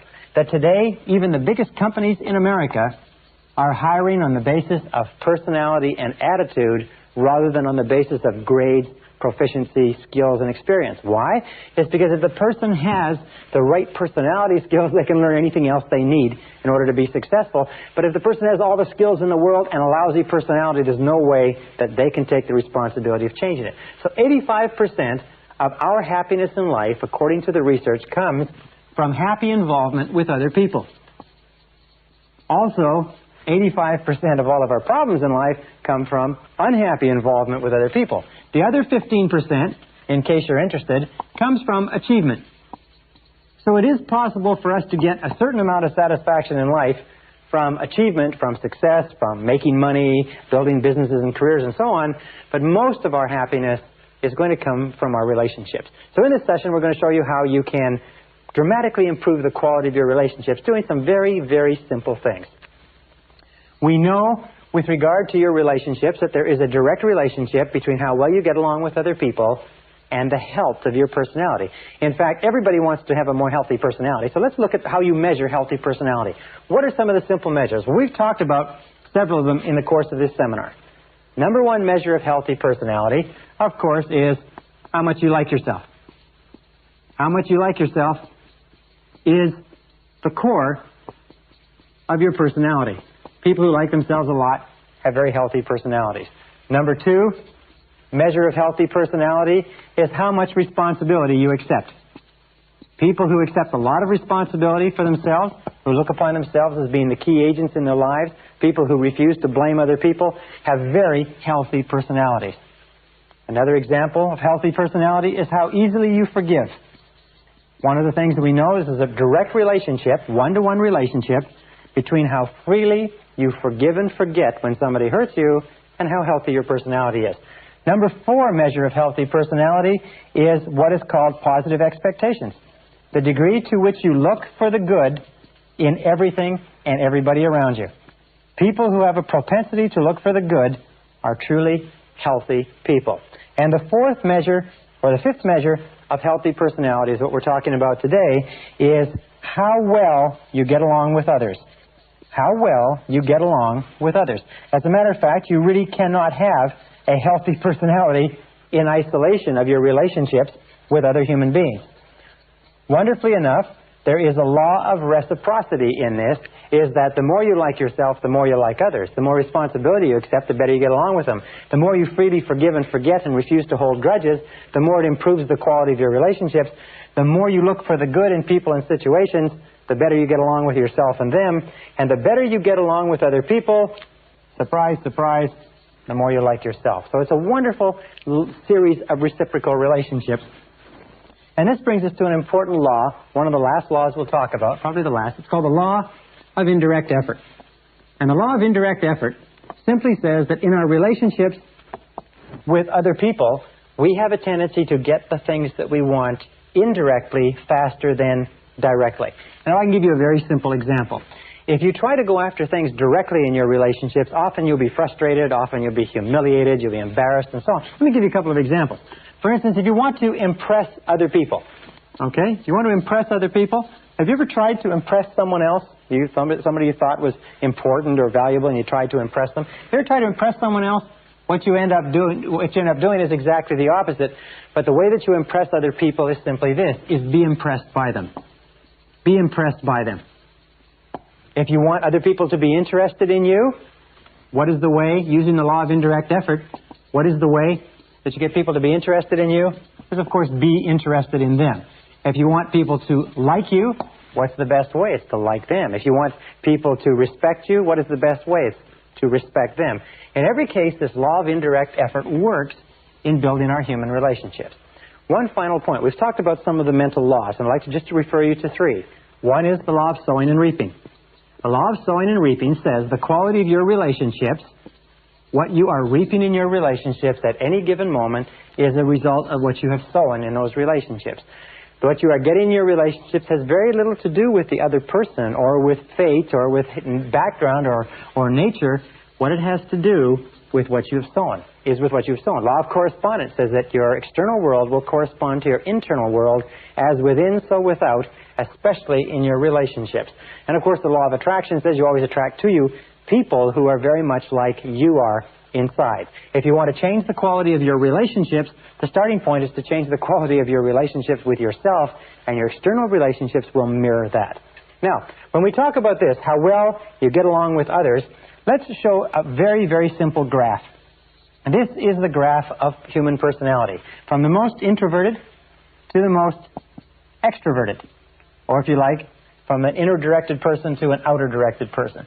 And the person who has a truly healthy personality can get along with a great variety of people going from the median. And the median, of course, is the average personality, not introverted or extroverted. Now, we can superimpose on this, I guess this is the center, we can superimpose on this another graph. And this is the graph of self-esteem, from high self-esteem to low self-esteem. And we find a very interesting thing, and this graph is my own creation. We find that the graph is like this, that if you have a low level of self-esteem, say down here, you don't particularly like yourself, or you have feelings of inferiority or negativity, then the number of people that you can get along with will be limited to people who are pretty much in the middle of the spectrum. People who have, if you might call them, very easy to get along with, neutral, bland personalities. However, as you go up the ladder of self-esteem, as you like and respect and accept yourself more and more, the number of people that you can get along with expands. As your level of self-esteem goes up, you can get along with more and more people across this spectrum, if you like. And as you get to the point where you have high levels of self-esteem and self-acceptance, you find you can get along with almost anybody that you meet. And since, of course, the great business of life is getting along with as many people as possible, because the more people you can get along with, the more opportunities you have to live an interesting, fascinating, exciting life. Wonderful thing is, as your self-esteem goes up by working on yourself, the quality of your relationships with others expands. So what is the key to raising your own self-esteem? Wonderfully enough, because of the law of reciprocity, every single thing that you do that raises the self-esteem of someone else raises your own self-esteem at the same time. That means you cannot do anything genuinely kind or generous to raise the self-esteem of other people without raising your own at the same time. If you want to have a truly healthy personality, then you use the law of reversibility. The law of reversibility, in one of its applications, is simply this, is that everything that you do to boost the self-esteem of others boosts your self-esteem simultaneously. And so what we're going to look at in the rest of this session are what are some of the things that you can do to raise the self-esteem of other people and simultaneously raise your own so that you become a healthier personality. And by the way, there's a direct relationship between happy involvement with other people and long life, health, energy, vitality, resistance to disease, longevity, and everything else. And the key to raising the self-esteem of others is to make others feel important. Make others feel important. This is and always has been the key to successful human relationships. Mary Kay Ash has a beautiful little analogy. She says she imagines that every person she meets has a sign around their neck that says, "Make me feel important."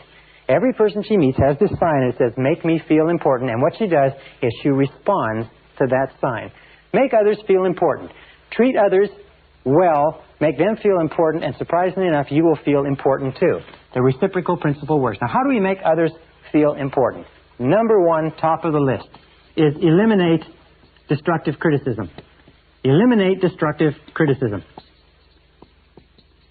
There is nothing that causes a person's self-esteem to go down faster than destructive criticism.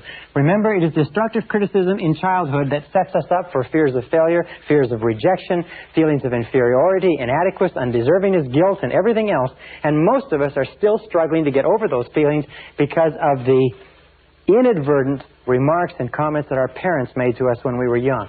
So eliminate destructive criticism. Never criticize anybody because it devalues them. It kicks the chair out from underneath their self-esteem and makes them feel terrible. Just doing that, making that one change in your life, eliminating destructive criticism, will make you a far more attractive person than you can possibly imagine if you have a tendency toward criticism.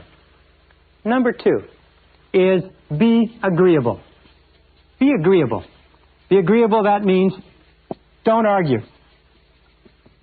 I remember when I was a young man, I was very fast-mouthed, if you like, and I used to win arguments. I used to win any argument. I would do my reading, I would do my research, and I would be excellent. I got to the point where nobody could beat me in an argument. And you know something? I also got to the point where I didn't have anybody to argue with. I got to the point where nobody wanted to talk to me. Nobody wanted to have anything to do with me. I never got invited to anybody's house. People wouldn't play with me at school because I was always arguing, and even though I was winning, I was losing. So don't argue. And a way that you avoid arguing is a very, very simple technique. It's this. It is try first to understand. Rather than to be understood, use this law of indirect effort and try first to understand the other person's point of view. What is it that causes the other person to think and feel the way they do?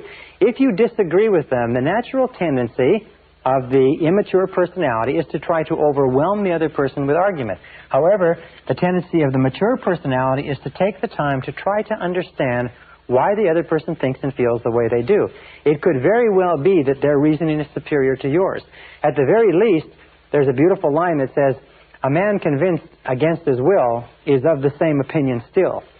One of the most important principles in the development of human personality is the principle of non-resistance. The principle of non-resistance was, if you like, brought to a head by Mahatma Gandhi in India this year, or in this century, when he was able, if you like, to defeat the entire British Empire and take India out of the empire and put it under home rule simply by a process of non-resistance. Jesus said in the Bible, he said, in the New Testament, he said, "Agree with thine adversary quickly." Now, there's several reasons for this. The number one reason is the very best way to keep a positive mind, to be enthusiastic, to be liked, and to like other people is not to get into arguments with them. To do everything possible to avoid an argument. When I first got married, I found that the natural tendency for people when they live together is to get into arguments because you disagree about times and things and so on. But I also found a very neat little thing that has served me well, and that is to agree quickly. If when you see an argument coming, back off from it, agree, and try to see the other person's point of view. The place to start with being agreeable and refusing to criticize is where? Of course, it's at home. The interesting thing is, and Emmett Fox says it beautifully, he says, "If you must be rude to strangers, but save your company manners for your family." Naturally, we have a tendency to go out and be very polite to people that we've never seen before and will never see again, and then we come home and we criticize and complain and argue with the people that we love the most. All right, the third principle in making other people feel important, now you don't criticize, now you don't argue, you've now a pleasant, positive personality. The third thing is acceptance. The third behavior. Now, acceptance satisfies one of the deepest of all subconscious cravings. Remember, when we come into the world, what we want more than anything else is to be accepted by our parents, to be unconditionally loved and approved of and accepted by our parents. And when we grow up as adults, we still need that love and approval. And the way that we convey acceptance is very simply this: smile. Whenever you smile at another person, you convey acceptance. As a matter of fact, work in interpersonal psychology and interpersonal dynamics suggests that when two people meet for the first time, and every subsequent time, the very first thing that takes place is a relationship of acceptance or non-acceptance occurs. It's conveyed by body language, by facial expressions, by tone of voice, but until that relationship is established, no other communication takes place. And you can trigger that relationship just simply by smiling and unconditionally accepting another person, no matter who they are. Step number 4 is appreciation. Appreciation, like acceptance, whenever you engage in any kind of appreciation, you raise the self-esteem of the other person. When you smile, by the way, some interesting research seems to suggest that when you smile, not only do you cause the other person to feel positive, but the effort of smiling actually triggers endorphins in the brain and gives you a generalized sense of well-being. And they say even an insincere smile is better than a sincere frown. So smile. Force yourself to smile, and you will find that you can act your way into feeling like smiling just by making a habit of smiling at other people. With regard to appreciation, how do we express appreciation? We use the word thank you over and over again. saying thank you to your spouse, saying thank you to your children, saying thank you to your coworkers and your subordinates, saying thank you to people in restaurants, saying thank you on a regular basis when you feel it. Expressing gratitude raises people's self-esteem like the mercury in a thermometer on a hot day. And you'll find that the most powerful men and women, the most successful men and women, tend to be very gracious and they tend to be very courteous.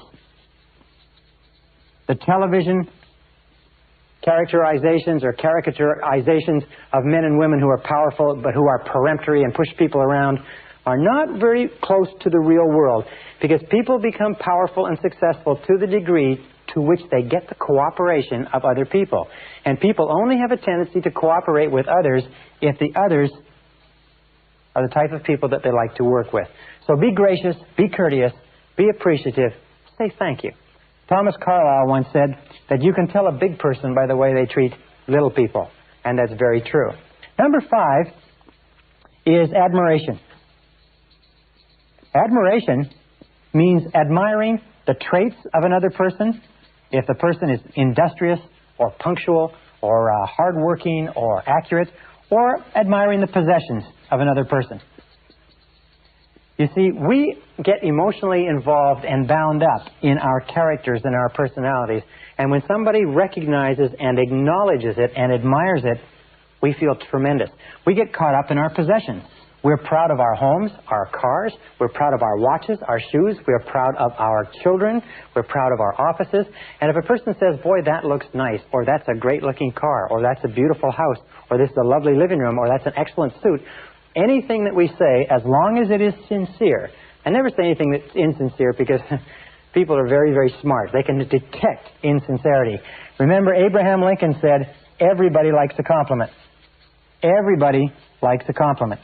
I have worked with billionaires, and I have worked with very powerful and successful heads of large corporations and conglomerates, and I have found that saying something that I truly feel that is complimentary to them about themselves, their businesses, their work, and so on, is always responded to as positively as if you were admiring the trait or possession of someone who had low self-esteem. Sometimes people who have the highest self-esteem and success are the ones who are most in need of admiration and appreciation. Now, the 6th thing that you can do to raise the self-esteem of others. And remember, every time you raise somebody else's self-esteem, you raise your own. Every time you increase the health of somebody else's personality by the law of indirect effort, you increase the health of your own personality, is approval. Approval satisfies one of the deepest cravings of the human psyche, the craving to be valued, the craving to be valuable. In fact, one of the definitions of self-esteem is the degree to which an individual considers themselves to be praiseworthy. A person who considers himself to be praiseworthy has high self-esteem. So when you give approval or praise, it's been demonstrated, I think it was Napoleon who said, I have made an incredible discovery. Men will die for ribbons. In other words, he found that soldiers who would not give their life for any amount of money would risk their lives in battle for the praise and approval represented by the ribbons and the medals that he handed out. Keys to approval. Number 1 is be immediate. The closer the praise is to the thing that you praise, the more likely it is the person will repeat it. If you want your children or your employees to continue doing something, as soon as they do it, say, boy, that's a good job. Number 2 is be specific. Say, boy, you did a wonderful job on that lawn, that house, that letter, whatever it happens to be. The more immediate and specific the praise, the more rapidly it raises self-esteem, the more likely it is that the behavior will be repeated. And third of all, be public with your praise. Whenever you give recognition in public, it doubles or triples the impact because the effect of other people's opinions on our behavior is tremendous. In fact, there's a lot of evidence that suggests that we are who we are and we do what we do because of the way we think other people think of us. We're strongly affected by other people's opinions. All right, number 7 is attention. Now, attention is one of the most powerful ways to raise self-esteem. Attention means listening. Why is attention and listening so powerful? It's because we always pay attention to that which we value, and we always ignore that which we do not value. So if you want to tell a person that you value them, that they are in effect valuable, pay close attention to them, listen to them, spend time with them. Now here's some of the keys to attention. Number one is listen attentively. Listen attentively. Listen without interruptions. Listen patiently. Listen closely. Number two is pause before replying. Pause before replying. Don't interrupt. Let the person say everything that they have to say and pause. Wait. Show them that you are really considering what they're saying. Number three is question for clarification. Instead of rushing in to speak, question to clarify what the person has said, which is a way of telling them for sure that you're really listening. And here's the best of all questions. How do you mean? When you're listening to a person speak and you want to fully understand and you want to tell them that you're listening, say, how do you mean exactly? And ask for them to explain to you clearly. And finally, remember the boomerang. And the boomerang says simply this. It says that any genuine emotion expressed by you toward any other person is going to boomerang back on you. Just like the law of sowing and reaping, the law of cause and effect, the law of attraction, the law of correspondence says that any genuine emotion, now that's a genuine emotion. In other words, if you say something positive about someone else, it's going to go out to that person and it's going to come back and it's going to boomerang on you. So say only good things. When you talk about other people, talk about them as though what you were saying was going to be printed in the paper. When you think about other people, send out positive thoughts and positive ideas. Think all the time about how you can make other people feel important. Treat other people as though they were the most valuable people in the world, because to them, they believe they are. And the final rule with regard to superior human relations is what we call the Golden Rule. The rule simply says, love your neighbor as yourself. Like your neighbor as yourself. Treat your neighbor as yourself. Ask yourself in any situation, how would I like to be treated in this situation? Ask yourself, when you're in a difficult situation with someone or an argument or a disagreement, say, if the conditions were reversed, how would I like to be treated in this situation? And here's something that you can do. Pick a role model. Pick the person that you admire more than anybody else in the world in terms of their personality. And whenever you're in a situation with someone else, pretend you are like that person. Many years ago, when I was traveling in Africa, I worked with Dr. Albert Schweitzer, one of the most beautiful men who ever lived. And so very often when I'm in a situation with other people, I think, how would Albert Schweitzer act in this situation? Or I think, how would Jesus of Nazareth act in this situation? And if you use that as your role model, and if you use the credo of making other people feel important as your guiding light, you will develop a success personality that will lead you to accomplishing everything that you want in life in a world filled with other people.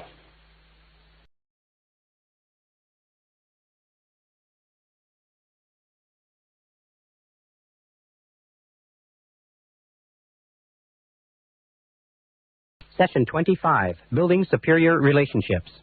One of the oldest cliches is that be it ever so humble, there's no place like home. Benjamin Disraeli, the great Prime Minister of England, once said that no success in public life can compensate for failure in the home. And when we started this seminar several sessions ago, we talked about the importance of the power of love, and that how you and I as human beings are love-tropic organisms, that everything that we do is either to get love or to compensate for the lack of love. And there's no place where this is more important than in the quality of the intimate relationships that we form with other people. In fact, one of the measures of mental health, according to Abraham Maslow, is your ability to enter into long-term, intimate, loving relationships with other members of the human race. And I want to talk in this session about some of the things that might help you, which have helped me to enjoy a higher quality of loving relationships with your mate or your spouse or the person that is most important to you. First of all, let's talk about the idea of what makes a relationship successful. And I think that there are 6 keys that make a relationship successful.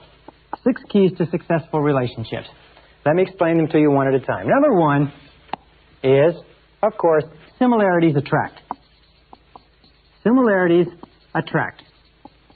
Similarities attract in almost all areas, but especially in the areas of values, in the areas of attitudes toward the critical things like children, like money. Do you know that? And like sex. For instance, that arguments over money are not one of the number 1 reasons why marriages break down, young marriages break down, and probably older marriages too. Arguments over sex are number 2. Arguments over leisure time, what we're going to do when we're not working, are the number 3 reason why relationships break down. So similarities are very, very important. It's sort of like when you meet the person who is right for you, there will be a chemistry. They call it a right chemistry. It feels good.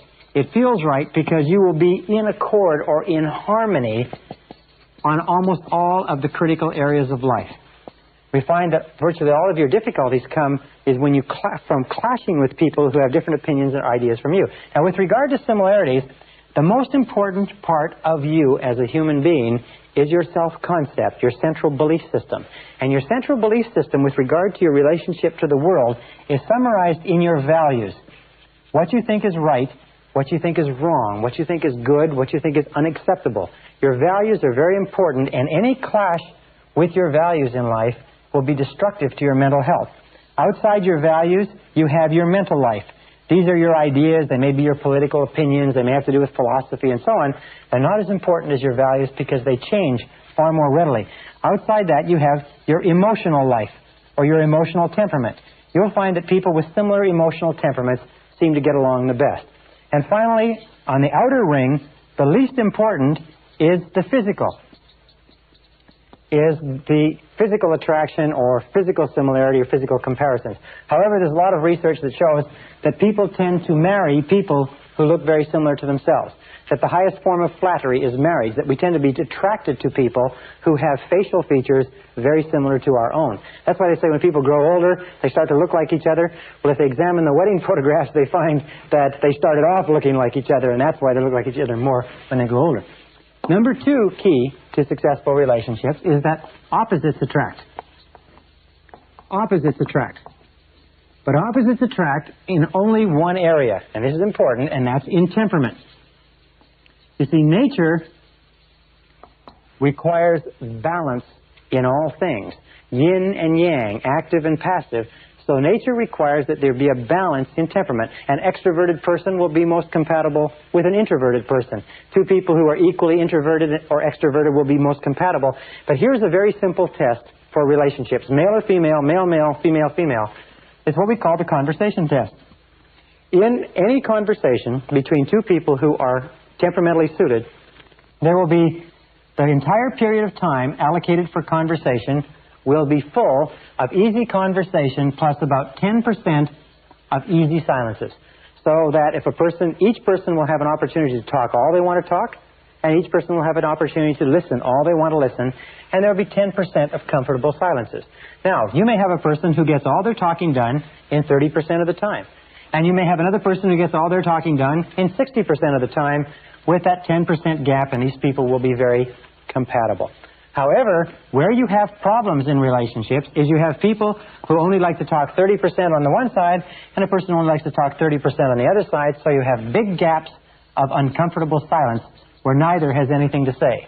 Or the other example is where you have 2 people, each of whom have to talk 70% of the time, so you have a big clash over airtime. There's always a clash over who's going to be able to speak the most, and you'll find that this relationship will be incompatible too. So opposites attract, but only in temperament. In all other essentials, similarities attract. And this brings us to number 3. Number 3 key to success in relationships is commitment. Commitment is very important. And in order for a relationship to work, a person should have a total commitment to the relationship, which means 100%.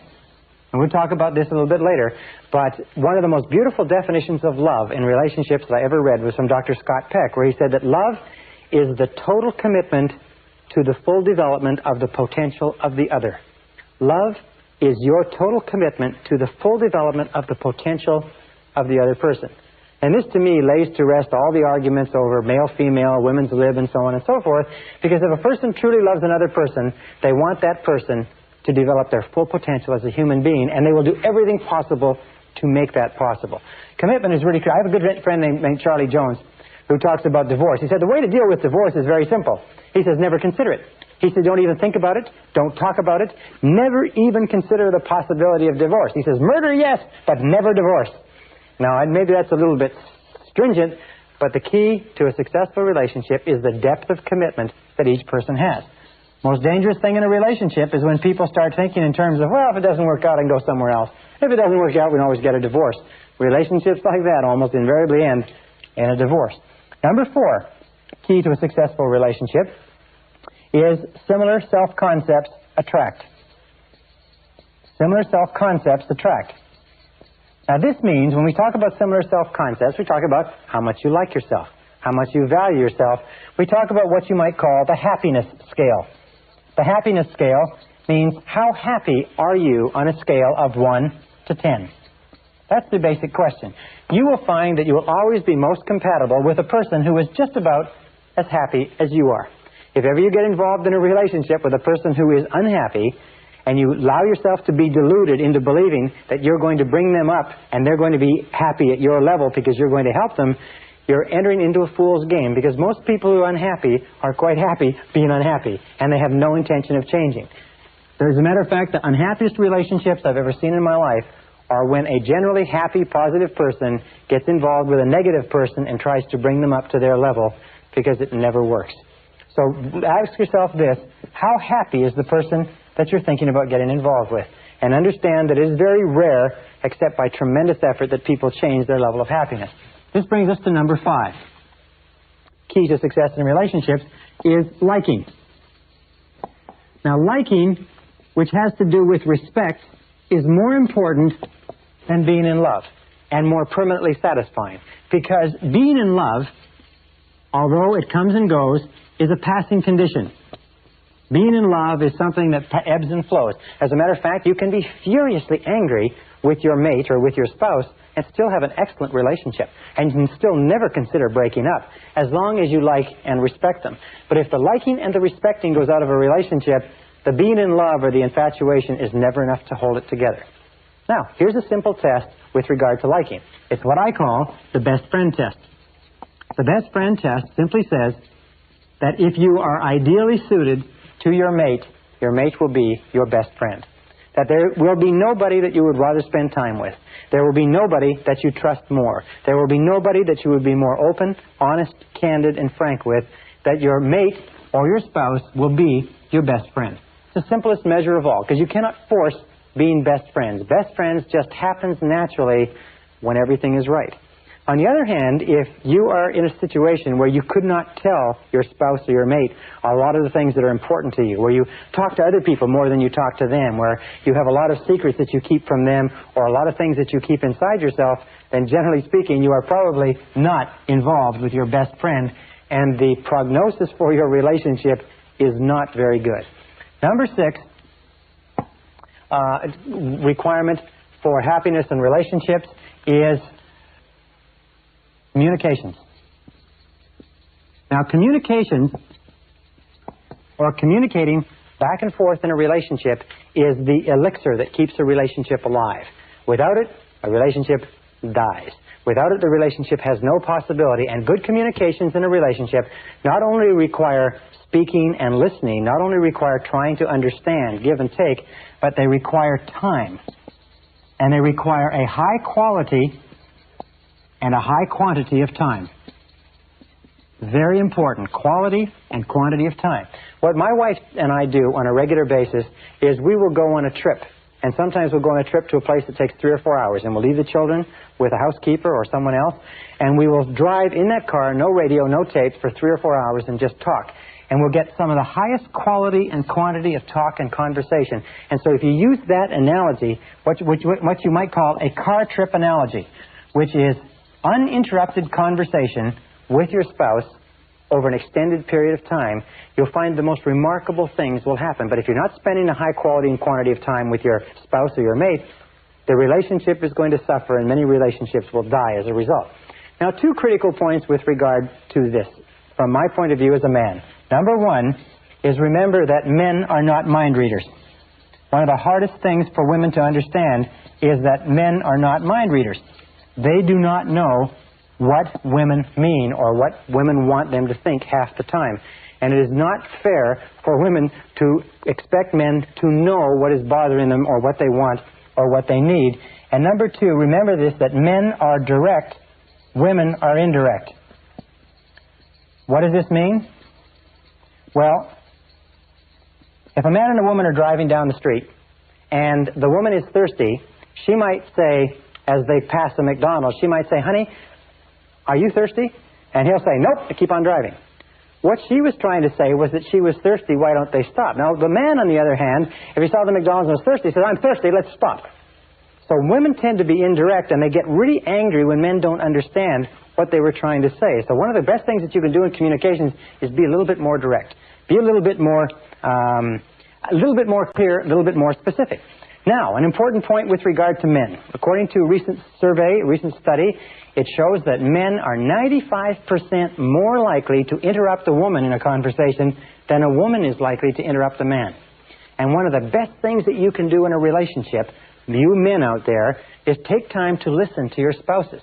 One of the gentlemen who went through my seminar said the most valuable thing he got from this part on human relations was when you go home at night, before you, the man, the direct person, the extrovert, starts telling your woman all about everything that went on during the course of the day, ask her how her day has been. Ask her how her day has unfolded. What has happened to her? How are things going with her? Try doing that as a discipline, and you'll be literally astonished at what it will do for your relationship. And then listen without interruption. Listen and pause before replying. Listen and ask questions for clarification. Listen and give positive feedback. All right. Now let's talk about some of the problems in relationships.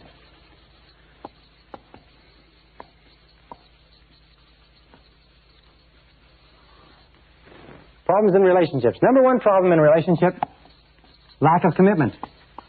Now, lack of commitment is amazingly common because we live in a society today where it is considered clever to protect yourself by not making too deep a commitment to anybody.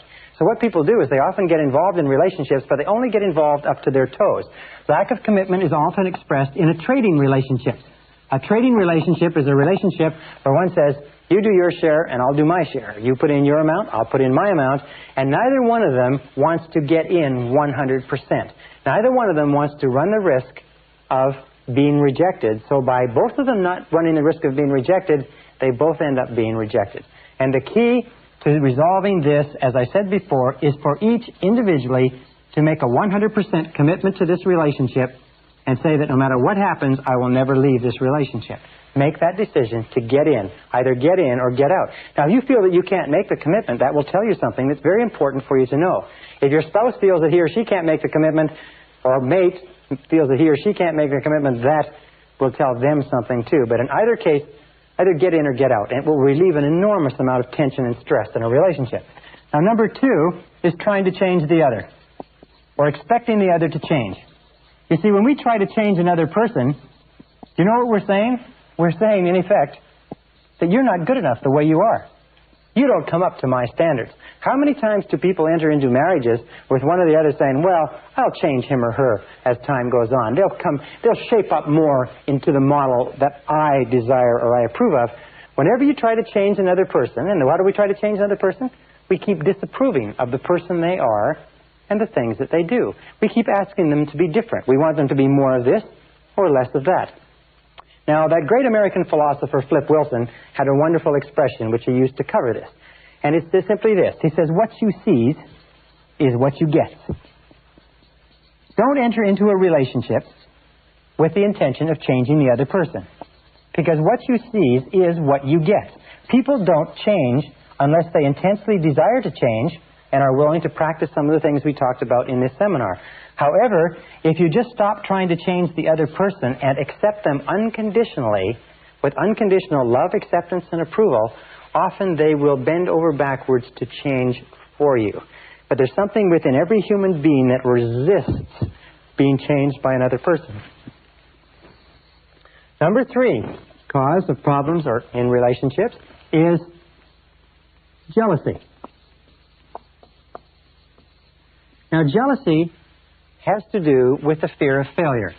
Where does jealousy come from? It comes from deep down inside. We don't feel that we're good enough. It comes from this old feeling of low self-esteem. I'm not good enough. This is something, by the way, that is rooted in our inferiority complex. Alfred Adler, the great psychologist, the disciple of Freud, said that the natural human condition is that of feeling inferior. The reason for that is because we grow up as children in a world of giants where we are made to feel inferior because we're so small. And as adults, we are continually struggling against this inferiority complex. This feeling that I'm not good enough leads to feelings of jealousy. The feeling is that that other person could never love me unconditionally. Therefore, I'm not safe. I'm not okay in this relationship. And the way that you get over this feeling of jealousy is work on your own self-concept and say over and over again, I like myself. I like myself, or I love myself. Because the more you boost your own self-esteem, remember there's an inverse relationship between these fears and how much you like yourself. The more you like yourself, the more your self-esteem goes up, the more your fears of jealousy, fears of rejection, fears of loss of love, and so on go down. So be alert to jealousy, and remember, though, it has nothing to do with the other person. It has only to do with the person experiencing it. And I'll say one more thing, is that it is not clever to make somebody feel jealous. It is not smart. It is not clever. It is not fashionable. It is just an unkind and cruel thing to do, especially if it is successful. Now, number 4 is self-pity. Where does self-pity come from? Well, there's several sources. Almost invariably, self-pity comes from having had a parent who was very good at self-pity. So what we did is we imitated the parent. As we grow up, we find opportunities to experience self-pity ourselves. Self-pity is also rooted in low self-esteem. It's not liking ourselves very much. Now, what is the solution for self-pity? Very simply this, is get busy. Get busy. People who are busy, people who are working on something that's important, people who have a worthwhile purpose in life, do not experience self-pity. It is only people who are going around in circles, drifting, waiting for someone else, and so on. So you can overcome self-pity simply by working on your self-concept and set some goals. Set clear, specific goals and get going on them. Remember the law of substitution. It says you can't feel sorry for yourself. You can't even feel jealous. You can't even feel angry if you're busy working on goals that are important to you. The conscious mind can only hold one thought at a time, positive or negative. And then we come to number 6. Number 6 is a major reason which sort of summarizes everything that we've talked about up to now as a major problem in relationships, and it is called incompatibility. Incompatibility means that you and the other person are not compatible. Now, this is very, very hard for us to accept because of fears of rejection and failure. We often stay in relationships long past the point where it's clear that we no longer have anything in common. And we do that for a variety of different reasons. One, we do that because we don't want people to think that we have failed. Another reason that we do it is that it's our comfort zone and we don't want to go through all the difficulty of separating. But what happens is this. When two people meet, they're like two dinner plates. And what they have is they have areas where they're separate. Here's the man, here's the woman. They have areas where they're separate and different, and they have areas that they have in common. Now, as a relationship develops, sometimes these areas grow. And so when they finally get married, they find that they have an enormous amount in common, and sometimes they have areas out here that they have which are separate. As the French say, vive la différence. Or, long live the difference between men and women. However, especially in our 20s, as we grow and evolve and change rapidly, what can happen is that we can grow apart. And we can reach the point where the man and the woman now have a great gap between them. They have very little in common. How can you tell when incompatibility is set into a relationship? Number 1, the first thing that goes is the laughter. Is people stop laughing together. And the second thing that goes is the friendship. Is they don't look upon themselves as friends anymore. They look upon themselves as sort of people that are forced together. Now, if incompatibility is set into a relationship, the natural thing to do, the best thing to do, is to try to patch it up. Try to find some kind of a bridge. Try to put it back together, if you like. Try to bind it together, especially if there's children and a lot of other things involved. However, please understand this. If incompatibility has developed, and incompatibility is the rule, you have to go through dozens and dozens of men or members of the opposite sex before you ever find one that you can settle down with. If incompatibility has happened, accept it as a reality. Because if you do not, you're going to enter into the phenomena of denial. And the denial is going to cause tremendous stress and resistance and unhappiness. Number 2 is, remember that if it has happened, no one is guilty. Just because you are no longer compatible with the other person doesn't mean that there's anything wrong with the other person, and it doesn't mean there's anything wrong with you. It means that just incompatibility has set in. Remember, it just happens. It's like the rain. When it rains, nobody is guilty. It just happens. It is the most common phenomena in relationships, is incompatibility. And one final point with incompatibility is this. In my experience, I find the major reason why people stay in relationships that they're no longer happy in, that there's no love, there's no music, there's no laughter, there's no future to the relationship, is because of what others might say. It's because of what others might say. And this is really amazing to me, because whenever I speak to people, and I've been in the same situation, I've never been through a marriage that didn't work out, but I was a bachelor for 35 years, and so I've been through relationships that didn't work out, and I've been amazed at how much social pressure there is created in our own minds to stay in a relationship that we don't enjoy because we think others will disapprove of us. We think that others will be upset. We think that others will be saddened. And the fact of the matter is, as everybody eventually finds out, is that nobody cares as much about your relationship as you do. And if you sacrifice your peace of mind for what you think others might say, you will never, never be happy. Incompatibility is a reality. If you cannot repair it, if you cannot overcome it, then deal with it honestly, deal with it graciously, face it in a straightforward way, deal with it in a respectful, dignified way, and find some way to resolve the relationship so that it doesn't hurt anybody more than it has to. Remember this with regard to loving relationships, that your objective, your responsibility is to set joy and fulfillment in your relationships as your minimum standard. Set peace of mind, happiness, joy, fulfillment, tranquility. Make your home and your loving relationship the crown jewel of your emotional life, and settle for nothing less. Keep working at it, keep striving, keep chopping, keep changing, do whatever is necessary, but you owe it to yourself, you owe it to your life, you owe it to your character, your integrity, your peace of mind, your health, and your future to settle for nothing less than a relationship that is a joy to be a part of.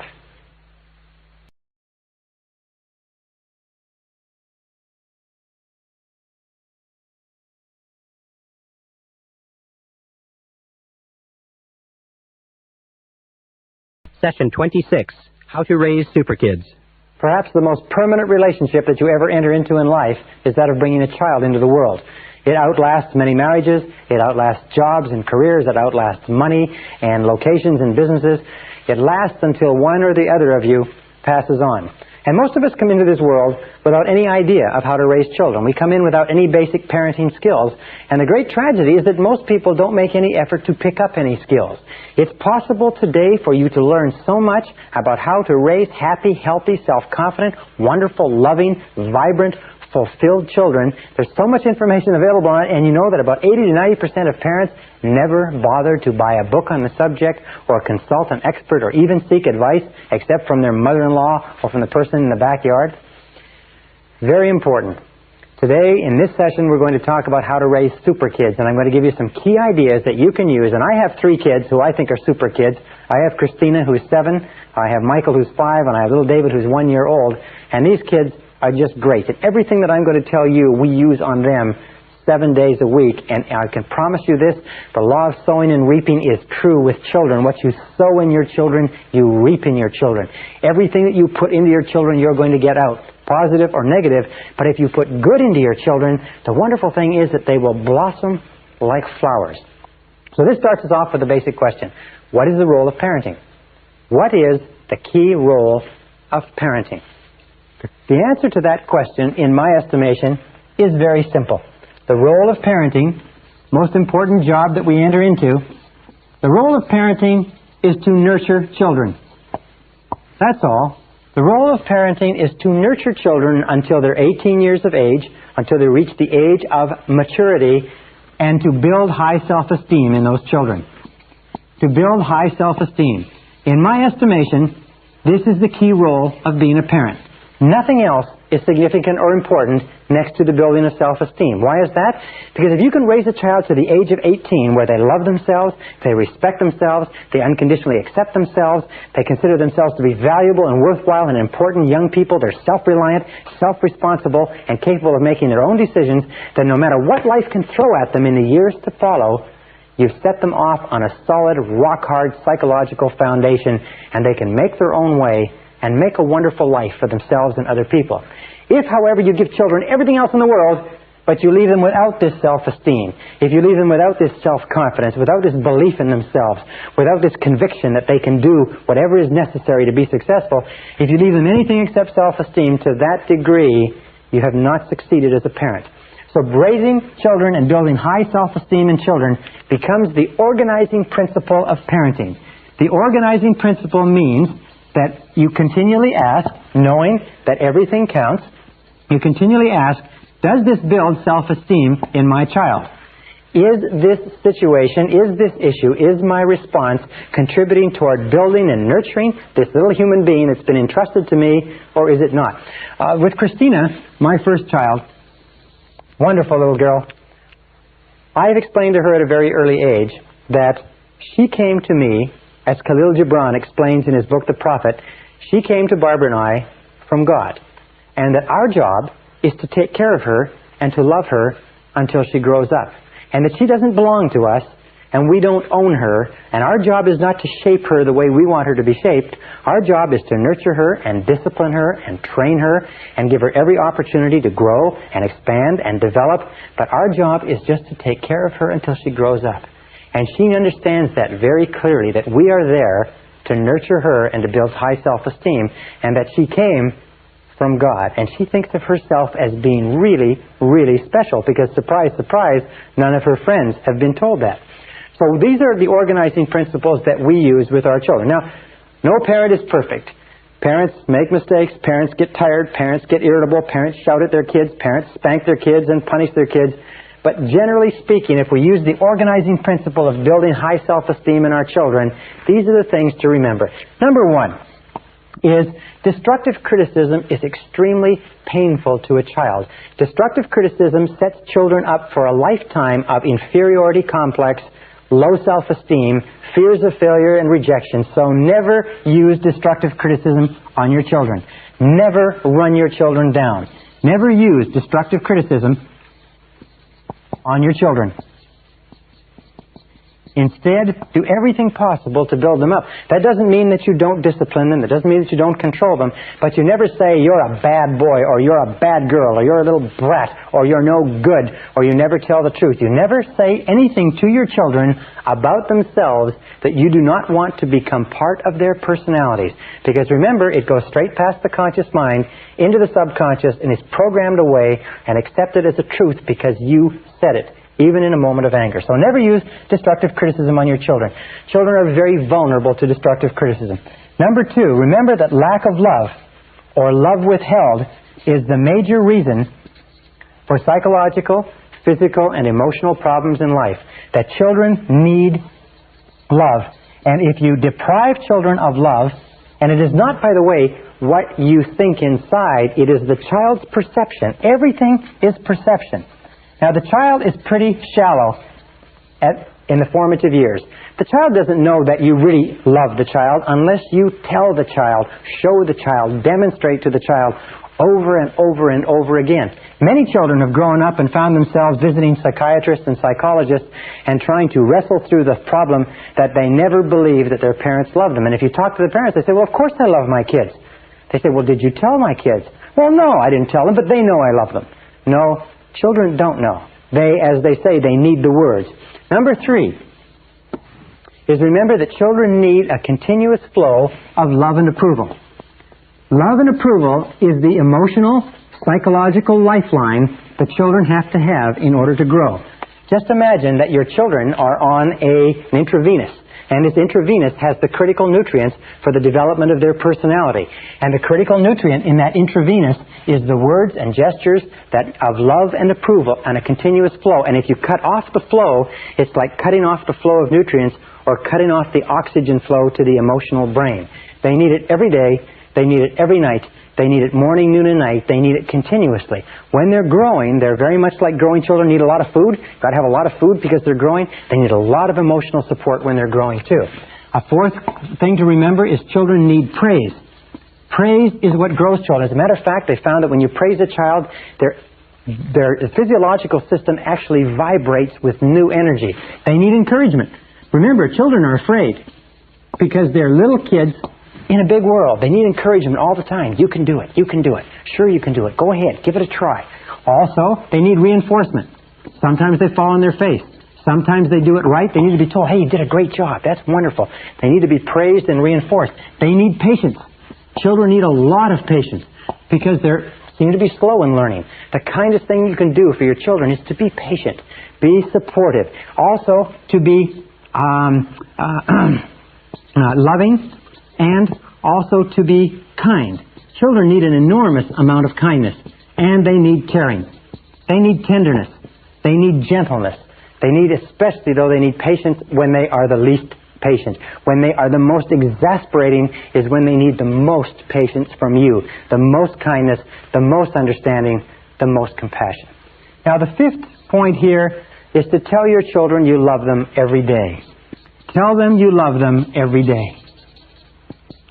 I have been surprised. Tell them you love them every day. How many parents don't tell their children that they love them? They say, well, a kid knows I love them. I've had arguments. They say, well, they know I love them. I don't have to tell them. The fact is that kids need to know. And the reason, of course, that we don't is why? It's because our parents never told us that they loved us. If we grew up in a household where our parents never said, I love you, and I care for you, and I wish the very best for you, and they never gave us praise and encouragement, we'll grow up being very uncomfortable. But I'll tell you this, that if you'll tell your kids you love them on a regular basis, they'll tell you back, and they will teach you how to love. So learn to use the words over and over again. Now here's 4 behaviors that parents can use to tell their children that they really love them. Behavior number 1 is the greatest gift that a parent can give to a child. It's called unconditional love. Make sure that the child knows that you love them 100%, no matter what they do, no matter what happens, that nothing in the world can ever stop you from loving them 100%. It's absolutely critical. With my little girl and my little boy, I have a little game with them that I play with them called the love game. And I ask them, how much do I love you? And we go through a game and they say, well, this much? I say, come on now. I say, this much? Come on. I say, this much? And finally they say, this much. And I say, well, what about when I shout at you? They say, well, you still love me this much. I say, what about when I put you in your bedroom? They say, you still love us this much. I say, what about when I shout at you and put you in your bedroom and make you stand in the corner? They say, you still love us this much, Daddy, because no matter what we do, you love us all the time. Now, that's the very kindest thing that you can ever convince your kids of. I do this to condition them. I do this because I want it driven so down deep into their subconscious mind that they are so totally loved that they can go throughout their life as little kids growing up and never, never, never question that their mommy and daddy really love them. Remember, the phenomenon of conditional love is what breeds the fear of rejection, what breeds feelings of inferiority and insecurity. Children, by the way, who are not brought up with enough love in their formative years develop what is called a deficiency need, and they spend the rest of their lives, like Demosthenes with his lamp looking for an honest man, they spend the rest of their lives looking for the love that they were deprived of in childhood. Be very alert to that. You cannot give a child too much love in the formative years. You cannot love a child too much. You can give them buckets and buckets and buckets of love. Give them all the love they can absorb. So number 2 way that you show your love is with eye contact. Children have emotional fuel tanks, and they drink in the love of their parents through their parents' eyes. And when you look at your child with love and you say, I love you very much, the child just feels wonderful all over. So say, I love you, but look them in the eye. Do you know that most parents only look their children in the eye when they're scolding them? That most children grow up today with a very distinct uneasiness about direct eye contact from adults. That in our society, direct eye contact is considered a sign of hostility because so many of us have grown up with our parents only looking at us when they're scolding us, and when they're speaking nicely to us, sometimes they just watch the television or read the paper. So look the child right in the eye. The third is physical contact. Remember, children are very emotional and very visceral. They're very physical, and they need physical contact. They need to be hugged. They need to be kissed. They need to be embraced. They need to be patted. They need to be carried. And every single time that you hold your child with warmth and love, starting from infancy all the way up to when they become grown-ups, and you pat them on the back or put your arm around them or pat them on the head, physical contact, as it says in the song, touch my hair when you pass my chair, little things mean a lot. Contact with your children is one of the ways that you tell them that you love them. Now, interestingly enough, in studies that were done in the late 40s, they found that infants who were not held in hospitals and embraced while they were being fed actually began to atrophy, shrivel up, stop taking nutrition, and many of them died of a disease called marasmus, where they lacked that physical warmth and contact. So physical contact is absolutely essential to a child's healthy well-being. And number 4 is focused attention. By the way, it's interesting, many fathers have this idea that if you give a child too much hugging, a male child, a boy, too much hugging, too much kissing at an early age, you'll make them a sissy.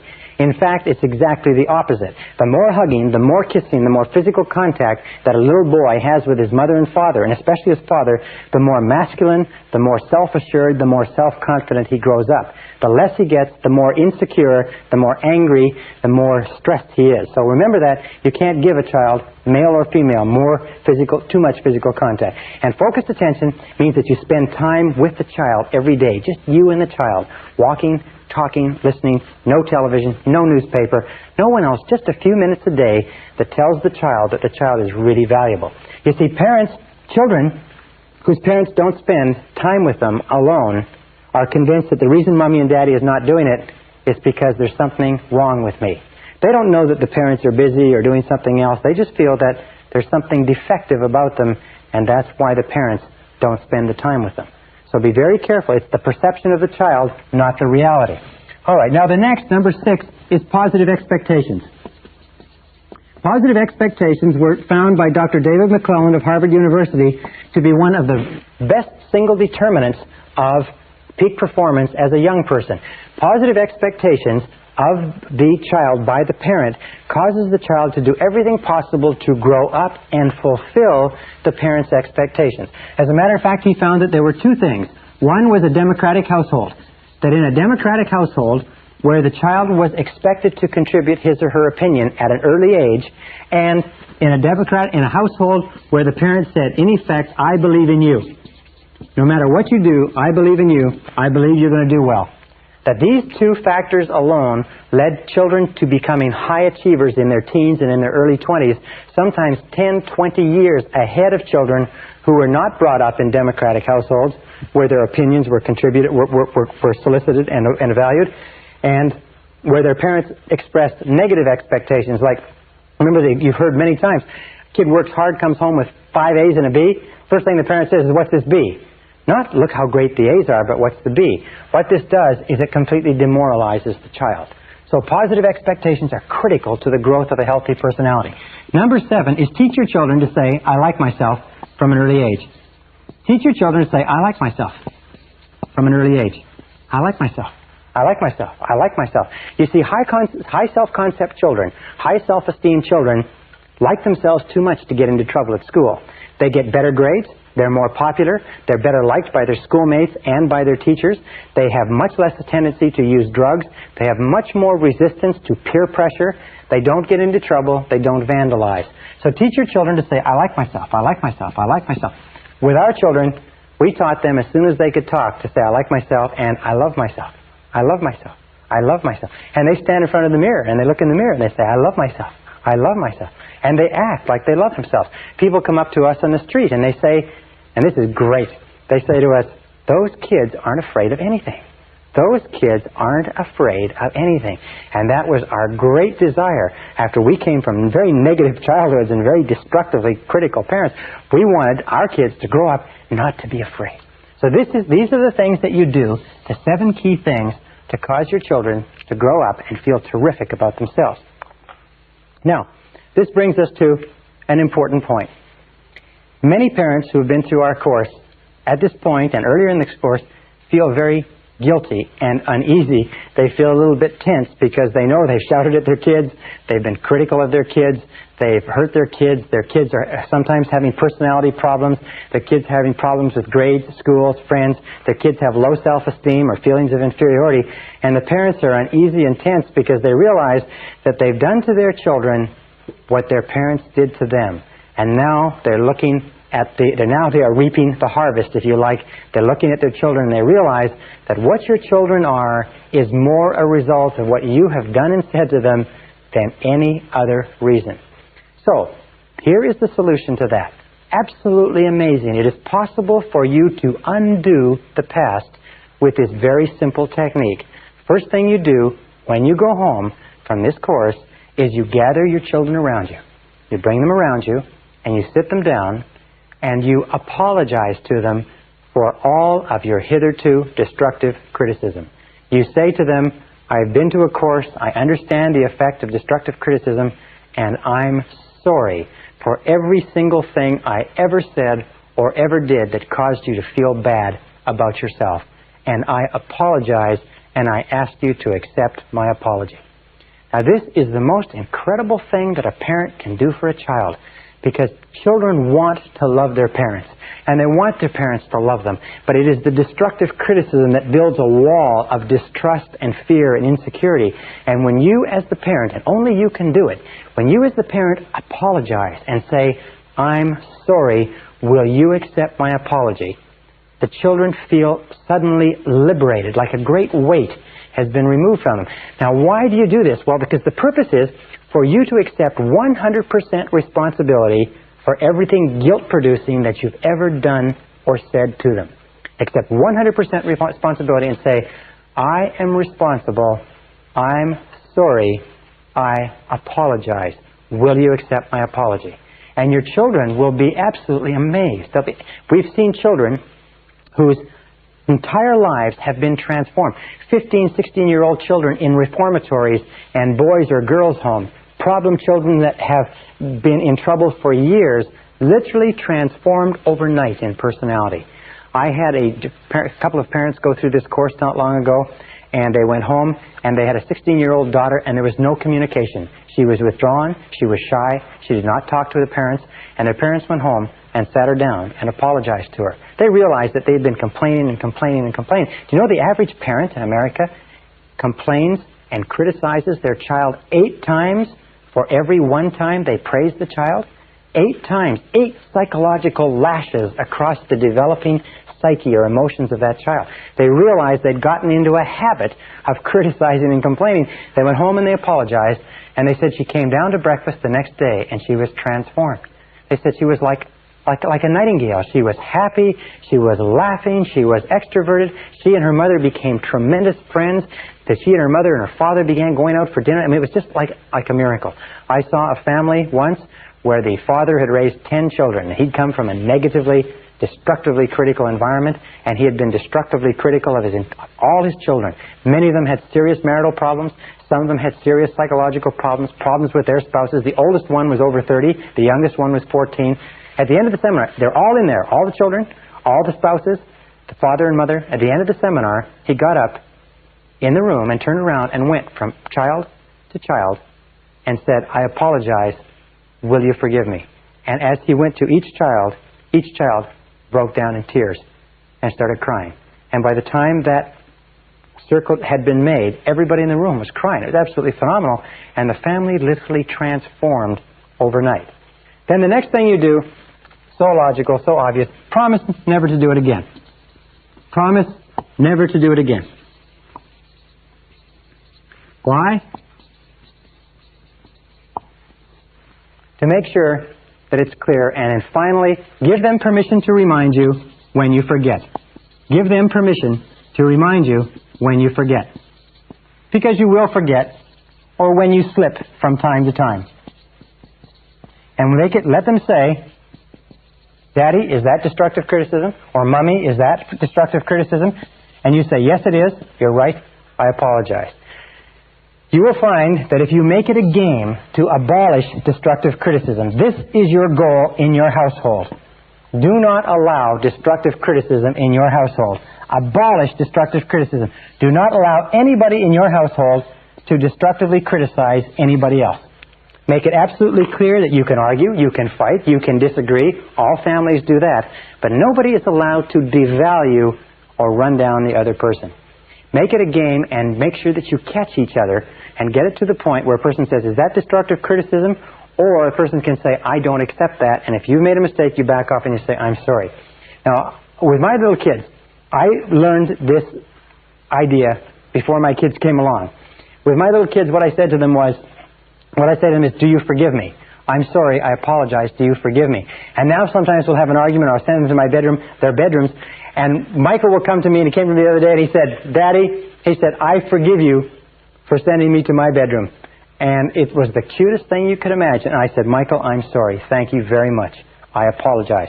And if you apologize all the time, you keep the decks open. Now, one final point that I don't want to forget is this, is that in order to apologize to your children, you've got to get your ego out of the way, and you have to put the mental health of your children ahead of anything else.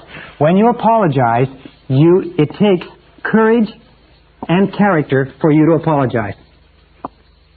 It takes courage and character. It takes tremendous strength for an adult to apologize to a child. But when you lead by example, you build courage and character in your children. Do you know how many people spend half of their life trying to avoid admitting, I was wrong, I made a mistake? When you demonstrate courage and character to your children by saying, I'm sorry, I made a mistake, we don't use destructive criticism in this house. You demonstrate to them that they too can demonstrate courage and character. They too can say, I'm sorry, I was wrong, I made a mistake. They too can apologize when they say or do something that hurts someone else. And setting that example for your children, you set them off on a foundation of high self-esteem, of high self-value, and enables them to spend their entire lives realizing their potential rather than compensating for their deficiencies. It is the kindest thing that you can do for a child, and I hope you do it for yours.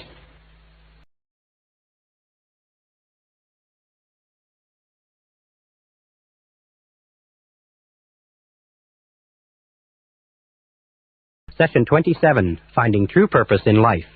Now we come to the final question. What is the purpose of life? What is the purpose of your life? Why are you here?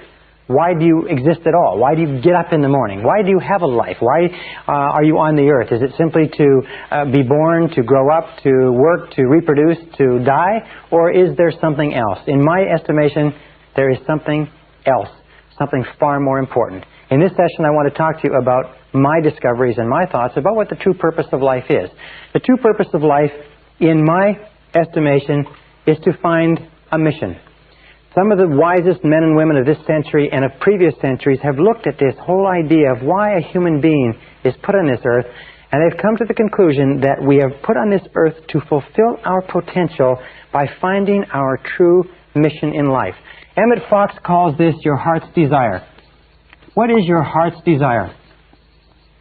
Your heart's desire is something that is placed deep down inside you, maybe even before you're born. And it's something that calls to you and sings to you and lures you on throughout your life. And the reason that we say that only 1 or 2 or 5 out of 100 people fulfill their potential in any given generation is because most people ignore the callings of this heart's desire. They push it aside. They ignore it. They pretend it isn't there. They get involved in bills and families and business and careers, and this tugs at them. Sometimes they don't get into it until later on in life. But every single person has the ability to establish for themselves a mission. So then let's look at the men and women who have affected mankind in the most positive and profound way throughout all of history. In our civilization, in our culture, the most powerful person was Jesus of Nazareth, a humble carpenter who preached for 3 years in Galilee and then died in Jerusalem, but has had more of an impact on more people in this world than any other man who ever lived, than all the other kings and all the other monarchs and dictators of history. One simple man who never wrote a word, never appeared on television, never cut a record, was the man who has had more influence than anyone else. And beyond Jesus, there was Buddha.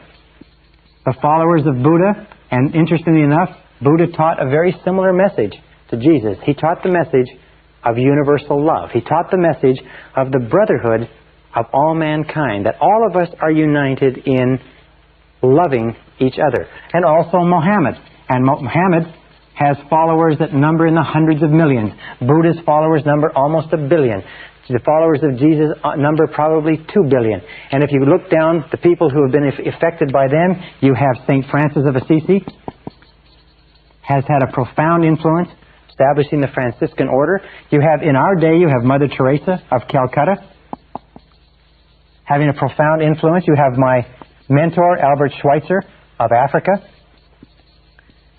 S is Schweitzer, D-B-I-T, Schweitzer. And You have people like Florence Nightingale and others. What is the unifying theme of these people? A man named Ralph Waldo Trine wrote a wonderful book many years ago called What the Whole World's A-Seekin', what the whole world is looking for. And his conclusion, very wisely, that what the whole world is looking for, what you and I are looking for, is some mission that we can lose ourselves in that somehow enriches and ennobles and benefits the lives of other people. In fact, we have found that we only become great to the degree to which you are able to lose yourself in something bigger and grander and better than yourself. That's why selfish people, for instance, people who think only of themselves, are only to be pitied because they never have any joy or happiness or fulfillment. Now, Mother Teresa or Albert Schweitzer, some of these people, maybe they never made very much money, but the contribution that they made, the model that they set, the example that they set for us, has affected more people than perhaps all the people who made money throughout all of history. It's only when you find a mission in which you can lose yourself that you achieve true greatness in life. From the time we began this seminar to now, we have been aiming it at this one simple conclusion, that the purpose of life, your purpose, your earthly purpose, is simply this. It is to develop and become a totally loving person. It is to look at the great models of mankind, and you'll find that the great models of mankind, the ones who have had an impact far beyond their times, Jesus and Buddha and Mohammed and the teachers and scholars of all the religions, have been those who have strived toward becoming totally loving toward other people. They have given their entire lives in service, and service is the word. How can you tell if you're a loving person? You can tell by the value and the quality and the quantity of the service that you give to others, unselfishly from your heart with no hope of reward. Now, by becoming totally loving persons, there's a very simple measure. We develop loving relationships. That's why we talk about how important it is with regard to our marriages. There are many people who want to go out in the world and develop loving relationships, but they haven't yet developed those beautiful loving relationships at home with their spouses and with their children, with their close friends. So developing loving relationships is the highest order of human life. How can you tell? Because at any single time in your life, if you want to take stock of your assets, if you want to take stock of your accomplishments, your most precious resources, you will find that they will always be caught up in the people that you love and have loved, and the people who love you and who have loved you. That when you look back over the landscape of your life as an adult or as an older person, you'll look back and you'll find that you won't remember the money that you made or the careers that you built or the jobs that you have. What you'll remember is the people you loved and the people who loved you and the people who still do. So developing a high quality and quantity of loving relationships is the great business of life. The people like Jesus and Buddha and Mohammed and St. Francis and others of this day and previous days are men and women who committed their lives to serving others, and they did it because they had this tremendous love to give away to mankind. Now, how do you become a totally loving person? It's not that complicated. It's not easy, but it is simple. Number one is accept yourself unconditionally. Accept yourself as a valuable and worthwhile human being. Don't be the type of person who doesn't feel that they're good enough. Just accept yourself unconditionally.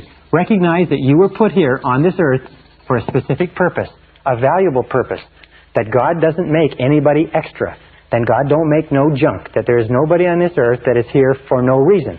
Everybody has a purpose, and your purpose is to find your purpose. Your purpose is to find your mission, the place where you can make a significant contribution.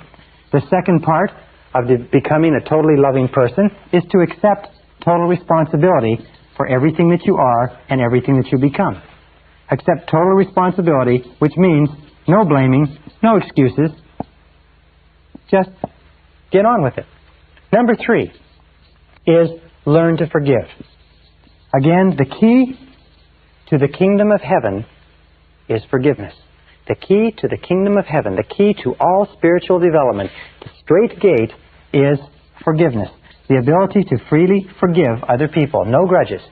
No anger. No frustration. No grudges. Just let go of all grievances against you. That's why it says in the Lord's Prayer, it says, and forgive us our sins as we forgive those who have sinned against us.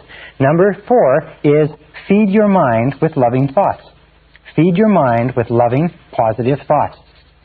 Don't feed your mind with mental candy. Don't feed your mind with mental junk. Feed your mind with the kind of thoughts that are consistent with you becoming the very best person that you can possibly be. Number 5 is set noble goals and work toward them. Set noble goals and ideals to be the guiding lights of your life. Noble ideals and values. Say to yourself, are these the values, are these the goals, are these the ideals of the very best person that you could possibly be? Number 6 is take good care of your body. Take good care of your body. Remember, the body is the temple of the soul. Take good care of your body. Put into it good food. Give it good exercise. Give it good rest. Give it good nutrition. Take good care of your body. And number 7, practice the golden rule. Practice the golden rule in that practice kindness, patience, tolerance more than anything else. Tolerance of the diversity and difference of other people toward others. Love, understanding, compassion. Remember, everybody in the world is carrying a heavy load.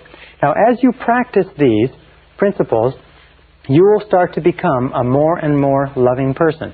As you practice these principles, you will find yourself drawn, almost inevitably, almost inexorably, you'll find yourself drawn toward your mission. You'll find yourself drawn toward the area of service. Now, believe me, one of the best areas of service in the whole world is the business world, because our free enterprise system is based on serving other human beings. But you can serve other people in any profession, in any capacity.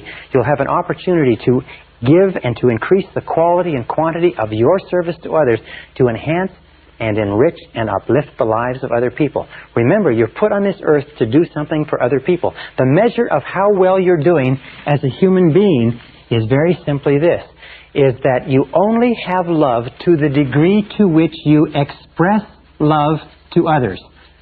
You only have love to the degree to which you express love to others. In other words, you do not have love in isolation of other human beings. You cannot say, I am a loving person, without having loving relationships as the proof, if you like. You can only have love to the degree to which you feel love for other persons. So the more you express love to other people, and that's why we are given families, and that's why we are given intimate relationships, and that's why children are sent to us to teach us to develop our breadth and depth and capacity for love in such a way that we could never learn otherwise. So we express love to others, and then once you develop love for yourself by accepting yourself unconditionally, practice giving your love away. Practice giving your love away. You see, an interesting thing about love is that love only grows by sharing. That love only grows by sharing. You cannot have any more love than you have right at this moment in your life, except to the degree to which you give it away to other people. So love only grows by sharing. Now, the wonderful thing is that the more you give away, the more you have. The more you give love away, the more you have. So the more you give, the more you have to give. The less you give, the less you have to give. This is where the law, the more you give, the more you have. You can never give it away. This is where the law of sowing and reaping comes in more than anything else. The law of compensation. In that if you give just a little bit of love away, just a little bit, it's enough. Because that alone will cause a flow to start coming back to you. If you give a little bit more, more will come back to you until you get onto the upward spiral of life. Now, many years ago, I met a beautiful grandmother who had come up in a home where her parents had taught her to be kind and compassionate and loving to others. And when her parents died, she went back and met with her other brothers and sisters to divide up their possessions. And there's only one thing that she wanted. She'd married a very rich industrialist. The only one thing she wanted was a little plaque that hung over the fireplace of that loving home all the time she was growing up. And on the plaque was a little quatrain or a little verse. And when she told it to me, I wrote it down, and I'll share it with you. And it said this. It said, only one life that soon is past. Only what's done with love will last. Only one life that soon is past. Only what's done with love will last. Now, if you understand that, you realize if you look back over your life, you'll find that only the things that you did with love have lasted. Only the things that were done with love have had any lasting value. And if you use that as your guiding, organizing principle in life, that only what's done with love will last, you will start to move and evolve more surely toward the stars. The opposite of love is fear. The opposite of fear is love. If fear is the great obstacle that holds us back from fulfilling our potential, love is the great doorway that kicks open all the possibilities of the universe for us. And if you will practice this, first of all, learn to love and accept yourself unconditionally. You are valuable. You are a valuable and worthwhile human being. No matter what happens, you are still a valuable and worthwhile human being. Love yourself unconditionally.